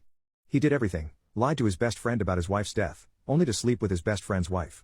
It took everything I had not to go over and hospitalize him. I actually found out from Sue. Sue has cut Dave off and he sent her a drunken message where he confessed everything. It was hard to take this news. I told Sue to give me space. When I looked back on the marriage, most of it was filled with little else but happy memories, which is why I was trying so hard to find a reason to stay. However, when I started thinking about her cheating, how she and Dave gaslit me and made me question my sanity, the only thing I felt was rage. The deeper I looked, the angrier I got. I will never forget how angry Sue would get when I questioned her on where she'd been when she came home late, or the disgusted look Dave gave me when I asked him, man to man, if there was anything going on between him and my wife. The cheating was bad enough, and even worse was that it was with my best friend. But the gaslighting. The effing gaslighting. I will never get over it. Fair enough, I was played like the fool I was, but it takes a special kind of person to lie so effortlessly and so well. I don't know how they were able to flip the switch like that. I don't know how Dave was able to lie about his own wife for so long. I remember one night when she came home late, about 2 days before I found out, she was telling me how much she loved me and how in the mood she was when she was driving home thinking about me. Now I'm almost certain she had come home from Dave's because she wasn't wearing any undies. She had intimacy with both of us back to back. I effing kissed her. This whole situation made me feel like a wimp. How could I have let them walk all over me like that? I feel so emasculated. The more I reflected, the more I got the urge to head over to Dave's and slap him silly for everything. But I couldn't. There is no justice for me, not with our justice system. They get to torment me, assault me mentally, but if I retaliate, I'm the one who gets put in jail for who knows how long. I spoke with my lawyer about this and she urged me not to do anything stupid. Not only would I go to jail, but I would jeopardize my chances in the divorce proceedings. She suggested I see a therapist, but I don't want to. I don't see the need. I was still getting spammed with emails from Sue, and they were just making me angrier. She was still spewing the same nonsense as before, and how miserable her life would be without me. She even had the nerve to send me Bible verses on forgiveness. If I mattered that much, why do it? I started going to work again because I wanted to be busy. Being distracted has really helped me cope better, and I don't drink as much as I was at the beginning. One day while at work I received a letter from Sue. I wanted to just throw it away but decided to read it. In it, she talked about her individual counseling and how it helped her discover some underlying issues she was having with herself. The biggest of all being her low self-esteem. She explained that the discrepancy in our attractiveness made her very self-aware and that deep down she wanted to feel desired by someone other than me. According to her, her sister has always been much prettier than her and this contributed to her low self-esteem. She said that even though she knew I was attracted to her and that I made her feel beautiful, she sought validation from someone else. She apologized again and said it wasn't an excuse, but that she was simply looking for a way to make sure it never happens again if I should decide to give her another chance. She then proceeded to ask if we could try marriage counseling to work things out. I still didn't respond to anything she or her family sent me at this point. So I just ignored it. I started the divorce proceedings and the first order of business was splitting our finances, and unfortunately, I couldn't untangle myself from her without her consent. We each have separate accounts, as well as a joint savings account, and unfortunately, I can't take what I'm entitled to from it without her. Even though I make significantly more than she does, and have contributed the most of the money in that account, I'll probably have to split it with her 50-50. So I just proceeded with filing the divorce papers. She was served a few weeks ago, and then the crap show started. The very day she was served, she showed up at my apartment with the divorce petition in her hands. I don't know how she found out where I was. We just stared at each other for what felt like forever, and all the pain from that night came back. All the emotions I felt returned with renewed vigor. I almost teared up again, but I didn't. She looked like she had been crying and she rushed towards me and tried to give me a hug. I gently pushed her away, and this somehow made her hysterical. She started shouting, asking why I was giving up on us so easily, and if we could just talk it out. At this point, I figured I just wanted to get away from her. Looking at her gave me a wave of different emotions, so I wanted to get away before I did or said anything I would regret. I tried going back to my car and she threw herself on the top of the hood. I asked her what she wanted, and she said she just wanted to talk things through, that we couldn't end our marriage in such a manner without at least clearing the air. I relented because she was clearly not taking no for an answer and was making a scene. Update 3, my best friend betrayed me, lied to me, and slept with my wife. We got into my apartment and I just sat down and listened to what my wife Sue had to say. Again, she said she would do anything to save our marriage, that she doesn't love Dave, that she's sorry. She said she did some research on how we can move forward and suggested a trial separation. In this separation, she said I could date whoever I wanted, but that I should hold off on the divorce and at the very least give her the chance to mend our friendship, and then our relationship as husband and wife. She suggested a lot of other crazy stuff like a one-sided open marriage in my favor, tried showing me stories of other couples who have survived infidelity, and even suggested that we should just move to a different state or even a different country, just the two of us. That part kinda hurt me because we had spoken about moving and starting our family not too long before all this happened. When she was done, we just sat there in silence, again just staring at each other. And then I asked her why. Why him? Why cheat on me with him and then come back only after I caught her? She started sobbing really hard when I asked these questions. She said she felt really guilty even during the acts but that she didn't know how to stop. That she was so deep in the affair that she didn't think of the consequences and what she was going to lose. She said that the counseling made her realize that she probably would have cheated on me at some point, if not with Dave then with someone else. This was supposedly because of the same underlying issues that she was unaware of. I asked her if she loved Dave, and she promised me she didn't love him. That they haven't spoken since Dave sent her the message confessing his wife isn't dead, and that she doesn't even know where he is now. She said that she loved only me and would do anything to make up for what she has done to us. I asked her if she had ever cheated on me before. All of this, and she swore on her dead father that this was the first and last time. I asked her who else knew about her and Dave. She hesitated and said only her sister, but that she only knew about it a few days before I found out, and that she implored her to end it and come clean to me. I also asked her why she was begging. Why didn't she just leave to be with Dave? I asked her if she was only doing this because she felt like it was the right thing to do, and not because she actually wanted to be with me. She answered saying that she was doing it because she loves me and because she knows she made some horrible choices. We talked for a long time. A lot of crying on her end but not for me. I had cried enough when I first found out and didn't have any more tears to shed over this. Then I asked her if there was anything else she wanted to tell me, if there was anything else she was keeping secret. She started sobbing again and asked me not to get angry. I got really nervous when she said that. She started crying for a bit before I urged her to just say it because she was making me uneasy. Then it came out. She said she found out she was pregnant not long after I had left and that she got a termination because she wasn't sure who the father was. She said she thought if it turned out to be Dave's there would be no room for reconciliation, and she felt she had to do it. I couldn't believe what I was hearing. I was in shock and she started begging even more not to let this be the end of our relationship. I just went numb. I asked her to leave and she begged me to stay. That we still needed to talk. All this begging was simply infuriating, coupled with the news I just heard. I asked her how far along she was when she found out she was pregnant and she said a few weeks. Then it hit me. Wait. You said in an email that you only started having intimacy with Dave about a week before I found out. Was that a lie? She nodded. She effing nodded. She explained that she only said that because she didn't want to hurt me with the details and was trying to minimize it. She confessed that it was physical for less than a month. She tried to console me but I pushed her away. I asked her to leave and never come back. She tried saying something but I just started yelling at her to leave. She asked if we could talk again once I processed everything and I refused. I told her I had found a job in another state and would be moving as soon as the divorce was underway. I had already planned on doing this and was just finalizing everything before I resigned from my current job. I had already given my boss a notice at that point. When she heard this it was more of the same crying and pleading like before. I told her to leave or I would call the police. She reluctantly left, and I just lay on the floor wondering where I went wrong. I ignored all efforts on Sue's end for contact again. However, a few days ago, this was on Thursday, I received a phone call from my mom that Sue was in the hospital. Apparently, she was hospitalized for a substance use. This all felt like a nightmare. I still don't know how to process all of this. Why is all of this happening? I visited Sue in the hospital and she seemed to be okay, but she was checked into a psych ward. That's where things are at now. I still have no idea why she would do this, and the time I visited her, she was asleep. It hurts cause I still love her, and right now I'm just happy she's okay. I haven't been thinking of the divorce given what's going on right now. How do I even proceed? Update 4, my best friend betrayed me, lied to me, and slept with my wife. It's been about 8 months since my life turned into a crap show and unfortunately for me things just keep getting worse. Previously, Sue was in a pretty bad mental state and fortunately, she got better after some therapy. I felt really bad for her but I knew I couldn't stay. I know a lot of people have made it through this kind of stuff, but I know myself. Had I stayed, I'd only be doing myself and her more harm than good. I'll never get over it, and will probably harbor some resentment even a couple of years from now. We agreed to divorce but she wanted us to remain in contact even if it was just minimal. She wanted to at least stay acquaintances.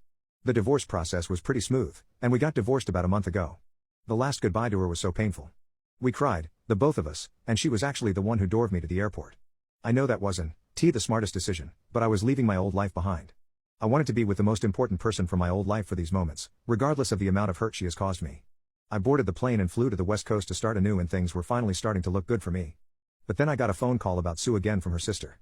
And long story short, Sue suffered from a stroke. She is almost completely immobile on the left side of her body and can barely speak. She needs a wheelchair to get around some days. I can't even put into words how effing devastating that was to hear, let alone how crushed I felt when I went to visit her. She looked nothing like the person I knew. She cried when she saw me.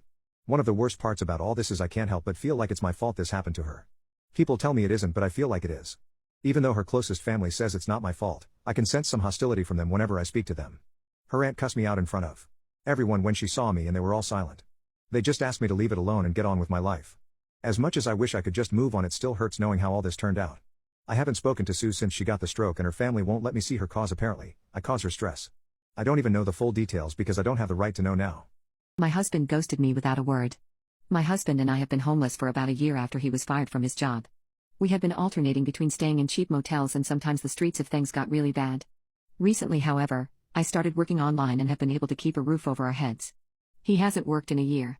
So on Tuesday, when he said he had a job interview, I was excited. He walked since his truck broke down and was sold. He said he needed both phones for numbers, so I gave it to him without thinking about it. Especially since I could still get in touch with him with text now.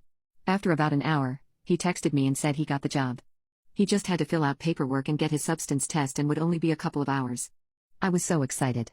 But then I saw 3 expenses on the bank card in the county over and knew something wasn't right. Those couple of hours turned into that night, as well as the morning. He not only wasn't answering my texts or calls, but he blocked me completely. He had both phones, both bank account cards, and my valid ID. Before I had a chance to cancel the cards because it was my money on there, he had pretty much wiped out the account. I still had a few days left at the motel, so I called around. My dog, cat, and I are safe at the moment, and I open new bank accounts but have to wait on the cards to arrive. But we can't stay here forever. I'm hoping the card arrives soon and I can get my ID done so we can get back into a motel, which is the only option at the moment until I can build up enough money for rent deposit and find a cheap apartment or house. I do have a paycheck coming Thursday, though I'm not sure what to do after Monday when I can no longer stay where I am. As far as I know, my husband is with another woman. He contacted his brother just long enough to say he was safe but wouldn't give an answer why. We've been married for 9 years but started dating back in 1988. We weren't arguing and I thought everything was fine. Not a word, and I'm just devastated. I just can't fathom why he just left me and our pets like that with no access to money and tried to clean it completely out, a vehicle, or even a live phone. He knew that most likely we would be out on the streets, but luckily, we did find a temporary haven for a few days. I was almost an unalive victim. 4 years ago, I developed panic disorder and severe anxiety after a certain situation at work. I started work as a quality control technician on April Fool's Day and I had no kind of high expectation of the job. I worked night shift for about 5 months and then I went to day shift. While working on the night shift, I kept to myself until one day, I met someone from one of the lines after we struck up a conversation about gaming. His name was JF. JF was a pretty good guy and we had a lot of things in common. I went home that night and he popped up as a suggested friend on Facebook, so I decided to add him. When I did, we started talking more at work until he suggested that we should hang out, so we did hang out. Pretty frequently. We were friends for a month at this point and one day, he decided that he was going to introduce me to his girlfriend. She seemed decent at first, super nice, didn't seem to be a judgmental type, so I was cool with her. From then on, I would hang out with him when my kids were spending time with my mother. One time, we were talking at a restaurant and he started to vent to me. Dude, she's such a beach sometimes. The other day, I forgot to take the trash out and she threatened to stab me if I didn't. I've never been in a relationship where someone threatened me, but she's got good intentions, dude. When he said that to me, I was concerned, but of course, we had only been friends for a month, so I thought that maybe he was being morbid jokingly, so I chuckled at him. He gave me a pretty serious look and said, "I'm not joking." She really did. She pulled out a knife and swung it at me. I dodged and had to restrain her until she realized what she was doing and started bawling. That concerned me. Fast forward about 8 months, they're still together and we all hang out pretty regularly, forgetting the things he told me then. One day, we were all talking and he seemed a little off that day, so I asked him what was wrong in front of her. He flashed a smirk and said, "Nothing, dude. I'm just a little tired." He didn't have his eyes on me though. He had them on her when I asked that. When we went to work the next day, I asked him again, "Do you promise to keep this between us?" He told me. Of course I agreed. He said that he was breaking up with her and she went a little crazy. He said that she grabbed her firearm and pointed it at him and said, "If I can't have you then, no one will." He said that he diffused the situation and is trying to look for a way out. Not really knowing what to say, I just said, "You'll figure it out, man. If you need somewhere to go then, you can come stay with me until you get her out of the house." Fast forward to another year, he finally decided to leave her fully. When he did, she flipped out again. This time, he told her over text. She said that she was going to find him and unalive him and he was actually out of work that day with a vacation day. He sent me a text that said, "Hey, let me know if she comes over to work looking for me." That struck me as odd because I had no idea of the situation that was unfolding. She actually did come to our job and she asked me where he was and I said, "I have no idea. I thought he was with you and you guys went out of town or something." All she did was roll up her window and drive off. I called him and told him that she came by and he called the police about it. They had found her up the road with a loaded firearm in the car. 2 months later, he decided to talk to her again and when he did, he had something to tell me. When he called me, he asked if I had seen her around and I hadn't. He said, "I would take some vacation days if I were you." Dumbfounded, I asked him why. "Because she's out of jail and her cousins are in town trying to find the people she has personal vendettas with. You're one of them." At that point, I was terrified. I grabbed my kids and went out of town. Took 2 weeks off of work. Come to find out, that next day, her and her cousins went to the next town over, and unalived 3 people in an apartment. I got the news about it the day after it happened. The reason why JF knew they were coming after me is because they made a Facebook Messenger group that he was included in and sent a list of names. Everyone regarded it as spam and decided to disregard the message, but he knew what it was. 3 of the names on that list were the people that they unalived. The 4th name on that list was mine. After they found the evidence and he decided to go public about the group and screenshots that he had, they were all charged. I walked in on my husband laying hands on our son. I married my husband 20 years ago. We had twin boys as soon as we got married who are now 19. Today, I came home from a shopping spree and dropped one of the twins at the airport. When I walked in, I heard my husband yelling and cursing. I went upstairs to where the sound was coming from. I walked into his office and there I saw him, wailing on our other twin while he was on the ground, kicking and stomping. I begged him to stop and eventually he did. I rushed to comfort our son and my husband aggressively grabbed my arm and demanded I don't help our son. I stressed that he was hurt and he was our son. My husband retaliated, "He's not our son, he's a pathetic man that needs to get the F out of my house by the morning." He kicked him again and walked away, dragging me with him and not minding my resilience. We got to our room, he locked the door and went to the bathroom to shower. I brought my husband some new clothes and went back to sit on the bed. After some time, the water turned off and then I went to see if he had calmed down. I found him sitting on the floor crying. He cried all night while holding me and only just fell asleep less than an hour ago. My husband is the personification of a gentle giant. He's 6'10", over 300 pounds, buff and used to box. But this man would never hurt anything. I mean, if I asked him to take care of a bug for me, he would slowly pick it up while talking to it and then take it outside. He has never had a loud voice or shown any aggression. So I have never seen him that way before. I'm stuck here under him and don't know if our son is okay downstairs.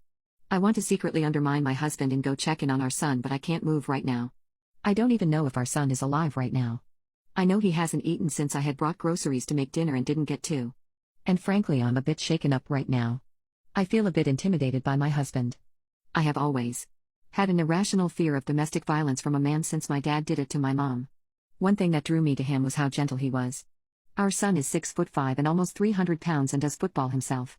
After seeing the damage he did to our son, I'm very frightened to think of what he could do to me. I walked in on my husband laying hands on our son. I was able to get some details on the cause of the fight. It was a big eye-opening moment. I texted my son asking him and he finally called back. He wouldn't tell me what happened either, he just told me he was fine and kept apologizing to me and I didn't know why. After my husband woke up, he went outside. He didn't take his phone, wallet, keys or even shoes. While he was gone I went to go see my son. He locked himself in the room and kept apologizing to me. I had picked up food on my way and forced him to open the door so I could feed him since I knew he hadn't eaten. He opened the door. I tried to ask my son what happened but he refused to tell me. A few hours later my husband came home and I confronted him. I stood my ground and demanded he tell me. I told him how I felt about the whole situation and how upset I was with him, and threatened to call the cops and even divorce. He fell down and cried again. I comforted him for some time and then he went upstairs and came back down with his suitcase packed. He didn't say anything to me, and took my arm and brought me to his office. He made me sit on his chair, readying me to look at something on the screen. He started crying and apologized profusely. On his desk my son's iPad was there. He opened the computer and there was a flood of pictures and videos of me in very inappropriate situations. Pictures and videos of me unclothed, getting out of the shower, etc. And these were things from my son's tablet. There were pictures of me getting dressed, picking up things, in intimate positions with my husband when we obviously thought they couldn't see, and even from our bedroom, there were pictures. There were even some where he touched me while I was sleeping. There was just so much. I'm a very curvy woman, but I have never expected this behavior from my son. Especially because at their schools their classmates talk about my body and he is always defensive and protective of me. I don't have a habit of dressing immodestly around the house when the kids are home, but there have been instances where I'll wear some leggings or a really fitted top or dress. My husband told me he'd be staying at his friend's house to give me space. He left me sitting there looking at myself in weird pictures that my son captured. I don't know what he does with these photos. I feel so vulnerable and dirty right now. I don't know how to feel right now or even think. My husband makes me feel like a cheap and dirty intimacy worker. My husband and I have been married for 11 years and have 2 kids together. Things haven't been great for quite some time, and it's got a whole lot worse lately. Since we got married, we've moved almost every year. Partly because of his job, partly because he wanted to. It seems to me that every time I start to get settled somewhere, he moves us. Usually with no conversation about it and takes no input from me. He blames work, but I recently found out that the move before this one wasn't necessary at all. We've been here almost 2 years, kids are settled at school, I finally made friends and have a little routine, and he wants to move again. I said no. He gave me the silent treatment for a week and threw some of my medication out. He's also always had a way higher intimacy drive than me, could happily do it 8 times a day, whereas I'm quite happy with twice a week. I tried to compromise at the beginning with once a day, whether I felt like it or not, but after having 2 kids, a miscarriage and getting older, I'm really just not in the mood most of the time. He gets really annoyed if I say no, and stomps around in a mood with me and the kids, so I end up giving in to keep the peace. If I still persist and say no, he will usually get physical and lay his hands on me. By this point I'm usually kind of scared of him and give in to his demands just to protect myself from him laying hands on me. He makes me feel like a cheap intimacy worker. Ask him to pop to the shop for milk. Only if I have intimacy with him. Ask him to bath the kids. Only if I have intimacy with him. I end up just doing everything myself and still get pestered. I can't move in this house without him grabbing me. Edit, we've spoken on the phone and he's told me that if I won't give him intimacy at least twice a day, then we're done. Apparently his wife should be ready to receive him at all times and I'm a terrible wife. So we're done. When he comes home at the end of the week, he'll be staying in work accommodation and will come to collect his things at the weekend. Edit 2, he came home and once he saw his things packed he broke down crying, begging for forgiveness and told me he won't ask for intimacy as often and tried explaining how sorry he is. I kicked him out regardless. I was always told to never look out of my window at night. I decided to anyway. Ever since I was small, I was told by almost everyone not to look out the window at night. Whenever I would ask why, I would receive a dull response. Something bad will happen, was the usual answer. I wasn't the only person raised with this rule. Every kid in my class was told the same thing, and all of us were equally as confused by it. I figured it was some stupid ploy my town had thought up, to keep kids from staying up late. That was until last year when Brody Heathens looked out the window one night. Brody thought the story was nothing but bullcrap, and he was determined to prove so. He told the entire school that he would look out his window that night, and tell us what happened the next morning. We were all excited, thinking that Brody was as brave as can be, going against our communal rule. I was excited to be at school that morning. I couldn't wait for Brody to arrive, and report on what had happened. He was late that day. He came into class looking tired, pale and sickly. At lunch, we all rushed to ask him what happened. He didn't say anything, only looked down at the pitiful ham sandwich in his hands. No matter how many times we asked, or how loud we asked, he wouldn't answer. A few people were worried, but most brushed this off, thinking that he was playing a joke. I didn't think he was joking. He looked genuinely affected. He was quiet that whole day, which was more than shocking, as Brody had always been a loudmouth. He didn't come that entire week. By now, everyone was concerned. On the second week of Brody not coming to school, we were all called into the assembly hall. There, the school confirmed that Brody had went through with S's side and that there would be a ceremony for him in the gym during lunch. We all knew that whatever he saw out the window that night must have driven him to do this. People's curiosity refused to let them leave the topic alone. Suzanne Walters was next. She looked out her window one night and ended her life less than a week later. Then it was Jack Richmond. He looked out his window too, and had used his dad's firearm to take his life 3 days later. 3 deaths in 1 month. Everyone was terrified, and we all knew that something was causing them to do this, something was tormenting every person that looked out their window at night. I vowed that I would never do it. But today, I woke up to the sound of the rain. I rolled my head around, eyes darting to the window beside my bed. It took me a minute to wake up and realize what I was doing. When I did, I quickly tossed my head to the other side of my pillow. I was now facing the wall. Panic slowly started to rise in my chest. I lay silent in my bed. The sound of rain grew steadily louder. I waited for something to happen, but nothing did. After a few minutes of sweating and laying still as a statue, I rolled my head back out, peering back out to the sky. I started to calm down. It wasn't so scary. A confident feeling rose in me.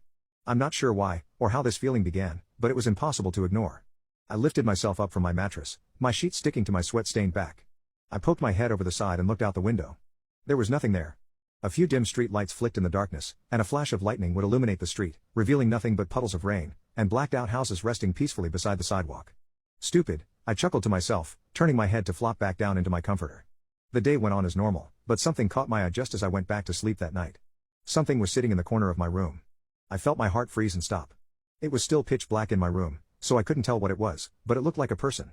They sat on the floor, knees pulled up to their chest, hands clutching their legs as their head was bowed low, face hidden behind the thighs. I couldn't look away from the figure, convinced if I did, it would jump up and rush me. I couldn't move, terrified that if I did, the figure would notice me. Slowly, the figure began to raise its head, bright orange eyes peering at me through the thick darkness. A cracking sound followed in pursuit. The figure rose to its feet. Once it was fully stood up, it was up to my ceiling. I didn't know what to do at that moment. I slowly inched my head towards my pillow, gently resting it against the fabric. I rolled over, slow as a snail, so I was facing my wall. The whole time, the figure stayed still, just watching me with its bulging orange eyes. I shut my eyes as tight as I possibly could. I couldn't stop the waterfall of tears from dripping down my face, although I did my best to be as quiet as possible, apart from the occasionally loud sniffle. I'm not sure how, but eventually, I fell asleep. I woke up the next day. The sun beamed into my room, and the figure was gone. I jumped out of my bed and ran downstairs. My parents were sitting in the dining room, and behind them stood the figure. I could see it fully now. Its skin was a dry, muted gray, and it had 2 little holes in its face for nostrils. Wispy tufts of hair crept out from its scaly scalp. It had a long skinny body. I could see its ribs poking out of its stomach. It had short, stubby almost dinosaur-like arms, with nails as long and as sharp as knives protruding from its fingers. Its orange eyes glared at me, while it smiled, big and commercially white teeth poking out from its gray, chapped lips. "Mom," I muttered, baffled at how my parents couldn't see the figure looming behind them. "Yes, sweetie?" She answered in a chipper and unbothered tone. "What's up, bud?" asked my dad. The figure cracked its neck down so its head was looking down at my father, eyes rolled up to the edges of its eyelids, gazing at me. "You're looking a bit pale," my dad said, worried.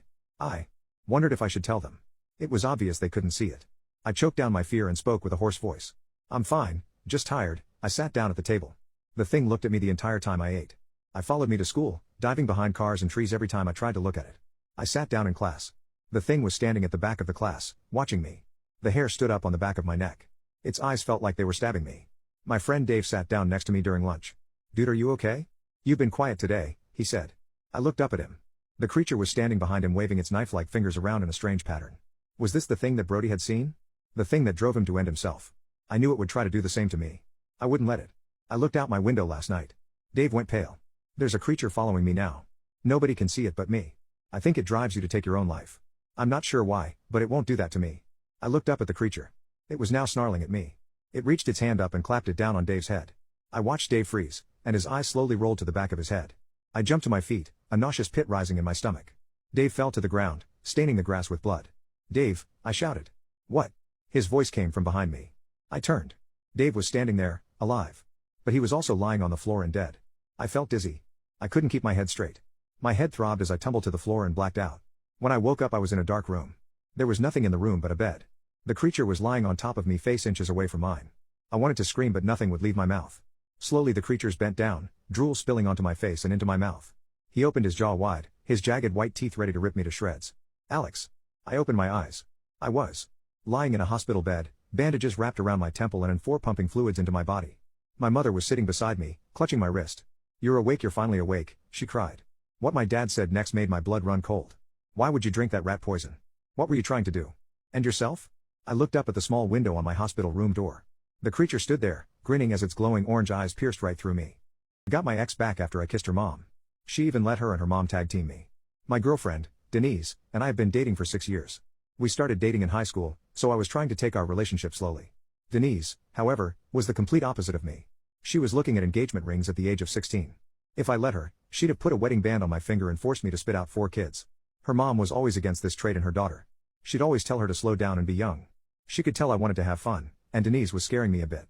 At least, that's what I thought was happening until I walked into their home and her mom stripped naked for me. I couldn't resist because Denise's mom is incredibly hot, and we went straight to Pound Town.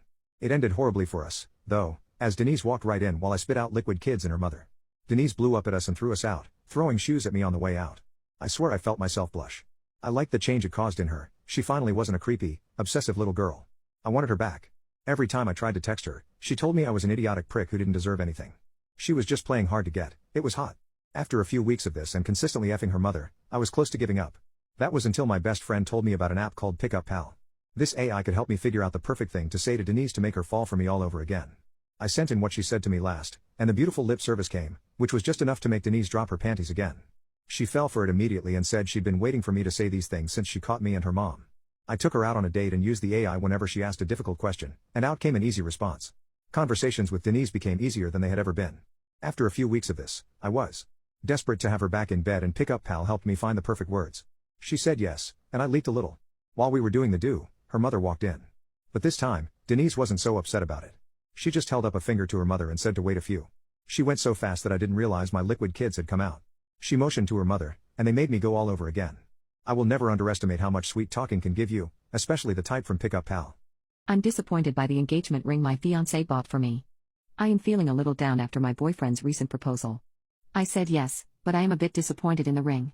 Even when we first started talking about marriage, I told him that I absolutely 100% wanted to be involved in picking out or designing the engagement ring. And, since we both have good jobs, I would even put some of my own money down to get a ring I absolutely love. What I ended up receiving was a ring that wasn't even made to be a wedding ring. I wasn't involved in the selection of the ring at all, and has absolutely no say in the process. On top of that, I genuinely do not like the ring. It feels like he went out of the way to get me everything I didn't want. I also told him that because I did want a bit of a bigger stone I would pay for some myself, and he really ignored that request. He also hyped up the proposal a lot, and in the end it felt anticlimactic. The whole year he said he was going to wait to propose around Christmas time when all the lights are up around town and everything feels magical. There is a cute little Victorian-era themed town just a half-hour away from where we live, and that is the most special place in the world to me. This town always goes all out on Christmas for decorations and theming. Now I feel I'll just be sad when we do go there, and I feel he sort of went out of his way to ruin that for me as well. That was literally my dream engagement. He said he was going to make me feel like a princess at Christmas time, and instead he just woke me up and proposed in the bedroom before work. We didn't even have time to do anything right after, as I had to quickly say yes and scramble to get to work on time. Why does it seem he did everything wrong on purpose, even when we had open and honest conversations about my dream ring, proposal, etc., and he went out of his way to get all those things wrong? Should I be honest and give the ring back? I feel as though I spelled everything out numerous times. Should I talk to him about it? I'm disappointed by the engagement ring my fiancé bought for me. When my boyfriend came home from work, I sat him down gently after we had both finished our dinner and explained to him that while I couldn't wait to be his wife, there were some things I would like to go over with him in regards to the ring and the proposal. He immediately jumped to the conclusion that I was a selfish gold digger and how right his mother was about me. I tell him he's being ridiculous for not allowing me to spend my own money on my engagement ring and how I wouldn't feel hurt in the least if he wanted to do the same for his own, but then he starts shooting off some bullcrap how women aren't allowed to decide what their engagement ring looks like, or when and if a man decides when he wants to marry them, or how he's going to propose.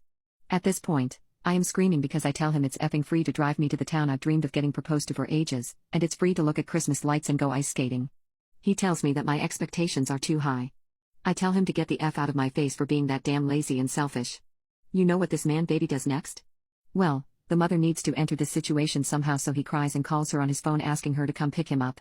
I tell him that he's more than welcome to go live with his mother until he's well into his 50s for all I care, but that wildebeest is not stepping foot in my house. He shouts at me that this is his house too and his mother is more than welcome to help pack his stuff. I figured if this is going to be the last time I see either of them, I'm better off just staying out of the way until they're gone for good. Well, of course mommy has to barge in and tell me how ungrateful and selfish I was towards her precious boy. I warn her gently that if she comes anywhere near me I'll rip her hair out and push her down to the floor. I've never felt that angry in all my life and didn't know I had it in me to stick up for myself like that. But then she starts screaming at me that I wouldn't dare and how she'd sue me, and I told her I'd claim self-defense and tell the judge that not only was she trespassing, but willingly threatening me in my personal space. She initiated the physical contact first by actually slapping my arm, and I reacted by spitting in her eye. She literally starts to shake and starts developing these pathetic crocodile tears and screams for her son to come get her. They're shouting and screaming on everyone's side and I just call the damn police. My ex immediately tells them that this is his house too, and the officer just looks at him and his mother in disbelief, shakes her head and asks, "This situation is already out of hand. I am going to have to ask you and your mother to leave for at least a day or two until everyone calms down." I am so thankful she said that I burst into tears myself. She gave me some very good advice that I wouldn't have thought of in the heat of the moment, and she asked me if I could have some kind of family member stay with me for the next couple days because she was concerned they would come back and threaten me again.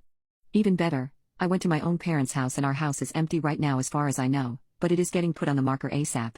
Oh yeah, and for those of you wondering, I gave myself a take this piece of crap ring with you moment before my ex and his mother left for good, and I threw the ring past both of their heads when they were heading to their car. The last thing I hear my ex screaming is F no. Because God forbid he loses his $200 piece of garbage ring. He actually thought he could get all his money back for that thing. I told my wife that our disabled son's behavior is her fault. My wife Mary has always coddled our son Mickey. Mickey was born prematurely and spent time in the NICU. Mary was very protective of him, and especially after Mickey was diagnosed with autism at the age of 6. Mickey is very high functioning however, and people are always super surprised when they do find out he has autism. After Mickey was diagnosed, Mary was a helicopter parent and constantly overextended herself for Mickey's sake. One thing that annoyed me was that she would constantly hug and kiss our son every second of the day.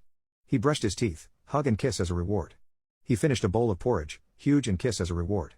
Mary would be sad and moody if he didn't give her a kiss back, one time throwing a plate at my head because I told her it's not a big deal that Mickey went to bed without giving her a kiss on the forehead. She would literally give Mickey pocket money whenever he hugged and kissed her.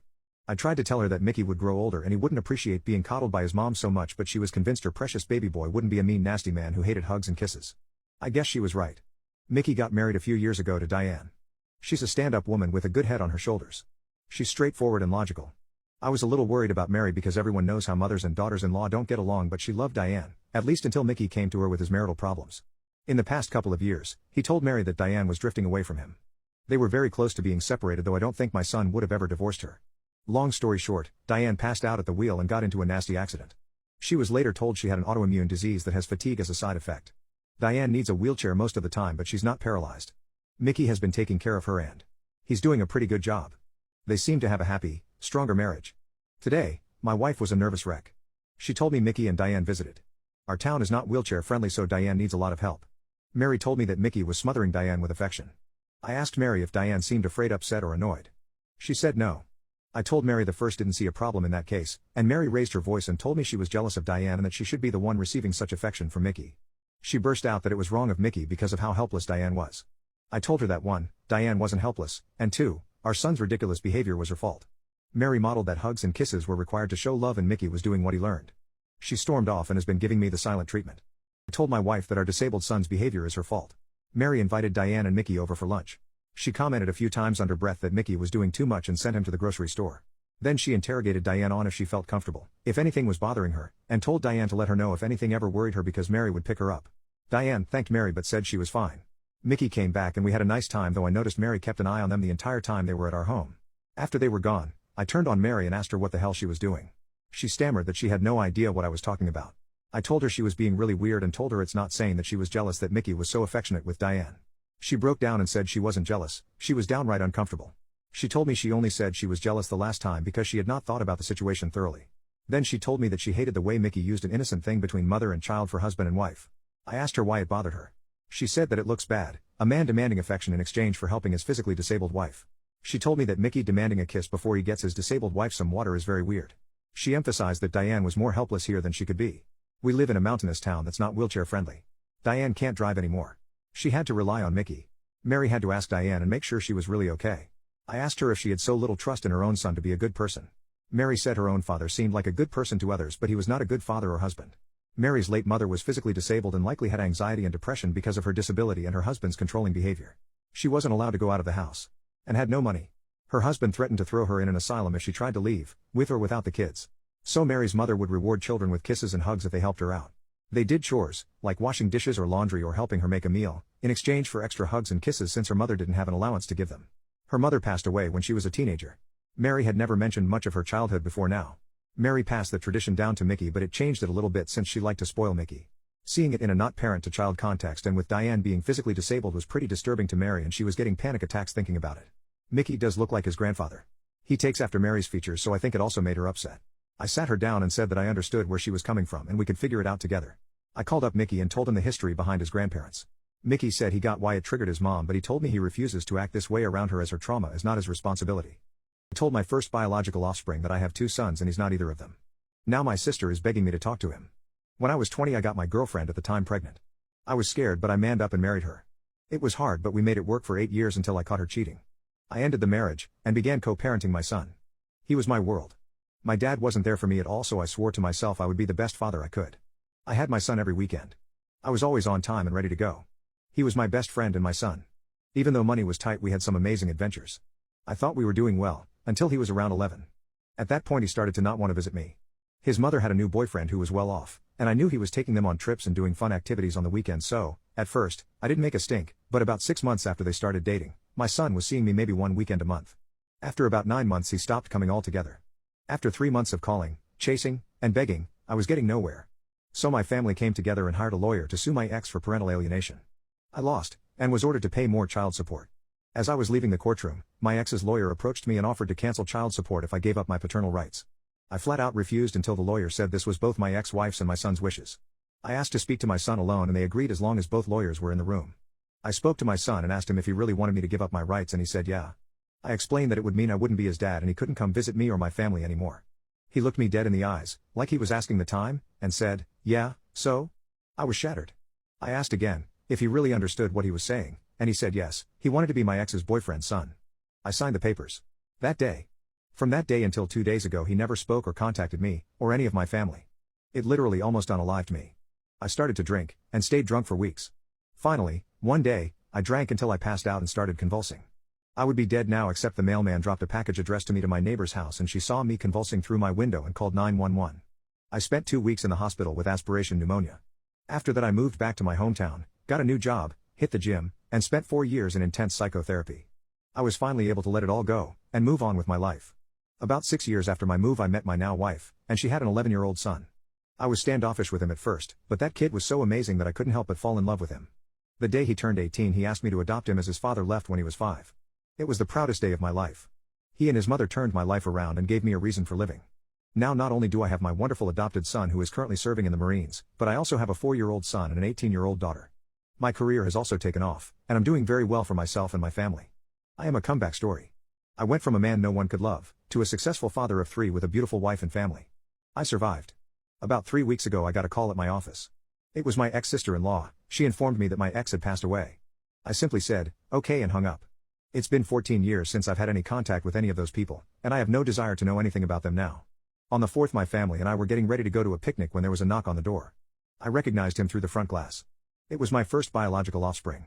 I opened the door and he said, "Hello, I'm your son." Without an ounce of hesitation I said, "No, you're not. I have 2 sons and you're not either one of them.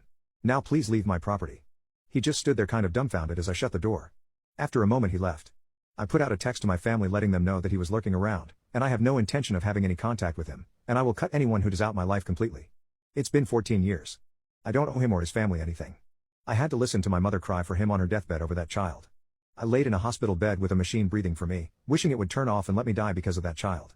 I learned in therapy that he had the right to make his own choices, but that I also have the right to make mine. My choice was to move on without him as part of my family, as he wanted. He has no right to come back into my life and disturb me or my family now. Well, come to find out my sister is the one who has been giving him and my ex-sister-in-law my contact info. My sister, who I love dearly, is inconsolable that I won't give my first son a chance. Apparently he called her after he came to my house and broke down. I told her to stop right there. I don't care, but now she's begging me, for our mother's sake, to meet with this kid. So I ask you, is there anything good that can come out of a meeting with this kid now? What are some genuinely terrifying facts you know? Mad cow disease can lie dormant for more than 50 years, is universally fatal, and is inheritable. There is no cure. That brain aneurysms usually does not have symptoms and it can kill you if it ruptures. Yellowstone can erupt at any minute. It could be erupting right now. Rabies can lie dormant in a human body for years on end. You went into the woods or camping or literally outside in the past year?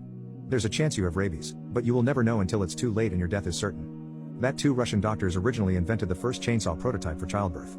There could be someone in your social circle that hates you enough to unalive you, and you probably won't see it coming. Most unalive victims knew their year, and they obviously didn't see it coming either. What makes you any different? Sun eruptions happened before and lead to blackouts across several continents. All fun and games in the 19th century. Today it could easily unalive millions. And it could happen any hour.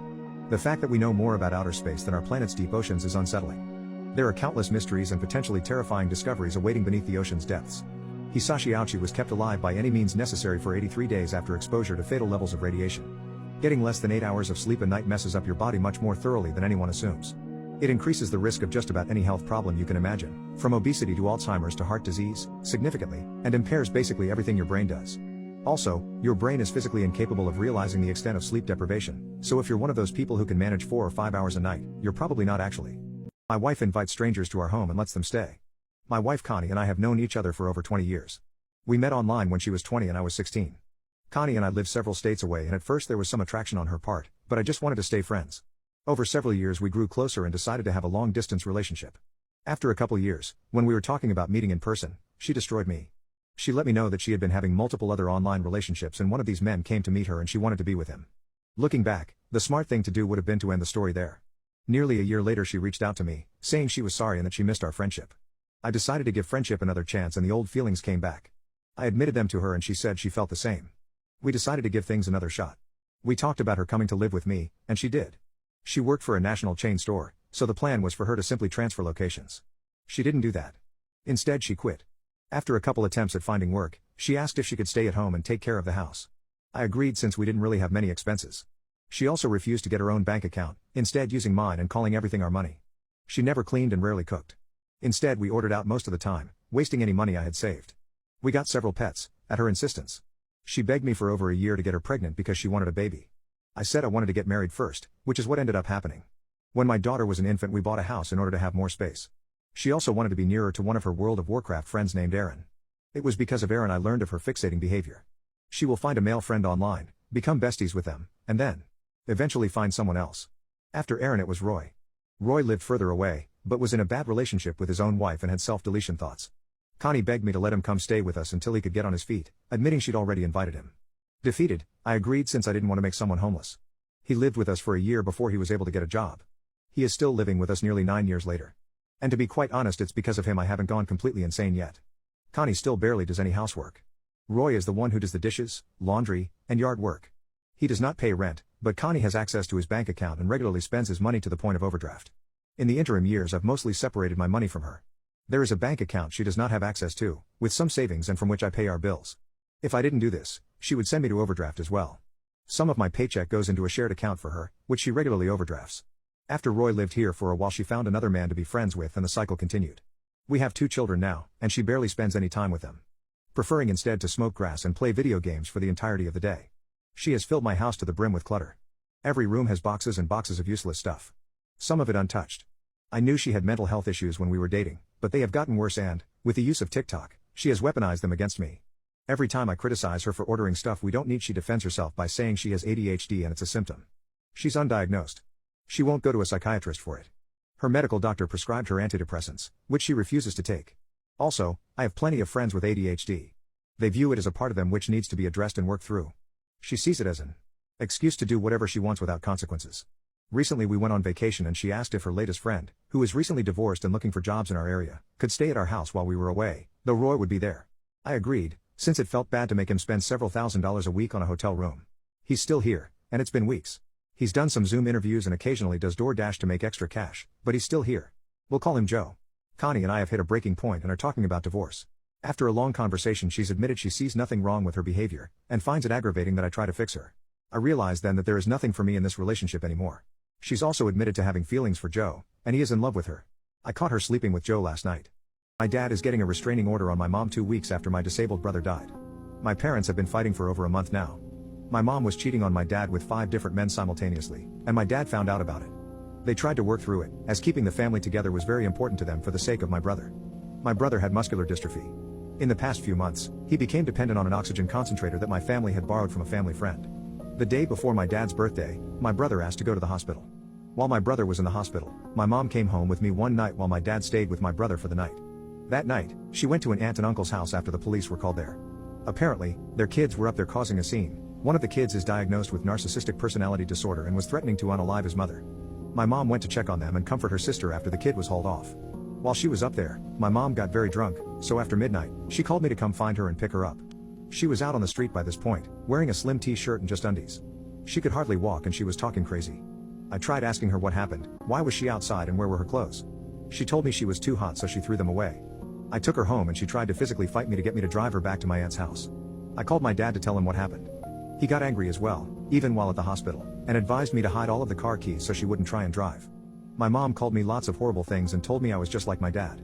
In the morning, she walked down to her aunt's, which is where her car was, found her set of keys because I had legitimately no clue where they were, and came up to the hospital.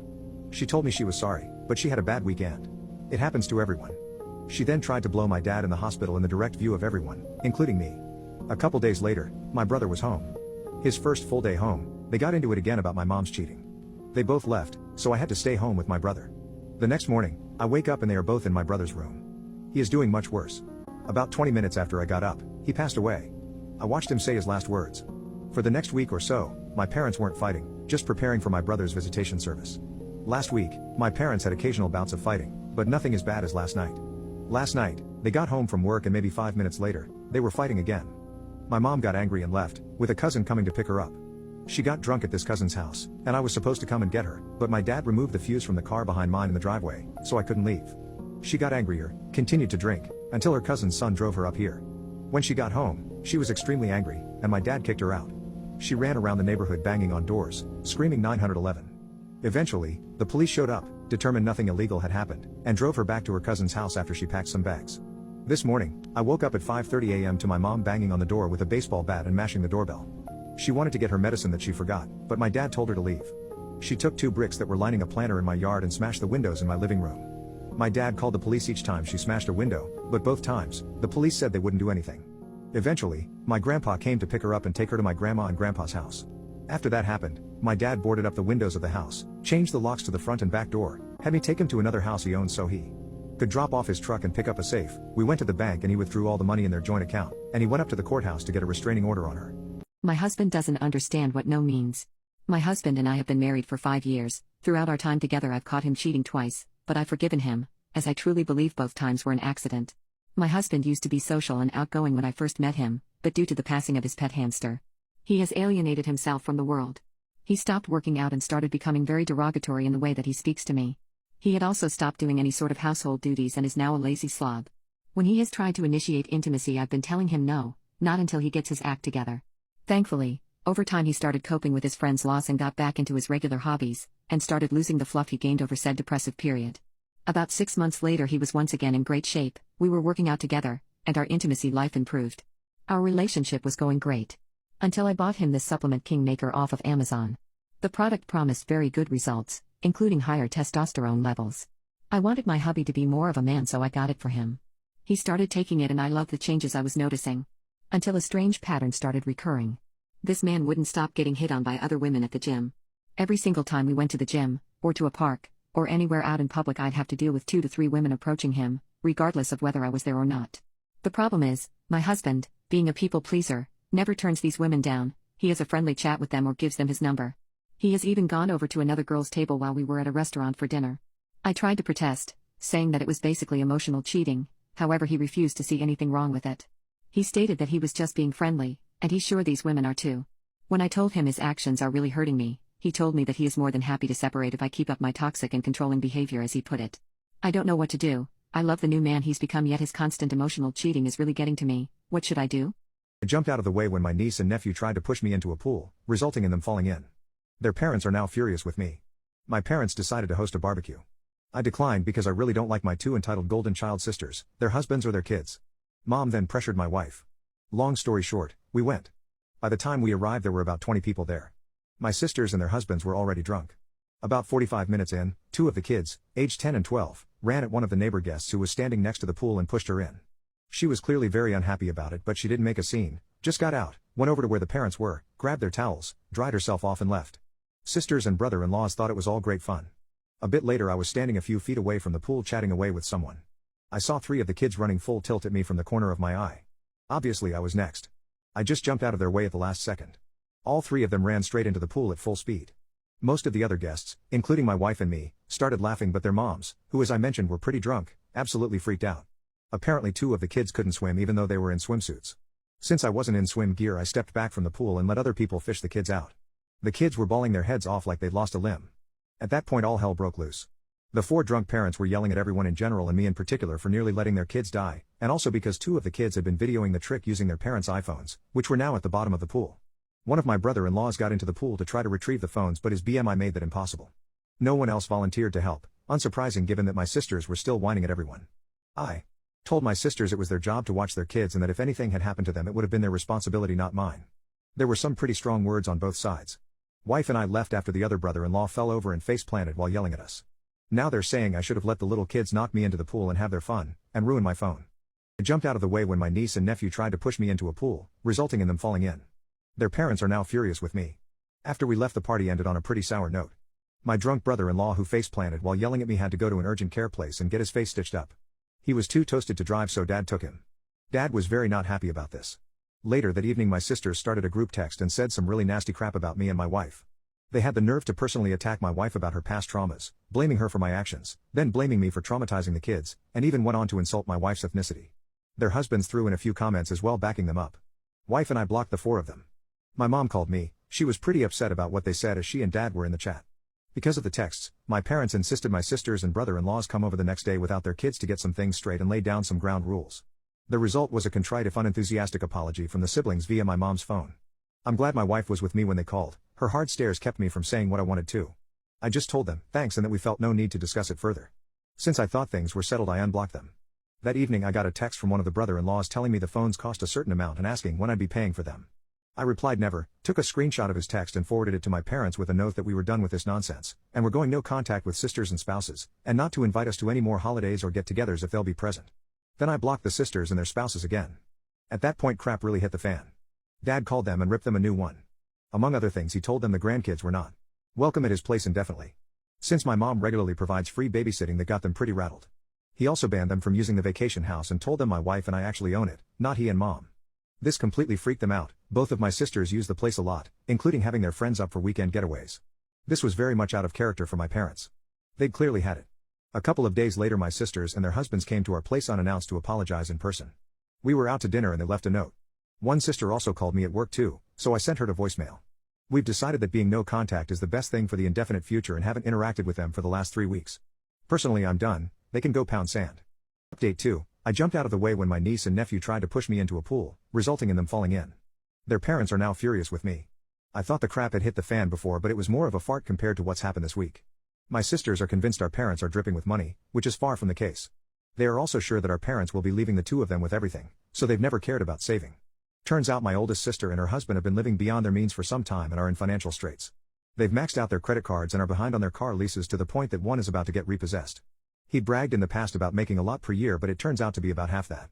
She confessed all this to Mom on Tuesday because they need a loan and because that for the last 3 years, instead of staying at the vacation house regularly, she's actually been renting it out once a month or so and pocketing the cash. We're talking $2,000 for a weekend and at least $4,000 for a week. With her being cut off from using the place, she's had to cancel one group already. She's now worried they'll lose everything. My parents aren't in any position to give them a loan. My other sister was aware of her renting out the place but of course hasn't ever said anything. I suspect she's done the same thing as well because I went up there once to drop off an ATV I'd worked on and there was a family there who claimed to be staying there with my sister and that they'd gone to town for something. I found all this out through my parents, who are pretty stressed out about it. Mom more than Dad. He's mainly just ticked off about it all. I know Dad feels betrayed. And I imagine he's embarrassed that he's in no position to help his daughter out. My parents let me know what's going on because they figured my sisters would put a full court press on me next.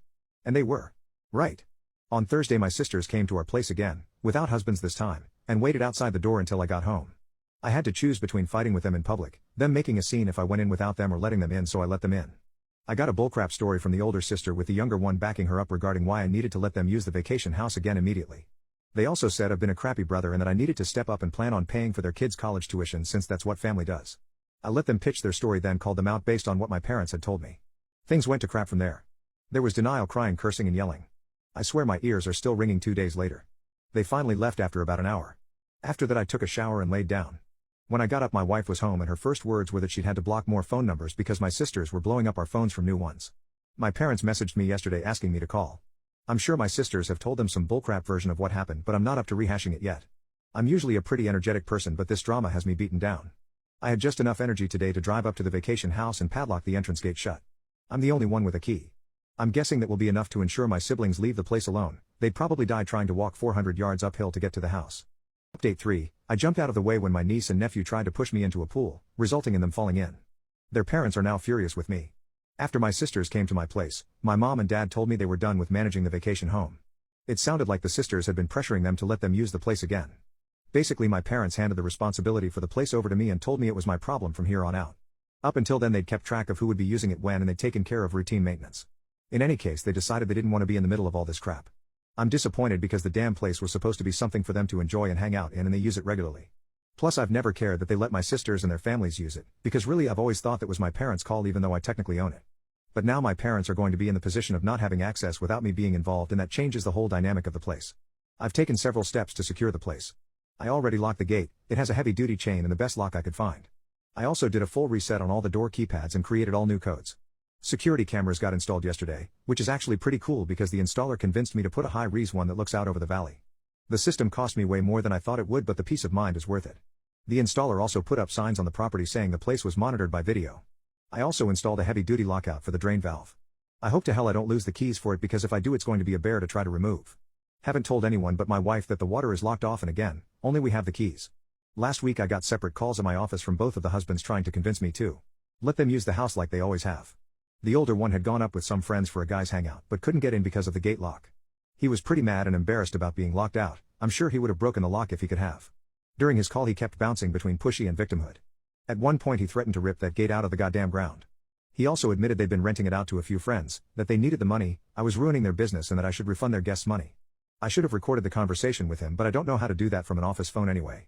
The other brother-in-law just sounded like he was being made to call by my sister. He didn't really put up a fight when I told him not to plan on ever using the place again. In any case, I told them they can't use the place and not to ask again. At this point I'm considering selling the vacation home. Wife and I won't use it enough to justify keeping it, and it's not like there's going to be any family get-togethers there anytime soon. I mentioned selling it to my parents. Their response was pretty much whatever. I'd more than double my money by selling it. The place consists of 3 lots with great views and is at the end of a private road. But I'll probably wait for a while to sell. Doing so now would be an emotional decision. My sisters and I aren't currently speaking, and I have no plans to initiate contact. I don't know what the status between them and my parents is, and I don't want to. On the upside, we spent an evening with my parents last week, went to a new restaurant that was nice. No one brought up any of this crap. Mom did update us on the nieces and nephews. She's spending time with them at their homes. I'm thinking of ending my relationship because my girlfriend has become insufferable after being roped.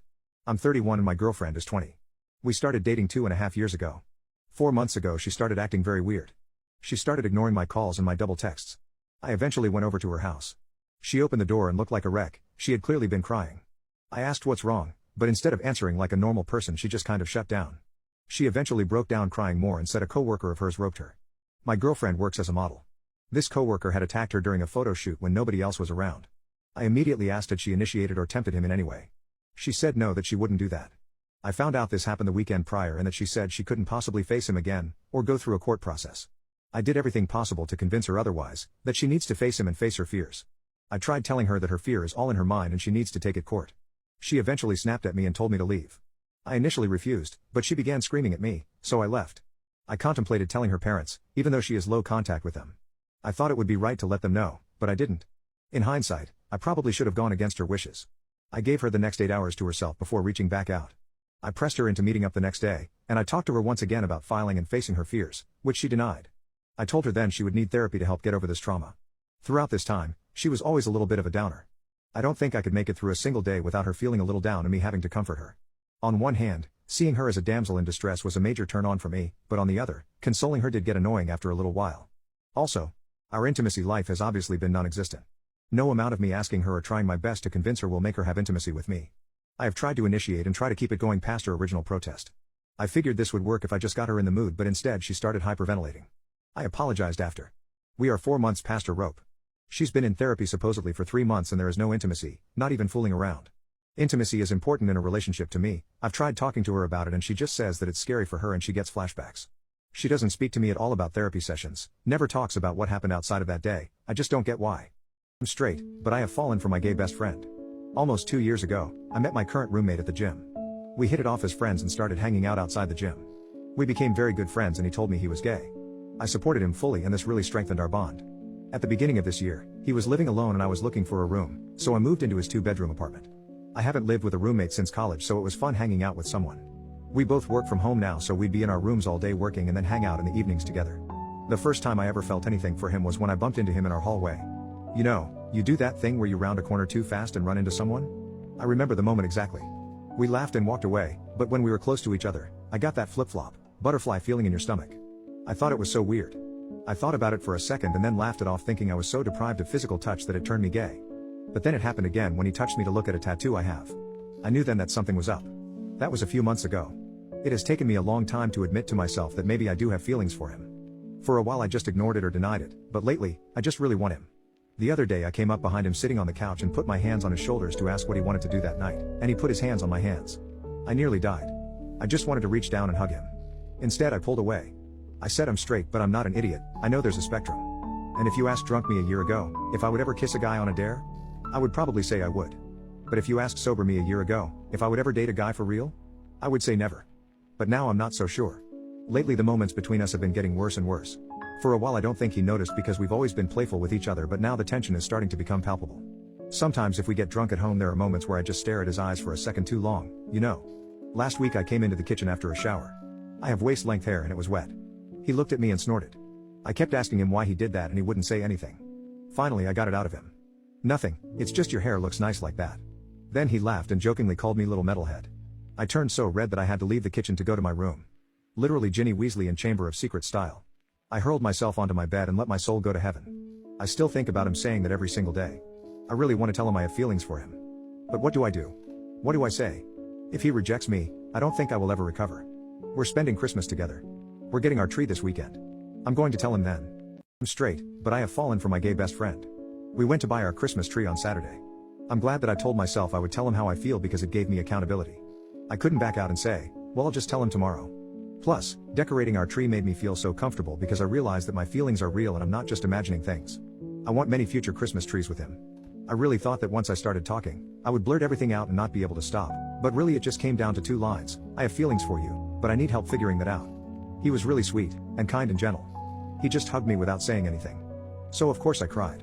We talked for hours and what he said came down to 3 things. He likes me too, but he said it's complicated. He said that as much of a crush as he may have on me, he would never let those feelings develop because I was straight, which I get it. He said he's had friends who are gay fall for straight guys and it never goes well. He also said he's glad I finally said something because I could have literally overtly flirted with him and he would have never said anything because apparently going up to a straight guy and saying, hey, are you hitting on me? Never ends well. Side note, I asked him if he ever knew, and he said I wondered. You're not exactly subtle, and you blush a lot. But he did say that now that he knows it's okay and acceptable, he's really excited to take things further and have those feelings develop instead of blocking them out. Then he said I don't need to figure anything out and that eventually I'll just know. I don't need to explain anything to anyone, including him and even myself. But he said the worst thing to do is to deny feelings. He said I can talk to him about anything at any time and that I wouldn't be burdening him. Then he asked if this meant I wanted to try being together, and when I said yes, he said we can take things as slowly as I wanted to. Then we kissed for the first time and it was the happiest I think I've ever been. It's really amazing what can happen if you just open yourself up to love. We have now officially celebrated our first Christmas together and I know I love this man. I book appointments based on how hot the woman servicing is. I like when the person I'm seeing for any kind of issue is a beautiful woman. I recently had to book a pediatrician for my son, and when making the appointment I went through the list on the page and wrote down the names of all the pretty women who worked at the clinic and proposed their names when asked who I wanted to see until one had availability. When I was booking a psychiatrist appointment to get my prescription I literally just googled everyone who popped up on my insurance portal until I found the hottest one and booked with them. Hairstylist was a bit more difficult but I basically found a private appointment service where I meet her at a loft she rents and get a nice one-on-one haircut. I don't care about the quality, I just like having a nice 30-minute conversation with a beautiful lady and always leave a nice tip. My therapist? She's effing hot as. It's almost hard for me to focus in my sessions because of this. I really don't even need therapy. I just want a woman as hot as she is to give me her sole attention for the hour of our session. I keep thinking in my head, God, if only we were a couple or other things like that. I actually get the feeling this is reciprocated as she's complimented me a lot and I'm hoping we can work that angle someday. I'd be perfectly okay to cheat on my wife for her. I also booked my specialist appointment with the most beautiful woman I could find and when it was determined I needed surgery. Same thing with my dermatologist, I scoured the internet with the woman who I find the hottest. Overall, when my provider is a hot woman I feel way less anxiety about going and I look forward to it. Usually I end up casing it later that night to the thought of said woman. Or whenever my wife and I have intimacy, I find myself thinking about the woman I saw earlier. I look forward to therapy weekly, as my therapist is Japanese which is a bonus as that's my dream. I look forward to going to get my hair cut. For the most part people receive equivalent training for these things so we have nothing to lose by going to a hot woman. I highly recommend this approach to others, especially if they have inherent anxiety in going to appointments. My sister is having her dream wedding in a month. She won't invite me if I bring my boyfriend of 5 years. I met my boyfriend 5 years ago and we started dating. He is super close and loving with my family and was there for my family's special occasions. My sister has been with her fiancé for 2 years and engaged for 6 months. She is the type of girl who has dreamed of getting married since she was a little girl. It didn't matter who proposed, she just wanted to be married. In the beginning of her relationship she tricked me into going on a double date with her fiancé and his brother. She had said it was dinner with her and a friend, and it was most definitely not. The brother kept making very inappropriate passes at me the whole time and I told him I had a boyfriend and the whole situation made me uncomfortable. At dinner, while I was going to the bathroom, fiancé's brother followed me and tried to touch me. I told my sister but she sided with her fiancé's brother and didn't believe me. At their engagement party my boyfriend noticed that the brother wouldn't stop staring at me and we tried our best to avoid him. Every time I have seen this guy he has been weird towards me. My sister wanted me, my twin, and 2 brothers at her wedding. The wedding is supposed to be next month in the beginning of May. My sister just told me that I'm going to be walking down the aisle with her fiancé's brother. I told her that he makes me uncomfortable and he touched me. I said that I thought I would be walking with my own brother. Apparently this is something her fiancé is insisting on and she wants to make him happy. Seems like a pretty weird thing to insist, and I know it's some scheme between the 2 brothers. My other siblings also thought it was weird and voiced their objections to our sister. She got upset and said this is her wedding and she'll do what she wants. I told my boyfriend this and he was upset for me. He's confident enough in himself that he knows this guy would never be competition, but he knows how uncomfortable I am with this situation. The other day we had family dinner at my mom's house. I took this as an opportunity to bring up the aisle situation with my mother around. I refrained from mentioning the touching as that was a while ago, besides I have already told my sister and hinted at it to my parents, but nothing was ever done. I just talked about the aisle situation. My sister got extremely upset and started crying saying I was trying to ruin her marriage. I was so confused, as was everyone else, and tried to explain that he makes me and my boyfriend extremely uncomfortable. She then said that I can't bring my boyfriend to her wedding anymore and if I do then I'm no longer a bridesmaid. She gave no reason as to why I can't bring him and my siblings were just as upset considering they like my boyfriend a lot better than my sister's fiancé. I thought I would give her a few days to calm down and rethink but she has not changed her mind. My 19-year-old brother's girlfriend is still invited to the wedding. My boyfriend is an incredible guy and has been nothing but kind and generous to my sister. His feelings are hurt but he still wants me to go to the wedding. I think my sister is being an unreasonable a-hole and I will be pretty pissed off at the wedding if my life partner is not there with me. I don't know what to do and my family is no help either. My sister is having her dream wedding in a month. She won't invite me if I bring my boyfriend of 5 years. I went to my parents' house with my brothers and told them about everything the brother-in-law has done. Once again, that makes me super uncomfortable and how my sister is disrespecting my relationship. My dad was pretty ticked off about the date stunt that she pulled and is on my side. He only now realized what I meant. My mom, however, says that I need to try and resolve this with her because if I am not part of the wedding party, people will talk. I honestly couldn't give a crap about what extended family has to say. My mom called a family meeting and told my sister and my twin to come to the house. My dad asked her why I was no longer walking with my brother, to which she responded saying that it's what her fiancé wants and she just wants to make him happy. I pressed the issue asking why is this such a big deal for me to walk with him and that he's super weird and I wouldn't be surprised if he tried to assault me, again. That really ticked her off. She starts crying and yelling saying a bunch of bullcrap how this is all she's ever wanted and we're trying to ruin her special day. I was tired of the arguing and just straight up said I'll go to the wedding as a guest then I'm leaving before the reception. My twin and younger brother took my side and said they don't want to be in the wedding party if I'm not. This made my sister lose her effing mind. She was screaming now, calling me a bunch of names and also calling my boyfriend names. I decided to leave and let my parents calm her down, but before I could walk out she ran at me and yanked my hair while still screaming. She wouldn't let go, so I yanked hers too and she let go.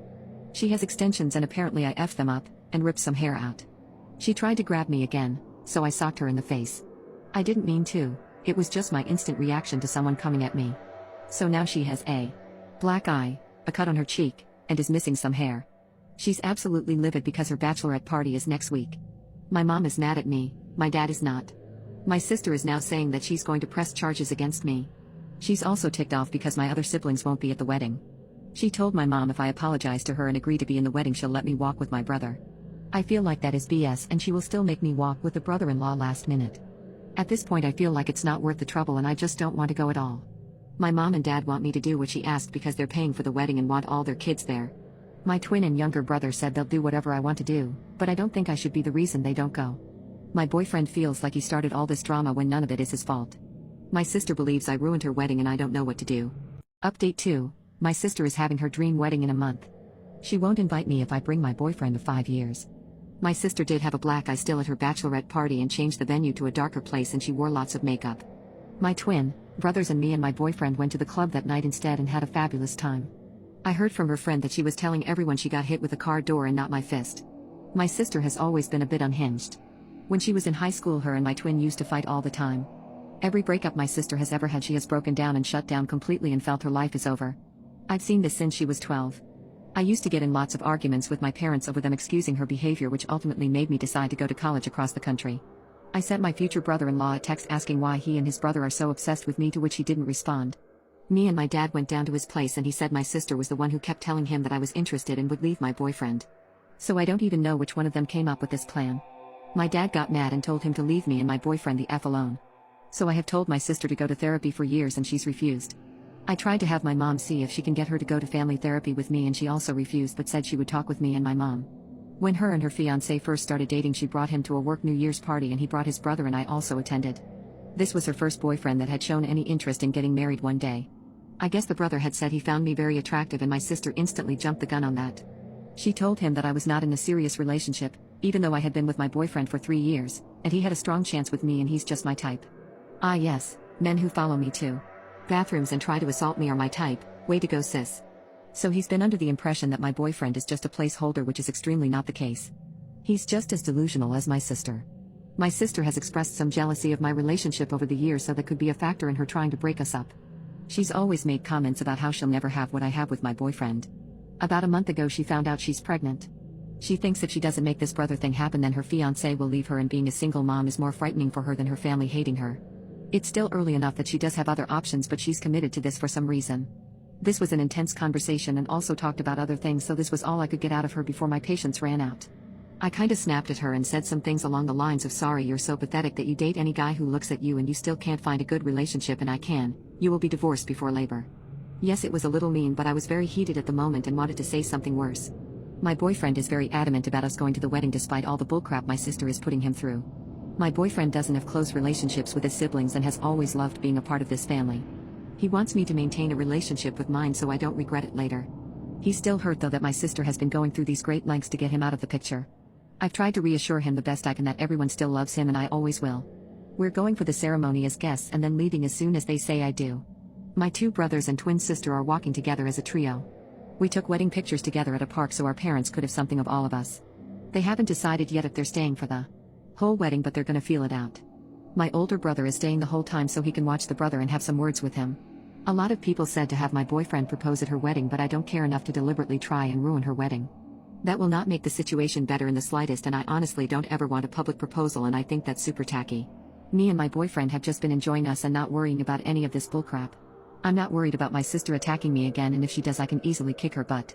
The wedding is coming up though, I have no clue what to do. Update 3. My sister is having her dream wedding in a month. She won't invite me if I bring my boyfriend of 5 years. So the wedding happened. My boyfriend and I decided to show up. A few aunts and uncles asked why there were rumors of me not showing up, and I just said my sister lost her mind and to ask her. I tried to stay with some cousins who I told what happened and know how my sister is an occasional nut. The ones who knew that my boyfriend's invite was revoked were angry, considering some of their plus ones were just dates.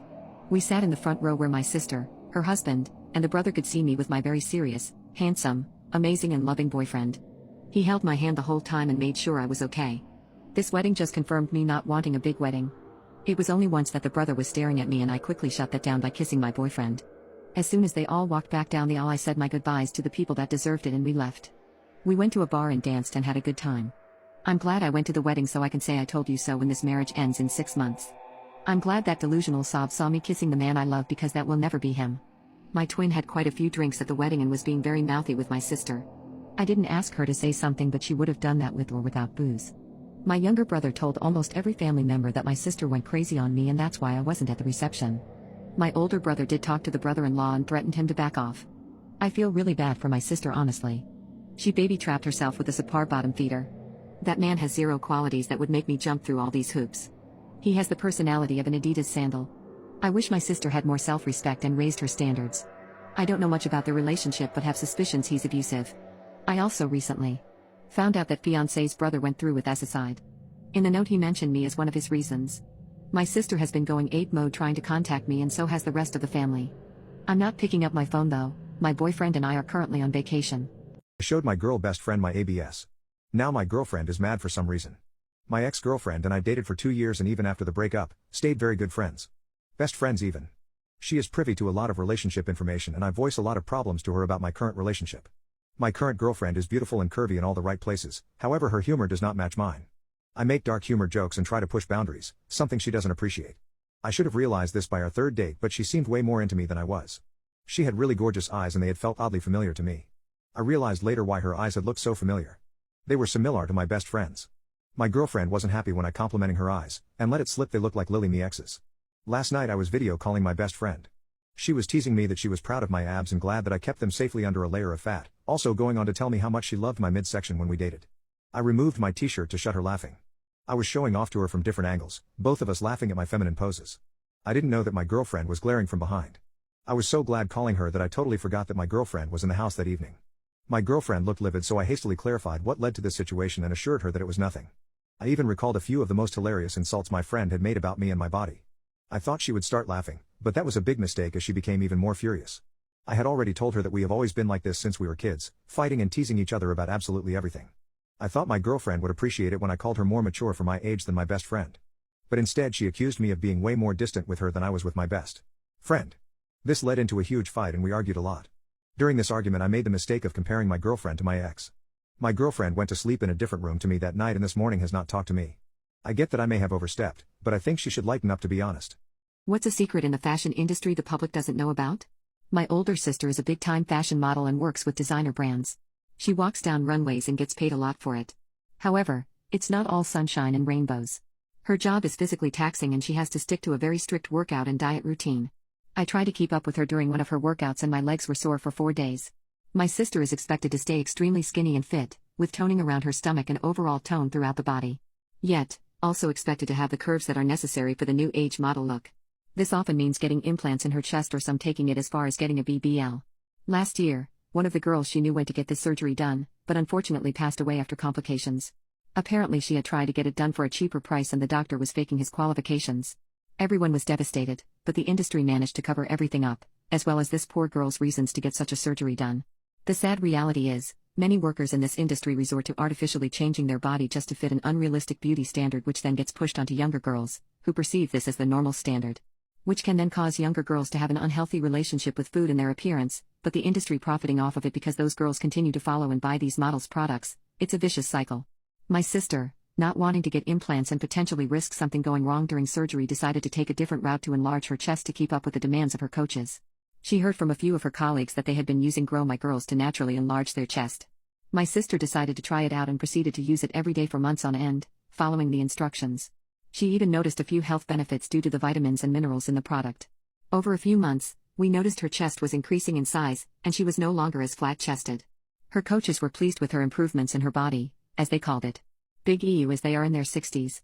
I suppose that is the big secret. Many models will use products such as these to enhance their curves, some will take extreme measures such as surgery, and some will sadly pass away on the surgery table. Edit. For those asking me where she got the product, look up B-Vitality and you should find it. I left my girlfriend stranded in another city. I had every right to do so. My girlfriend Maria and I have known each other for 10 years. I met her through her sister Maya. Maya and I had been friends since we worked in the same club a decade ago, and even after all these years would hang out whenever I was in town. One of these times Maria was there and we just hit it off immediately.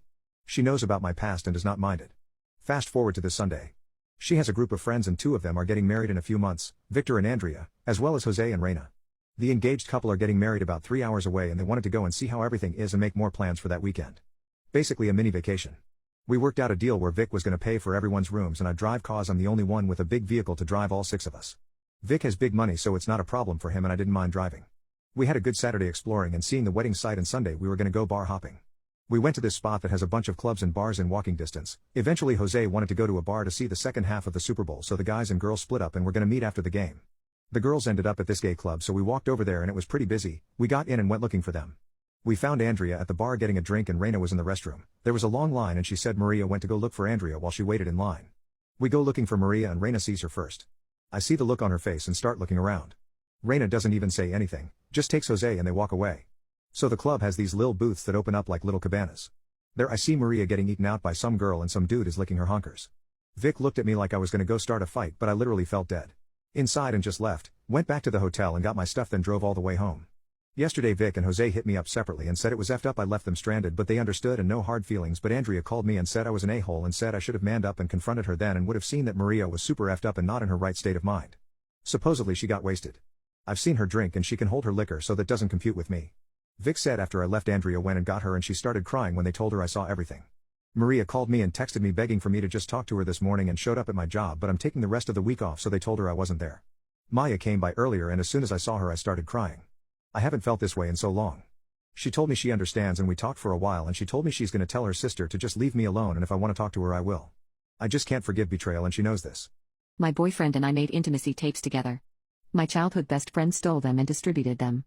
I have been best friends with Sarah for about 2 decades. I've known that Sarah has had a crush on my boyfriend John for a long time. It's kind of an open secret in our group that no one talks about, but other than some longing looks and awkward interactions, Sarah has never crossed any boundaries. But because she does have this crush, she does stuff such as leaning over his shoulder to look at his phone screen and doing that playful shoulder slap that people do. Apparently when she was doing that recently, she caught a glimpse of what looked like a photo of him having intimacy with me, so later, while everyone was asleep, she went back and took his phone. John has face unlock on his phone and she held the phone next to his face while he was sleeping. That's how she got in. She went through his gallery, which is full of photos and videos of him having intimacy with me while I'm sleeping. She took photos with her phone and then went and told everybody, except me, that my boyfriend is roping me in my sleep. She apparently showed them her evidence as well. I found this out the next day when another friend messaged me, incredibly concerned.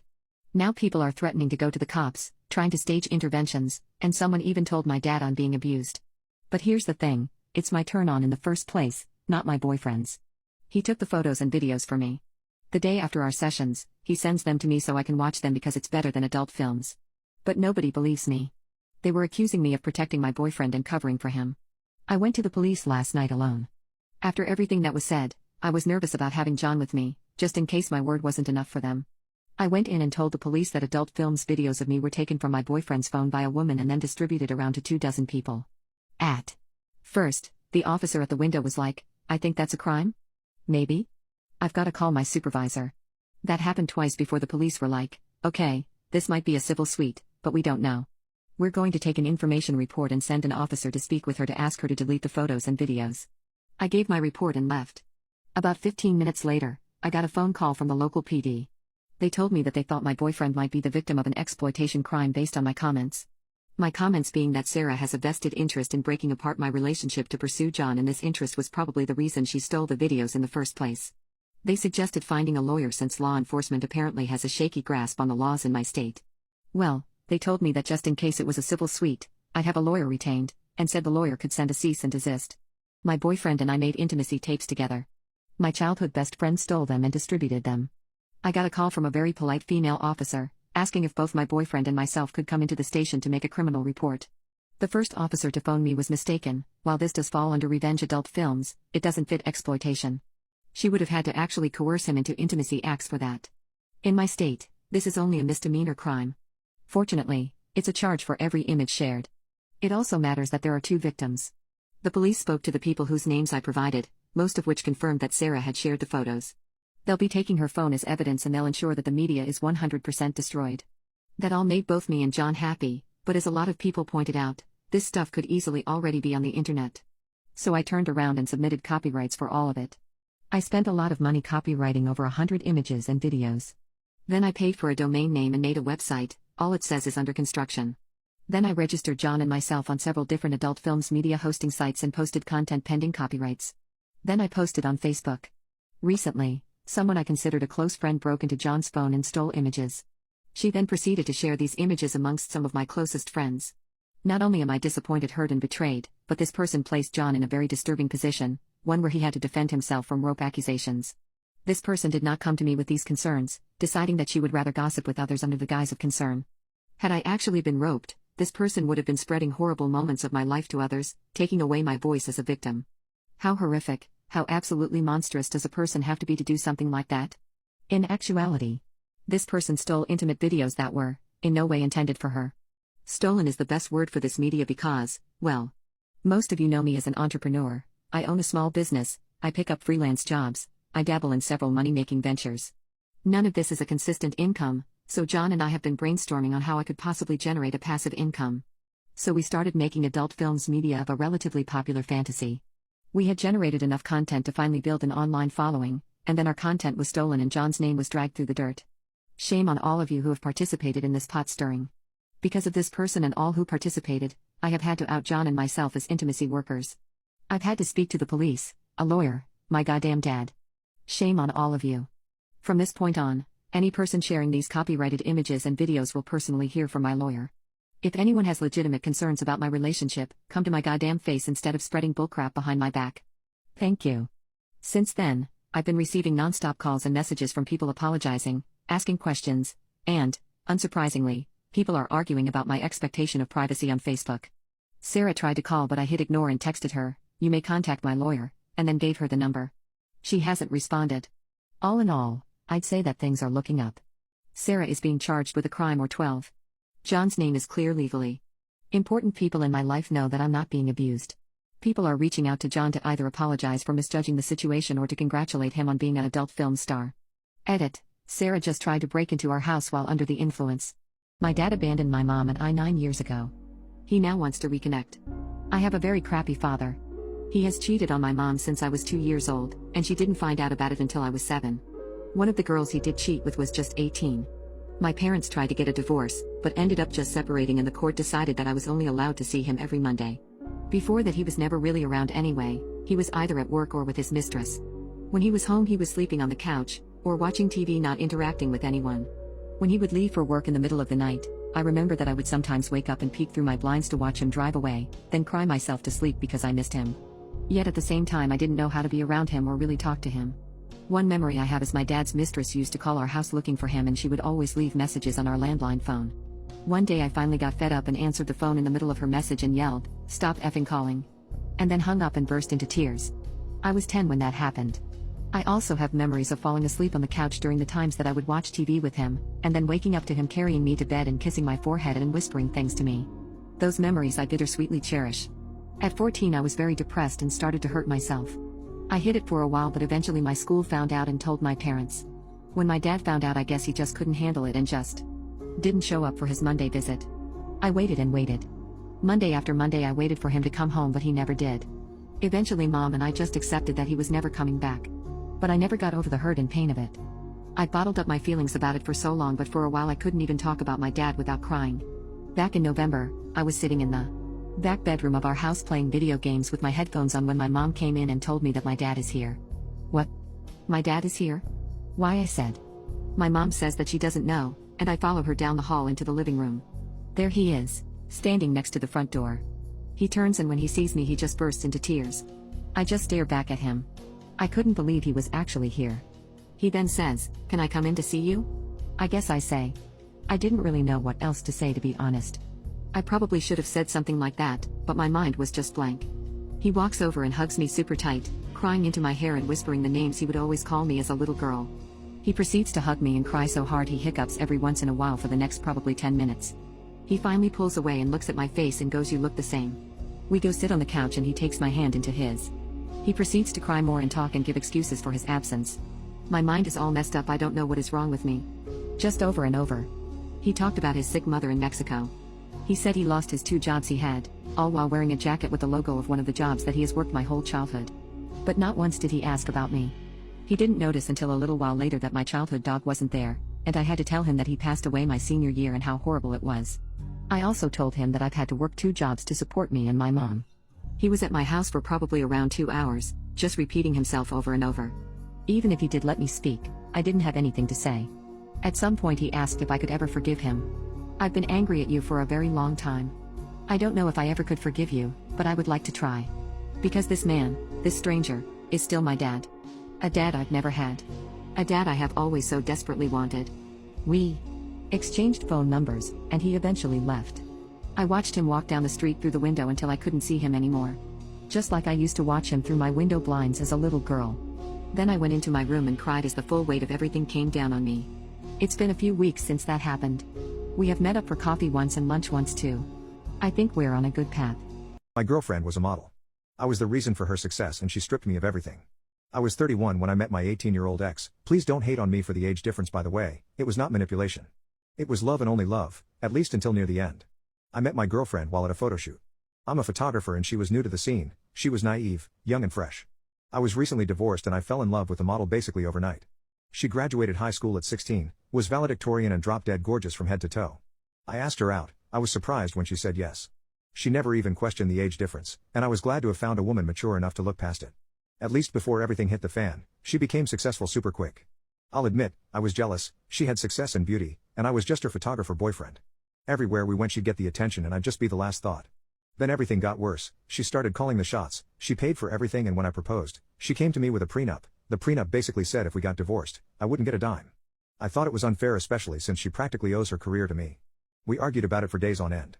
Then something terrible happened. While she was at one of her fashion shows, she got roped. She decided some time off to heal and decided to postpone the wedding by this point. She became unbearable. She didn't want to have intimacy. She didn't want to go out. It was all so frustrating. Then I made a really bad mistake. I cheated. Then after, I went home to my girlfriend.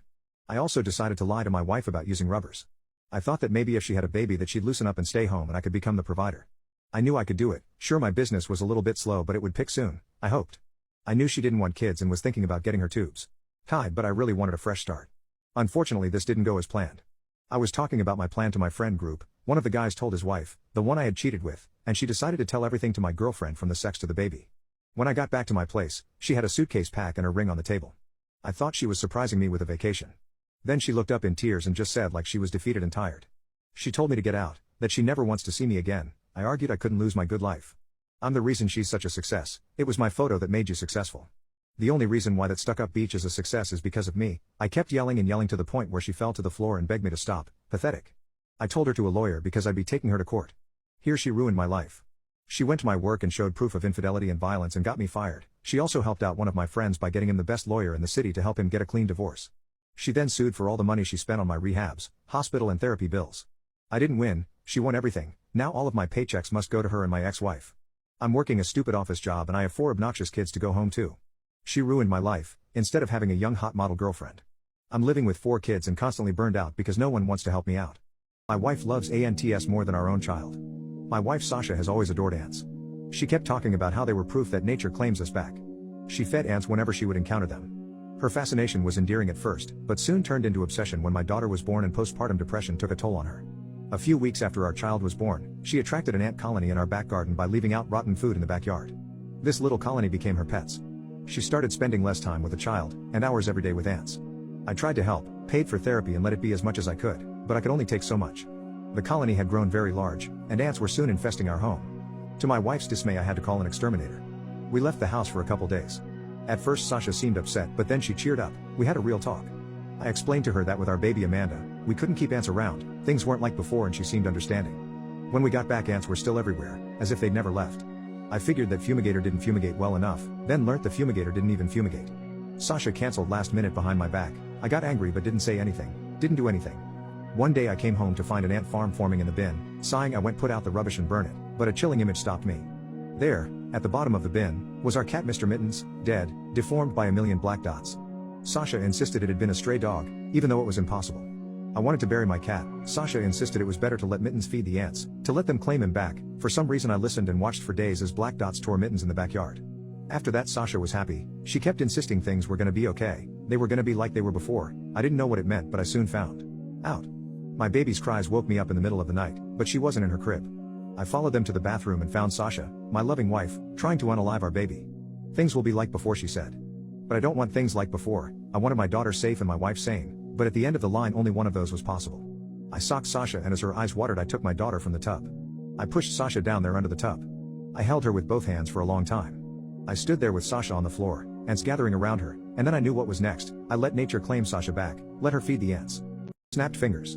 The creepiest user in Reddit history. On the first day that Snapped Fingers joined Reddit, he posted an in-depth description of him having vivid hallucinations of demons that were out to get him. He described the things he saw as large fleshy unclothed featureless figures.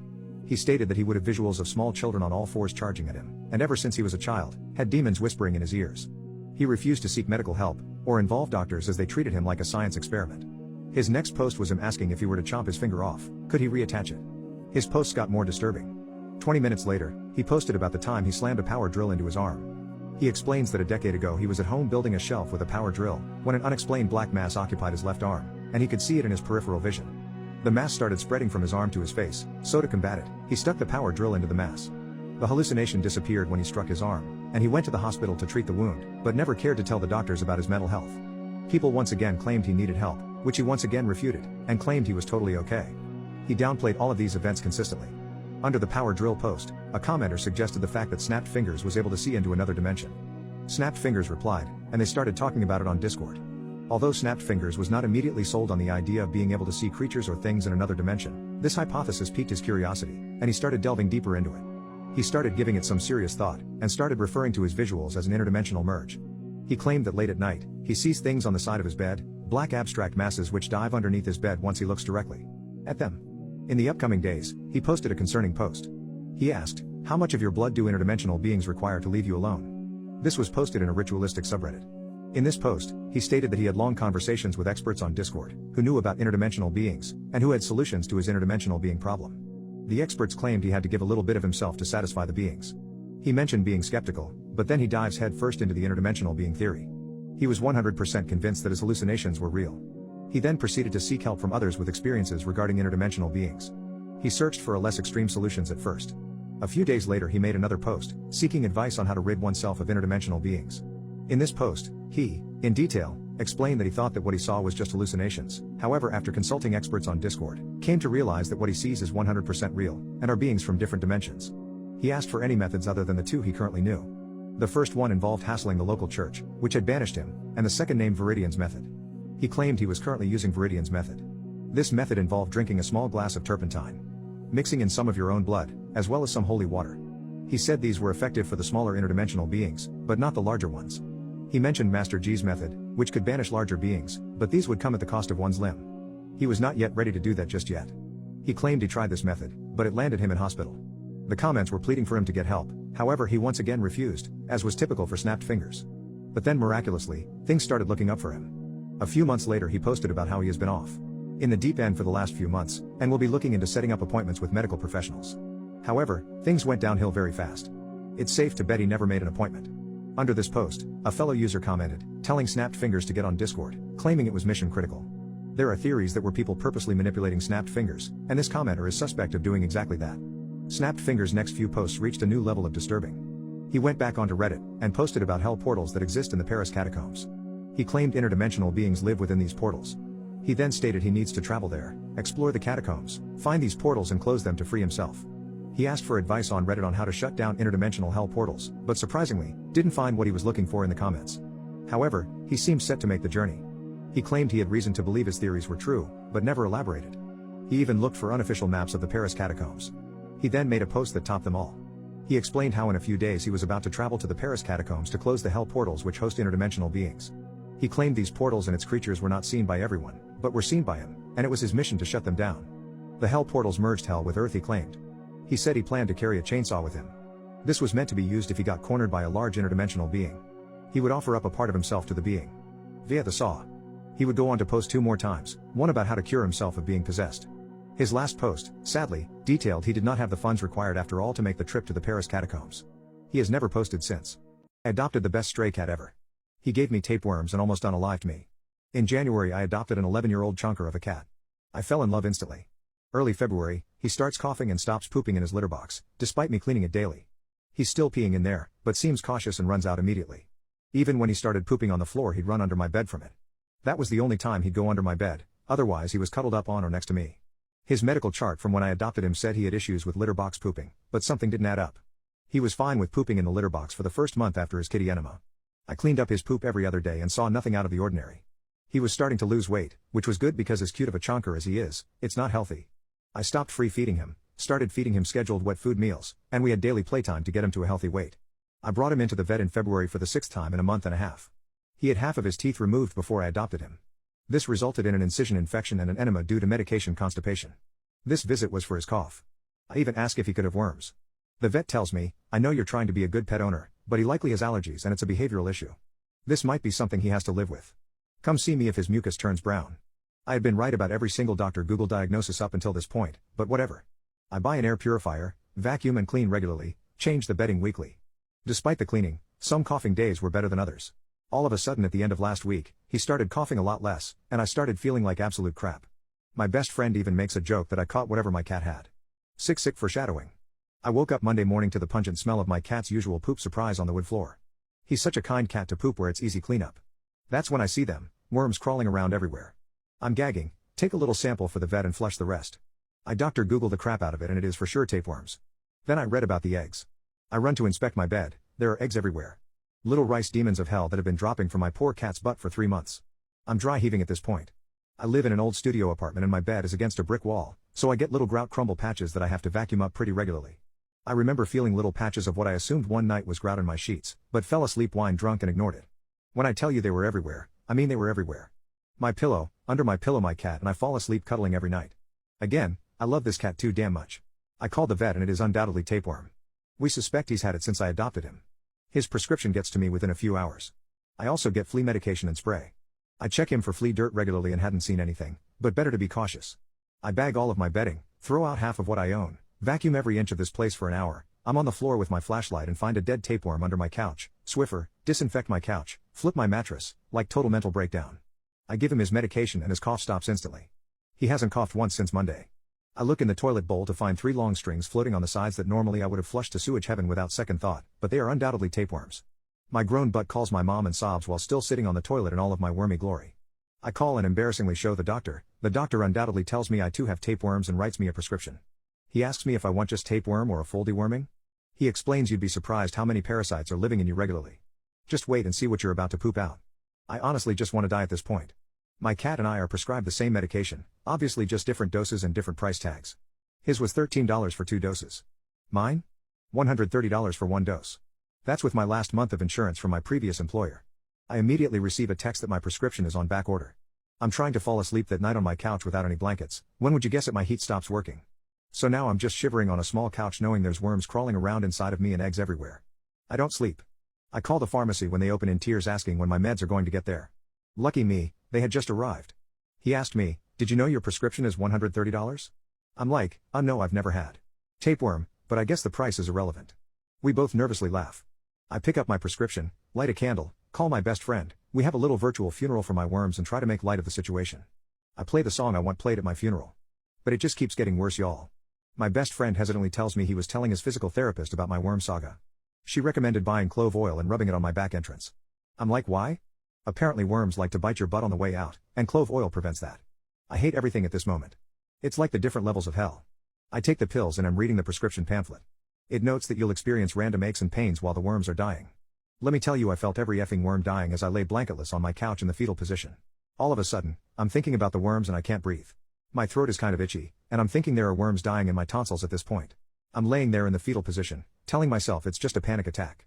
My cat decides to go pee at 2 a.m., jumps out startled, trailing pee all over the apartment. I know the medication says limit your alcoholic beverages, but I say F it and make a drink.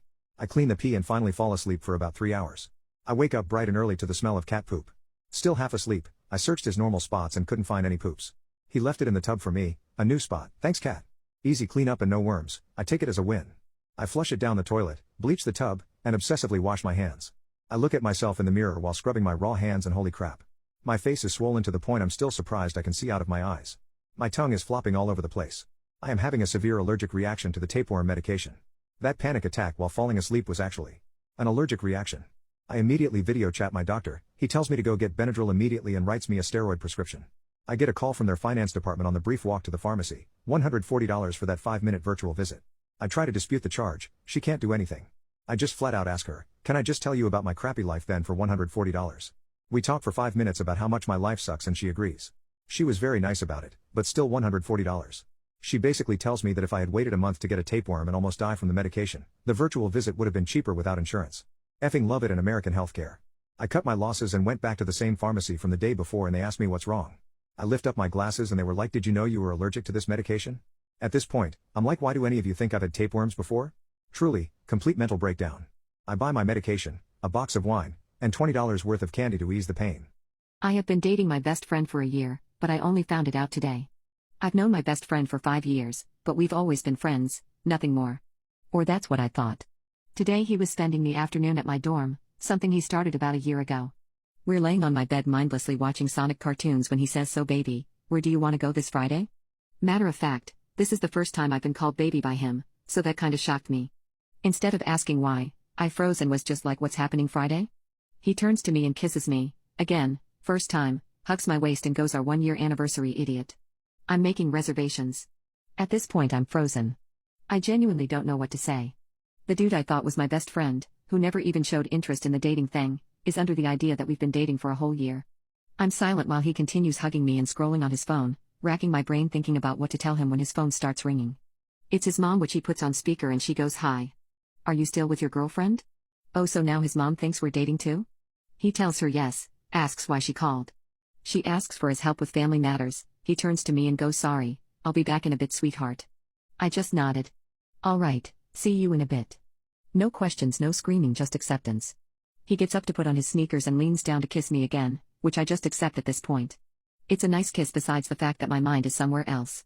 He leaves and I get a text from his coach, tell him to come tomorrow at 7, he'll only listen if it's you. That led me to a rabbit hole of finding out who knows we're dating. Apparently, the majority of the people I talk to think we're dating, or if I'm being correct here, know we're dating, and just have never mentioned it to me. I don't think it's a prank solely on the fact that his mom called me his girlfriend. They don't have the closest relationship. She is a very traditional, conservative and religious Korean woman. I don't know what to do now. I mean, he's a great guy, don't get me wrong, and if the last 5 years are anything to go by, he would be a great boyfriend, maybe even in the future a husband. But I've never looked at him that way, so I can't say I love him. When this occurred, it was like the glass shattered and I saw how differently he looked at me, how he talked and acted, stuff that never changed since the beginning but for some reason I've never noticed. I can't sit here and pretend I love him like that. I wasn't thinking about him in that sense all this time. But on the other side, I don't want to hurt him. He clearly thinks we've been together for that long, so he has to have strong feelings for me, and I don't want to step on them and scar him like that. I can't just keep dating him though, something that I've apparently been doing for a year. I could learn to love him eventually, it wouldn't take much to be honest, but it wouldn't be fair to him or me. I just don't know what to do. I have been dating my best friend for a year, but I only found it out today. I decided that we should meet up in a public space. Before his practice, I sent him a text and asked if he wanted to meet up at a coffee shop we both know. He called, said yes, and you sound serious, should I be worried? To which I said honestly yes, you should. He told me to stop joking and then went on to his practice. Fast forward a couple hours, I'm sitting there and he comes in, sits in front of me and thanks me for the food I ordered for him. We start eating. I'm a nervous wreck and he realizes, which led to him asking, are you really okay? You didn't seem good a while ago, and from what you said, I'm actually worried now, so I lay it out on him. I ask him why he thinks we're dating, Why does everyone else and what led to him thinking that? Now, he's just quiet and I'm just looking at him not saying anything. He said something like I didn't really think we could actually date if I asked you up front, to which I said that's how relationships usually work though, you ask, which led him on a tangent about women in general, talking about how terrible they are and how unvalued men are these days. He says women are stuck up. Opinions that he shared with me and said to my eyes with no regret. What I saw in front of me was no longer my best friend of 5 years, it was a boy who grew up to be a man and to have a very damaging idea of women. Stuff that I could assign to immaturity, but he had nicer things to say when he was 14 than what he told me now. I just interrupted him and asked what led him to think about women this way, since he never let his family, most predominantly his mother, influence him into these antiquated ideas. He was quiet for a while and that did give me some pity, until he opened that mouth of his again. There's these podcasts. That let me know everything I needed to. Oh, so you're a Tate fanboy now? He starts arguing and yelling that it's not him. But that they know what's right and wrong, how things should be, and to be honest, I'm not really listening to him at this point, I just want to get out of there and cry. I'm listening, but nothing is registering. Some of the milder things he started yelling are about women and our relationship with food and how we should have a limited amount, how we're so vulnerable and emotional, ready to blame men for everything, and how we start yelling at every minute inconvenience, how menstrual stuff was a hoax and that I was no doubt lying when I couldn't walk from my period pains because I wanted his attention, and that no girl can possibly feel a greater pain than a man getting hit in the manhood. He also said that when we were talking about his course, something to do with car parts, it was not cute and sweet of me to act dumb and pretend I'm clueless, because that does not make me more appealing. I tell him that if this is all a big joke, it's not funny. He interrupts me and talks about how he listens to these men but doesn't tell anyone because he knows I and our friends wouldn't agree, tells me I'm not a perfect woman but that he would still like to date me but couldn't tell me because I'd say no and ruin his fantasy. I'm crying at this point and people are noticing, so I just want to get out of there immediately. I tell him, you're so effing stupid, you genuinely could have dated me, if only you had asked. You could have had everything but you started listening to opinions of guys who have nothing. How sad can you be to pull a stunt like this instead of asking like a normal person? He starts yelling that I'm wrong and they know what is right, starting a whole rant that I don't have the strength to listen to. I stand up, start walking, and he grabs my arm. More people are staring. I tell him to let go and he only does when I threaten to call the police. I left telling him to never speak to me again. I am now home. I've blocked him on everything and told some friends what happened. My niece is being abused by my sister. Should I call the cops? 16 years ago my sister Colleen had a baby. Colleen always struggled with mental health, and whenever partners would leave her, she would have psychotic breakdowns leading to her harassing and stalking her exes. When she had her daughter, she didn't know 100% who the father was until the DNA test came back. The child's father made it clear he never will be in the picture. And he never was. Ever since my niece was born, she treated her like a burden. Screamed at her, brought over a handful of boyfriends home the first 3 years of her life. One of these boyfriends apparently roped my niece, but Colleen did nothing. I only found this out recently. Colleen was not made to be a mother. I've always been struggling financially. I lived in a one-bedroom with my boyfriend who was an alcoholic. And although it crossed my mind many times, I knew I couldn't support my niece. So I never called CPS because I felt it would do more harm than good. She also had her brainwashed. Once somebody else called, she didn't speak up or tell anybody. Instead, I always tried to be there for her. I helped out Colleen and the baby as much as I could. Brought over diapers, food, anything. And as the years went on, I knew my niece would need me. There were many times where we got into fights also because she hesitated to take her to the doctor for things like strep fevers and such. When she got the stomach bug, she gave it to everybody in the house including Colleen. She would make her clean up her own vomit along with her little brothers. As the years went on, my sister and I always fought over how she treated her daughter. My sister even slapped me one time and tried to push me down the stairs as I was trying to defend my niece. My sister treated her daughter very oddly cruel. I found out she was making her sleep on the floor with just a pillow and a blanket. This all started when she was about 7. There were times where I'd stop over. And she would be eating on the kitchen floor or the staircase that was by the kitchen. One day I went over, and I saw there was hardly anything in the fridge. I asked my niece where the food was and she told me Colleen hid all of it in her bedroom closet, and she would get in trouble for sneaking food. There were wrappers hidden all over the house. I constantly had to buy her necessities such as soap, deodorant and pads. She monitored every aspect of her life. She would have to ask to shower, and when she did, it was for a few minutes before she came in and turned the water off with soap in her hair.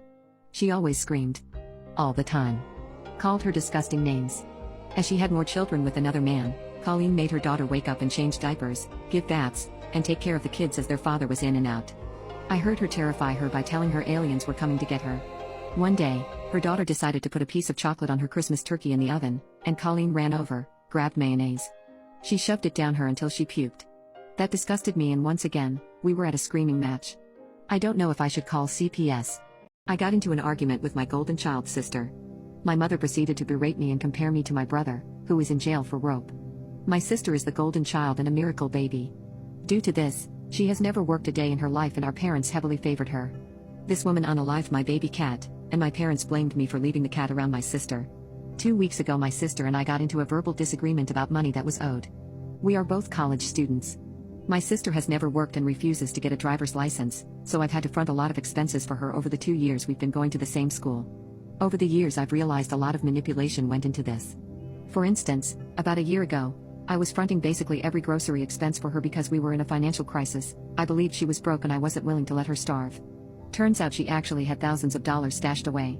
She spent it all on an impulse purchase that was stolen exactly 3 days later. 2 years of getting screwed on money has taught me to set firm boundaries with her. Our parents are extreme enablers of her behavior and often use guilt tactics to get me to keep paying. After consulting with my friends, I realized I was enabling this by not forcing her to pay for herself. Last semester I set up an agreement system where it was agreed that if she split the cost of gas with me and did my half of the dishes, I would take her to class all week. This included Fridays when she had class and I didn't. I told my sister that in exchange for the dinner I bought her, she could either pay me back or do a few dishes. This made her really angry and she said she'd only do it if I also took her to school on Thursday.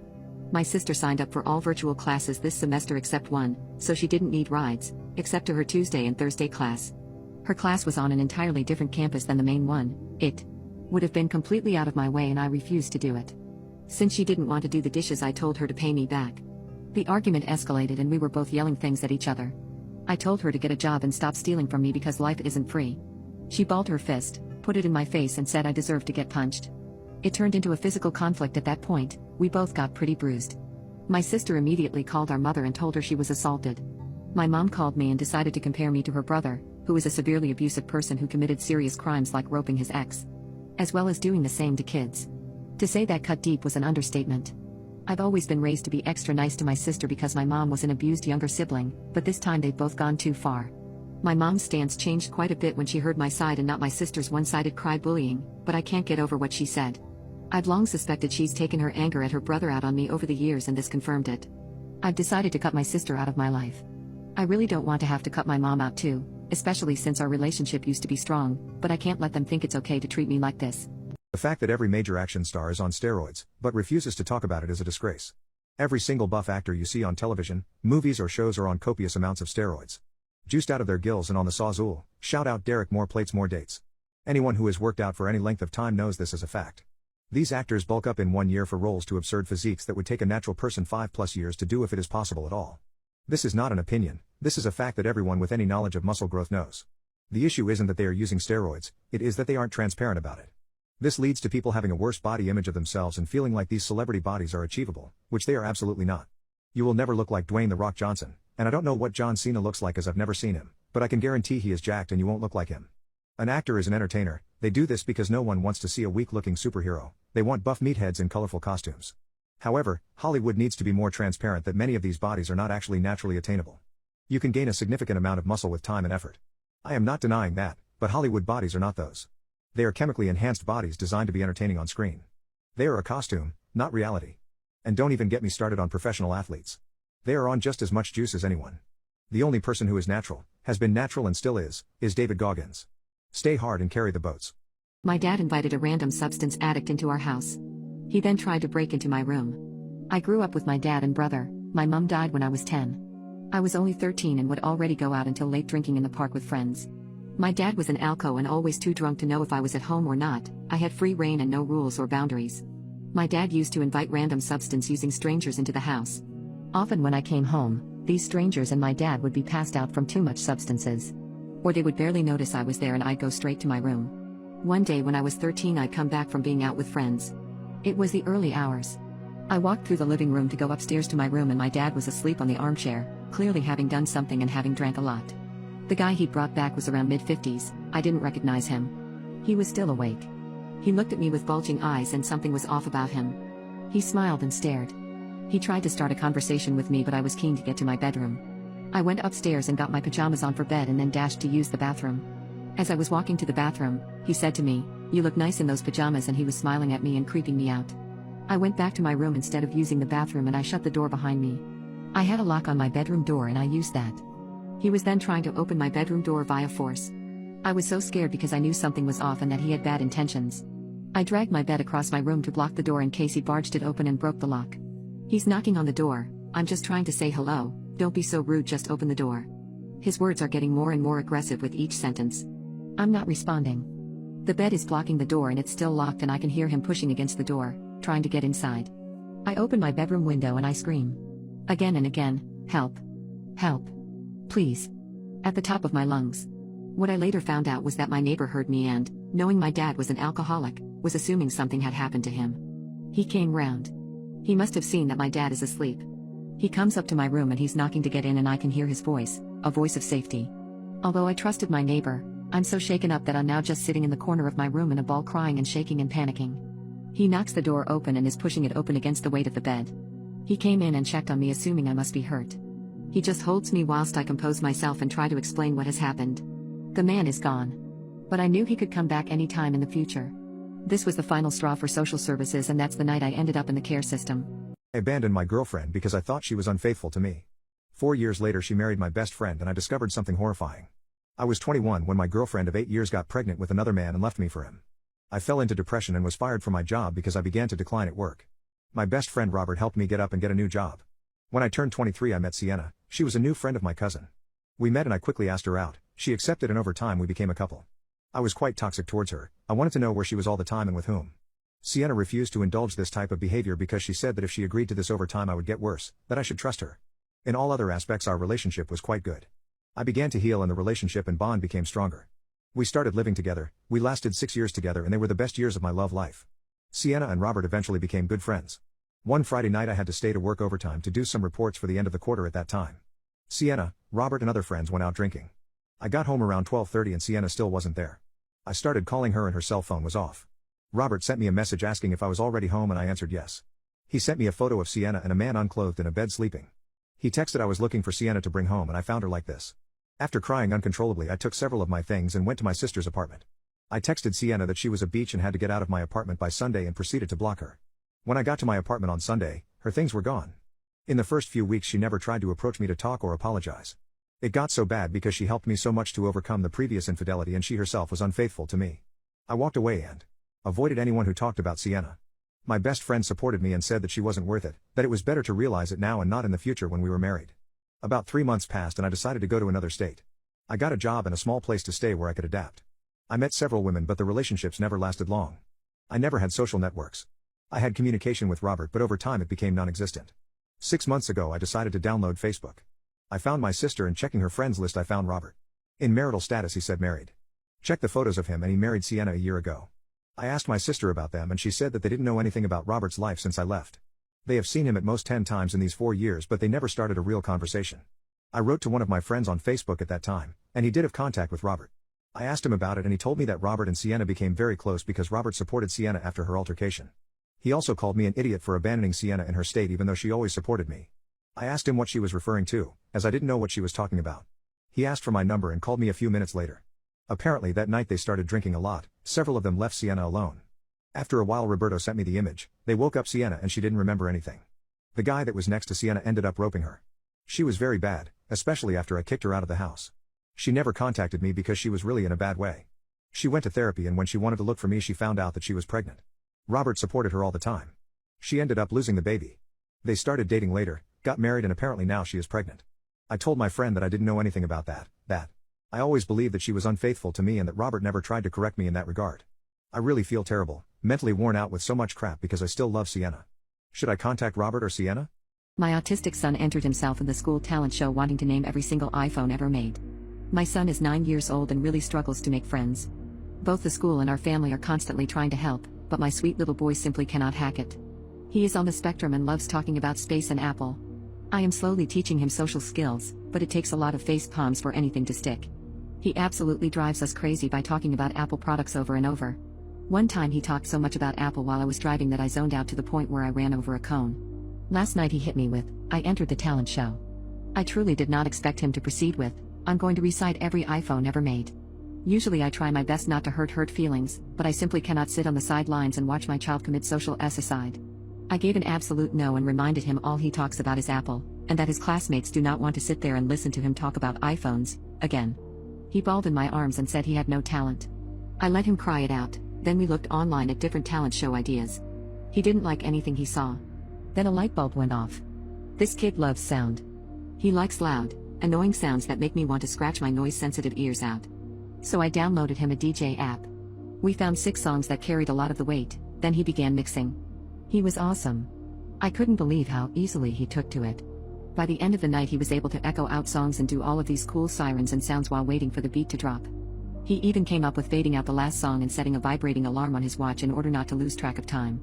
We agreed that as soon as the alarm goes off, if he isn't done, he will move on to the last song and fade it out quickly. We packed him a cool little outfit to wear with mirrored sunglasses, his iPad and speaker. Then off he went to school. I have been praying all morning. His teacher was really excited for him and I hope he doesn't back out. Even if he does, I am hoping he will stick with this hobby and maybe enter in the next talent show. Edit, it went really great. Better than I expected, honestly. The kids got up and danced and his teacher said this is a moment she will always remember. She told us she wasn't supposed to say this, but he was the best out of all the kids. When he walked out of the door, he was beaming like a light. I think it's the first time he's ever felt connected with the kids. I posted about my stalker on Reddit and he found my post. I've had a stalker for about 4 years. He was never aggressive or sent me proper threats, so I did my best to ignore him and not give him the satisfaction of showing him any fear. His stalking behavior mostly just consisted of sending me letters and gifts such as photos of my own apartment building from the outside, things he dug out of my trash can and so on. I called the police many times but they weren't able to catch or identify him. About 3 weeks ago I discovered a peculiar subreddit and thought that people might want to know about what it's like to have a stalker. Since I barely use any social media at all, and have no personally identifying information here, I didn't think he'd ever see it. One person even asked, does he know you're putting him on blast on Reddit, and I answered maybe. Maybe it would make him angry, maybe he'd be turned on. Don't know, don't care. Well, I know the real answer now. He did see it, and he did not like it. Like I said, he was never aggressive and never came close to me. The closest I know of was when he sent me a picture of myself, unlocking my apartment door, taken from the corner of the steps above, but I consider myself a pretty vigilant person and I'm thinking that he might have hid a camera there instead of being there to take the photo himself. I think I would have noticed him if he did. I don't know how he got wind of the subreddit, but he did. The next week was quiet, no letters, and I didn't see him anywhere. Then he left me letters with printed out questions and my answers from the subreddit. He also left me a long hateful letter towards my boyfriend, about an issue I had posted on Am I the A-hole?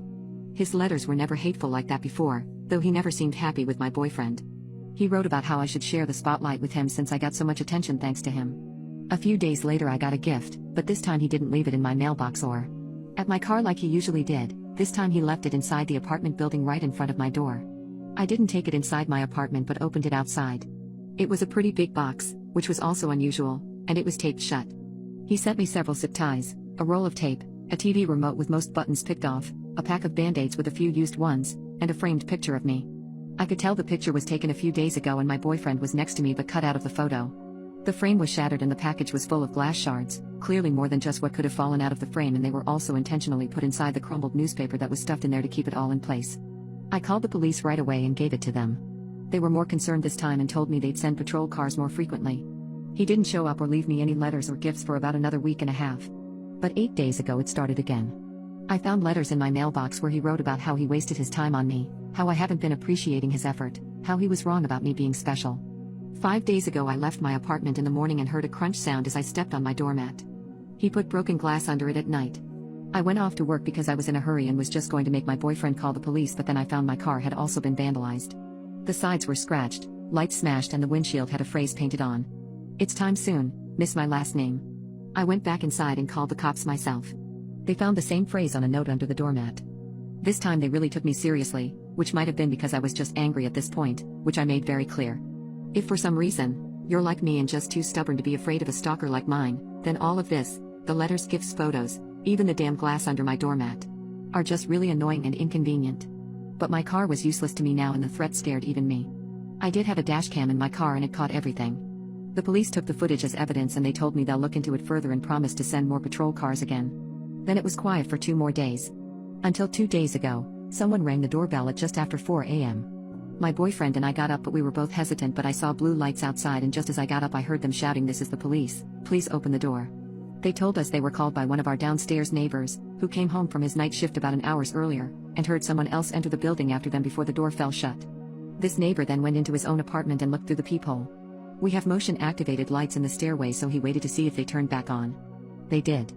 Then he saw a middle-aged man walk upstairs. Above this neighbor are only me and my boyfriend, and a single mom with 3 kids who probably won't be getting any visitors at 3 a.m. So he called the police. They came and found my stalker 1/2 floor above me on the stairs. He should have been able to see the cop cars since there's a little window up there and they had their lights on, but he either missed them or wanted to get caught. They found a pocket knife on him and he confessed to being my stalker right away. He's finally caught. They got him. It took 4 years, a provocative Reddit post, and one very vigilant and caring neighbor, but he's finally done. For now at least. He's facing several charges and I've collected every single piece of evidence over the past 4 years. I don't know what kind of outcome I can expect, but for now I've finally got some peace. I looked through my girlfriend's Google Drive to print out photos for the proposal. I discovered heartbreaking secrets. I told my girlfriend that I wanted to talk to her, that I was making her a scrapbook of our events together, and I found the pictures of her and her ex. She started saying, "Oh my God, I am so sorry, I meant to delete them." I told her basically they are burned into my brain now. I talked to her about it. I told her flat out that it hurt. What hurt was the fact that she enjoyed it more with him, and that she did things in bed with him that she never did with me. She starts telling me that it's different, that they were just friends with benefits. That she just went for hotness, not for other traits, that I am way smarter than him. I asked her if that's the case, then why was she begging him to be exclusive with her? She said that it was just her brain being dumb, that so many girls were hooking up with this guy that she felt it was a competition. I asked her too about the other stuff in bed. She told me that intimacy is different with him. And that it's different too with friends with benefits and a boyfriend. I asked her that if they did become exclusive and start dating, would she stop doing those things, and she says it's impossible to say. We talked more and more, and it seemed that her way of assuring me seemed to be in telling me everything that I provide to her. That I am smart and that our kids would be smart too, that I have a good job. That my family is super sweet. After the talk I told her that I was going to stay over at my brother's apartment. She begged me to stay. We talked more and I told her that I was planning on proposing because she started pressing why I was looking through her drive. And I showed her what I made so far. At my brother's place I talked to him and he told me the following. That I will love again, that I can have the same feelings if not more. That not all women are like this, not all of them make tapes with friends with benefits. He told me that the biggest red flag was the fact that she gives more to intimacy with casual partners than she does with her future husband. And don't bother asking, because you want her to want to do it, not beg for it. Only stay if I feel things with her are truly special, that there are some circumstances in her in this relationship I won't be able to find in another woman. No matter what happens, this would be on the back of my mind and haunt me if I choose to stay. I thought about our relationship, and it was tough. Had I been younger, breaking up would have been easier, but now it was much tougher to let go. I thought about my own mental state, and realized that I would much rather start fresh with someone. I talked to my girlfriend and I told her we were done. This led to a lot of tears, crying and more tears back and forth. She started spam calling me, but I needed to do it. I got a phone call from her mom telling me that we have so much history to please reconsider it.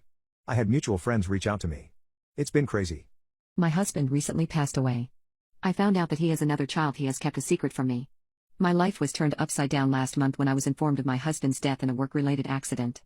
Shortly before the funeral, there was a young man at my house, claiming to be my late husband's son. My husband didn't speak a word about him to me. He claimed to have not known about me or either of my daughters, 12 and 8, until he was notified of my husband's death and found the obituary in the online version of our local paper. The young man was 18 and must have been born before I met my husband. He also claimed his own mother died years ago and was never to his memory in a relationship with my husband. So the boy's existence is not proof of infidelity on my husband's part. However, I still feel just as betrayed. My husband never breathed a word of him to me. This boy lives in the UK where my husband sometimes worked. He traveled a lot in his line of work and I can't help but wonder how many other secret children he had. This boy had pictures with himself and my husband at various ages. He says he was brought up at a boarding school and my husband visited him sometimes. Though I very much want to, I have no reason to doubt his story. The boy asks to come to the funeral. I want to say no, but I feel like I have no right. My kids see me talking to this stranger and poke their heads in to ask what's going on. Before I can stop him, the boy introduces himself to them as their half-brother. Now not only do I have to figure out how to cope with all this information myself, but I also have to find some way to explain it to my children. My 8-year-old doesn't seem to get the full implications of her father keeping this kind of secret from all of us, but my 12-year-old is clearly upset, although she won't talk about it with me. At the funeral the boy kind of lurked in the corner, but when lunch was served afterwards he approached both my girls and was playing games with them. I didn't think this was appropriate, and when I told him so he apologized. He said he did it to raise her spirits and it's what people did for him when his mother died, to cheer him up. Something about his answer irked me and I got the impression he was trying to manipulate me into feeling sorry for him and using my children to do it. My mom and my sister came over to help me after I got the news about my husband. Of course I talked to them about what was going on and they were shocked. My mom brought up the point that the boy might be after money. All of our important assets were in both of our names and I am the only beneficiary of his life insurance policy. But I was not sure what could happen if he tried to sue. I asked the boy frankly if money is what he was after and he said, "No, I couldn't take any of your money. You have kids to take care of. It irked me the way he said that, as though I was offering money and he was trying to show how good he was by turning it down. It felt as though he expected me to give it to him anyway. I asked the boy what he wanted and he said he wanted to get to know my children because they're his sisters. In my opinion, they might be his sisters, but he's a stranger to them regardless of biological relation. Apparently at the funeral he told my 8-year-old he was going to ask me if he could take my girls to the aquarium, and so that got her hopes up about it before I could even make a decision. I said yes only if my mom or sister went with them, because I wasn't about to let my girls go with a strange man no matter what. Over the next week he also took my girls to the park, ice cream place, and the lake, with my sister as a chaperone every time. I agreed to this and it was helpful because it gave me a chance to break down and cry to my mom without the girls around. When he left, my 8-year-old hugged him and told him not to go, and he said, "I promise I'll come visit again." I stepped in and said, "No, I think it would be best if you didn't come back here." He looked hurt and my 8-year-old cried, but I was sick of him promising things without getting approval.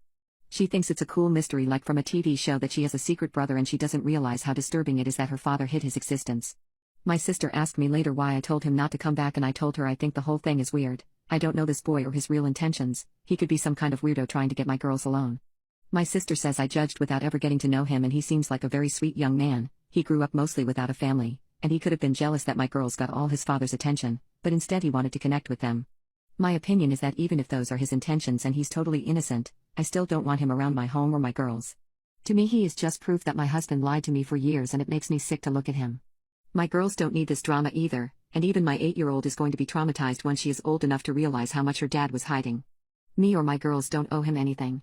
My sis says that I don't have to want him in my life, but I don't have the right to deny the girls their brother. She pointed out social workers do everything they can to avoid separating siblings because of the trauma. I said it's not the same thing because my girls have only known this brother for a week. I thought my 8-year-old would get over her brother, and she did go several weeks without asking about him, but yesterday she asked about him again. I feel bad about ever allowing them to go anywhere together and bond. I wish I'd handled the whole thing differently, and now I don't know how to explain the situation to my kids. My 12-year-old hasn't asked about her brother, but she has been extremely closed off since her father's death, and I don't know how this issue might be complicating what she's feeling. My husband recently passed away. I found out that he has another child he has kept a secret from me. I realize I was wrong to treat my husband's son this way. My husband's son was telling the truth. My husband's name wasn't on his birth certificate, but the DNA test did show he was related to my kids. He also had more photos, cards and voicemails, tons of evidence to prove that my husband did keep regular contact with him.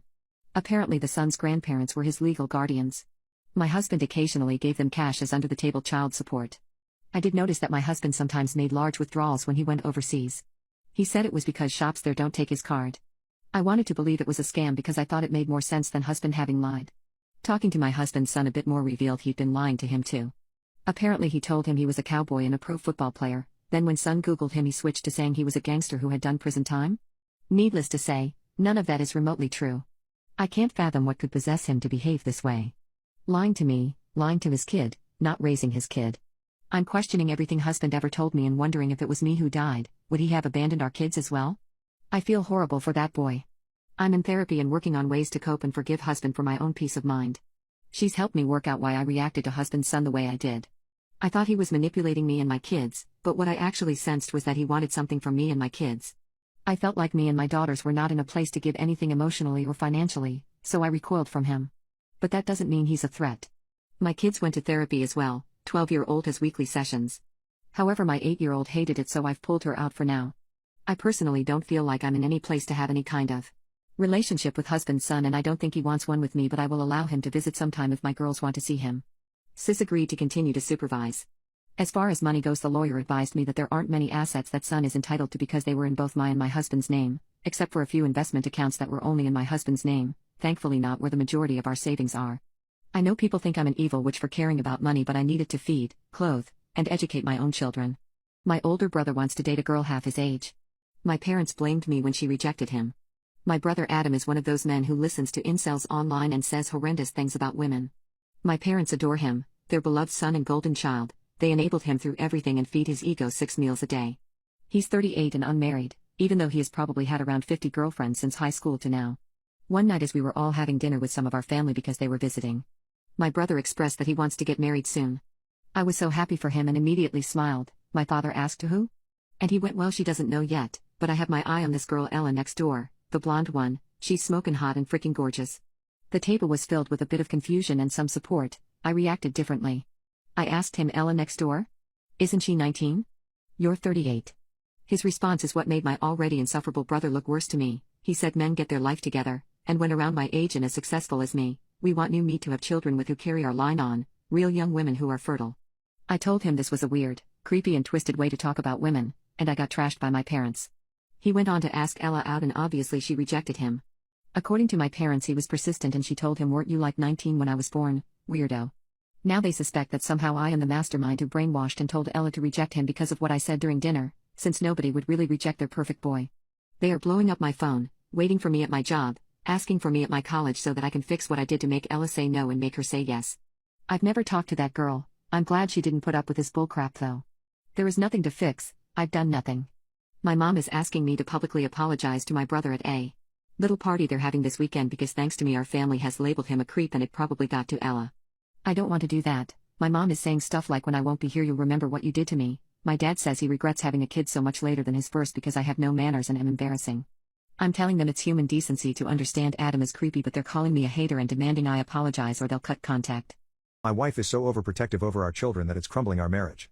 My wife Laura and I have been married for 9 years. We were together since high school and had our first everything. We got married at 20. I enrolled in university while she worked part-time to support our expenses. We were grateful as my parents had paid for my college and so we didn't have too much debt or any other financial obligations. Within a few months after our wedding we realized that she was pregnant and we weren't thrilled. Our baby girl was a force to reckon with and no birth control was stopping her from coming into the world and kicking our butts. Laura wasn't so overjoyed during the initial months of her pregnancy. I did mention termination once if she wanted to and told her I would be fully supportive either way. She instantly shut me down saying that wasn't an option as she comes from a religious family that would disown her. Around the 4th month, we found out the gender and I saw my wife slowly warming up to the idea of having an actual human being inside her, and at almost 18 weeks, she felt the first movement of the baby inside her stomach. Now that I think of it, it was an instant change. Before we got the pregnancy news, she had applied for an accounting course and had gotten an admission. She had even started her classes and continued attending them though she was pregnant. I first noticed her reluctance around week 30 when she continuously took a few sick leaves even though she wasn't sick. I confronted her about it and she broke down saying she didn't want to attend uni while pregnant because her stomach was getting big and everyone was noticing that she was actually pregnant. At first I thought she was embarrassed to be pregnant in front of her classmates at a relatively young age.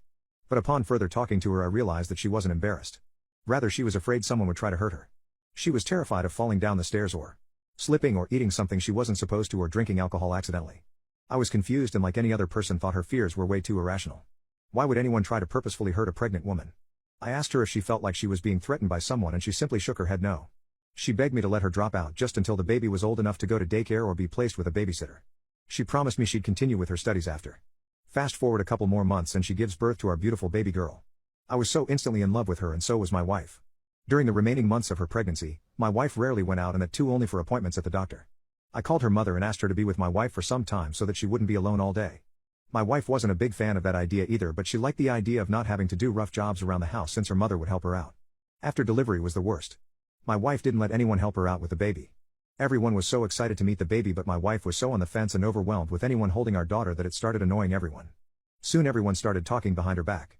I tried my best to defend her and asked all our relatives to give us space since she was a new mom and needed her space. Laura didn't let anyone help her out with our daughter. She barely let me take care of my own child. She was overworked and running on no sleep but would still let no one help her out with our baby, not even me. Once she fell asleep for almost 6 hours after not getting any sleep for days. I didn't wake her up because I wanted her to get some decent sleep and took care of our baby by myself. I fed her the bottle of milk Laura had pumped and changed her diapers. When Laura woke up all hell broke loose and she started having a mental breakdown, calling me a terrible person for basically letting her sleep, and she called herself a horrible mother for not being awake to care for our child. At this point I was even overwhelmed and frustrated. I put our daughter to bed and shut the door before sitting her down and having a long talk with her. She started crying, explaining she was scared something would happen to our child if she wasn't there to take care of her. She had read about conditions where babies have passed away suddenly or while being entrusted to someone else who is not the mother. I didn't understand if this was normal or not. At that time I wrote it off as a mother being concerned about her baby. I have heard about new mothers having their hormones all over the place. I told her I understood she didn't want another person near our child but that she had no right to keep me away.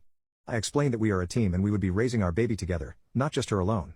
Since that day, she loosened the knot just a little with me to give me enough gap to take care of our baby and give her time to get some good sleep. But then our daughter grew older. My wife is so overprotective over our children that it's crumbling our marriage. As our daughter grew older I tried to convince my wife Laura to go back to college and that we could send our daughter to daycare or ask one of the grandparents to babysit while she was at uni. She quickly shut down the idea, saying that our daughter was a toddler and now was a very important time for her since she will start retaining memories. She said there's no way she'll let her daughter get attached to someone else as it was her responsibility to raise the baby and not anyone else's. I tried my best to convince her that her education was important. I told her that if someday God forbid something happened to me, she will need a degree to get some decent job so she can take care of our child and herself, or that she will be struggling to make ends meet. This seemed to get through her and she finally agreed to study, but that too was only an online course that she could study at home. She just had to write an exam at a test center as per requirement. When our daughter turned 3, we found out that my wife was pregnant again. It was the same thing all over again with baby number 2. She wouldn't leave the house much. The only people she really let be around her were me and her mother. Sometimes her sister too. She rarely left the house except for anything our child needed or if she had any exams she needed to take, and she was reluctant even to leave for those. I tried talking to her about it again, but she was never interested in addressing the issue of being so possessive. The baby was born and there she was all over again, never letting anyone other than me or extremely rarely even her mom around her and the kids. I remember seeing dark circles under her eyes and telling her there was no need for her to take on so much of the load by herself. That she could let me take at least a quarter of it when I'm home. She kept saying she didn't like the way anyone else handled things. Even our intimacy life took a big hit after our second baby because my wife was exhausted and drooping by the time she returned to bed. Sometimes she'd even get the kids to sleep in between us because she felt horrible making them sleep alone in another room. She stopped once she saw an article about a baby dying because of co-sleeping, after which she gave me a huge lecture to make sure that I would never do that. I literally had no intention anyway. I was desperate by this point, but as time went by, I learned to give in and just let her handle the children the way she wanted. Whatever she was doing, it was all anyway for the safety of our children, so I guessed it couldn't be too bad. Our kids grew up and I made sure to use protection always while having intimacy after that, much to her dismay. But at that point, I didn't care. Laura had calmed down a little since the kids got older and I in no way wanted it to go back to how it was with a new baby. Laura was still very involved and overly cautious of our children. She found work close to our house once our youngest was old enough for preschool. She would drop them both off at school before heading to work and pick them both up before returning. We have school buses on our route, but whenever I mention it she brings up the statistics of school bus accidents and bullying, saying it's not a good idea. Our oldest has a best friend and had asked us to let her sleep over at her friend's house, and my wife almost blew up at the request. My daughter cried all night and I had to cuddle her to sleep to comfort her and promise her loads of books to get her to stop crying. I had to convince her best friend's parents to let the sleepover be at our house instead. Our youngest is 5 now and my wife is pregnant again with our 3rd child. She convinced me one night in the moment to nut inside her. Since my wife had calmed down relatively from before, I thought maybe as we got older, she's gotten a bit easier on herself and the children. Now the incident that freaked me out. Last week, while playing a sport in school, a random small boy in my daughter's class accidentally kicked a ball in our daughter's direction and hit her head. The teachers quickly took her to the hospital and she had to get stitches. Safe to say, my wife went ballistic. She got hysterical and started crying. Our daughter is okay and the stitches will heal in no time, but my wife is not taking it well. When the boy's parents visited us to formally apologize with their son, an 8-year-old boy who looked terrified off his wits, my wife went crazy angry at the parents. She started threatening to sue them for damages and get restraining orders. I have no idea where all that idea came from. The parents were shocked. I quickly apologized to them and sent them on their way. My wife kept rambling about suing them. She then talked about pulling the kids off school so she could homeschool them. According to her, that is the safest choice, plus with all the school click-clacking she's been hearing around the country. She kept going on and on about how school was unnecessary and dangerous. After that I did something I'm not proud of. I yelled at her. I was so mad and frustrated and annoyed. Years of pent-up frustration just poured out of me.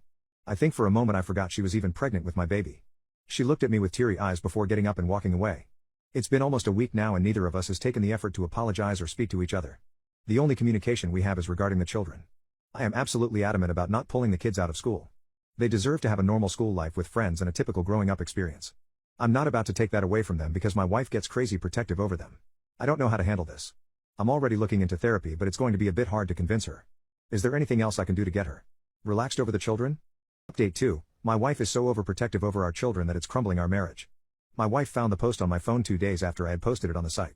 She saw my notification go off one night when she was up because our youngest had a slight fever. I think at first she assumed I was having an affair or something, and so she went through my phone quickly while I was asleep. My wife went through the whole post and comments that night. I woke up early in the morning the next day and couldn't find my wife in bed. I assumed she'd be with my son since he was a bit sick. I checked his room and he was alright, but my wife wasn't there. I searched around the house and then found her sitting in the living room in complete darkness. I turned the lights on and she looked like a living ghost. Her face was tear-stained and she didn't look like she was aware of where she was. I rushed to her scared if something happened. That's when I found my phone with her and my heart dropped instantly. I tried getting her to talk, but she just wasn't budging at all. After trying to get her to speak for so long, she finally just looked me in the eye and asked, "I am dangerous to them?" Her voice broke and it hurt to hear her like that. I didn't know what to tell her. They said I'll unalive them. It was like she was hyperventilating and it was terrifying to see her like that. She told me to leave her alone and continued just staring into nothing for a long time without responding to me. The kids woke up after school and went to find my wife like they usually do every morning. The moment my wife saw the kids trying to get to her, it was like she was seeing a ghost. She looked terrified and she got up from the sofa and quickly walked away to our room and shut herself inside it. The children were confused and scared, so I told them I'll drop them off at their grandparents today and that I'd let them skip school. They were excited and quickly went off to get ready. My daughter came up to me after a while and asked me about what's happening with her mother. She's intuitive, that little one. I explained that her mother was just a little sick and needed some time to rest and get well. She told me to hug Mummy when she feels like crying because that helps. I hadn't really realized my daughter has seen my wife anxiety attacks, and it hurt my heart to know that I was oblivious to it. I dropped the kids off at the grandparents before heading back home. I had already booked a session with the therapist for that week after reading all the feedbacks. I got back home and my wife refused to talk to me or eat or move or literally even do anything. I was a bit scared that she might try to hurt herself. But then, she never does anything that could possibly harm herself when she's pregnant. I've noticed that. She asked me about where the kids were and I could visibly see her displeasure that she was trying to hide when I told her I dropped them off at her parents' house. But I guess the comments were still fresh in her mind, and so she fought trying to fight me on that. Things were difficult for almost a week. I extended the kids' stay at the grandparents and asked her mum to help out by explaining the situation. They were super supportive and they even dropped the kids off at school every day too. I explained to my wife that I had booked a session for therapy and that I was taking her there no matter what she said. This was the only one thing she didn't fight me on that whole week. To be honest, it was so difficult to find her crying herself to sleep every night. She had random outbursts of panic attacks and I sometimes found her talking to herself when I got back from work. She started going to therapy and for the first few sessions, it didn't look like there was any difference. She just kept silent. She was on maternity leave so work wasn't an issue. I took her to her parents' house every alternative day because I could feel her suffocating without seeing the kids, and I knew she was too conflicted with her emotions to ask me to take her to see them. We visited with breakfast, but my wife avoided them like a plague, only seeing them from a distance. Our son tried his best to wiggle his way into her arms cause he missed her, and this was the longest he's gone since he was born without her. But my wife started having panic attacks when he tried to do so, which in turn hurt him. That week was terrible. I spent extra time with our children when she was at home to ensure they know that we love them and that she loved them so much. I told them Mummy needs help and that she's sick and that I'm doing everything to make sure she'll be okay. After about 2 weeks I got the kids back home. My wife had gone to more than 5 sessions by then, and while it wasn't all sparkles and butterflies, she started talking to the children again, though she continued to maintain her distance. I was now the primary caretaker. She would always be there to tell me what to do because, well, she knows everything about them better than I do.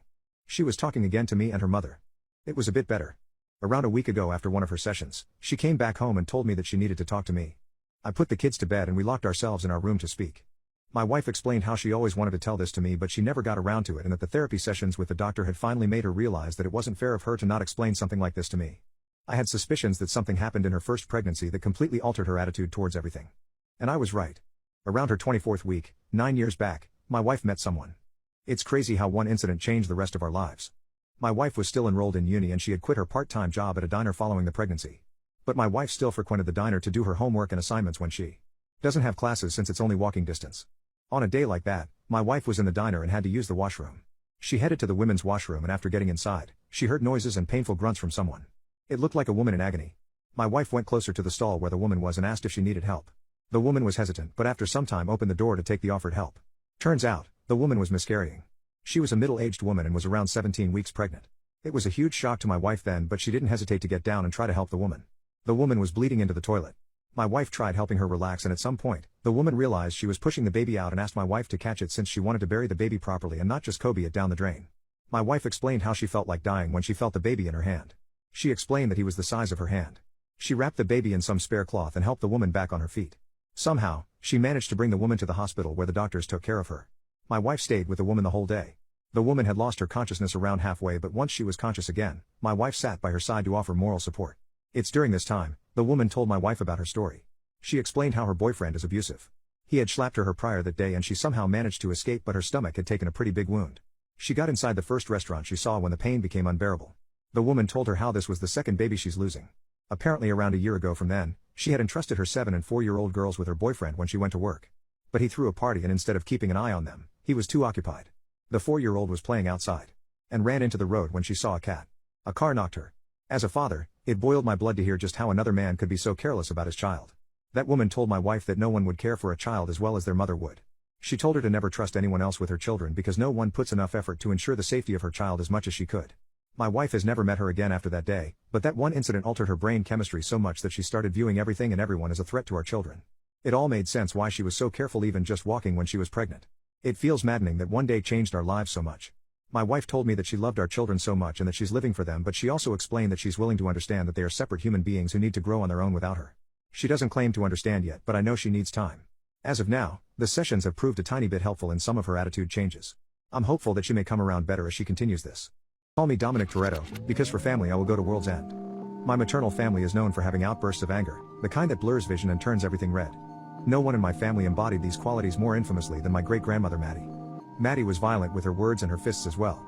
Maddie was married to my great-grandfather, a magistrate of the Supreme Court of Justice of my country and, according to my father, a good man and highly respected by all. But the moment that he walked through the door of the house, his authority ended and my great-grandmother's tyrannical rule began. My great-grandparents had a son named Joe. Joe was the second son and the most rebellious of them all, the one who could not stand Maddie's mistreatment, and he let her know it all the time. He was the only one who stood up to her and consequently the one who suffered the most. It was when Joe turned 15 that he decided never again to let himself be mistreated by her. And of course Maddie had something to say about it. One night he decided to completely disobey his curfew, and this upset her deeply. Years before, Maddie would have responded with lashes and screaming, but since my uncle was already 15, he was taller and stronger than his mother, she had to resort to an alternative tactic. She decided to call a policeman to the house. And what were her instructions to the policeman? To lay the smackdown on my uncle like it was Monday Night Raw. That was the last day my great-uncle lived at his parents' house. But where I come from, family is the most important thing, impossible to escape. 4 years later, my great-grandparents had moved to their new house in another part of town. Next to them lived a different family. The parents were normal people, but the son Reuben was another story. Reuben was about 25 years old. Reuben did not study, nor did he work or help with household chores. Reuben spent all his time and energy on two things: growing muscle mass until he looked like Arnold, and insulting my grandparents every time he saw them walking down the street. My dad couldn't tell me why. What he did tell me was that Reuben's aggressiveness towards my great-grandparents was so extreme that he wouldn't even let them walk on his side of the sidewalk, claiming it was his. My great-grandparents never did anything about it as they were rather old, and for some mysterious reason, they never told anyone what was going on with Reuben either. This is where Joe comes in again. His relationship with his mother was strained and conflicted, which did not stop him from visiting them every so often to see his father and his 3 siblings. That day my great-grandparents were returning home, and of course Reuben shouts and insults them as they open the door to their house. What he didn't count on was that Joe was arriving at the same moment and heard everything. The world went first black and then red. Like a worthy son of Maddie, Joe exploded. He lunged at Reuben 3 times. All 3 times, with a blow to the dome, Reuben knocked him effortlessly to the ground. Faced with such a beast, anyone else would have abandoned the fight. Joe did not. Joe was used to the pain, the blood and the bruises that remained weeks later. Joe had lost his fear of confrontation years ago. Joe stood up one last time, under Reuben's insults and taunts, and charged him. I don't know how he did it, perhaps Reuben had let his guard down, but he managed to land a kick on his opponent's shin. Reuben did not fall to the ground completely, but he was destabilized. Reuben did not know it, but he had already lost. My great-uncle climbed on his back, as if riding a mad bull at a fair, grabbed him by the noggin and rammed him repeatedly against the pavement. The battered face, the teeth scattered on the ground were not enough for Joe. What he did next was to grab Reuben by the hair and drag him up and down the street, twice, until my older great-uncle stopped him. The story ends with Reuben in the hospital, his face unrecognizable, and my uncle disappearing for a week to avoid any kind of retaliation. Reuben tried to retaliate the next time he saw Joe. Joe kicked his butt again. I think my brother has a crush on me. About a year ago, I gave my younger brother the intimacy talk. My brother got a girlfriend a few weeks right after I had the talk with him. At first he was secretive about it, until I found out the girl he got into a relationship with had the same name as me. If that wasn't weird enough, we both had glasses too. We also did our hair the same exact way. I thought it was just a funny coincidence at first. My friends were the ones who pointed out a few other similarities, but for me at that time, it just meant that my brother thought of me as a good older sister, so he's modeling his ideal girl? I don't know why I was making excuses really. Then they broke up and he had 2 more girlfriends after. Once again, they looked very similar to me, one of them having the same name as me again, as well as the same color eyes, hair color, and even an identical fashion sense. My friends kept pointing out other similarities I had with those girls too, but again I didn't think much of it. Until yesterday. Another thing that happened in the past year was that my brother grew taller than me. He was slightly smaller than me before, but now my forehead just sits right above his shoulder when we stand up. For family photos recently, he likes hugging me from behind and holding my waist. He asks me to rest my head on his shoulders. It was my stepdad's birthday yesterday, and after a family photo, he kissed me on the top of my head. I felt cold for a moment, but he just smiled at me. I was beginning to feel nervous for some reason, but I ignored it. After lunchtime he offered to drive me to Dad's place for me to visit him. As we were driving, my brother stopped the car near a Krispy Kreme and told me to order something as creamy and filled with warmth as me. He looked at me and smiled, and that's when I started to feel genuinely scared. Because I saw the way he looked at me, and that's no way to look at your sister. I never considered myself stupid or dense. But I didn't know it would go this far without me realizing. I know we didn't live together for the first decade of my life, but we're siblings. Now everything is flashing to me. All those times he sent me videos of siblings dating and asked me what I thought. All the time I caught him looking for a little too long when I changed my top or left the shower, or even painted my frickin' toes. Even all those times he kept intimidating my exes, we all thought he was being a cute brother, for God's sake. I feel like a failure as a sister and a child. I feel guilty like I've led this to happen when I know logically that I didn't. He's been texting me, but I'm now so scared to respond. My mother suffered a fatal brain bleed while in police custody. My mother was visiting myself, my son and my sister in Florida. I was told later that day that she had been arrested at the airport when she landed. I didn't know why and I didn't get any more information than that until 2 days later.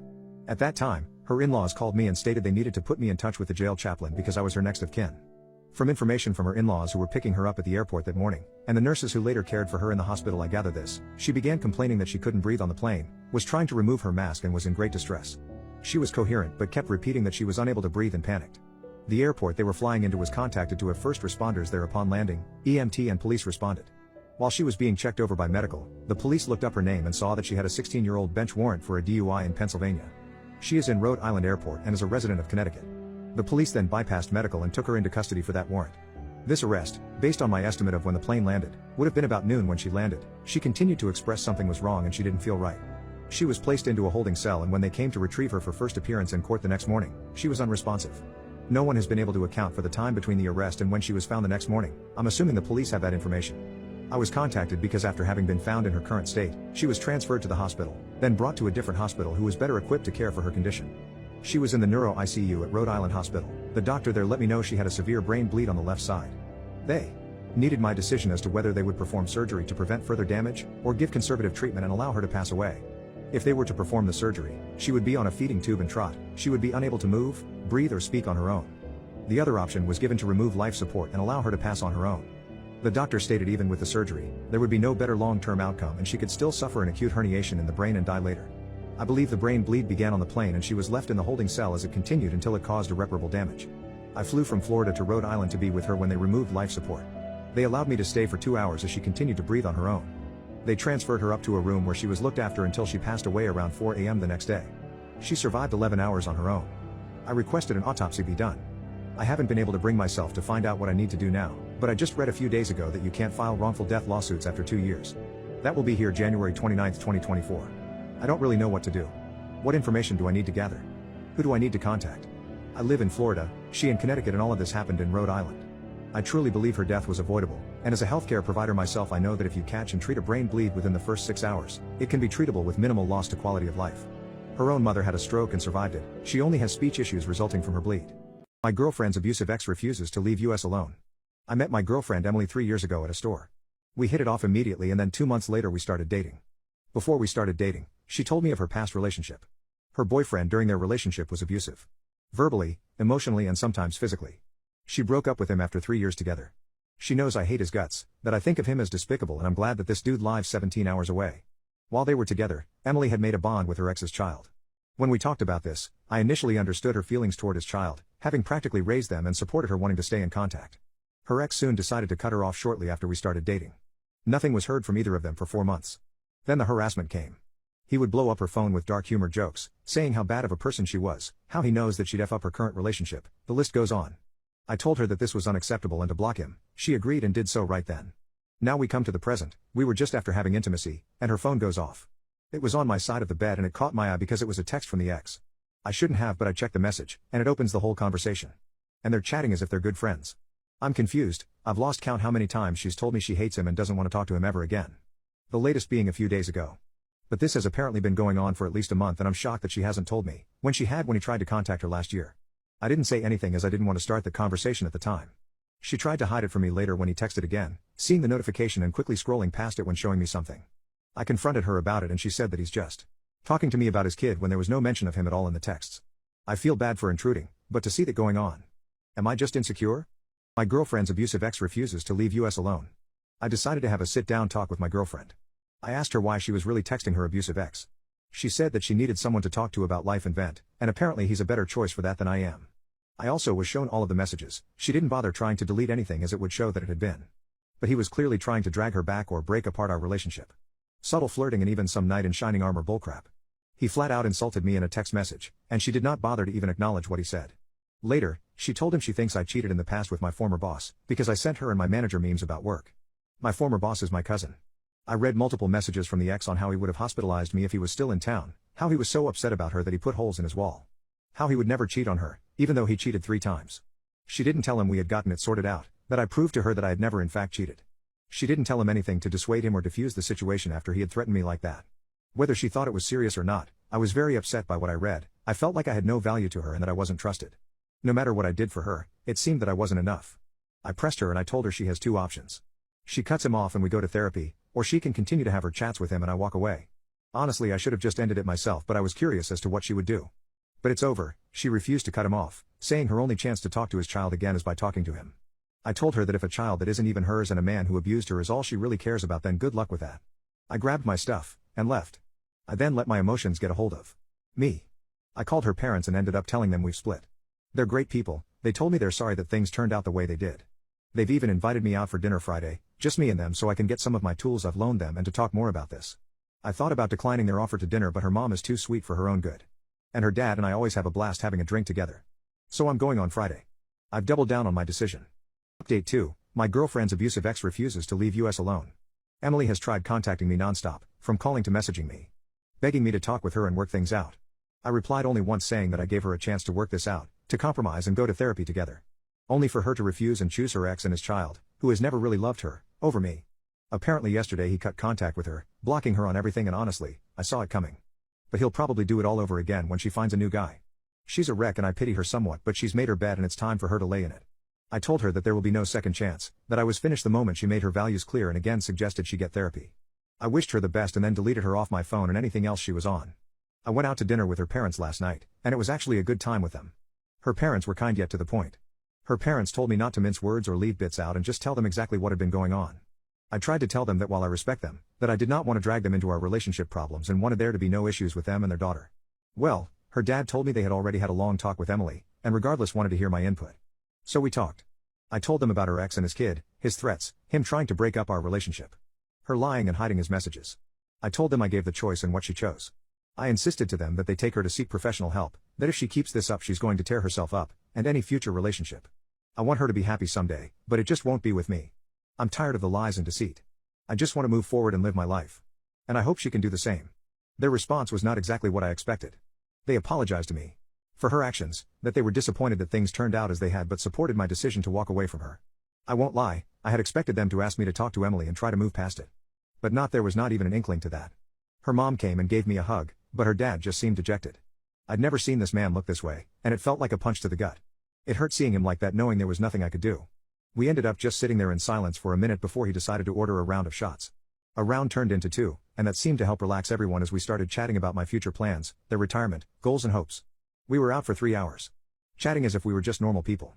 I had a great time, even while it hurt. We cried a few times, we also laughed, and remembered past times when we'd make a fool out of ourselves. When we were about to part ways, her dad gave me a bone-crushing handshake, and a hug which her mom ended up joining in. This man has never hugged me, so I was really caught by surprise. They told me to take care of myself, eat healthy, don't sink yourself in alcohol, and just focus on getting through the days. They're going to look at options for therapy for Emily, and recommended that I do the same. They handed me a bag with my tools, said they're going to miss me, but wished me the best. I gave them my goodbyes and we parted ways. Edit. Last night I got drunk and texted Emily to come over. She did and we boned. I've no idea what to do now. I'm an offender who is abused and harassed every single day. I'm still in love with my victim. I was 20 at the time. I fell for a girl who was 14. I knew her since she was really little and our families were close. We did not expect to fall for each other. It was weird and brotherly, but didn't really turn into anything until toward the end when she was almost 15. She wanted me to teach her. Said she would do it with a substance addict she knew instead of me if I didn't. It was actually very mild and quite enjoyable. Well, the law got involved. Long story short, I got in big trouble and am an offender for life. Our families who were best friends are now enemies. It is true we did stuff, but nobody cared about the nuances of it, that I was the only one who was there for her, the one who gave her guidance on how to broach these things, the only one that she listened to, the only one who was a positive influence. No one cared that I told her over and over that we would have to wait. Now for what I did, not one day passes where I'm not harassed, abused and victimized. Even all these years later, word got out in my neighborhood last year when I moved into my house. I get graffiti at my house, signs planted everywhere to stay away, moms shielding their kids and pulling them into the grass when I'm anywhere near, and accusations. Last summer a group of teenagers kidnapped me, threw me in a car, slapped me up and threw me out, and the police refused to come and get me. I get threats of violence, and the police tell me maybe I shouldn't have roped. I am tired of not having the most basic human rights because of the offender hysteria. I am unable to have a relationship with anyone because they dump me as soon as they find out, and it's so unfair. I still talk to the girl every day. It is almost 10 years later, and we are very close. Because I'm stuck in my house all day and hiding from society, she is the only one that makes me feel grounded. I know we belong together. I still love her, And I want to be with her. We talk every day and video cam every single night. She talks all the time about getting married with me, but it's complicated. You see, I can't marry her. The memories bring me too much pain. I know our love is right, but the injustice done to me I associate with her. People judged me and hurt me, for a situation they do not understand. The girl wants to be with me, and tells me every day, but she needs time to bring it up with her family and have them accept it. I could never face them because I'm scared of them. Right now they would cut her off if they found out we even talked together, let alone we're in an online relationship. I wish I had the strength to leave this town, to get her and pick up where we started, and start over together, but it is too complicated. I know we belong together and one day it will all work out. I always did, but all I do every day is cry about the life together that I feel we were robbed of. I want to be with her so much and she wants to be with me, but for some reason, we can't. I smashed a little girl's face into cake. Yesterday we had a birthday party for my nephew. The last 2 years it was immediate family only. This year we went all out. We got the bouncy castle, a chocolate fountain, booked tickets for go-karts for next weekend, a big cake with different marzipan roses and plant leaves molded in chocolate from different trees. He is very interested in botany. The cupcakes also had different flowers and leaves on them. My brother-in-law's friend is married to a woman that is a bit special. He is not a very close friend, but he is included in events. They were both married previously and have 3 and 2 children from previous relationships. All of them above 15. They do have a 10-year-old daughter Megan, together known as their rainbow baby, as she was born after 2 IVF rounds, 4 miscarriages and 1 stillbirth. She will gladly tell everyone about her health, journey to conception and miracle baby even if you try to shut her up. She is so entitled it's unbelievable. She wore a cream-colored dress at my sister's wedding, upstaged another friend of hers proposal by announcing her pregnancy. When her own sister-in-law graduated she faked being ill as she has only gone as far as college and not beyond and couldn't take the attention her sister-in-law was getting. She fakes feigning spells when she doesn't get the attention she needs. Her daughter does the same. She once faked a seizure when the conversation topic moved on from her. At the party I was in charge of food and I set up the cakes, cupcakes and other refreshments in the front room as there would be lots of children running around and we didn't want grubby hands all over them before my nephew blew out the candles. Megan kept disturbing me going in and out of the room and her mother egged her on. She asked if she could take pictures of Megan eating a cupcake and then they would join the others in the garden. I said no and locked the door after I had set everything up and put the key in my bag. After about an hour or so of games people started to move towards the table area and my sister asked me to go get the candles and cake ready. Megan ran ahead of me and as I entered the hallway she unlocked the door, which to me was a surprise as the key should have been in my bag. Nope, turns out that Megan and her mother rooted through my bag and took the key. Her mother was almost shoulder to shoulder with me when Megan dipped her nose and cheeks in the cake and had this deranged trying to be cute smile on her face. She picked one of the flowers of the cake and ate it. Her mother cheered her on and took a picture before I could react, saying that the first pick of the flowers was hers anyway for being special. A few more people were in the hallway at this point, including my nephew and sister. He didn't look happy. I don't know what came over me, but I walked up to Megan and smashed her head into the cake. The aftermath was not pretty. Her mother started screeching, which brought more people into the small hallway and the front room. Megan started crying and her father threatened to do some not so nice things to me before my brother-in-law managed to interfere. He had to literally drag him out of the house. Some people in the crowd laughed while others stayed quiet. Then those who missed it asked questions and I explained what happened. Megan and her mother, who were still in the room, tried to justify their actions, even saying that I was the one that ruined the cake. Others sided with me that nobody wanted to eat a cake with Megan Boggers. In the end they left. My sister has cancelled Megan and her family's go-kart tickets. She also billed Megan's mother for the cake. Megan's mother forwarded the bill to me via a WhatsApp message and I refused to pay for it. She said what her daughter did was fixable, but how I reacted was not. She also billed me for Megan's dress dry cleaning. I have no intention of paying that either. There has been quite a commotion on Facebook and WhatsApp groups as my sister is threatening a small claims court. My ex accused me of cheating and my dad believed it. Years later my dad came crawling back. I am a feminine looking man, to the point where it is an odd day if I am not mistaken for being a female. I lived with my dad my entire life due to my mom dying from complications of childbirth. We were each other's best friend from day one, and when I came out to him as bi as a 16-year-old, he came out to me right back as a bi man, saying it must run in the family before we both laughed. I already figured this much as he had just as many one-on-one sleepovers with men as he did women. I never minded, as long as he was happy then good for him. I was never neglected, I never wanted for anything, we had pretty much the perfect father-son relationship. I met my now ex-boyfriend Tobias in senior year of high school as he was a transfer student. We hit it off instantly and became a couple, and were so close to the point that I wanted to marry this man ASAP. We both attended the same college and got an apartment together. Life was going amazingly. A week after my 20th birthday, I walked in on him sleeping with a girl I had never met. I flipped out on him and we both cursed each other out through tears, him pulling out the cheater's classic card, "If you haven't been there for me, I just fell out of love." I kicked him and his girlfriend out. After I had spent an hour packing everything for him, I got a phone call from my dad cussing me out and calling me a horrible person for cheating. I was immediately taken aback and tried to tell my side of the story, but my dad wasn't having any of it and told me to lose his number for a while as no son of his would ever be able to cheat. I couldn't help it, I broke down and began crying and bawling, as this piece of trash lied to my dad before I even thought of telling him and tanked our relationship. I decided to move out of the apartment later on with the help of a cousin, Eric, who lived about 10 minutes away and who hadn't heard either side of the story yet. I told him the whole story and told him not to contact my dad about me as he chose my ex's side before even trying to hear me out, basically ruined all chances he had of me trusting him again. We got packed and I moved a city away, finished my bachelor's degree in computer science, and am now currently working as a software engineer. I met my current girlfriend Amanda of 8 months, after we were part of a math class project we both had and became friends. I was really hesitant to open myself back to love, but we took it slow and I told her everything about what happened before we ever got serious. I never thought I could love again and now I absolutely adore her to pieces. Now, 2 days ago I was in the kitchen, washing dishes while Amanda was mopping our living room floor. I heard a knock on the door and not expecting any packages or any visitors, went and opened the door. I saw my dad standing there, looking like total crap. His eyes were bloodshot, his face was red, and he looked like he had just finished crying. He asked if we could speak and I immediately slammed the door in his face and ran to my bedroom. Amanda heard the commotion and came to get me, asking what the matter was. I told her that my dad was at the door and as soon as those words left my mouth, I saw a vein pop out of her head.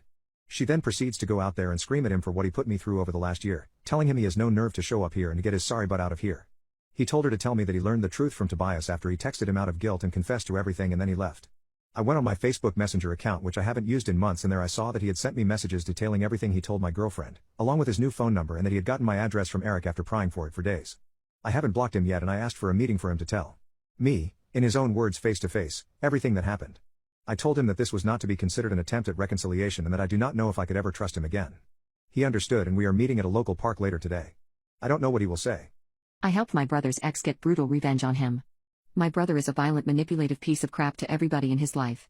I'd always been very close to him since we were so close in age. For a long time I deluded myself into thinking his crappy actions were acceptable. I mean, all older siblings lay hands on their kids' siblings, right? About 6 months into us living together, he started bringing his new girlfriend around and about another 4 months later we all moved into a new apartment together. I got along great with his girlfriend, we had pretty similar personalities, so banter came easily. I still talk to her regularly even. However, my brother was never a good boyfriend, he burned through women all the time, but of course all of them are the crazy ones, right? You'd think that would be different if he was willing to sign a lease with this girl, but far from it. They fought all the time, to the point that I would just leave the apartment to go on a walk with my dog for a few hours any time I could feel the tension about to boil over. There was even an incident where he tried to run her over with his car. There was also a time that he chased her around the house with a knife when she suggested he stop taking steroids as they make his anger issues worse. Eventually they broke up, and he forced her out of the apartment somehow despite her being on the lease. This was fine, I guess. Bummer that I almost lost a friend since he threw a tantrum anytime she showed up to get some of her things, or even just to visit. It wasn't much longer until we got new neighbors, 2 18-year-old G-Earls and a couple of guys around 21. My brother made fast friends with them. Only problem, these 4 were homophobic and racist Trumpies. For almost the entire time we lived together I had a dumb joke painting of a Tumblr quote I made hanging in the living room. One day I noticed it was suddenly sitting on my desk when I got home from work. Whatever, maybe the command strip wore out, so I hung it back in its place. The next day I got home and lo and behold, the painting was back on my desk. I walked out to the living room to find him and our new neighbors, drinking and engaging in an unsavory conversation. I asked him, "What's up with the painting?" Instead of my brother answering I heard from one of the girls, "Some people don't want to have that gay stuff shoved in their face." Immediately I asked her to leave, because I won't go back in the closet, not for anyone. She refused, so I got a little mad. After the 3rd time asking her to leave, my brother started claiming that he just doesn't like the painting. That he's had a problem with it for a year and a half but never told me. Things rapidly escalated. My brother lunged at me in his intoxicated state. By the end of the next hour, I had a broken nose, and 2 massive breaks in my eye socket. He got a small bruise on the back of the head from a flimsy curtain rod I attempted to defend myself with. The cops were called, of course, and somehow despite the obvious physical indicators of who's the bad guy, I was the one who ended up in jail that night because I used a weapon, the flimsy curtain rod. My mom picked me up in the morning and took some of my things and my dog from the apartment. I've been living with her since. One day I was using my mom's phone for something about a week later, and saw a text from my brother about his plans to throw a party in his apartment for his birthday. I was enraged. How dare he act like he didn't just lose the one person who stuck by him despite his disgusting actions for years. So I devised a simple, but effective revenge plan. I called up his ex, who was still living in the same city, and asked her to swing by the apartment complex to see if he was doing what I suspected, serving alcohol to people under 21. She was more than happy to oblige after his abuse, manipulation, and the fact he decided to rope her made her more than happy to comply. The night came and we kept in contact, and she confirmed that a ton of people were there, including the 2 under 21 girls. So we enacted phase 2. She called the police. I had to mostly stay out of it due to the protection order the city put against me while my case was being settled. Normally I detest calling the police on a party, but goddamn it I was angry. By the end of the night, He was facing charges for serving 5 under 21 people, he was facing a fine he couldn't afford to pay, and eviction due to the multiple incidents involving police. My husband has been acting very creepy towards our nanny. My husband made our nanny quit. My husband and I have been married for 4 years. The marriage was arranged, but I would say I fell in love with him about a year after we got married. About a year ago we decided to hire a nanny when I was pregnant with our second baby girl. The nanny is 18, and is amazing with our girls. She has helped me so much during the last few months of my pregnancy and especially postpartum. I didn't have anyone to confide in as none of my friends have ever been pregnant and my mom is dead, and I hate my mother-in-law. Our nanny has so much experience and was so amazing to me. She made me amazing soups and stews from her culture that were made to help pregnant women. Our nanny and my husband only met once, and that was during our Zoom meeting, and they have never met after that. Since she gets here after my husband leaves and leaves before he comes back, they've never crossed paths before. 3 weeks ago my husband and I got really sick, and so my husband stayed home from work. Due to how sick I was, I forgot to relay this information to our nanny. Our baby has been extremely clingy the past few months and will cry if left alone. I usually bring her in the bathroom with me, but the bathroom downstairs is much smaller, so our nanny can't do that as comfortably. She decided to just start using the bathroom with the door cracked open and would give our baby a toy outside so she's not tempted to come in but can still see her. I'm aware of this and am fine with it since it's only us girls home. While my husband was home, unbeknownst to her, she went to use the bathroom with the door open and my husband saw her. She completely freaked out and apologized profusely. She was wearing a romper, so she was almost completely unclothed when he saw her. I had no issue and apologized to her that I forgot to let her know my husband was home. Everything was fine, but I sensed she was extremely uncomfortable, which I kept apologizing for. The next few days my husband started going to work late and coming home early, to which there would be more interactions between him and the nanny. When I hired our nanny, one of the things she told me was that she wasn't comfortable with adult men in the house, which was not a problem since our arrangement didn't allow it. When he would see her, he kept trying to make personal conversations, which our nanny redirected to the girls. Last week, she spoke with me and reminded me of the agreement we had, which was no adult men in the house, and that she was uncomfortable. I completely understood where she was coming from. I spoke with my husband and he apologized to her and me. The next day he went to work normally, then 2 days later he told me he had to work from home since his office is getting worked on. We talked to our nanny and my husband told us that he would stay upstairs the whole time, which worked for the rest of last week. Monday he accidentally forgot his coffee and went to get it while our nanny was there. He was asking her personal questions.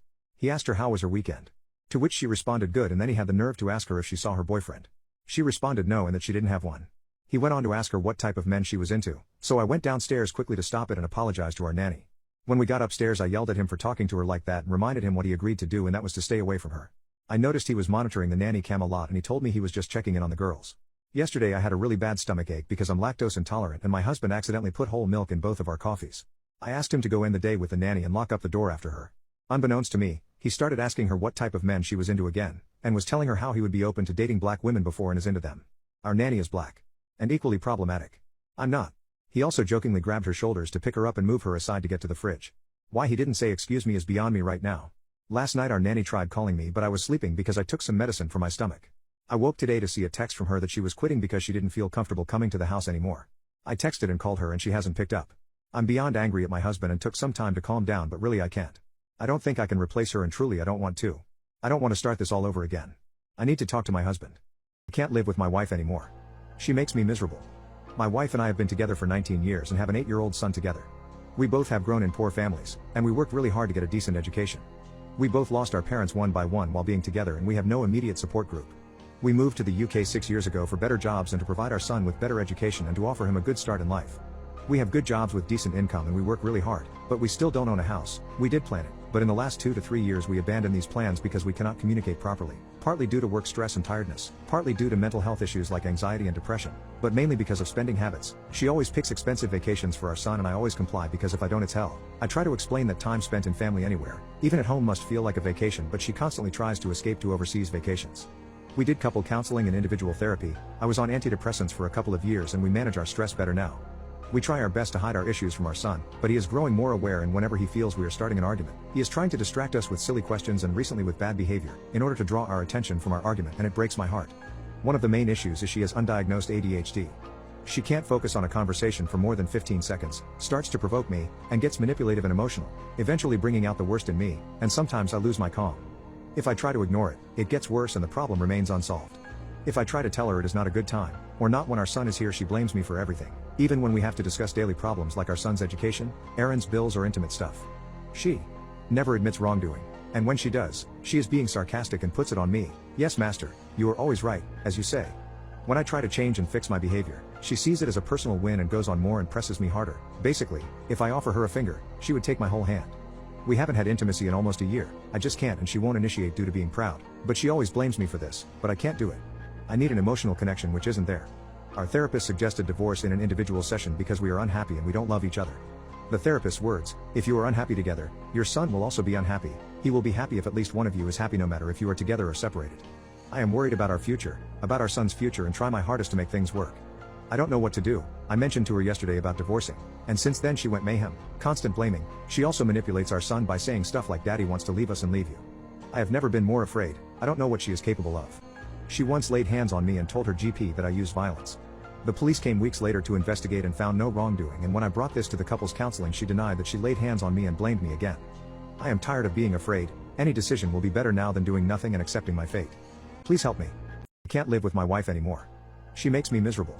I decided to confront my anxieties and tell my wife I want a divorce, but first, we need to separate and discuss shared custody and other plans. I previously mentioned divorce to my wife and she probably thought I was bluffing. We arranged a meeting for yesterday and put all the cards on the table. I was rational and calm and she listened with her eyes fixed on me without blinking for the whole 20 minutes, which is very unusual. I have explained that this is the mature thing to do and it will benefit everyone. We can't continue like this because it will destroy everyone in our family eventually. But when I finished and asked her what her thoughts were, she started to beg me to reconsider. She told me she will change and she will rethink her life choices and we will make it work. She begged me all day long until we went to bed. She kept messaging me, sending voicemails, even sending me funny ferret memes. She knows I find ferrets cute. All of her messages and calls were saying the same thing. Please don't leave, we will make it work. She was all emotional and I could not get her to reason. This was her continuous reply in various ways and forms, trying to remind me of the good times and moments. I know that half of her so-called emotional arguments are true. They are exactly where my doubts are, and where our things really were working out. And she promised the other bad things she will improve and she will be a better mother and wife. We talked again and she confessed something she has never told me.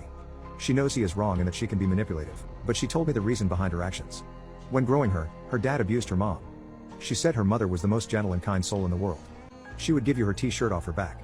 However, her dad was a piece of crap who laid hands on her consistently, yelled at her and made her feel worthless. Although she loved her mom deeply, the thought of her was ingrained into her memory. She started associating kindness and gentleness when married to getting abused. Her being terrible to me was her defense mechanism to make sure that I don't abuse her like her dad abused her mom. After she told me all of this she broke down and apologized for never telling me this. I didn't respond.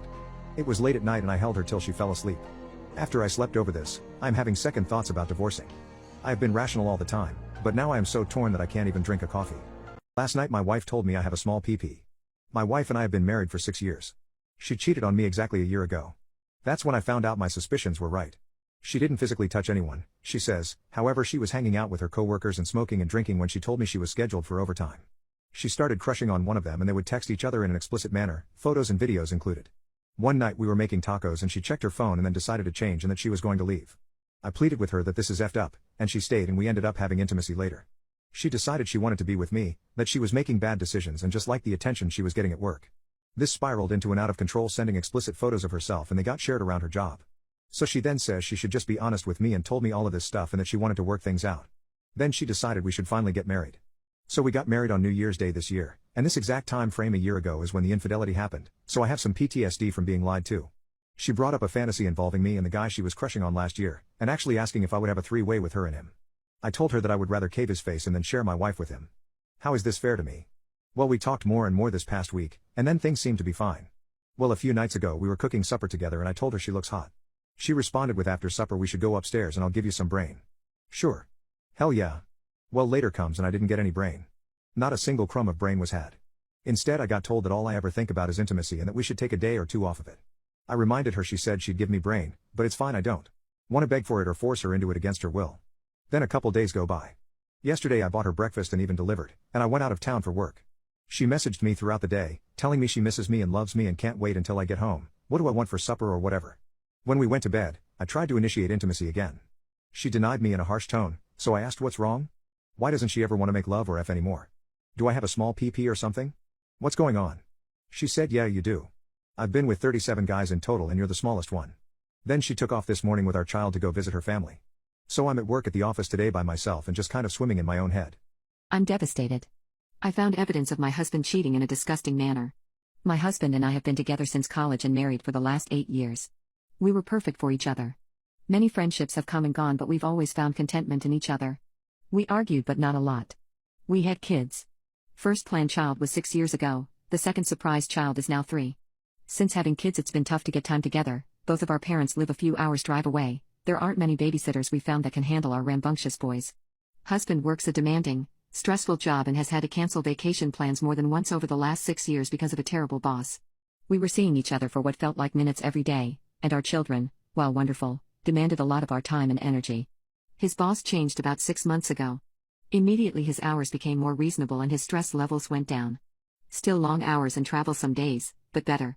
We had evenings together again, but something was different. It felt like we were strangers, just roommates who had kids together. We were just so exhausted from the last few years that we must have spent a couple months using any spare time we had watching Netflix or just boring stuff, and all along I felt very disconnected from the man who was supposed to be my partner. So we talked about it. I told him I missed him. We had a few conversations about feeling disconnected. We hired a sitter, went on some dates, and things started to feel better. He's been more loving and attentive. He bought me flowers again. I was feeling so hopeful, like I was getting my partner back. About a month ago I noticed something I thought I wasn't supposed to. He has been talking about this work trip coming up for a week in August. It's been a bit of a sore spot for me since in my mind summer is for family vacations, not work trips. But I've been understanding. However, when he was in the shower his phone beeped, and I saw an email from someone named Allison entitled Our Trip. I felt a little weird looking at it, but when I asked him about it he checked his phone and told me it was a spam email. I didn't think of it after that, but since then I haven't seen his phone left out again. I found something else about a week ago. It was a receipt for a jewelry store, and it was a sizable sum. Money has never really been terribly tight for us, but even I was surprised by how much it was for. I felt a sinking feeling in the pit of my stomach and looked for his personal laptop to see if I could snoop through his emails. But he'd taken his personal laptop to work, something he'd never done. I was getting nervous but somehow didn't want to bring it up with him. Maybe I was trying not to believe it. But this morning I found his credit card bill in his sock drawer. Why was he hiding it, you ask? There were transactions going back over the last month, all for stores that men typically don't shop at. I added them up and he has spent a few $100s on what looks like women's clothing and lingerie. I haven't seen anything from these stores in our house, so who are they for? He is working better hours but still away some evenings. He could be spending at least an evening a week with someone else.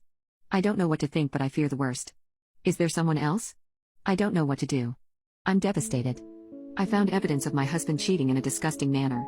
I just had a very strange conversation with my sister. I told her everything. I was getting really worked up and emotional and crying again. She interrupted me and told me, "Sis, it's going to be fine. You need to calm down and talk to your husband when he gets home. I promise everything is okay. Hang up the phone, take a bath or something, calm down and wait for him to get home." Then she said she loved me and she hung up. Right after my husband texted. He said my sister had called him and he was on his way home. I immediately freaked out because I did not feel ready to talk to him. I was super mad at my sister for calling him, and to be honest I felt like the entire world was falling down around my ears. I broke down. I didn't even know where I was, but when I heard the front door open I realized I was on my knees in the kitchen sobbing. My husband skated around the corner and when I saw him I just started crying harder. He dropped to the ground in front of me and started apologizing and I just lost it. I started shaking my head and saying no, no, no, no over and over again. I couldn't even hear what he was saying. He tried to hug me and I held my arms out all stiff, like a kid does when they don't want a hug, just holding him back. It took me a few minutes to register what he was saying, but he was repeating over and over, "I'm sorry for scaring you. Please listen to me. You need to hear what's going on. I'm not cheating. Please listen to me," just over and over. I finally stopped and just said, "What?" I just was so drained and confused. It was good news. The story all came out. After our big talks about reconnecting, he called my sister for advice. My sister's idea was to have him spirit me away for a surprise weekend getaway while she and my brother-in-law took the kids. She connected him to her friend, a travel agent, to get the ball rolling. The plan evolved into my sister and parents trading off with the kids for the week. The jewelry receipt is for a necklace, for me, to wear out to dinner on our trip. The credit card charges are for some fancy clothes and lingerie he got me for the trip. He says they are my style, but they could be bags for all I care at this point. So why the surprise? My sister told him that it would be better if it was a surprise, because it would be romantic that way. She didn't count on me finding out early and assuming the worst. I have had mild anxiety issues all my life that have been worse since having kids, but this was the worst it's ever been. I've never felt so totally out of control in my life. He didn't tell me all of this right away. Some of it came out in that first moment in the kitchen, but when I realized it was not the end of my marriage I pretty much became incoherent with relief. This is embarrassing, but I sobbed so hard that I vomited a little. At least it was on the linoleum. The rest he told me after I calmed down. We talked until late last night. He showed me all the emails, showed me our destination, we got excited together. I am not mad at him at all, which he is relieved by. Apparently my sister called him with a red alert, "Get home now before your wife calls a lawyer" message. She knows I have some anxiety issues, so I may have to get after her about the decision to keep this all a big secret from me. Right now I'm too relieved to be upset. I bought a reborn doll after I lost my baby. I think I made a grave mistake. My husband Matt and I had been trying for a baby for 3 years but to no avail. My gynecologist told me that my chances were not high, so when I did somehow get pregnant I was ecstatic. I did everything to make sure this baby came out healthy. I have no idea where I failed. The doctors told me that the baby would be born sick from a congenital heart defect, and its chances of survival were low. They told me to terminate it and save myself the trouble of going through the grief of your child dying and instead deal with the one of losing an unborn. But this wasn't just an unborn to me. This was my child. My mother had always wanted to be a grandmother, and I didn't want to disappoint her. Ever since I was a child, she'd tell me, "Wait until you see how it is to be a mother, and I can't wait for you to give me a grandchild." Going into labor was one of the most difficult things I've gone through. Some women report not remembering what the pain felt like, or they straight up claim giving birth isn't as bad as some people make it out to be. That was far from the truth for me. I felt as if I was trying to push a rock out of my stomach through an opening that was not meant by nature to have a being that big pass through it. I felt as if I was being broken apart. I decided to go the natural way too, so no C-sections. I really thought I knew better than my doctors who have had experience with women in my position for years and have paid thousands of dollars to get the education they have to be where they are. "Please make it stop, it hurts," those were some of my words. "I want to go C-section." I begged them but to no avail. "I'm sorry miss, but it's too late for that." "Come on, you're almost there. We know you can do it," said one of the medical professionals. I was holding my husband's hand for dear life. I gripped it so tight to the point I knew I was hurting him. If I have to suffer this much, I'm sure he can deal with a little pressure. "Come on, sweetie. I know you can do it, you've come so far," said my husband. I know that he was trying to be supportive, but to me, he was just irritating at that moment. He wasn't the one that was being shredded into millions of pieces. Of course I didn't want to tell him that because even at my worst, his sensitive butt was just going to be offended to the point where he wouldn't speak to me for days.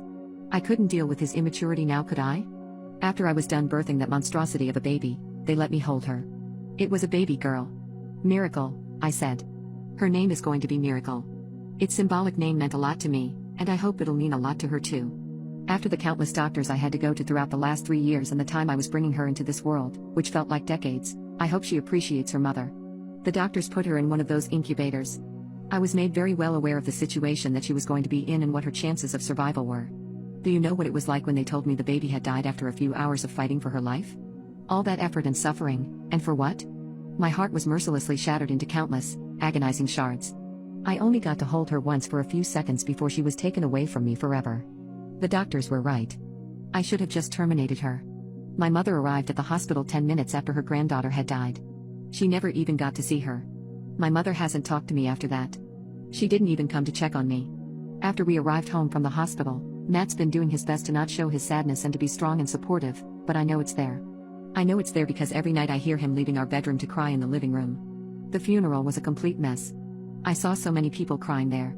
You know who didn't shed a single drop of tears? Me. Do you know why? Because I had other plans. Maybe I can't bring my child back, but what I can do is make a doll. In the funeral home, I demanded that they leave me alone with my child.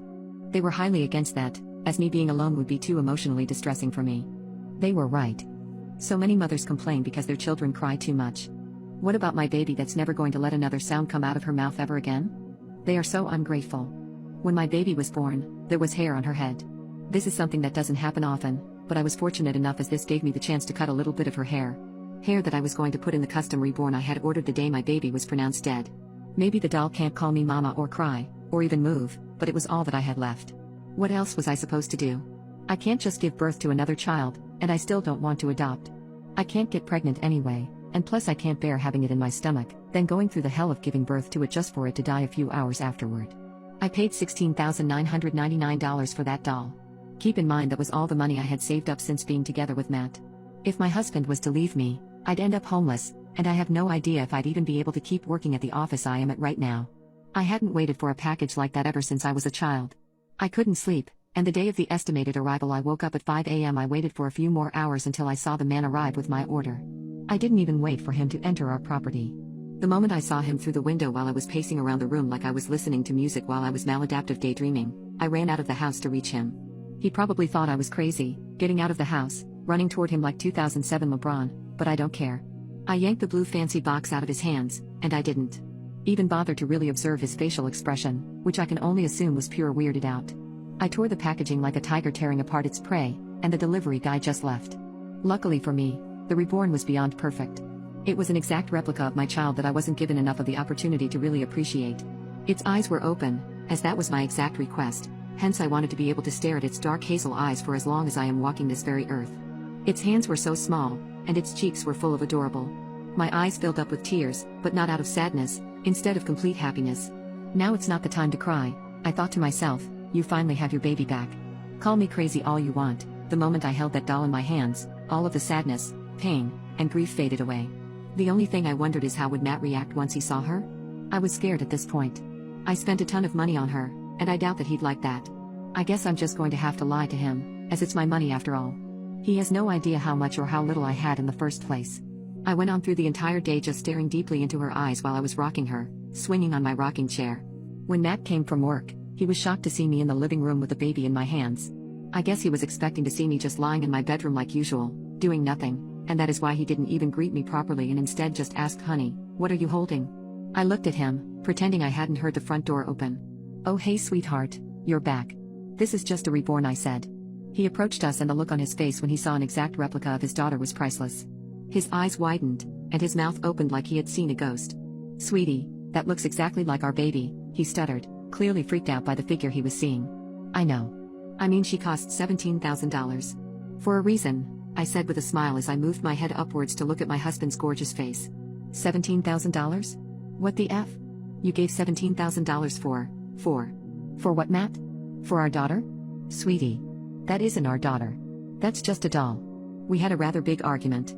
I didn't want my baby to wake up because of him, so I just ran straight up to our bedroom, silently crying. I knew that he wouldn't understand. He barely ever does. I heard him leave through the front door. I wonder where he was going this time. I tried calling my mom for some emotional support or I have no idea what, but my calls were never answered. I wonder why. A few days had gone by, and nothing was heard from either my mom nor my husband. That is until I heard that on the news there were 2 car accidents. 2 vehicles collided in a dramatic crash at the intersection of Willow Street and Pine Avenue, a serene locale in the heart of Oakwood Heights. The incident took a sinister turn as investigators discovered the number 16,999 scrawled in blood on the road near the wreckage, raising suspicions of foul play. Tragically, both vehicles erupted in flames, resulting in the horrific deaths of the occupants, leaving the community in shock. Authorities are now urgently probing whether this was a deliberate act, leaving the town with unsettling questions about a potentially larger, more sinister motive behind the incident. I looked down at the doll in my hands again. There was a smile on its face. It did not arrive that way. My daughter tried to hurt herself after we found out she's not biologically mine. My little girl thinks that her existence is evil. We found out recently that her mother, my wife of 23 years, cheated on me when the man claiming to be her biological father showed up on our doorstep demanding to see her and claiming he didn't know she existed. It's been quite possibly the worst few weeks of my life, but she took it so much worse than I did. She won't talk to her siblings or her mother, and only apologizes to me. I don't give a F if she's half T-Rex. I love her with every bone in my body, and she tried to take her life last night. My wife found her. She's going to be okay, but this can't happen again. My other 3 kids went out and got DNA tested behind my back. They are all biologically mine. They made a big show of giving the results at a family dinner that was supposed to help us all bond again as a family after the original issue, and it upset my daughter a lot. She felt rejected, and honestly, I felt insulted that they hadn't respected my wishes and let sleeping dogs lie at least until things were more stable. I started my absolute best to make my daughter feel more safe once she came home. I started sleeping on the couch in her room so she could talk to me if she ever woke up feeling like she had to. I've been taking her and her siblings out a lot more than I used to. I got her presents, and tried to be there for her. I even did something I haven't done since high school, and broke out my old guitar and wrote her a song. I don't know why I thought that was a good idea. I guess I thought she'd be able to understand I wasn't full of it. My soon-to-be ex-wife decided to use all of this to accuse me of being creepy to our daughter, saying now that I know we're not related I'm creeping on her. She said this in front of her. It caused her to have a second mental breakdown, and it caused me to call a lawyer and start planning for divorce. This is, in my opinion, a far more unforgivable offense than the cheating. She's my daughter. I'm going to fight like hell for as much custody of our children as possible, and the good news is, they seem to want to live with me, and they're old enough that it matters. Those comments, however, made getting through to my daughter extremely difficult. I'm worried she'll attempt it every day, and she doesn't want me sleeping in her room anymore. I hate my wife with every bone in my body for causing this mess. I can't tell my daughter I love her anymore without scaring her, and she was already scared our relationship was going to change. She says she believes me when I tell her I would never in a million years see her as anything but my child, but she flinches when I hug her. I'm jealous of my friend's dead baby. I have a good friend whose baby passed away recently. My son is 14. He's nonverbal, in diapers, and needs help with all basic care as a result of an intoxicated driver rear-ending us a year ago. He's still the sweetest, he's happy, he giggles and hums all the time, but that's it. And I thought I grieved what could have been, but now that he's this age I can't stop crying. I was big into sports. There's no sports for him. There are no camps he can go to because of diapers. There's no homecoming, there's no boyfriends or girlfriends, there's no prom, there's no teaching him how to drive or grounding him for sneaking out. There's nothing. It's like he died and I just have the shell of him. I got pregnant once. I got to have one child. And that's it. I'm close to 40 and I got one chance. I was fine with having one child. That was enough for me. My family was perfect in my eyes. But now it's all changed. Seeing my friends having babies and watching my nephew growing up. It makes me miss the good old days. The days spent chasing after my son as he'd run around the garden trying to stay out longer or talking about how his day was at school and what his next projects would be. But my life isn't the same as anyone else. My husband said we can adopt and help older kids, but it's not the same. Because my son will be mentally the same age year after year, unable to fend for himself no matter who we'd adopt or help. I am just beside myself in grief. I honestly believe my life would have been better if he had passed as a result of the accident. My son is not my son anymore and I am genuinely jealous of my friend. She will get to move on, but I will have my son as a living reminder of my grief. My mother-in-law tried to indoctrinate my 5-month-old. My mother-in-law and my partner have a very complicated relationship. She's very pushy, manipulative and doesn't respect boundaries in any way. She crashed the birth of our son twice. She made snarky remarks about our kid having my last name as it's too liberal. Not to mention coming over uninvited constantly and trying to guilt-trip me into having my partner give her money or do favors for her, but that's just the tip of the iceberg. Recently, we really wanted to go on a date and asked his mom to babysit. She doesn't babysit a lot, but if it's for a short amount of time we'll ask her, as she's close by and retired. She agreed. We dropped our baby off and gave her everything she would need, then set off. We had a great time and a few hours later we went to pick him up. We get inside and our baby is doing tummy time when we notice her phone under him. The bright colors on the screen captivated him and he was staring at it. My partner lays on the floor with him and he's watching some QAnon Trump conspiracy video. My partner asks what he's watching and my mother-in-law says she thought it was a comedy video and it'd be fun for him.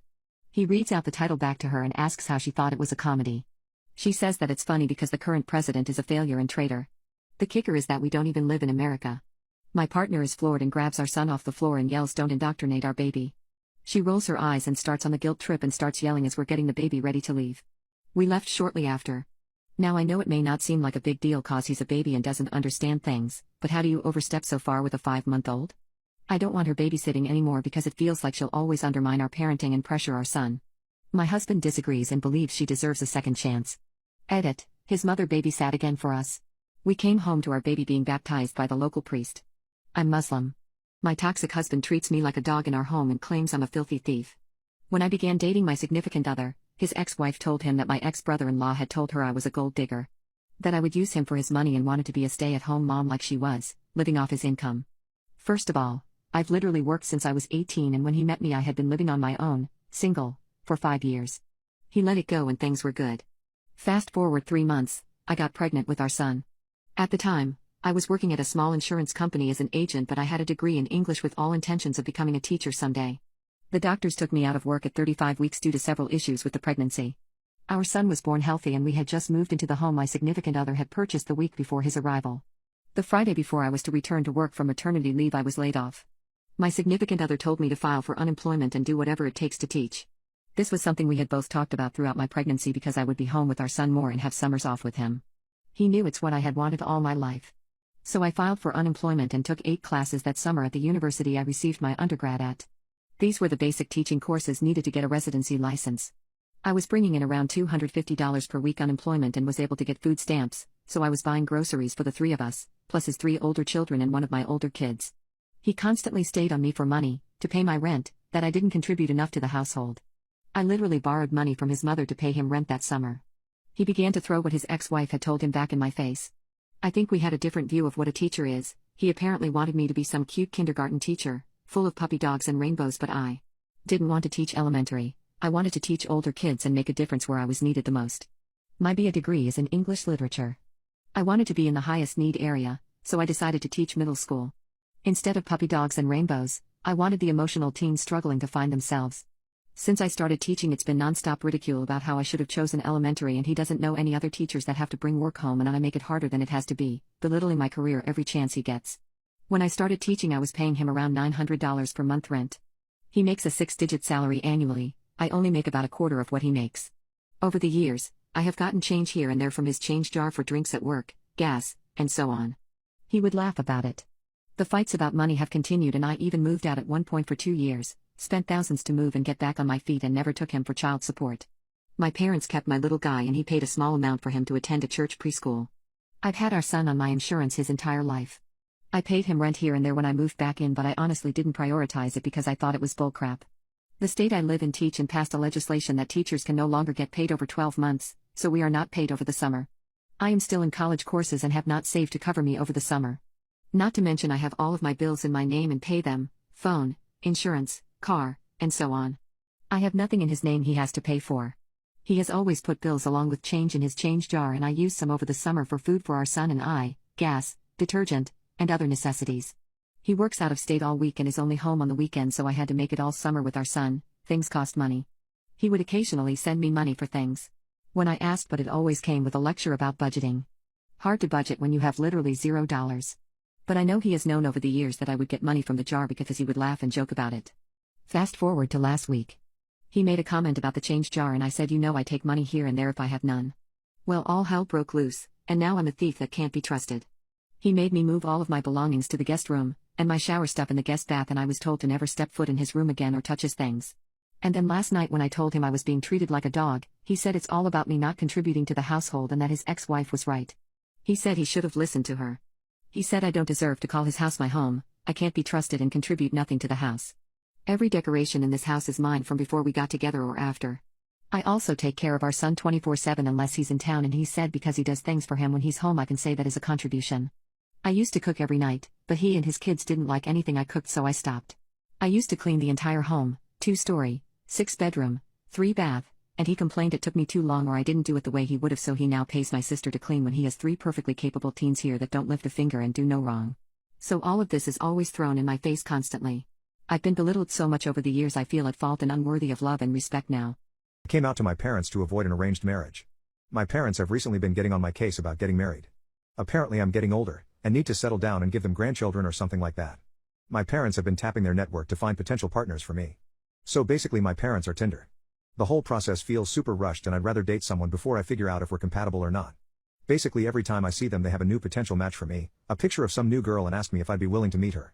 It's honestly super annoying, but I'm too non-confrontational to really put my foot down and say I don't want an arranged marriage. After all, if I do there'd be an argument or at minimum some interrogation about why I don't want one. Anyways, I was thinking of ways I could get them to stop harassing me about getting married, and the idea and the title popped up in my head. I decided it'd be a lot easier to just come out as gay than to explain why I didn't want an arranged marriage.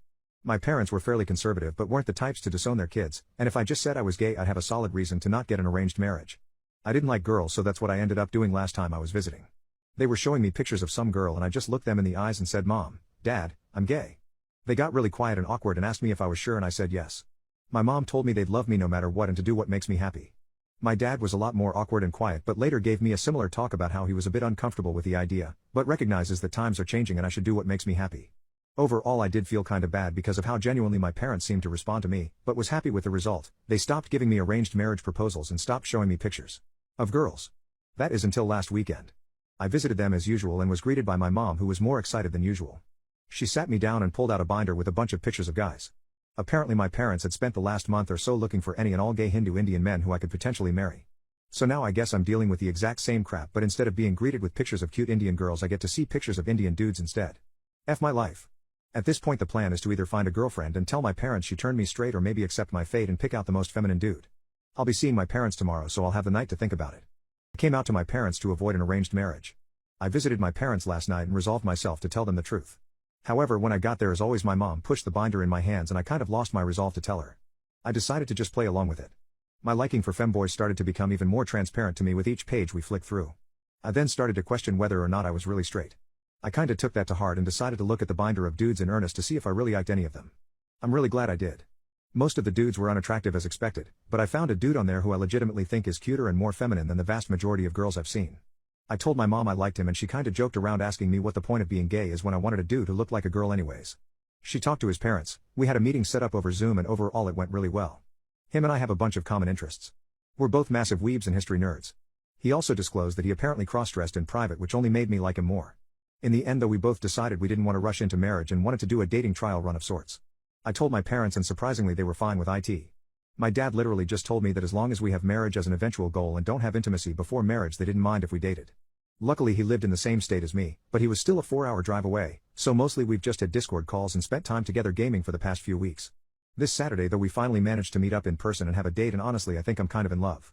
Dude's cuter than any girl I've ever met, but unlike most girls he's actually into the same things I am. Anyways, we ended up having a great day out on Saturday and I ended up staying at his place over the weekend. I totally broke my promise to my dad. Anyways, I'm now back home and extremely happy with my decision to lie to my parents. I really do like him and will probably ask him to marry me a couple months from now if nothing goes wrong. Thanks for the assist, Mom and Dad. I refuse to support my leech of a pregnant daughter. My daughter Rita is pregnant, she's almost 20 weeks and she just told me a few days ago. Rita moved back in with me and my husband when the place she was renting with her boyfriend, and a former roommate fell through.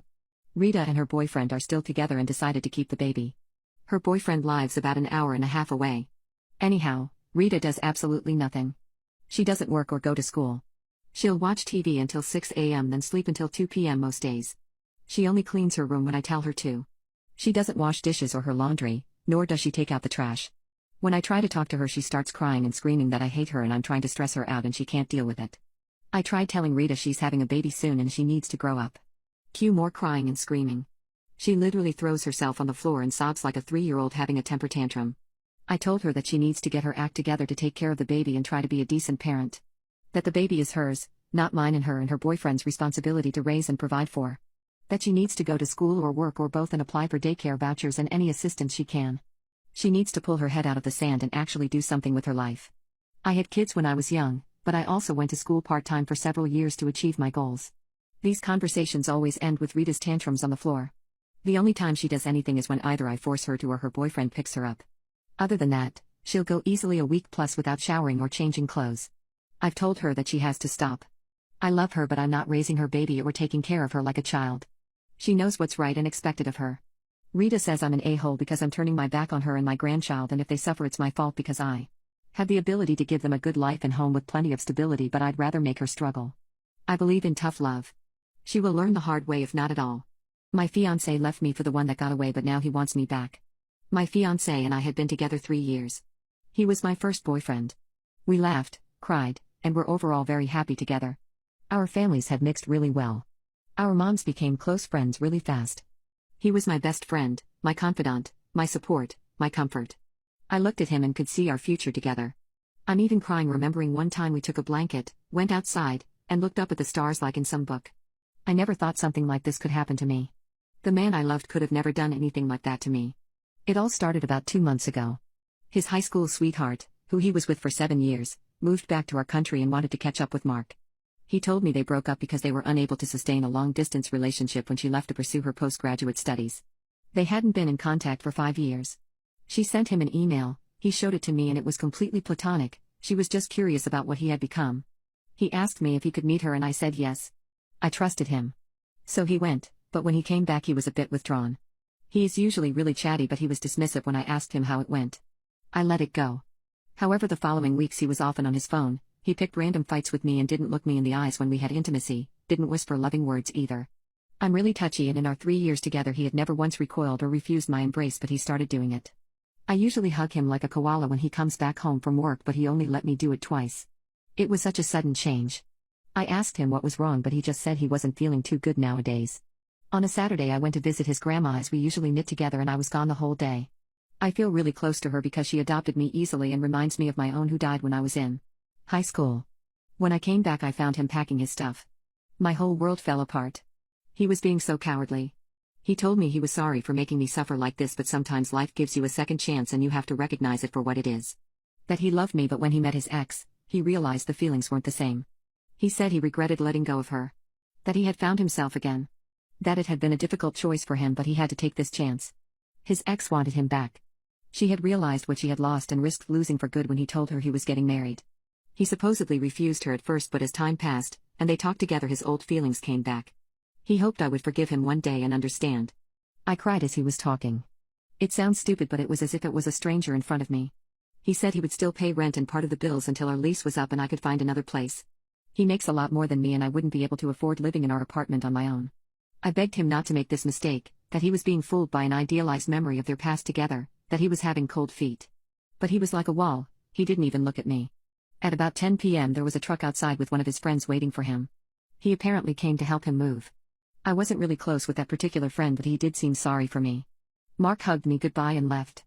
I hadn't cried that hard in years. I slept in our spare room not to feel the emptiness of our room with his things gone. I sank to the deepest pathetic depths and tried to call him, but it went to voicemail. I had no idea where he went but assumed he was now living with his ex after 3 weeks of talking again. How ridiculous. I'm really lucky to have supportive friends and family. My best friend even moved in for 5 days. My parents wanted me back home with them, but I wasn't ready to leave. Mark is a bit messy and I love everything clean, so it felt weird having everything perfectly neat. I missed his messiness. It was as if he was the one making our house a home. He used to joke about me wanting the house to look like it was on sale or in a catalog. Not waking up to make breakfast, not seeing him read lying on the sofa while I studied felt weird. Not buying his favorite snack or powder proteins when doing groceries felt weird.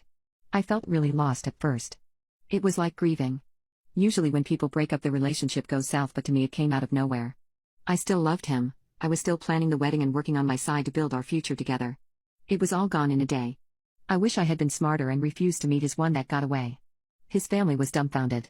I still went to see his grandma and she told me he was a fool that he would come back crawling to me. She was the first person who managed to make me laugh. Maybe she'll be right. My fiancé left me for the one that got away, but he now wants me back. His grandma was right. About a week ago I received a letter from him. He apologized for leaving me like this.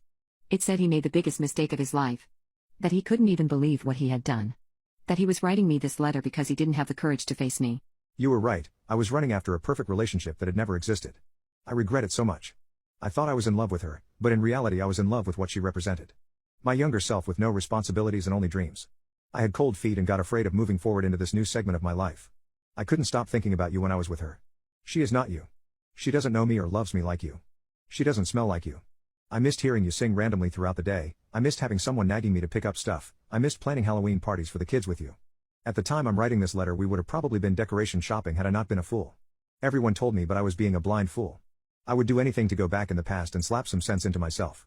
I would do anything for you to forgive me. I know we have already started canceling everything, but I'm ready to pay for everything myself. You can date someone else to even scores if you want, as long as you come back to me. He kept on with apologies and begging me to forgive him. Now I told my family and his mom and grandma. Grandma had a very satisfying "I told you so" moment. However, she is rooting for me to forgive him.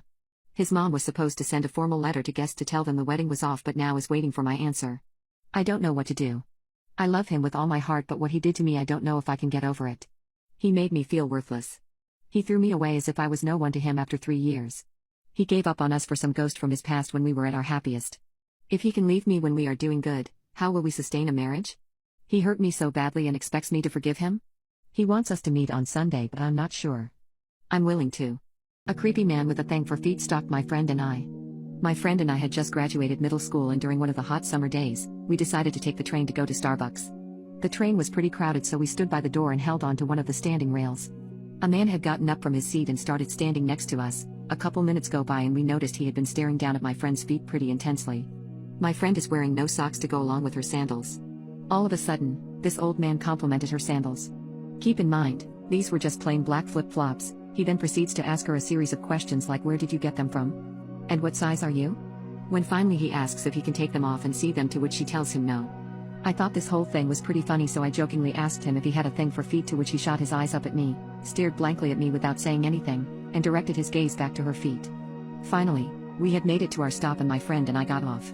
Now, the train allowed about 4 minutes at each stop for passengers to board and get off, and the whole time we kept looking back to make sure that the coast was clear, and it was. Satisfied, we continued on to our destination and started talking amongst ourselves and laughing about the situation when I turned around and saw that he was about 10 feet behind us. He had somehow now created himself a jacket which he was wearing with the hood up, but I recognized him. Panicked, we started walking at a faster pace. We even took some unusual ways through bushes and stuff to try and throw him off, but it was to no avail. He followed us all the way up until we went into the store. This Starbucks was in a plaza that had several pillars. We looked out the window to see where he was when we noticed him trying to hide behind one of the pillars and peeking his head around the corner waiting for us to come out of the store. My friend ended up calling one of her older brothers to come pick us up, and we told him about the situation on the drive home. Her other brother was in the car with us and asked us to describe the way he looked. When we told him, he pulled up a local news article on his phone that had his picture attached to it. As it turns out, this man had been banned from one of the middle school campuses for acting inappropriately and slobbering girls' little piggies in the parking garage. But wait, there's more. The guy had an extremely uncommon last name, the same last name in fact of a guy that one of our other friends was dating at the time. My friend had told us about how he had a thing for feet and would beg her to wear sandals to school. We told my friend about it the next day, and it turns out that her boyfriend was the little brother of this man. My boyfriend accused me of being a gold digger even though he's broke. My boyfriend and I are broke. We live in a box flat with a bathroom so small I can take a nuclear warhead-sized poop, wash my hands and have a shower all at the same time. Sometimes I have done all three simultaneously. I work 2 jobs to keep us afloat. I'm a bartender at an intimacy work club at night and a hairdresser by day. He's an Uber delivery driver that works flexible hours, but I would say he only works 3 hours and spends the rest of his time investing in crypto. I do not mind being the breadwinner, but that is what I am. I am the breadwinner hands down. Anytime I ask him to pick up more shifts he says he will and never does, and it's caused arguments recently. Our landlord has increased our rent recently and I've asked for his financial help for our flat, but he says he's put his money into investments the government can't touch, and by that he means his crypto scheme. I eventually put my foot down and told him we don't have money for investments. We need housing, gas, electricity, water and food. He told me that all I talk about is taking his assets, that I'm a gold digger. I was so taken aback I had to ask our roommates Master Splinter and the Teenage Mutant Ninja Roaches if I heard that right. I told him that I work in an intimacy work club, and if I wanted to be a gold digger I wouldn't be standing in a shoebox with him huddling around a Yankee Candle for warmth. That I wouldn't be spending my evenings trying to figure out how to make dinner with a pack of Kool-Aid, a tumbleweed and a singular kidney bean I found in our cupboards. I told him that the other men I see in the club make it rain every day while he can't even scrape together enough sense to make it hail. He asked me if I could go somewhere else because he needed space, but we live in a 1-room apartment. Where am I supposed to go? In the kitchen sink? The more I think about it the more angry it makes me. Even the local meth head that sleeps on my apartment complex patio agrees he's delusional. It's a dark day when you have a more reasonable conversation with a meth head than you do with your own partner. My entitled miracle child sister sold her baby. My sister was a miracle baby and has been entitled since day one. Some time ago my sister gave birth to a baby boy. The boy was a miracle himself, as she tried to use a hanger to terminate herself, but he somehow lived. My sister only allowed our parents to come to the hospital to meet their grandchild at the birth. They had to take a last-minute flight to LA just to be there. My sister also forbade me from going. She said I'd ruined her life enough, she wished she was an only child, wished me dead, all stuff like that in repetition. And she doesn't want me anywhere near her ever again. Well, the feeling is mutual. I haven't ever forgiven her for unaliving my dog in 8th grade. She did it in a brutal way. Stuck it in a furnace. I actually hospitalized her over this, and we have totally hated each other since that day. However, 3 months before the birth my sister showed back up again. This time she pleaded with our parents to let her in to talk, and not to contact me that time because she really didn't want me there. She only had 1 day before she had to head back to LA, and had driven through the night. I wasn't there to see it. But from the details I got from my parents, my sister went crying to Mom and begging her to take her back into the family. My dad said that Mom hardly wanted to look at her. Dad confronted my sister and said that she didn't bother to try and contact them in years. And that she was only back and even pregnant because it was all about the money to her. Mom spoke up and told her that she hoped for so long that my sister would come home to visit, or even just talk to her. But it was years of no contact. She'd done everything for her, she'd favored her, she'd defended her lies, she'd made sure she didn't get a felony in court. And yet my sister showed zero appreciation. Dad backed this up too, and even compared me to her. And how I at least appreciated my parents. Then he blurted out that I'd been made a legal partner in the business he is having me manage, and that I'm on track to eventually take his place one day. After that my sister, I'm told, went hysterical and was screaming about how it wasn't fair, and it should be her instead. Somehow she was still allowed to spend the night in her old room. And the next morning she dropped this bomb on my parents. I heard her emotion was just gone. I guess she didn't feel the need to keep up the act anymore. She said that she'd allow Mom and Dad to adopt her child, in exchange for a house in Cali and an undisclosed sum of money that I'm not privy to. And you know what? My parents agreed. But my dad had demands of his own. In return for the adoption of my nephew, my sister gave up any and all rights to her son, signed a contract stating that she will have no part of the family ever again, and changed her legal name. That last part really surprised me. Dad went so far as to pay for her name to be changed in order to separate her from the family. This meant getting all of her information reissued. Such as her diploma, college degree, passport and anything else that ever had her name on it. All paid for by my parents. And as part of the agreement, my sister could never change her name back, or even to something similar. My parents didn't cookie-cut anything in this endeavor. My participation in it though was minimal at best. My parents went to California to purchase a house my sister approved of. But she would not be given the house until after the baby was born and in their hands. She was very unhappy about this, as she wanted to move into the house after she'd signed the contract. But our parents had none of it. They gave my sister a week to sign, and she signed in front of a lawyer in less than 48 hours. So as of then, I'm now considered an only child. I'm not gonna say I'm happy about that. I used to love my sister before she became a narcissist. But what's done is done. And I'm over it.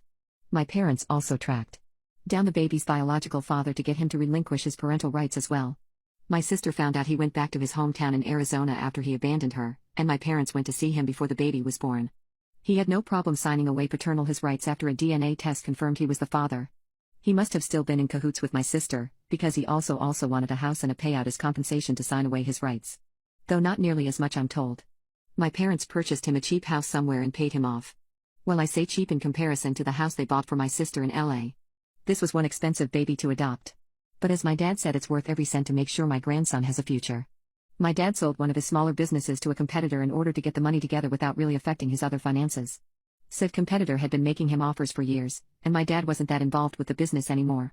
So he finally took the offer, but only if they retained all of the employees already there, which they did. And now it's their name on the sign. But my parents didn't care because they fully adopted my nephew. When the child was born, my sister didn't even want to hold him. And I heard even once referred to the baby as that thing, which was beyond cruel. She even admitted she was planning to sell the baby in a closed adoption to someone else, had our parents not agreed to do it themselves. She got her house, and got her money. And then promptly cut contact all over again. So she's gone from our lives for good, and no longer related to us. I told my parents they are horrible people and they don't deserve kids. I was born when my parents were 16. Both families decided it would be the best for me if effectively my maternal grandparents raised me and my bio parents got to live their lives. My father moved away when he was 18, but my mother remained in my grandparents' house until she was 23 and I was around 7, but that doesn't mean we were close.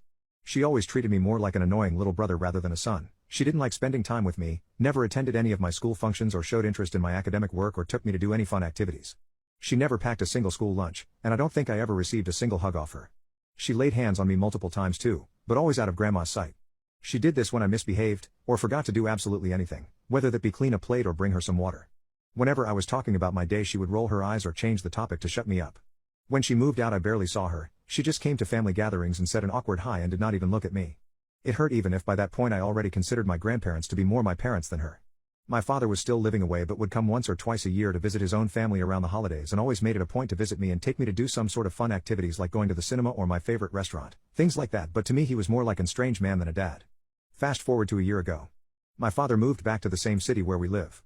He tried to hang out with me more often, but I wasn't really interested, although sometimes I complied. I don't hate him, I just don't know him. I even had a bedroom in his apartment, which is cool because he lives in the center of the city. Behind everyone's back, both my parents had started to hang out, and a couple months later they announced they were dating. It was a shock. They asked me to move in with them to my father's apartment, which I refused, but they argued that we could finally be a family. I was about to start an argument with them when my grandma just said that changing school districts would be very inconvenient and I could lose all my friends, and the situation de-escalated by itself, although my parents didn't let go of the idea. My parents asked for me to spend more time with them, and this was particularly frustrating because even though I never had any particular tension with my father, I most definitely do with my mother. I don't like being around her, and she's treated me poorly my whole life, and I feel like she's now only trying to save face because she knows my dad wants me there. Last week they both came into my grandparents' house. They announced they were going to buy a house nearby in the neighborhood so that I can finally move in with them. I immediately said no, and when they said that changing schools would no longer be an issue, I found myself in a corner, and I said that was never the problem and that I just simply don't see them as my parents and don't want to live with them. That's when they dropped the bomb on us. Not only they wanted me to move in with them so we could be a family, but my mother was pregnant, so we were going to be a bigger family even. I was shocked and I blew my lid on them. I told them they were the worst parents in the world and that they abandoned me for 16 years. And now they were going to bring another child into the world and do the same to them? And they never apologized for treating me like garbage and like a mistake they made and making me feel like I wasn't supposed to exist and dumping me to be other people's responsibility, and only now that they feel like they care they want to be my family. My mother screamed back at me, telling me I was a brat and that she wasn't going to make the same mistakes twice raising her second baby, and I told her she never raised me to begin with, and my father said that they were young and trying to do the best they could. Well, guess what? The best you could was pretty effing bad. I stormed out and went to my sobbing. I have been very depressed for the last week. They have both called and texted since, but I ignored them. My grandparents agree with me that I shouldn't move and that my parents shouldn't expect me to be all loving and forgiving after how they've treated me. However, they believe they are starting a new chapter of their lives now that they are more mature and stable, which I guess leaves me behind. What should I do? I told my parents they are horrible people and they don't deserve kids. It's been an emotional couple of days and a lot has happened. Firstly, I told my grandparents that they are my real parents and nothing is ever going to change that. There were some tears and they told me they loved me and how proud they were of me. After that I started trying to collect my thoughts and arranging a meeting with my father to discuss the things that were bothering me. Why did he abandon me? Why did he think he could just reappear into my life like that? That I wasn't going to move in with them and I didn't consider them my parents because they never acted as such. We met at a park and he went to hug me, but I stepped away and he looked hurt and he just apologized for what happened the other day and went into this speech about how we could try to transition into living together part-time and respect my boundaries, and I went blank. I didn't expect him to talk, so I pulled out my phone and just showed him the post I made the other day and he started reading it in silence. After a while he read it all and some responses and he just asked me if this was true and I said yes and he asked me if I had questions he would answer honestly. I asked what happened when I was born and he told me that when my mother got pregnant all options were laid on the table. Termination, adoption, marriage, Gramps taking care of me, only one of my parents taking me in. My mother was deadly scared of adoption because some religious group had told them some horror story about babies and mothers being killers, so she wanted to give me up for adoption, but my father refused. He couldn't bear the idea of having his child living somewhere and never seeing him again, so he proposed to taking me in as sole caretaker and leaving his college plans to stay in our city, but his parents weren't thrilled with this plan and pushed him to go to college so that he could provide economically for me. They offered themselves to take care of me, but they were significantly older than my maternal grandparents, and since taking care of me meant taking care of my mother for a while as well, my maternal grandparents decided it was the best decision for them to take me. Also, immediately after I was born, my mother had postnatal depression and the doctors advised them to not completely remove them from her side or more damage to our relationship could be done, and my grandparents wanted her to eventually love me as a son. One thing to note about my father is that even when he was in college he worked part-time to pay child support, and once he started working in a law firm he started sending more money to my grandparents and set up a college fund for me, which was news for me. My grandparents don't know about this, but my mother does, so I don't know what to do with this information. My father thought of me all the time he spent away and believed he had left me with a happy family and that he was working to give me a better life, but I followed his life through social media. He went to parties, vacations, had girlfriends and did lots of fun stuff and barely had any contact with me. I asked him why couldn't have he made more of an effort to be a part of my life? Like, I understand if he needed to study in another city and work there, but it's no effort to call or text. Coming once a year just doesn't cut it. He looked ashamed and apologized to me, and I told him that I would forgive but not forget, and that maybe we can build a relationship going forward, but it will always be marked by his actions in the past. If he hasn't been my dad for 16 years, he can't start now. He seemed sad but accepted my conditions. I then told him about my concerns about my mother, told him how bad she treated me as a child, that I did not think she would be a good mother for my sibling, and that I wanted to go low contact with her.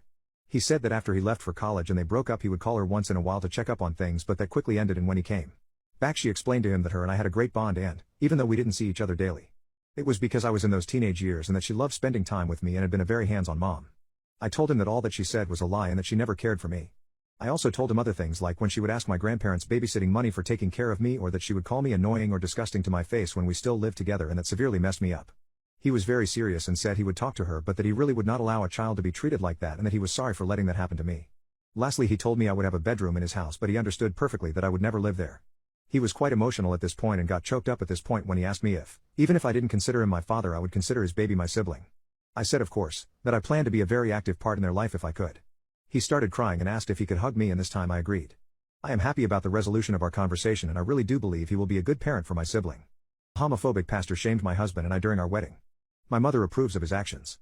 My fiancé and I have been together for a total of 5 years, and when he proposed to me I was so happy I cried in his arms for what felt like hours. I was extremely laid back during the whole wedding and only had a couple things I really wanted at my wedding, and I didn't get a single one of those things. To start, I'm an eclectic pagan and my husband is a practicing Hindu.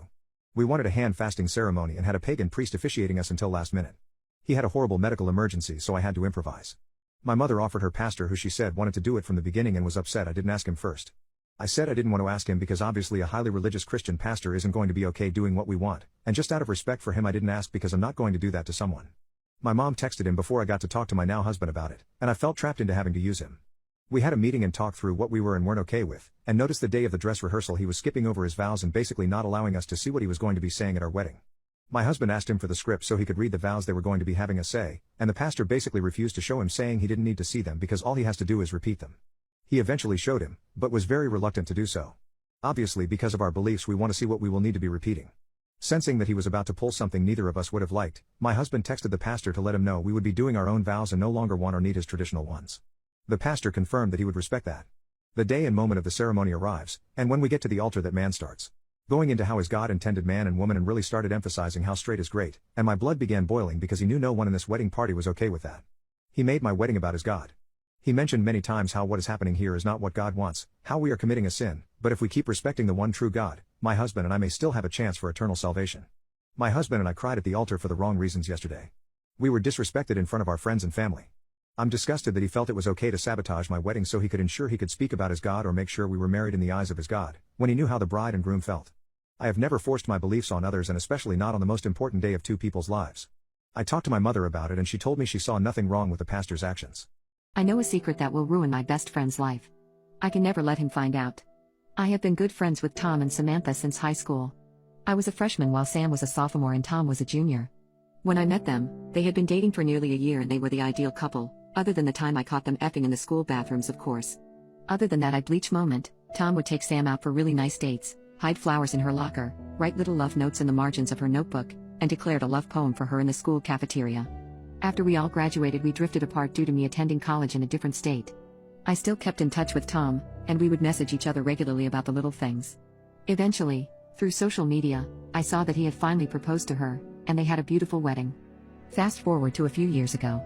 I started dating a guy, Buttface, who in hindsight was an absolutely awful person. Some of his highlights include putting gum in my hair, waking me up with intimacy when I told him I did not want that, almost successfully turning my mother against me and opening the door letting my kitten run out, who sadly never returned.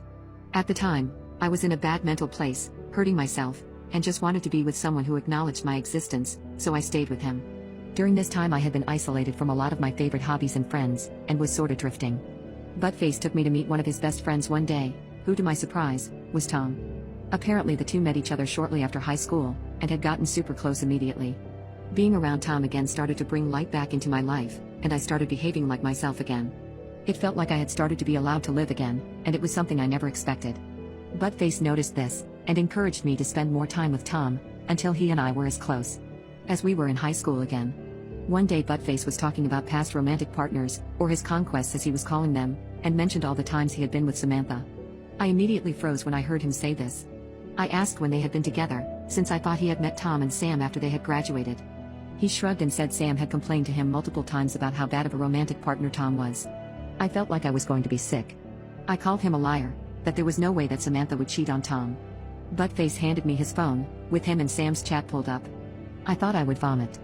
Text upon text was them joking about Tom's insecurities, how inadequate he was. And then the pictures. So many pictures. I handed him back his phone and told him to get out of my house. He looked surprised at my reaction, and genuinely could not understand why I was upset that he just helped Sam finally feel good. He even insisted that they had stopped as soon as Buttface and I had started dating, which disgusted me even further. As I kicked him out of my house, he warned me about Tom's mental health, and that I couldn't tell him. Tom has severe depression, and had tried to end himself multiple times. He would regularly say that Sam was the only reason he was still around. After I dumped Buttface, I wasn't sure what to do. I went back and forth on whether or not I should tell Tom. I had been cheated on in the past, and I remembered how it devastated me. I was terrified that if I told him, he would lose himself to his mental illness, but I also knew that it was completely unfair of me to keep this from him. After a few months of fighting with myself, I had decided that I would message Sam with the proof that I knew, and would give her the ultimatum to either tell Tom, or I would. The day I finally made up my mind, I opened up social media, and went to her page to message her. However, the moment I clicked her page, my heart just sunk in my chest. People were posting comments on her wall like "We will miss you more than you will ever know," or "God takes back his kindest souls too soon." And finally I found what had happened. The night before, Sam had gotten in a horrible car accident. She was gone before paramedics even arrived. I remember just shattering. Even though I was furious with her for what she had done, she had been my friend, and now she was gone. Tom was hospitalized shortly after her funeral. He was in and out of health wards for the months following her passing.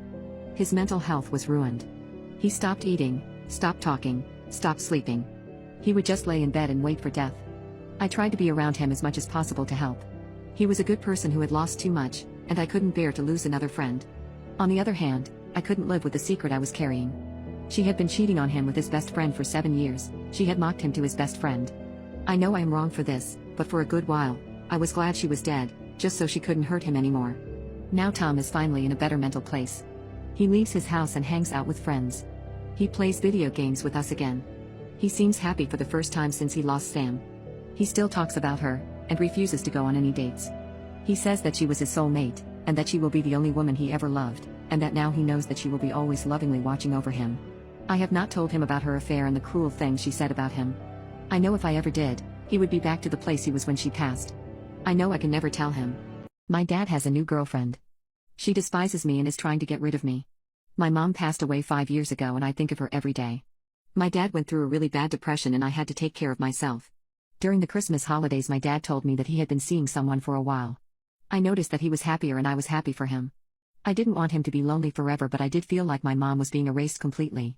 He never wanted to talk about her and he got rid of all pictures with her in them. He insisted on getting rid of the pictures I had of my mom and I too. He said that his girlfriend will be spending Christmas with us and then moving in. I wasn't happy at all, but I never said anything. I met her on Christmas and usually my dad and I put the star on the tree that day. We would put the star on the tree and watch The Grinch. It's our tradition and we kept it even when we were grieving my mom. It's the only tradition from when she was with us that we actually kept. When his girlfriend came over, he put the star on with her while I was in the bathroom. Also, we didn't watch The Grinch because she hates it. I was so angry as I was really looking forward to watching it. We've been doing this my whole life and she just came in and destroyed it. The whole night she didn't even bother getting to know me at all. She was all over my dad and pretty much ignored me. She literally tried to initiate intimacy with me in the room when she was tipsy after 5 glasses of wine. Oh yeah, she seems like an alcoholic too. I told my dad about how upset I was about our tradition and he said I should grow up and that things change. I didn't like her because she gave me a bad feeling, so I never got close to her. She complained to my dad about it and he got mad at me for not making her feel welcomed. I felt bad because she makes my dad really happy, so I tried being more friendly with her. In front of my dad she was nice to me, but when we were alone, she ignored me or spoke to me with attitude. She even told me that I was a brat and I make my dad's life harder. I told him, but he didn't believe me and yelled at me for trying to sabotage his relationship. He said that I wanted him to die alone and be sad and that I was selfish. I was so shocked because none of it is true. My dad basically treated me like I wasn't there at all after that. I felt like I did when my mom died, all alone. I stayed up really late one night because I just couldn't sleep and wanted to sneak in a midnight snack. The girlfriend was in the kitchen on FaceTime, so I decided to be nosy and listen. She was talking about my dad and how much she loves him. Then she said that he had this dumb autistic daughter, and she wondered if it was too late for adoption. Her and her friend laughed at that. She said that I was a little bitch and she hated me. Her friend then said something about boarding school or military school, but I left so I didn't hear the rest. My dad clearly revealed to her that I struggle with autism. I feel so betrayed. What do I do? My wife tried to hide my daughter from me. Am I wrong to feel this angry? My wife and I are married together and have 3 kids, aged 11, 8 and 3. When I was in my 20s I donated my nut as there is a massive shortage of fertile men in my country. I've always been upfront about this fact with my wife. And she has always said she's okay with it. Yesterday I answered the phone to a girl that immediately started nervously apologizing for calling me, but that she had to speak with me personally. Obviously I have no idea what the F is going on, so I ask her to explain what she's talking about. Turns out this girl is my bio daughter and just turned 18. After turning 18 she got access to my contact details as required under my country's law regarding nut donors. She called my house last week to talk to me and my wife picked up. Apparently my wife told her that I wanted nothing to do with her and that she should never call this number again before hanging up. According to my daughter, both my wife and I hate her and will never consider her as any sort of family. My wife went on to tell this girl that donating nut was the biggest mistake I've ever made in my life. My wife continued to rip into her ruthlessly until the girl was so heartbroken she put the phone down herself. Honestly, it broke my heart to hear that the woman I loved could be so effing heartless. So for the last week this poor girl has been crying her eyes out trying to work up the courage to call again, and thankfully she did so when I was home. I tried to keep my calm while on the phone and reassure her that I did not say any of that. We organized a place as well as a time to meet, and as soon as my wife got home later that night I blew up at her. Honestly, I've never yelled at anyone as long as I can remember, but I couldn't hold it in. Am I wrong to think that's so severely effed up of my wife to do? My wife tried to hide my daughter from me. Am I wrong to feel this angry? My wife texted me yesterday and said we needed to talk while I was at work. I'm not sure exactly what I was expecting her to say, but I genuinely hoped she would at least apologize first and foremost.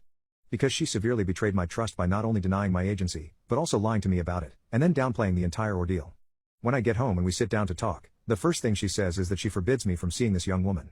Not an apology. An ultimatum that if I went and saw her, she would kick me out of the house, which is laughable considering I own the house before marrying her. I asked her if she was serious. If she isn't even going to apologize, and she reaffirmed she has nothing to apologize for. At this point I asked her if she has ever done anything like this previously and she said no. I kept pushing her and she kept saying no. Finally I told her that I had already called the fertility clinic to reach out to any parents and explain what my wife had done in case they had tried to contact me previously. I explained that if I find out she has and she doesn't come clean now, I'm divorcing her immediately. She immediately changes tune and says she has only done it one other time. Only. That only infuriated me even though it's just a goddamn word. It turns out another girl called a couple years back after she turned 18 too. Her parents are lesbians and so she just wanted to meet her biological father since she doesn't have a father of her own. She told this girl to stay away, that we see her parents as abominations of Christ, even though we aren't even Christian. She proudly said that she made sure she'd stay away from our family. I mean, at least my wife was finally honest with me, but Jesus Christ, what a effing heartless thing to do. I feel like I don't even know my wife. The woman I thought I married had some empathy. She still hasn't apologized and goes back to forbidding me from seeing this young woman. I explained she no longer has a say in the matter. Had she explained her concerns to me like an adult, I would have listened to them and taken them seriously. But by trying to deny me having any choice in the matter, and for being needlessly cruel to these girls, she doesn't get a say in this anymore.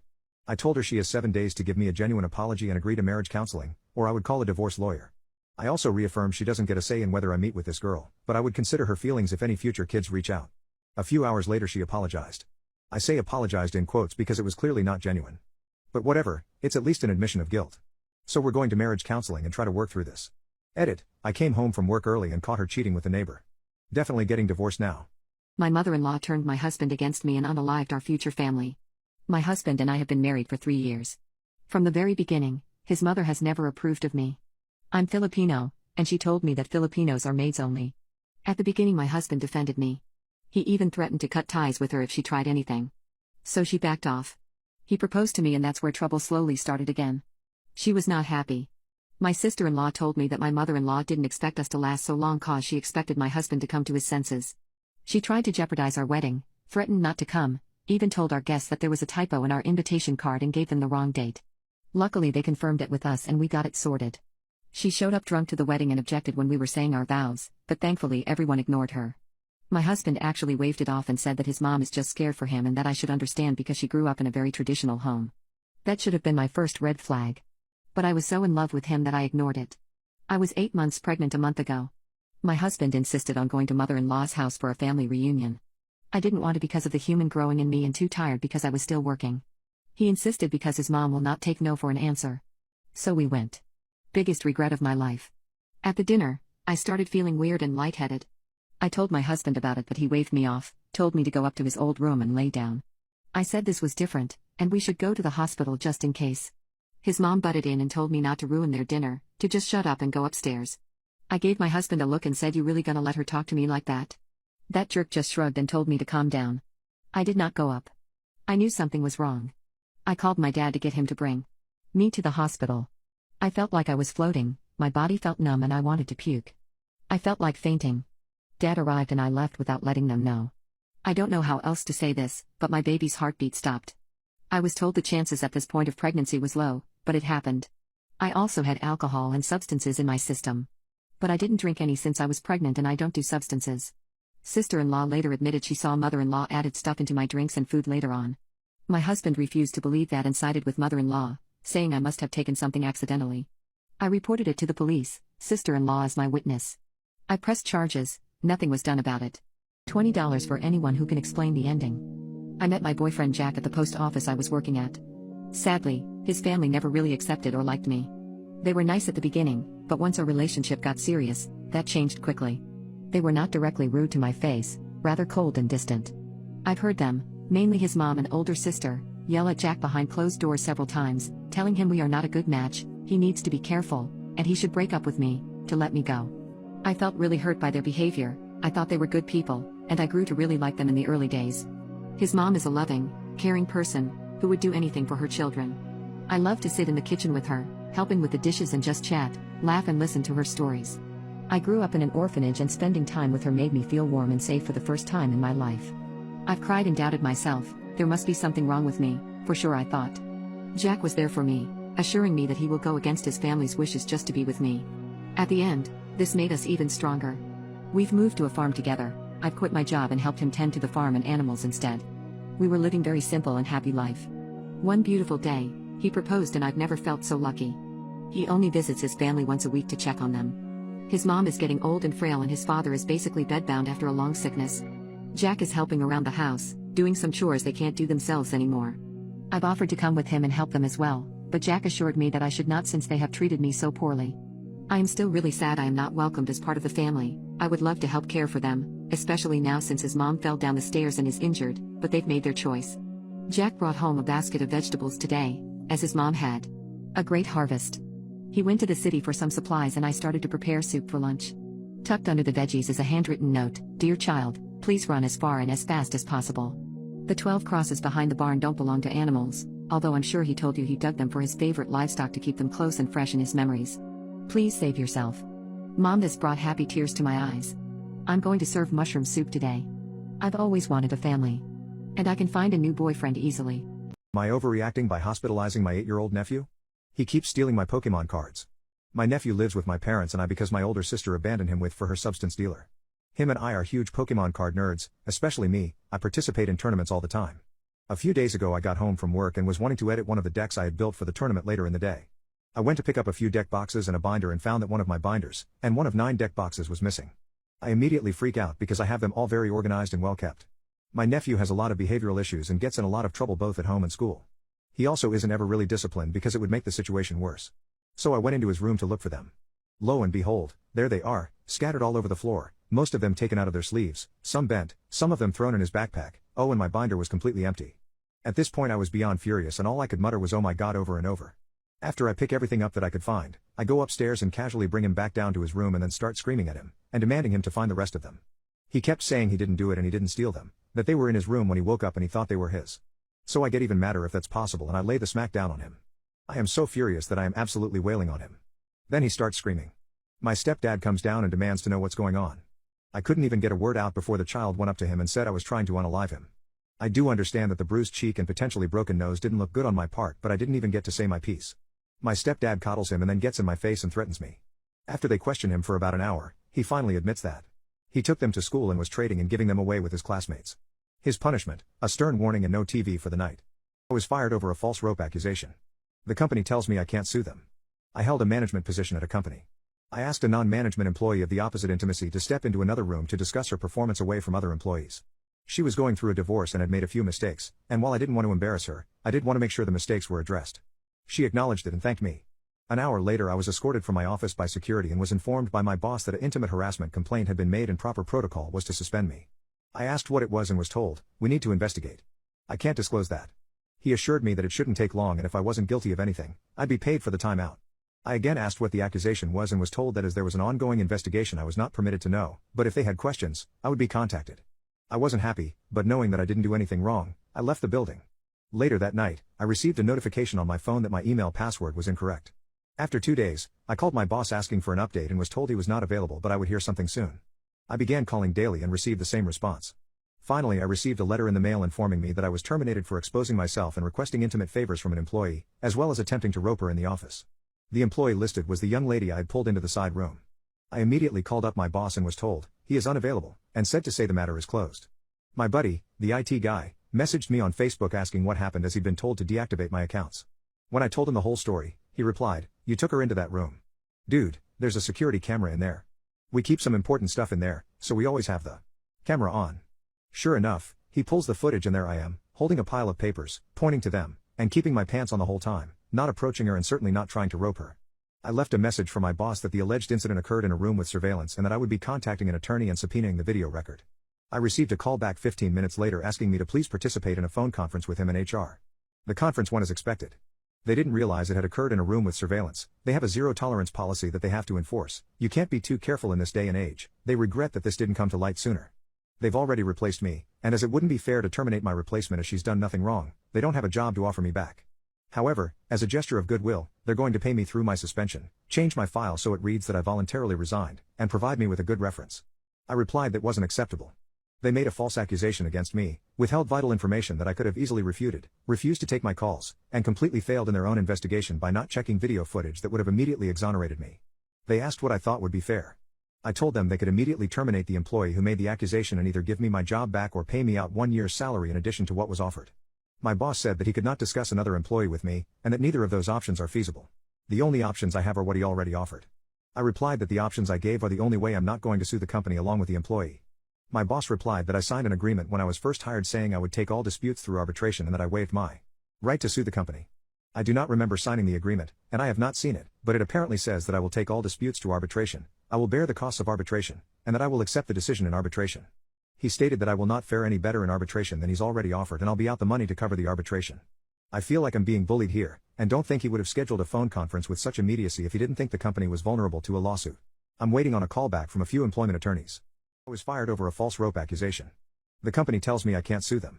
A friend of mine at another company, after hearing what happened, he told me his company had an opening. I applied, interviewed, and at the end the manager asked me what I'd like to be called. 2 days later I got a call saying they'd gone with another candidate. My friend admitted to me that he'd gotten some flack for recommending me. Apparently HR had worked with one of the employees at my former company, and called the employee to ask what the deal was with me. To which the employee responded, he got fired for trying to rope a subordinate. I think he's actually being charged criminally.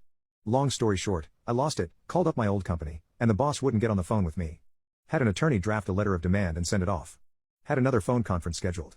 They once again regret that an employee provided a reference outside of the prescribed channels. The employee was coached on the proper way to handle such requests. My attorney informed them that in addition to wrongful termination, we would be adding defamation to our complaint against them. They insist that they have not broken any laws and they cannot control the actions of an individual employee who went against company policy. So we're at an impasse there. Either I move ahead against them, or I walk away. At this point I'm ready to drag this through court. I tried to take the high road and go elsewhere, but they're regretting a lot that they've done to me without any action to correct it. Oh. I almost forgot, they also sent me a packet of papers. Standard non-disclosure notifications, COBRA, and a blank copy of the arbitration agreement for me to sign. Why a blank one, you ask? Well, it seems somebody effed up. They weren't making people sign when I was hired, and HR never bothered to have me sign the agreement when I worked there. I of course have signed nothing that they sent me, including that agreement. I considered allowing arbitration if they pay the costs and I have approval over who is selected, but my attorney has advised not to do that. I wish I had better news to report. Things aren't as hopeless as they'd first seemed, but not as easily fixable either. As for the employee who made the accusation, I can't comment on what's happening there. Update 2, I was fired over a false rope accusation. The company tells me I can't sue them. I found out exactly what happened and why I was accused. I pulled one of my subordinates, Deborah, into another room to discuss a few mistakes she made, but did not discipline her further. After this, she went to Joyce, one of the managers above me but not in my direct line of report. Equal to my boss in terms of reporting structure. When Joyce heard that I had taken Deborah into another room without any witnesses, she said to her that it was unprofessional. Apparently her exact words were, you could accuse him of being inappropriate with you, and I would have no choice but to believe you. This was repeated several times, with a strong emphasis on no choice. Joyce then asked Deborah if I had been inappropriate with her, saying, "It will only happen again if you don't speak up now. If you do now, we can take action."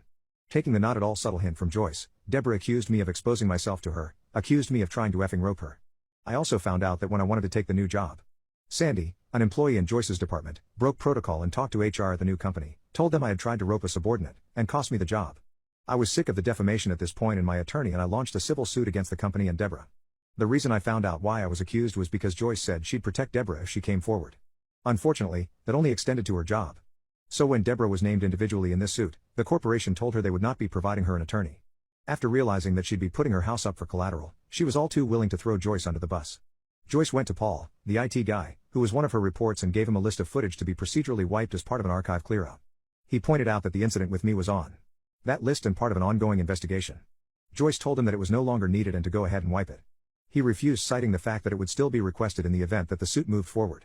She told him to pack his things as he was being terminated for insubordination. He called the company attorney and informed her what had happened. The aftermath: several things happened at once, so I'll try to keep them as chronological as I can. Deborah's attorney contacted mine stating that, conditional on me dropping the suit, she would admit that she lied and explain what went on behind the scenes. Dana, the company attorney, got the call from my attorney with the details from Deborah shortly after she finished talking with Paul about him being terminated for refusing to destroy evidence. Deborah and Joyce were terminated for cause that day. Paul was told that his job was safe. My attorney received a call, and it was made clear that the company didn't want this to go any further and wanted to talk about a settlement. I was offered my job back with a very fair increase, I received back pay from the date of suspension, and a public apology was offered from the very top. I'm in love with my business partner. How do I confess to her? My childhood friend and I started a business together right out of college. We worked our butts off and became fairly successful. We put our hearts and souls into it, and because of that our social lives suffered a lot. She was always better at balancing than I and had a long-term boyfriend until about 7 months ago. They broke up due to them being long distance. She showed up at my house crying. We hung out, drank wine and watched movies. I'm chronically single and tipsy and she was now single and tipsy, plus neither of us had had intimacy in a while and one thing led to another. We agreed the next day never to discuss it again. We didn't want to F up everything we've worked for or our friendship. Well, this wasn't to be because she ended up pregnant. 0 scares with the ex, one night of drunken intimacy, bam, pregnant. We discussed termination, but she decided not to go through with it because she was concerned she wouldn't get another chance to be a mom. We agreed it could happen with someone far worse. We're already pretty irrevocably financially tied anyways, and we get along better than most people who actually tried to have kids. Living together just made sense. I have a house I inherited that's bigger than what either of us could have afforded just on our incomes, so there's room for each of us to have a bedroom plus a room for the baby. We spend most of our days together anyways because of work, so living together actually made that easier. Now we can carpool. We have separate rooms, though we have been intimate since she moved in and sometimes share a bed. I want to be with her. But I don't know how to move to that step. She's literally next to me asleep in bed. We go out to dinner together, spend most of our time together. I just don't know how to move that into a romantic context, or even if it's a good idea. I mentioned it to my sister who blew up at me and accused me of trapping her, and said that my partner would think I'm asking just because she's pregnant. But the truth is that I think I've always loved her, but I didn't want to admit it because she's way out of my league. Edit, I told her I'm in love with her, and asked her on a real date. It went well. Really well, so easily and just good. And she slept next to me again that night. I got to kiss her in public. And she told me she loves me too. My husband has a work wife and I'm disgusted by their relationship. Her husband is too. My husband and I have been married for 5 years. He is an engineer who is very intelligent and I'm super proud of him. He has a colleague who is also very intelligent as well as quite beautiful, and he is quite close to her. At first, their relationship never bothered me. However, about a week ago, my husband and I were on a 3-day weekend trip with my husband's colleagues. A tradition at his work every autumn. We came home yesterday morning. I had a bad taste in my mouth after this trip. It felt like me and the colleague's partner were the third and fourth wheels to my husband and his colleague during the entire trip. During dinner, the second night, I was sitting silently playing with my food after almost 2 days of being ignored. The partner was also silent at first, but we started talking a bit, asking each other generic questions. The female colleague, who was going back and forth very loudly, teasing each other about each other's looks and work projects, suddenly turned around and asked what we two were up to, talking quietly. Her partner said that we were just getting to know each other since they were too busy talking about things we knew nothing about. The colleague laughed and said, "What could we discuss with you? Makeup, long distance running, ice cream, and Kim Kardashian?" And she nodded towards me. "We have more intelligent things to discuss." My husband laughed at it and told me to lighten up when he saw my mood shift. I was dumbfounded. I guess because I'm a beautician I can only discuss Kim Kardashian? On the last day of the trip I spent most of my time with the partner. I ignored the other two. Yesterday evening the partner partnered with me and wanted to talk about our partners.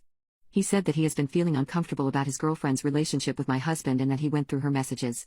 He sent me screens where my husband and his colleague are basically calling me stupid and shallow and laughing about it. Well, mostly the colleague saying mean things and my husband laughing and adding in. Sometimes he would say something like, "No, I love her," and she would answer, "You only like banging hot dumb chicks," and they laugh. When the texts aren't about my stupidity, they're about work, and in one of them my husband wrote, "I love you and your brain," to her. I started crying when I saw the screenshots. Never have I ever felt so self-conscious about my intellect or profession. I love my job and I thought my husband loved it too, or at least didn't have this disdain for it. I've been my own boss for over 10 years and I make closer to 6 figures. I never thought of myself as a dumb person. I think my husband and his colleague are out of line at best and, well, probably screwing. I still don't know what to do. My husband has a work wife and I'm disgusted by their relationship. Her boyfriend is too. I have talked to my husband. I just told him that I have talked to his work wife's boyfriend and showed him the messages I was sent. My husband asked me why her boyfriend was spying on his girlfriend and I told him that it was because he didn't like the way things went down on the trip. I told him how I too was very uncomfortable. He was very confused and told me that the work wife obviously was jealous and that I shouldn't care about her. I told him that she wasn't the one bothering me, rather it was the fact that he was amused by her attempts to bring me down the entire time. So much in fact that her boyfriend was so uncomfortable that he went through her phone. I also asked him why he was letting her trash talk me in their texts. Again, he insisted that he just felt that she was petty and jealous and didn't want to stoop to her level. He said that I did the same when I ignored her rudeness and he thought that was the classy thing to do. I asked him why she was doing this. Was there anything between them and to please tell me now before it got more complicated? He said of course not, and if there was something from her end then that wasn't his problem because he loved me and so on and so forth. I asked him about him loving her and her brain, and he said it was strictly about something work-related and offered to show me the conversation. Next day I was still brooding, so he came to me, kissed me and apologized and told me that I was right and that he was being stupid but that he never thought about it as disrespect but some female jealousy that he thought was pitiful and beneath him. He promised to do better. I told him that if somebody was trashing him like this in front of me, no matter how petty their reasons were or how pathetic I thought they were, I would have hated them and never wanted them in my life. Unfortunately I started crying then and he told me that he was so sorry. That was on Sunday. Yesterday, the work wife's boyfriend called me again and we talked. Turns out that their conversation was worse and the work wife admitted to her boyfriend that she had feelings for my husband and she suspected that my husband had feelings for her too. They kissed at the summer work party. I showed my husband the screenshot when he got home. He started to freak out telling me that yes, she did kiss him and he rebuffed her and told her that he wasn't interested. That was when she got nastier towards me. "So you knew she had a thing for you?" I asked, and he said yes. I asked him to show me his phone and he had deleted his conversation with her. He said it was because he was embarrassed. He didn't tell me when the kiss happened and now he was afraid I would think it was more than what it was. I asked him to move out and he is currently at his mother's. He keeps saying that there's nothing between them. That he loves me and would never cheat on me. That he will make her come clean to me. That he will quit his job and never see her again. I'm just so broken-hearted right now and all I want is to cry. Update 2. My husband has a work wife and I'm disgusted by their relationship. Her boyfriend is too. My husband showed up at my work today. He said that he has never felt so scared in his life like when he realized that he was losing me. He has contacted the boyfriend of his work wife, apologized to him and asked him to forward all the texts between him and the work wife. He printed them and gave me everything. Over a year's worth of texting. He told me when the work wife confessed to her boyfriend, she sent the text about admitting the kiss to her boyfriend. My husband panicked and deleted the whole conversation. But now he got everything from the boyfriend and I could read it. He also brought a picture with him of him when he was young, 12 years old with a girl. He said he searched for this picture, now he's living with his mom. He told me that it was his favorite cousin and that she went through with suicide when they were 16. She was bullied severely. I never heard my husband talk about this cousin. I know of her from his family but never that they were close or that her death devastated him. He said that he still wasn't ready to discuss her but that now he needed to. He admitted that when work wife started working for them he immediately bonded with her because she reminded him of his cousin. Both goofy, funny and extremely intelligent, as well as looking very similar. The bond got stronger when the work wife told him about her tough childhood and how she was bullied throughout school. How she suffered and contemplated suicide. My husband said that he felt like he got his cousin back. Work wife knew that my husband was married and it didn't seem to be a problem for her in the beginning. He admitted that he sensed that she was falling for him very soon but that he never really confronted her about it because he didn't want to hurt her feelings. When she saw me in a picture she got very angry with him and said that she was very disappointed in him. I looked the type that would bully people like her and my husband in high school. She was disappointed and asked him what he saw in me. He told her that he loved me but she was sour afterwards, accusing him of being shallow. He asked her to give me a chance at the Christmas party. She didn't change her opinion, however. He wasn't bothered that she disliked me because he thought that she was jealous. He knew that she was determined not to give me a chance and that was fine with him. He thought that this will be one of the things they will have to disagree on. He is still adamant that he never kissed her back and he is adamant about getting the recording of that party. He said he pushed her and after the party, he had a fight with her about boundaries and confronted her about her feelings. He told her that they could no longer be friends now that she had crossed the line. We went on a week's vacation the day after that party and he said that if I read the text from that time I would find that she had apologized several times asking for forgiveness, begging him not to ditch her as a friend. After summer their relationship was strained but they eventually became closer again. He said he doesn't know why he felt like she needed him in her life like she needed his protection. He always thought about being put in harm's way and he couldn't stand the thought. He swore it was never romantic or intimate. He admitted that he loved her like a friend or like if his cousin was still around. He told me that he has handed in his resignation and will be seeking new jobs. He's realized that he has to let work wife go. He admitted that he even now is worried about her. She is losing both her boyfriend and him, but he needs to remind himself that she is a grown-up woman and not his 16-year-old cousin. She'll be fine. And about my fears that he loves me for how I look, he said that he is sorry if he ever made me feel that way and that it is far from the truth. When he thinks about us, he sees us growing old together and that prospect fills his heart with more love and joy. My wife's mother has inserted herself into our intimate life. My wife and I have been romantically involved for 7 years and married for the last 5 years. My wife and her mother are very close. My wife's father passed away when she was young and it has just been the two of them for the past 20+ years. It was actually really nice when my wife and I started dating. I inherited this amazing mother figure as I never had parents myself, and we have all become very close over the past 7 years. My mother-in-law is very kind, loving and open. However, she can be a bit weird or quirky at times. She frequently asks about our intimacy life, about when we are going to give her grandchildren, and sometimes asks me if her daughter is satisfying me in bed. My wife dismisses those questions as the typical sort of questions that Asian parents ask, but in my opinion there is more to it. There are 2 other stories that stand out to me as even more strange. One day about 4 years ago when my wife and her mother out shopping, her mom suggested getting honker implants together. My wife laughed it off, but her mom was apparently very serious and insisted she would pay for them both. My wife turned down the offer, but then about a month later, her mother had suddenly gone through with it and now had a pair of milkers. Another strange example is how my mother-in-law took a tour trip to Thailand recently. She came back happily bragging that she went to a brothel while there. Not that she just walked by one or went inside one, but that she was a paying customer at one. My wife usually brushes off this behavior as if it was normal, but sometimes we acknowledge the absurdity and laugh at it together. However, my wife has a very difficult time saying no to her mother. As in she cannot do it. In the entire time I have known her, I have never once seen my wife stand her ground. My wife has tried saying no to her a few times, but as her mother pressures her she inevitably caves in too. Her mother's wishes. One example is from early last year when my mother-in-law wanted us to buy a new car. Not that she wanted us to buy her a car, which I offered to do, but that my wife and I had to buy a new car. We both agreed that we did not need a new car and that it wasn't her mother's decision to make. After several days of back and forth, we ended up buying ourselves a new car. I still don't understand why that was necessary, but we have a car payment again because of it. We have even tried me being the bad guy when this happens, and saying I was the one who didn't want to do something, but in every case, my wife eventually gives in and goes to her mother's side, even when she really doesn't want to do something. This topic is one of the few topics that we regularly argue about, although not very frequently. So on Friday night, the most bizarre thing yet happened.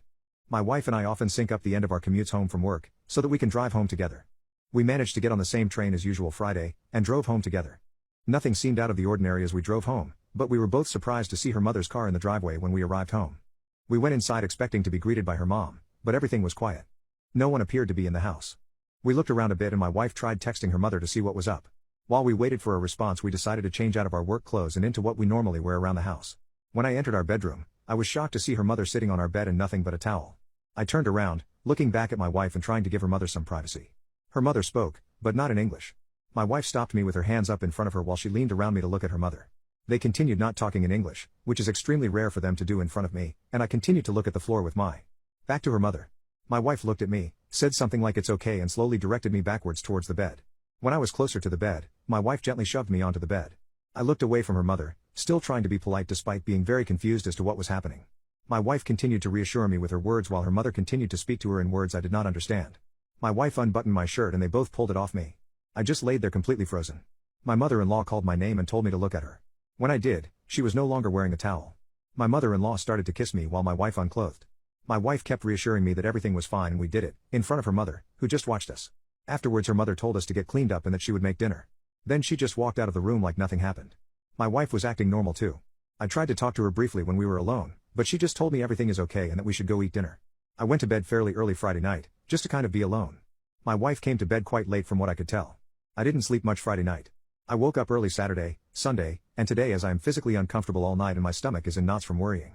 My wife stayed in bed late both Saturday and Sunday morning, which is unusual for her. I tried talking to her this weekend, but my wife brushed off what had happened like it was normal. I still think about my online friends who wanted to end themselves. When I was a teenager I used to spend a lot of time on Tumblr. More specifically, the mental health and recovery side of Tumblr. It was ridiculously toxic, and a lot more triggering than it ever was helpful. The idea of these blogs being recovery-based in any way is absolutely false. This was before the site banned glorification of eating disorders, substance use, hurting yourself, etc. And to be fair, a solid 90% of these friends I made were glorifying suffering to an insane degree.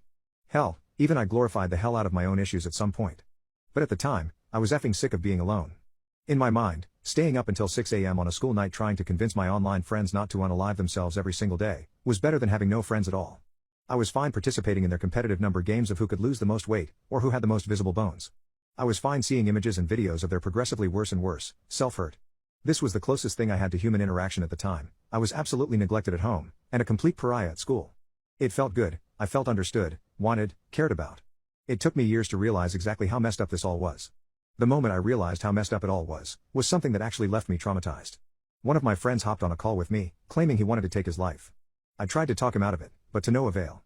He turned his camera on and did it. He used a rope from his ceiling fan. I watched it all in horror. I went numb for a while after that and it took a lot of therapy and a lot of years of personal growth to be better. Now that I look back at it, this type of social behavior was not okay, and it affected my mental health more than I'd actually like to admit. Without the knowledge or resources to keep myself safe, I absolutely lost the effing plot, and it really does feel like these friends helped me get worse. I can't really blame them though, we were all just stupid effing kids, trying to find the best way to let things out. Still, I think about them sometimes. What's your craziest hookup gone wrong story? I met a girl named Sophie during recess. Right away our first meeting was a little weird. She had sneaked out to smoke grass by crawling under the fence, then asked me for my number after saying I looked cool and hot. We called that same day. I had planned to hang out with some friends and I asked her if she wanted to come with. She said yes and we went to hang out with everyone. As we're all hanging out, we start playing a question-based game, and I start to realize Sophie is odd to say the least. She admits to having stolen money from backpacks in school multiple times and proudly announces that she's pooped on the school floor. She is also extremely proud of the fact that manages to rip through 3 disposable vapes a day. I'm a little flabbergasted, mostly about the pooping part, but other than that she seems really nice and fun to be around. Eventually someone asks me a question, asking me who I would hook up with from those that are playing the game. I say Sophie, and she says she'd totally hook up with me as well.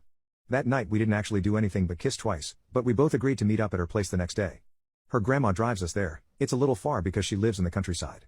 Skip forward a few hours and we eventually end up making out. For context, I'm pretty uncomfortable and dysphoric about being unclothed in front of anyone, especially if I don't know the person very well. Sophie knew this and she still told me to unclothe. I tried to lightheartedly disagree but she didn't take no for an answer. So we do our thing, and this is when I realized just how crazy this girl actually is. I haven't even had time to put my shirt back on when she asks, "Do you love me?" Keep in mind we have known each other for 2 days. I try to brush off the question but she insists. Eventually I just tell her I can't love you because I don't know you. She evidently he's upset by this, but eventually the conversation steers away from the L word. Once I've peed and gotten dressed, she suddenly goes, "Wanna see my rat?" I know she has a lot of pets, so I excitedly told her yes, glad the situation is back to normal. She pulls out a jar with a dead rat. At this point I'm just shocked, especially since we had intimacy less than 10 minutes ago. She then opens her mini fridge to show me an unalive baby duck that she's just kind of been keeping there. That's when I know I need to get the F out of this house, and I text my mom begging her to come pick me up immediately. In the 30 minutes that my mom takes to get there, I'm just playing with one of her cats, I'm not saying much. She brings up the love stuff but I just don't reply. Skip forward a few months later, and we stay friends, but I keep my distances from her. While I'm on vacation my friend texts me saying there's been some drama involving Sophie. Basically, he tells me Sophie had some friends over at her house, and she roped one of the girls there in her sleep. She had also impulsively bought another rat, and since she left the cage open, one of her cats ate the rat. In response to this, she laid the smack down on the cat, and tried to unalive it. Luckily, the cat escaped. Also, turns out she once did it with the dead rat in the jar. My wife has betrayed me. My father has too. Tomorrow morning I'm going to be a brand new man. It's going to be the start of a new life, without my thieving and conniving wife. My wife is out with her friends right now. And that is exactly why I will be leaving her. Growing up, it was just me and my dad. When I met my wife all those years ago and introduced her to my father, they clicked instantly. It was the daughter he never had. We were always just a house of two men. My father never went back into the dating world again after my mother tragically passed away. My father passed away 3 days after being terminally ill for a while. It has been very hard for me. My wife and children have also been grieving as well. Or at least, she was grieving. After the first day of tears, she was already ready to go out with her friends again. We all process grief differently, so I thought nothing of it. One of her friends reached out to me last night with hundreds of images and screenshots of text messages. My world shattered. My wife has been cheating on me for the past 3 months. Cheating on me with my father. My father. The father who raised me. She had done that with him, and it seems like he started it after reading the texts. In my father's final months on earth, he decided to betray me. And my wife enabled and enjoyed it. That explained why she grieved him only for one day. To her, he was just a fling. In the messages, I found that my father had repressed feelings for her for a very long time. Now that he will be dead, he longer has to confront the consequences of her actions, and is okay with sleeping with my wife. If my wife was able to do that to me, then how did I even know if it had only been 3 months? Why did it have to be my father? If it was anyone else, I could have just moved on and forgiven her. But this I just can't forgive or even believe. This is something out of a soap opera, not my life. Now her endearing nickname of Daddy for him has a whole new meaning. I feel like a fool. Edit, I confronted her in the morning before I left. She blew up at me, but I did not back down. Well, the news I got broke me even more. When my father passed, I was not with him for his last moments. He was supposed to be with us for another week or so. You know who was with him when he passed? My wife. Do you know what they did minutes before he died? Yep. My dad literally died nutting with my wife. I'm terminally ill.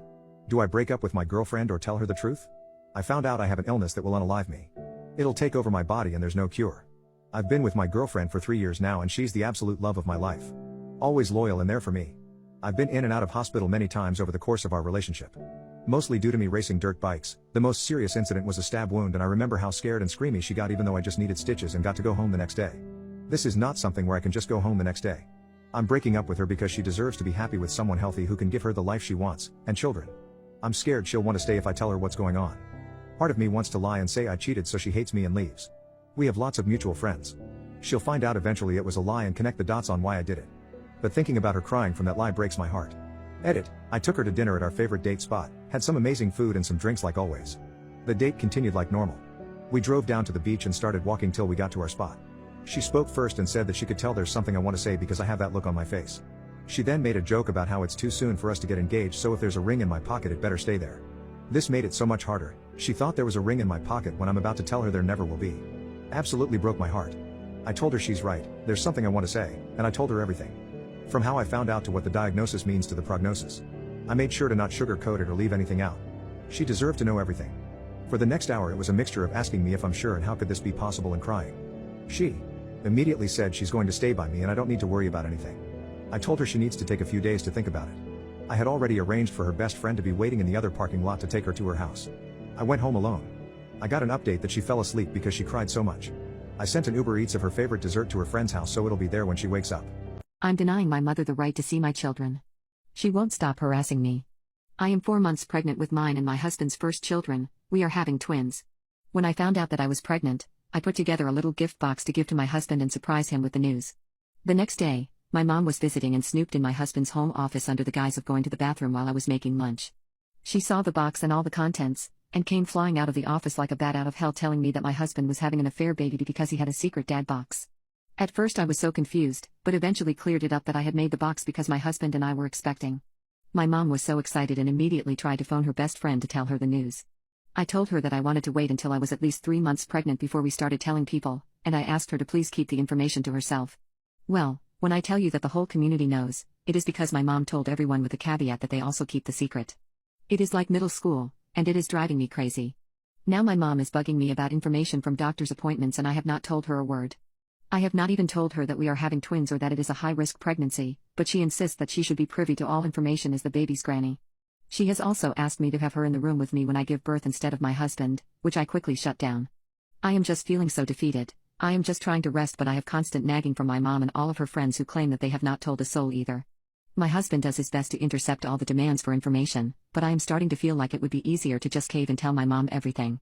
I'm denying my mother the right to see my children. She won't stop harassing me. I had a chat with my husband and we agreed that the two of us should meet my mom in a public place and have an actual chat about things, rather than just sending a text which she is very quick to dismiss. Unfortunately, this is not my first privacy-related issue with my mother, and she is very good at not seeing texts which address her behavior, but she cannot hide in a face-to-face setting. My husband and I met my mom at a local cafe this morning, and she was so excited to see us. I believe that she thought this was a meeting to give her everything she wanted and more. She started by saying that she and her friends have been planning a baby shower and would like to know the gender, which was actually the perfect segue into my pre-planned speech. It was quite long and emotional, but the main points were, I love you, Mom, and am really glad that you are so excited to be a granny, but I feel that you robbed my husband and I of the chance to announce the pregnancy ourselves. I felt that it was inconsiderate to specifically go against what I had asked you, regardless of whether or not you think it was harmless. I felt that you crossed a line by snooping in my husband's office and by making totally unfounded accusations of infidelity. Your actions have directly caused stress for myself, and by extension the baby. We have had to have discussions about my husband and I being entitled to our own privacy before. You have claimed that you will change, but we are now having the discussion again. So until you can prove that you are trustworthy, we will not be sharing any news about the pregnancy or our lives as a whole. To say that my mom was unhappy would be an understatement. She made a face so sour you'd sweat she bit into a 1,000 lemons. She looked like the squash nut from Plants vs. Zombies. This woman was mean mugging me like I just took a poop in her cereal. Y'all, this woman started scratching her neck and face with one hand, while screeching her fork against her plate with the other. That's how angry she was. But she did not have much to say in way of defending herself.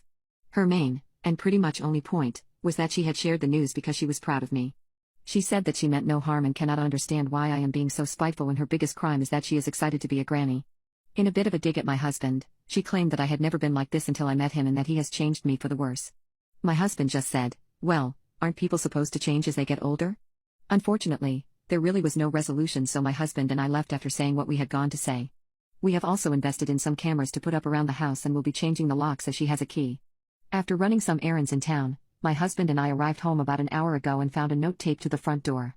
It was from my mom saying that she has performed a ritual and put a curse on this house and on our marriage, and will only take it off once we see reason and allow her to exercise her rights as a grandparent. She has always had a strong belief in magic and dark magic. I had a thorough search of the house afterwards and found a bundle of twigs, hair, and herbs under mine and my husband's bed. I threw it away and we have a locksmith coming over soon, but both my husband and I now feel that no contact is the best thing, at least until we have the babies. Update 2. I'm denying my mother the right to see my children. She won't stop harassing me. I am lying in a hospital bed as I write this, and I am absolutely devastated to report that my mother's rituals and dark magic may have slightly worked, as I have lost one of my babies. I suffered a rupture in the placenta and the doctors could only do so much. My mother-in-law and father-in-law have flown in to support us, and we have collectively decided that once I am well enough to travel, my husband and I will relocate to be closer to my in-laws. My husband is an immigrant, and has no ties to the area we live in. My only tie was my mom, but I am ready to go somewhere safe and loving. As for my mother, she suffered a heart attack about a week ago on my front lawn. Since the cursing incident, she was over at our house, but not let in, at least 3 times a week begging for forgiveness. I say forgiveness because she did not specify any incident, and she never said the words I am sorry. She would just yell that she had been a bad mom and that I had deserved better. It drove me absolutely bonkers to have her yelling on our front lawn about how much she loves her baby and realizes she wasn't always a perfect role model, because it felt like a guilt trip more than anything else.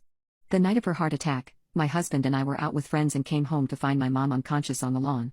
I immediately called emergency services, and they confirmed that she was dead as soon as they arrived. It has been a really tough time, because despite everything, she was still my mom and my only surviving relative. I ghosted my fiancé and my sister after she set me up to be roped, and then framed me for the whole ordeal. I was 21 when my fiancé asked me to marry him. He was the absolute light of my life and was very close with my family, especially my 2 older sisters. My fiancé helped me deal with a lot of my anxiety, and even when I gained a little weight and my mother berated me saying he was going to leave me, he told her off and said he loved me for who I was, not for what I looked like, even though he claimed I was the most beautiful girl in the world to him. We were only engaged for 6 months before the incident. My middle oldest sister Nikki was a very cold person. She never showed any affection. She only ever opened up to my fiancé as she said she saw him as a brother, and he also helped her through a lot of her dark times, such as battling substance use and breaking the law. She and I never saw eye to eye. I loved her dearly because she was my sister but didn't like her as a person. Out of the blue she tells me she wants to take me clubbing as we had never been together before and she felt bad that she was so distant to me. I agreed and that night we went out. Clubbing wasn't really my style, but once I had a few drinks, I loosened up a little and began having fun. The night was going smoothly until Nikki spotted a guy across the room whom she claimed she wanted to climb like a tree. She walked over to him and within a few minutes she was back and she had a sour expression on her face. I asked her what was up but she never said anything. I kept pressing because I didn't want our night to be ruined. She then told me the guy didn't want her number but he wanted mine instead. I told her he was a loser and there were plenty of guys around who would unalive to be with a girl like her. She didn't budge though. She told me she needed to use the restroom and then we would leave. I waited for another hour. During this time I was sipping on a lot of different cocktails. I then started feeling really dizzy and lightheaded. I figured I'd just cab it home as I was certain Nikki had left. On the way out though, I bumped into a friend of Nikki's whom she had briefly dated. He asked me if I needed a hand to my car and I explained I was getting a cab. He said he was getting ready to leave and we could share one. I told him okay and we walked out of the club together and into the first cab we saw. I tried to find my phone in my purse but I felt myself getting dizzier and dizzier. I don't remember what happened next as I blacked out and the next morning I woke up on a hard sofa, my head pounding. When I came to, I realized I was in Nikki's friend's house and my phone was sitting on the glass table in front of me, but it was flat. When he noticed I was awake he offered some tablets and water and explained that I had passed out in the cab and he didn't remember my parents' address so he just picked me up and took me back here where he laid me on the sofa. I told him I needed to go home as my fiancé would be worried. He called a cab and I left.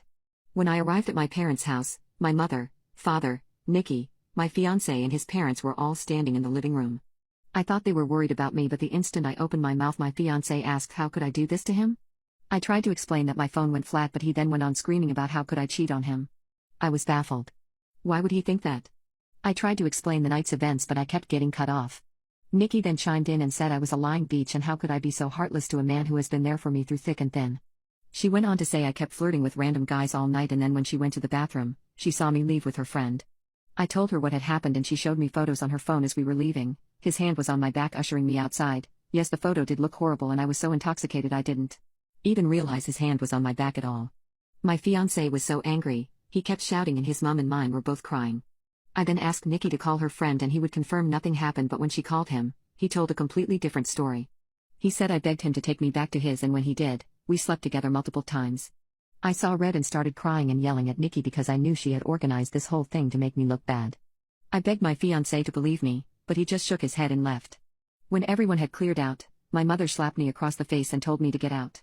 I left and went to a friend's house where I stayed for a few nights.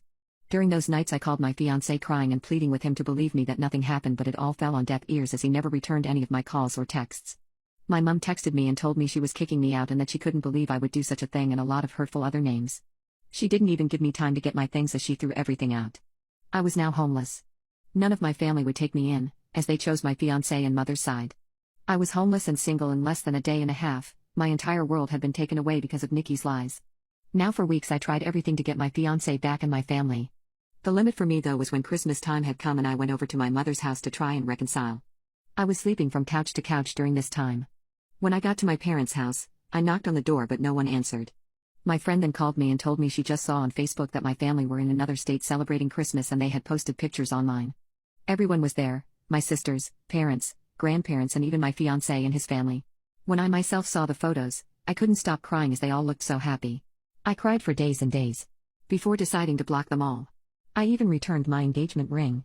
My friend knew someone a couple hours away who was looking for some help in his restaurant and he even had living arrangements above where he worked so I could get rent at a cheap price and work at the same time. I wanted to start over with my life as it hurt me that no one took my side and they all left me to fend for myself. I was able to move pretty quickly and was doing well. The apartment was tiny and I had to work 10 hours almost every day, but I was able to save a lot of money. I'm not living in the apartment anymore. I was able to rent a much nicer condo but I am still working at the restaurant as assistant manager. Now it has been roughly 2 years since I left and have not spoken to any of my family. I had no idea what was going on with them until I got a knock on my door. It was my ex-fiancé. I was shocked to say the least. All these feelings came rushing back and all I wanted to do was jump into his arms. But then I remembered the pain I had felt and tried to slam the door in his face but he stopped it and asked that I let him explain.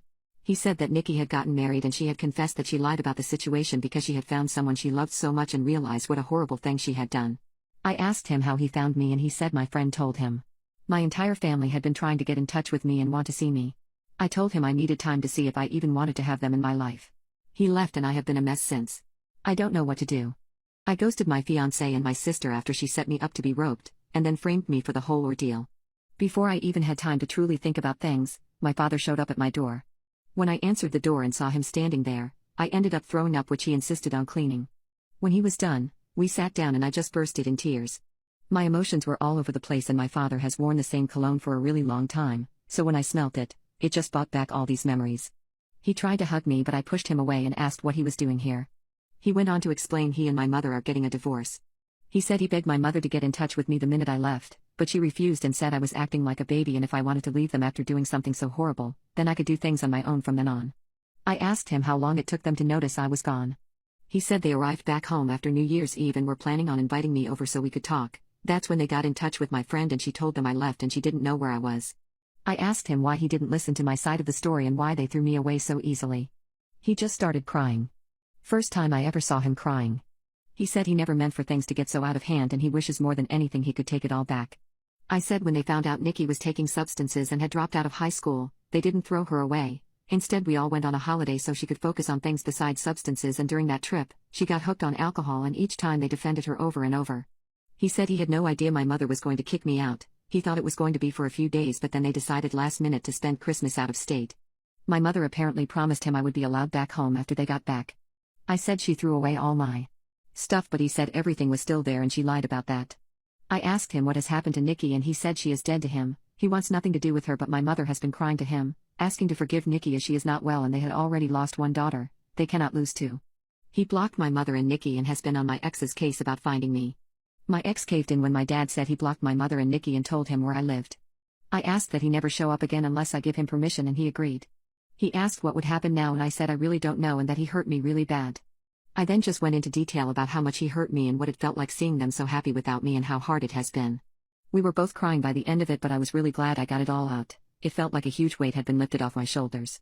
My dad then said he knew a few places around the area and would help get me a better apartment, and he said he would help get a better job, but I told him I wouldn't be leaving this job as my boss helped me out so much and I wanted to repay him at all costs.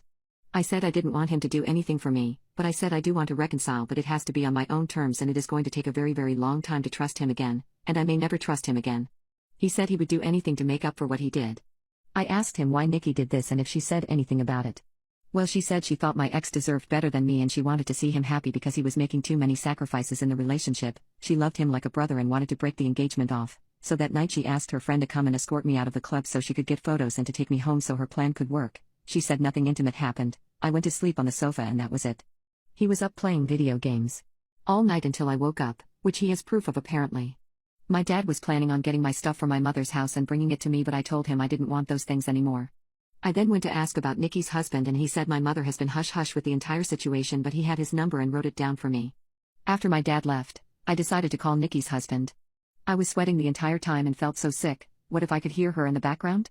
Well, anyhow, when he picked up, I just spit everything out, which I deeply regret because I should have eased into it for him. He sounded really confused and I explained the entire situation again. I even went into detail about her substance and alcohol problems. I was honestly expecting him to curse me out and defend Nikki. Instead he let out a long sigh and well, turns out, he had a feeling she wasn't exactly innocent. Turns out her and his sister have been having problems and she has been spouting non-stop lies about his sister and has caused a huge rift between them. His sister didn't even attend their wedding. I told him I was sorry, but he should make things right with his sister because Nikki was the problem, not her. We spoke a little more and he hung up. I'm not entirely sure what he is going to do with that information. I hope he cuts his losses and leaves her because he sounded like a really nice person and even he has lost his own sister because of Nikki. So I have decided to reconcile with my dad. My mother has always run the show their entire marriage, so the fact he is putting his foot down and divorcing her and going no contact with Nikki shows he is serious about wanting to make amends. I don't think I will ever reconcile with my mother, as she thinks Nikki is a victim also in all this, and at this point I don't care to listen to her excuses. My ex also had charges pressed against him on Nikki's friend when he found out the whole ordeal. Edit, my ex and I met up yesterday. We agreed to give our relationship another go.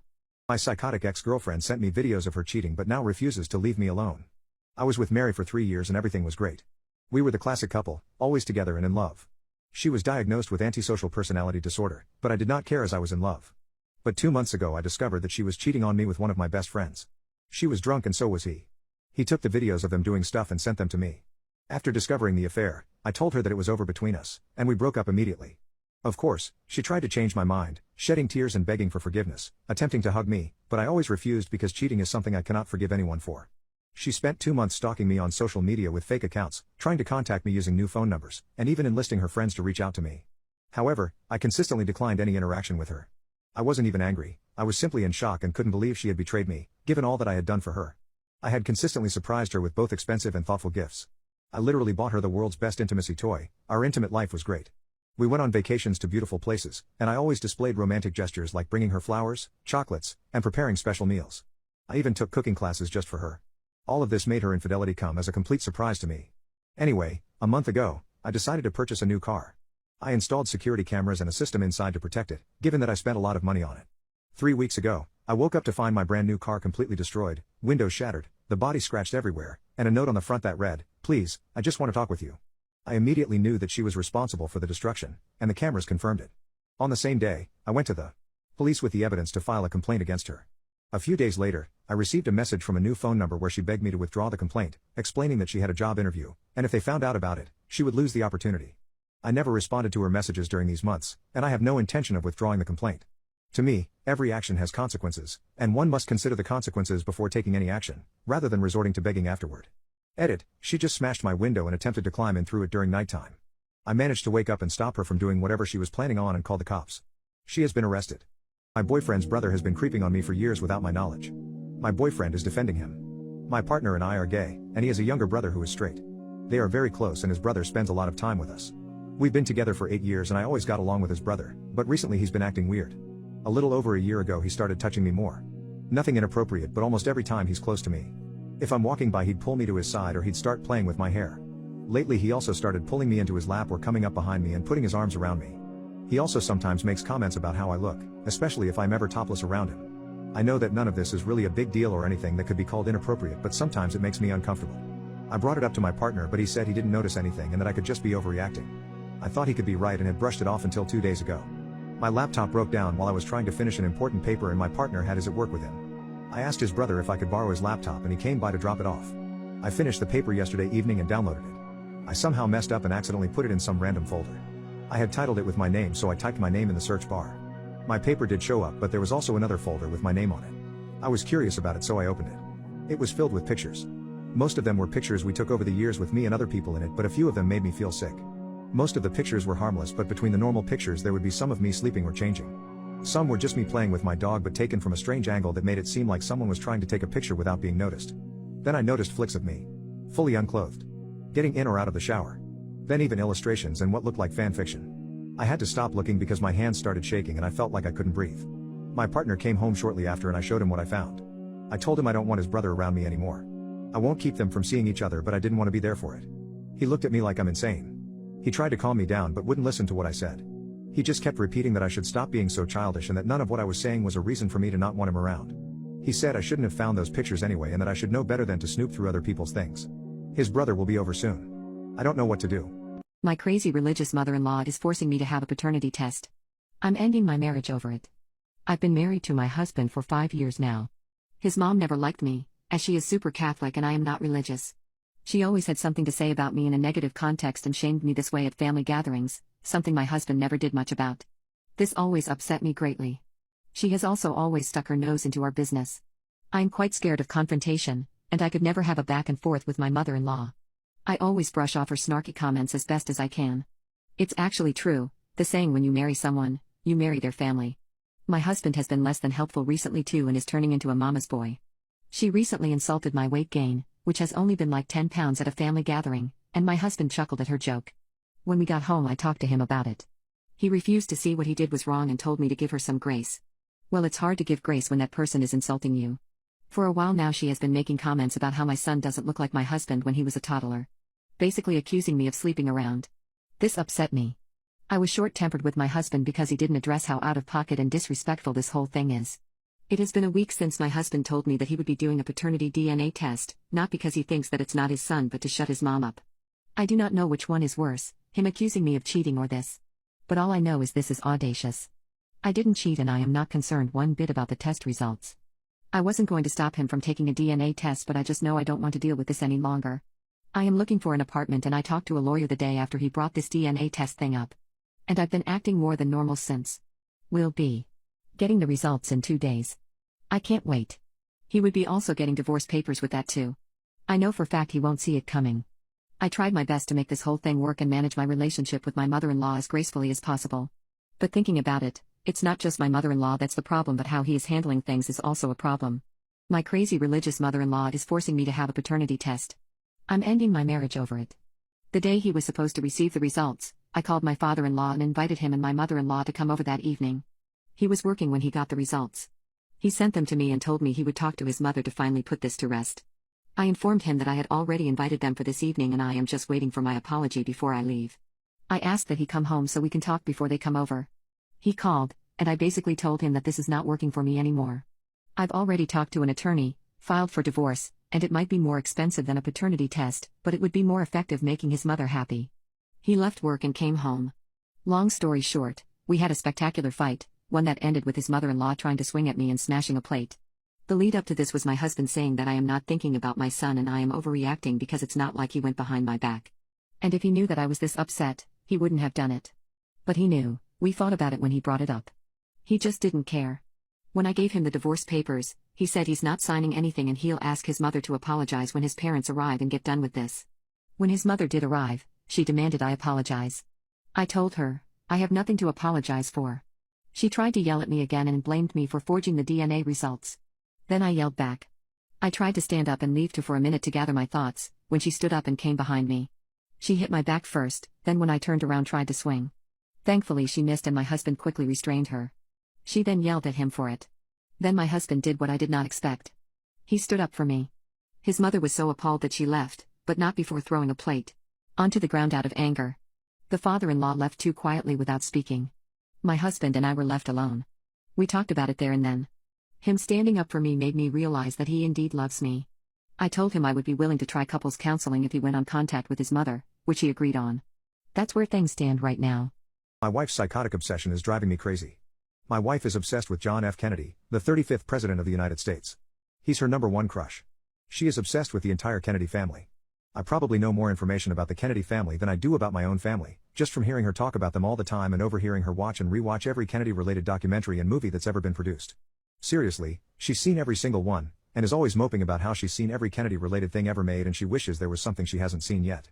If I accidentally mention that I haven't seen a particular Kennedy film or documentary, she's like, great. We're turning it on now. Then she gives her own commentary over top of the whole thing. The top man in her life is JFK. She has a framed picture of him on her vanity in our bedroom, so he watches us all the time, even when we do the deed. He's her phone background too. No pictures of me anywhere. She even talks to the picture sometimes. We have a framed picture of the Kennedy family on our mantle. Yes, the mantle in our living room that everyone sees. But it was a gift from her sister, so it must be displayed. Last year for Christmas she asked for these Kennedy-related Christmas ornaments. I did buy her the one she really wanted. Towards the end of Christmas I could tell she was getting a bit sad that I apparently hadn't listened to her heavy hints and bought her this ornament. Her Christmas was thankfully saved when I produced the ornament at the end of the night. Over half of her presents from everyone were Kennedy-related. She openly tells me, in detail, about her intimate desires involving JFK. He's the main person she fantasizes about. If she doesn't seem very into doing the deed with me, her actual husband, all I have to do is put on my JFK voice, which I have perfected, and she'll usually cave. I did have to put my foot down when she started talking about doing me with a back brace on. Why would I marry her when her heart clearly belongs to a man who has been dead for 60 years? This didn't all come out in full color right away. When she did start mentioning her crush on him, it wasn't concerning. Whatever, he was a stylish guy, had great hair, it wasn't the craziest thing I'd ever heard. She told me tonight that her list of favorite men is JFK, JFK Jr., and Bobby Kennedy. Then me. I'm fourth behind 3 dead men. Her intimacy toys are all named after those guys. Her dog is named Jackie O. Now she's planning out a Kennedy tribute baby name. Her engagement ring just had to be from the same jeweler as Jackie Kennedy's ring. I did that for her and I still can't rise above Bobby Kennedy to be #3 at the very least? If she buys me one more thing that is something that JFK wore, I don't know what I'll do. Well, I'll probably wear it or use it because it makes her happy. My boyfriend just admitted to not proposing to me because I'm a fat whale. My partner and I have been together for 5 years. It should be noted that I am extremely overweight, and I was when we met. Over the last couple of years, I gained around 100 pounds due to chronic illness and depression. I have been working to lose weight and even seeking help from doctors for weight loss meds and surgery because my illness makes it nearly impossible to lose weight on my own. This has really affected my mental health and is a big reason for my depression worsening. However, he always made it a point to reassure me that he supports me and loves me either way and loves my body. Well, around 2.5 years ago, I started dropping hints that I wanted to get engaged. By 3 years, I was actually saying that we should get married straight to his face. It ended up becoming a cute thing between us, and I would say it multiple times a day as another way to say, I love you. After the 4-year mark, I started getting a little upset that he hadn't proposed. Every time I asked, he would say things like, he doesn't have the money to buy a proper ring or that he wants to do it the right way. Understandable. Besides, I'm willing to wait for the one I love. Over the past few months, I noticed him starting to get a little agitated when I would say my usual phrase, "Hey, we should get married." So, I slowly started to stop saying it to avoid having my feelings hurt. Our 5-year anniversary was coming up, and it was painfully obvious that he had no plans to propose anyway. Recently, I hit a wall with my depression. It's gotten to the point that it has been severely affecting my work and home life. I knew I had to do something, so I called out of work for a couple of days when at my worst and spoke with my doctor and therapist to create a plan. On one of those days, he hit me with the question, "How committed are you to actually losing weight?" Which was followed by, "Not that there's anything wrong with the way you look, but I don't want to get married to someone who is going to develop health issues and die like 10 years down the road. The sad truth is you're a whale who could die any minute.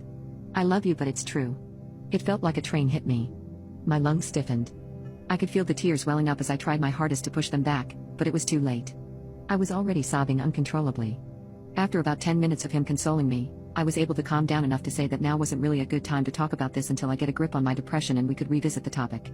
I then proceeded to sit outside and cry for what felt like an eternity. I honestly feel devastated. All my fears were confirmed in an instant.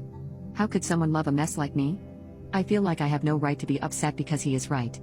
It's not fair to him that the person he loves and wants to spend the rest of his life with is likely to die young unless they lose weight. I am sitting in the back of my RV as my husband rants about how lovely the trip would be if I hadn't joined him. When I started college, I found a passion for writing and started writing romance novels. I was a relatively successful author and I have made a living off selling my novels ever since. This allows me to stay at home during the day so I can write and also make crafts to sell in my Etsy shop.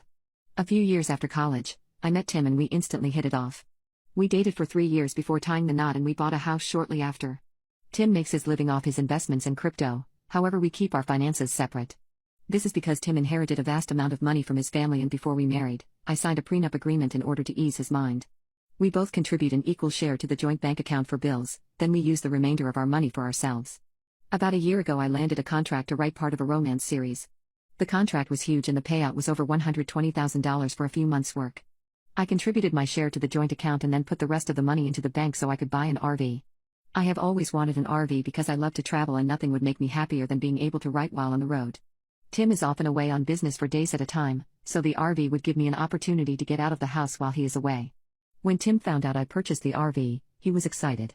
He has a travel trailer, but it's not the same as an all-in-one RV. He loves RVs and he wanted to immediately take it out for a trip across the state. We took our trip and Tim couldn't stop talking about how much he enjoyed the experience and he started talking about taking more trips together. I gently reminded him that even though the RV is a fun thing for us to have for vacations, that its main purpose is for me to have something to do while he is away for business. Tim agreed with me and he let it go for a while.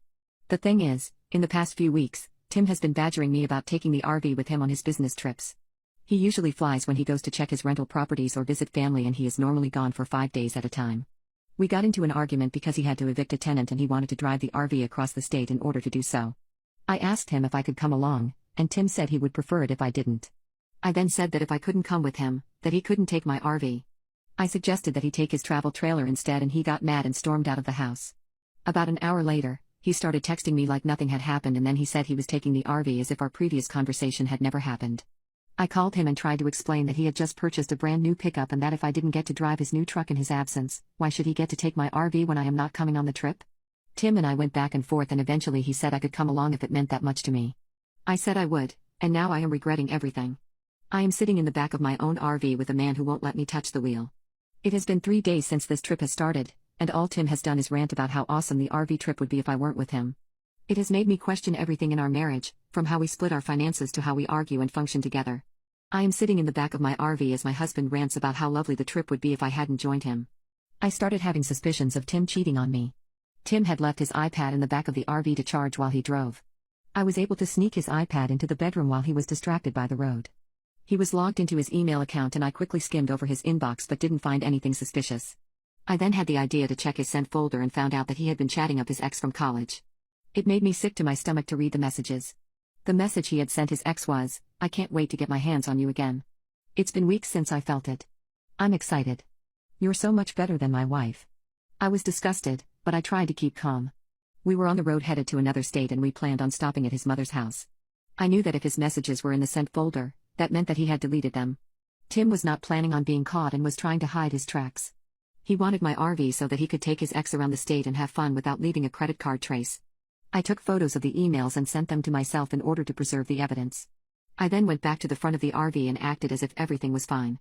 I apologized for how I had acted and suggested that we ask his mom to help us work through this. Tim said that he was sorry and that he accepted my apology. He said he was looking forward to using the RV in the future and that he was glad I had come to see reason. I smiled and nodded, but on the inside I was cursing his existence. We made it to his mom's house and I made up an excuse about having to change because my clothes were wrinkled. Tim went inside without me and I started throwing all of his clothes and belongings into a trash bag. I then went inside the house and Tim was sitting with his mom in the kitchen. He asked me what I was doing with the bag. And I told him that I was giving him his clothes so that I could leave. Tim then got angry and asked me what the F was I doing, and his mom was simply confused. She asked me what was going on and I told her, I'm not sure myself. I'm waiting for Tim to explain why he was planning to cheat on me with his ex. Tim's mom then started to cry and yell at Tim while he tried to calm her down. Tim's mother had loved me from the minute Tim introduced me to her, and it would be an understatement to say that she was very upset with her adulterous son. Tim never tried to apologize to me, instead he chased after his mother saying he was sorry to her. This made her cry harder, because she knew that he wasn't even trying to make amends with me, he was just apologizing to her. She hugged me and told me to just go home and she would handle her son. I thanked her and took the RV keys from Tim. This ended up being a minor wrestling match with him laying hands on me slightly, but I got the keys and left. I drove home crying, but at least I got rid of my a-hole husband. Tim called me the next day and begged me to come back to him. He said it was all a mistake, that he was sorry. I asked him why he didn't apologize at his mother's house, why he didn't say he was sorry when I was handing him his bag. I told him that he didn't care about cheating on me, that all he cared about was how bad it made him look to his family. He tried to explain himself, but I cut him off and hung up. I blocked him on all social media and haven't heard anything since. I have gotten a lawyer and have already started the divorce process. My boyfriend has a girl best friend. She is his stalker and he refuses to cut her off. My boyfriend has this really close circle of female friends. I've met all of them, they are wonderful women and I get along with almost all of them. One of his friends never took a liking to me, but to be honest I think she never really tried to get along with me, which is fine. However, she is also a little stalker-ish. She's blowing up my boyfriend's phone at weird hours, and if he doesn't pick up she's throwing a fit on how I'm changing him and occupying all his free time. Last week we had our anniversary dinner and guess who showed up? Yup, this friend of his. He told her we're planning to have a romantic date at this one restaurant and she decided that she missed her friend, so she's just going to join us and pay for herself so we don't have to mind her. For some reason my boyfriend isn't correcting her behavior and did not see anything wrong with what he did. I know that he thinks she's acting out of line, because we've had this conversation plenty of times, but for some reason he just can't set and maintain good boundaries with her. After that dinner last week I was so mad at my boyfriend for not doing anything and just allowing her to ruin our anniversary date, that I told him to not contact me for a while so I can cool off. As I said before, I get along with the rest of his circle, but I've gotten especially close to one of his female friends over shared interests. Obviously, she has learned about our fight and messaged me to learn what has happened, so I explained everything that took place, not only during our anniversary dinner, but throughout the course of our relationship. That's when I learned that this friend of his was a problem even before I came into the picture. She would accuse the rest of the girls from my boyfriend's circle of trying to monopolize his attention, she would be possessive over him to the point she would crash any meeting he had with any of his other friends, stalk him through Snapchat. She explained that they never really interfered, because it was not their place to do so and they thought that maybe there was something going on between my boyfriend and his friend, but now that I'm here, this friendship of his is just inappropriate and she can't accept that. Apparently, she told the other girls and they've decided that my boyfriend needs some tough love, because he messaged me yesterday, accusing me of trying to mess up his friend's circle, berated me for being jealous of his friend and even went as far as to told me there is a reason he's choosing her over me. I told him if that's how it is, then we are over. That was yesterday. Today he had a change of heart and suddenly he wants to repair our relationship. I asked him if his stalker friend is in the picture and he said yes, that she is, but I have to understand that she's going through a lot. Then he asked me if I could talk to his other female friends again, because they kicked out this stalker from their group chat and she's crying to him that now she has no other girl to talk to. I don't know what to do. Edit, we broke up for good. I asked him one last time if he really wants to keep a stalker in his life, and got a response that he feels responsible, so I wished him well and blocked him. I thought that I would grieve over the end of this relationship, turns out I didn't even know how stressed out I was by this mess. Blocking my ex felt liberating. I can post a story without worrying about the stalker suddenly appearing where I am, out of nowhere, in hopes of meeting with my ex. They can have each other. Not my circus, not my monkeys. Boyfriend's perspective, my boyfriend has a girl best friend. She is his stalker and he refuses to cut her off. I'm in need of some advice. My girl has recently broken up with me. Our relationship was stable but we had a disagreement, we fought and broke up. After I reached out to her to apologize she blocked me everywhere. On top of that my friends took her side, so they refused to talk to me. And it was all over another friend of mine named May. May stalks me a lot and is always wanting to see what I'm doing. May and I have been friends for years. She comes from a rather rough background, suffers from mental illness and is quite an intense personality. I'm her only close friend, her favorite person, so she's also a little clingy. I have a lot of girlfriends and May is jealous of all of them. Me and May never ever tried anything more than friendship. She's not what I look for in a partner, so I guess her possessiveness comes from her mental illness and the fact that I'm her best friend. My female friends have expressed their dislike towards May, but got accustomed to her constant presence over time. The problem started after I met my ex-girlfriend Laura. Laura is a social butterfly, so she got along with my girlfriends and I feel like they actually started to like her more than they like me. The only one who didn't like Laura was May. May got even more jealous. Through the course of my 2-year-long relationship with Laura, May has tried to break us up multiple times. I know that what she was doing was just wrong, but every time I tried to talk to her, she would bring up her illness, the fact that I'm her only true friend. She would cry, tell me that Laura is taking me from her, threaten to hurt herself and so on. After May crashed mine and Laura's anniversary dinner, Laura got fed up, told me to finally set some boundaries and we went no contact for almost 2 weeks. I haven't contacted Laura in this time, because I couldn't bring myself to talk to May about her behavior. After 2 weeks one of my girlfriends called to chastise me about not treating Laura with respect and letting May ruin not only my friendships but also the only healthy relationship I've ever had. I learned that my girlfriends decided that me and May are not worthy of being their friends until we start to act like adults that we are and removed us both from every shared group and group chat. I got mad at Laura for bringing my girlfriends into our relationship problems, so I called her. I must admit that I got emotional and was an a-hole during our call and said some very rude and untrue things. Which I regretted the next day, but she broke up with me anyway. I asked her if she could at least talk to my girlfriends, because making them turn against me was just unnecessary, but she wrote to me that my girlfriends have a mind of their own and blocked me. I tried to contact my friends but I just heard that they had enough of me and May for months and May was a nuisance to them even before Laura came into the picture. Now I'm torn. I know I can't eat the cake and have the cake, so I need to either choose May or my friends, but it's really hard to give up on May, even when she's toxic, because I know she has problems and I'm the only thing she has. What should I do? I went to serve in the military and came back to find my girlfriend acting very strange. My girlfriend and I have been dating for 2 years. I was planning to propose within the next 3 months as we have been planning our lives together. Our relationship has been pretty much perfect so far and we live together. But then things changed. I had to go and serve in the military. She dropped me off at the bus station, kissed me, hugged me, cried, said that she loves me and would miss me a lot. While I was in the military, she sent me texts saying how much she misses me and she called me frequently, speaking in a loving manner. After about 4 days though, this stopped. We barely spoke, and only when I called. When I came back a few months later, she came to welcome me. She was very distant. She didn't even seem happy that I was back. Everything felt off about her. We went back to our home and I asked what was wrong and why she was acting this way. We spoke about it for hours and she said that during my absence she realized that she had too much love and wanted to cool off a bit. She said we rushed into things and she wants me to move out, as she was not ready for this kind of life where we live together. She said that she wanted to live a little and not do everything together. She said she wants to go out and have fun on her own too and she wants the space for herself, her own order of things. She is studying medicine and she's in her last year, and she wants to focus more on that too. I said okay, I will move out. But I don't feel like this explains her being so distant. I asked if there was somebody else and she said no. She said that she only wants to live her life like a 24-year-old and not a 30-year-old. I don't keep her from dressing the way she wants or I don't get jealous when she goes out with friends. But I understand that me being there 24/7 can make her feel burnt out. She said she loves me and wants to keep working on the relationship and everything will be better for us this way. But I feel kind of icky about this. I feel like our relationship is dying. Everything changed so fast and she doesn't even say I love you back when I say it. I feel like there's a distance between us all the time. I got a house and I'm moving out tomorrow. I canceled my plans to propose and I'm ready to take it slow like she wants to.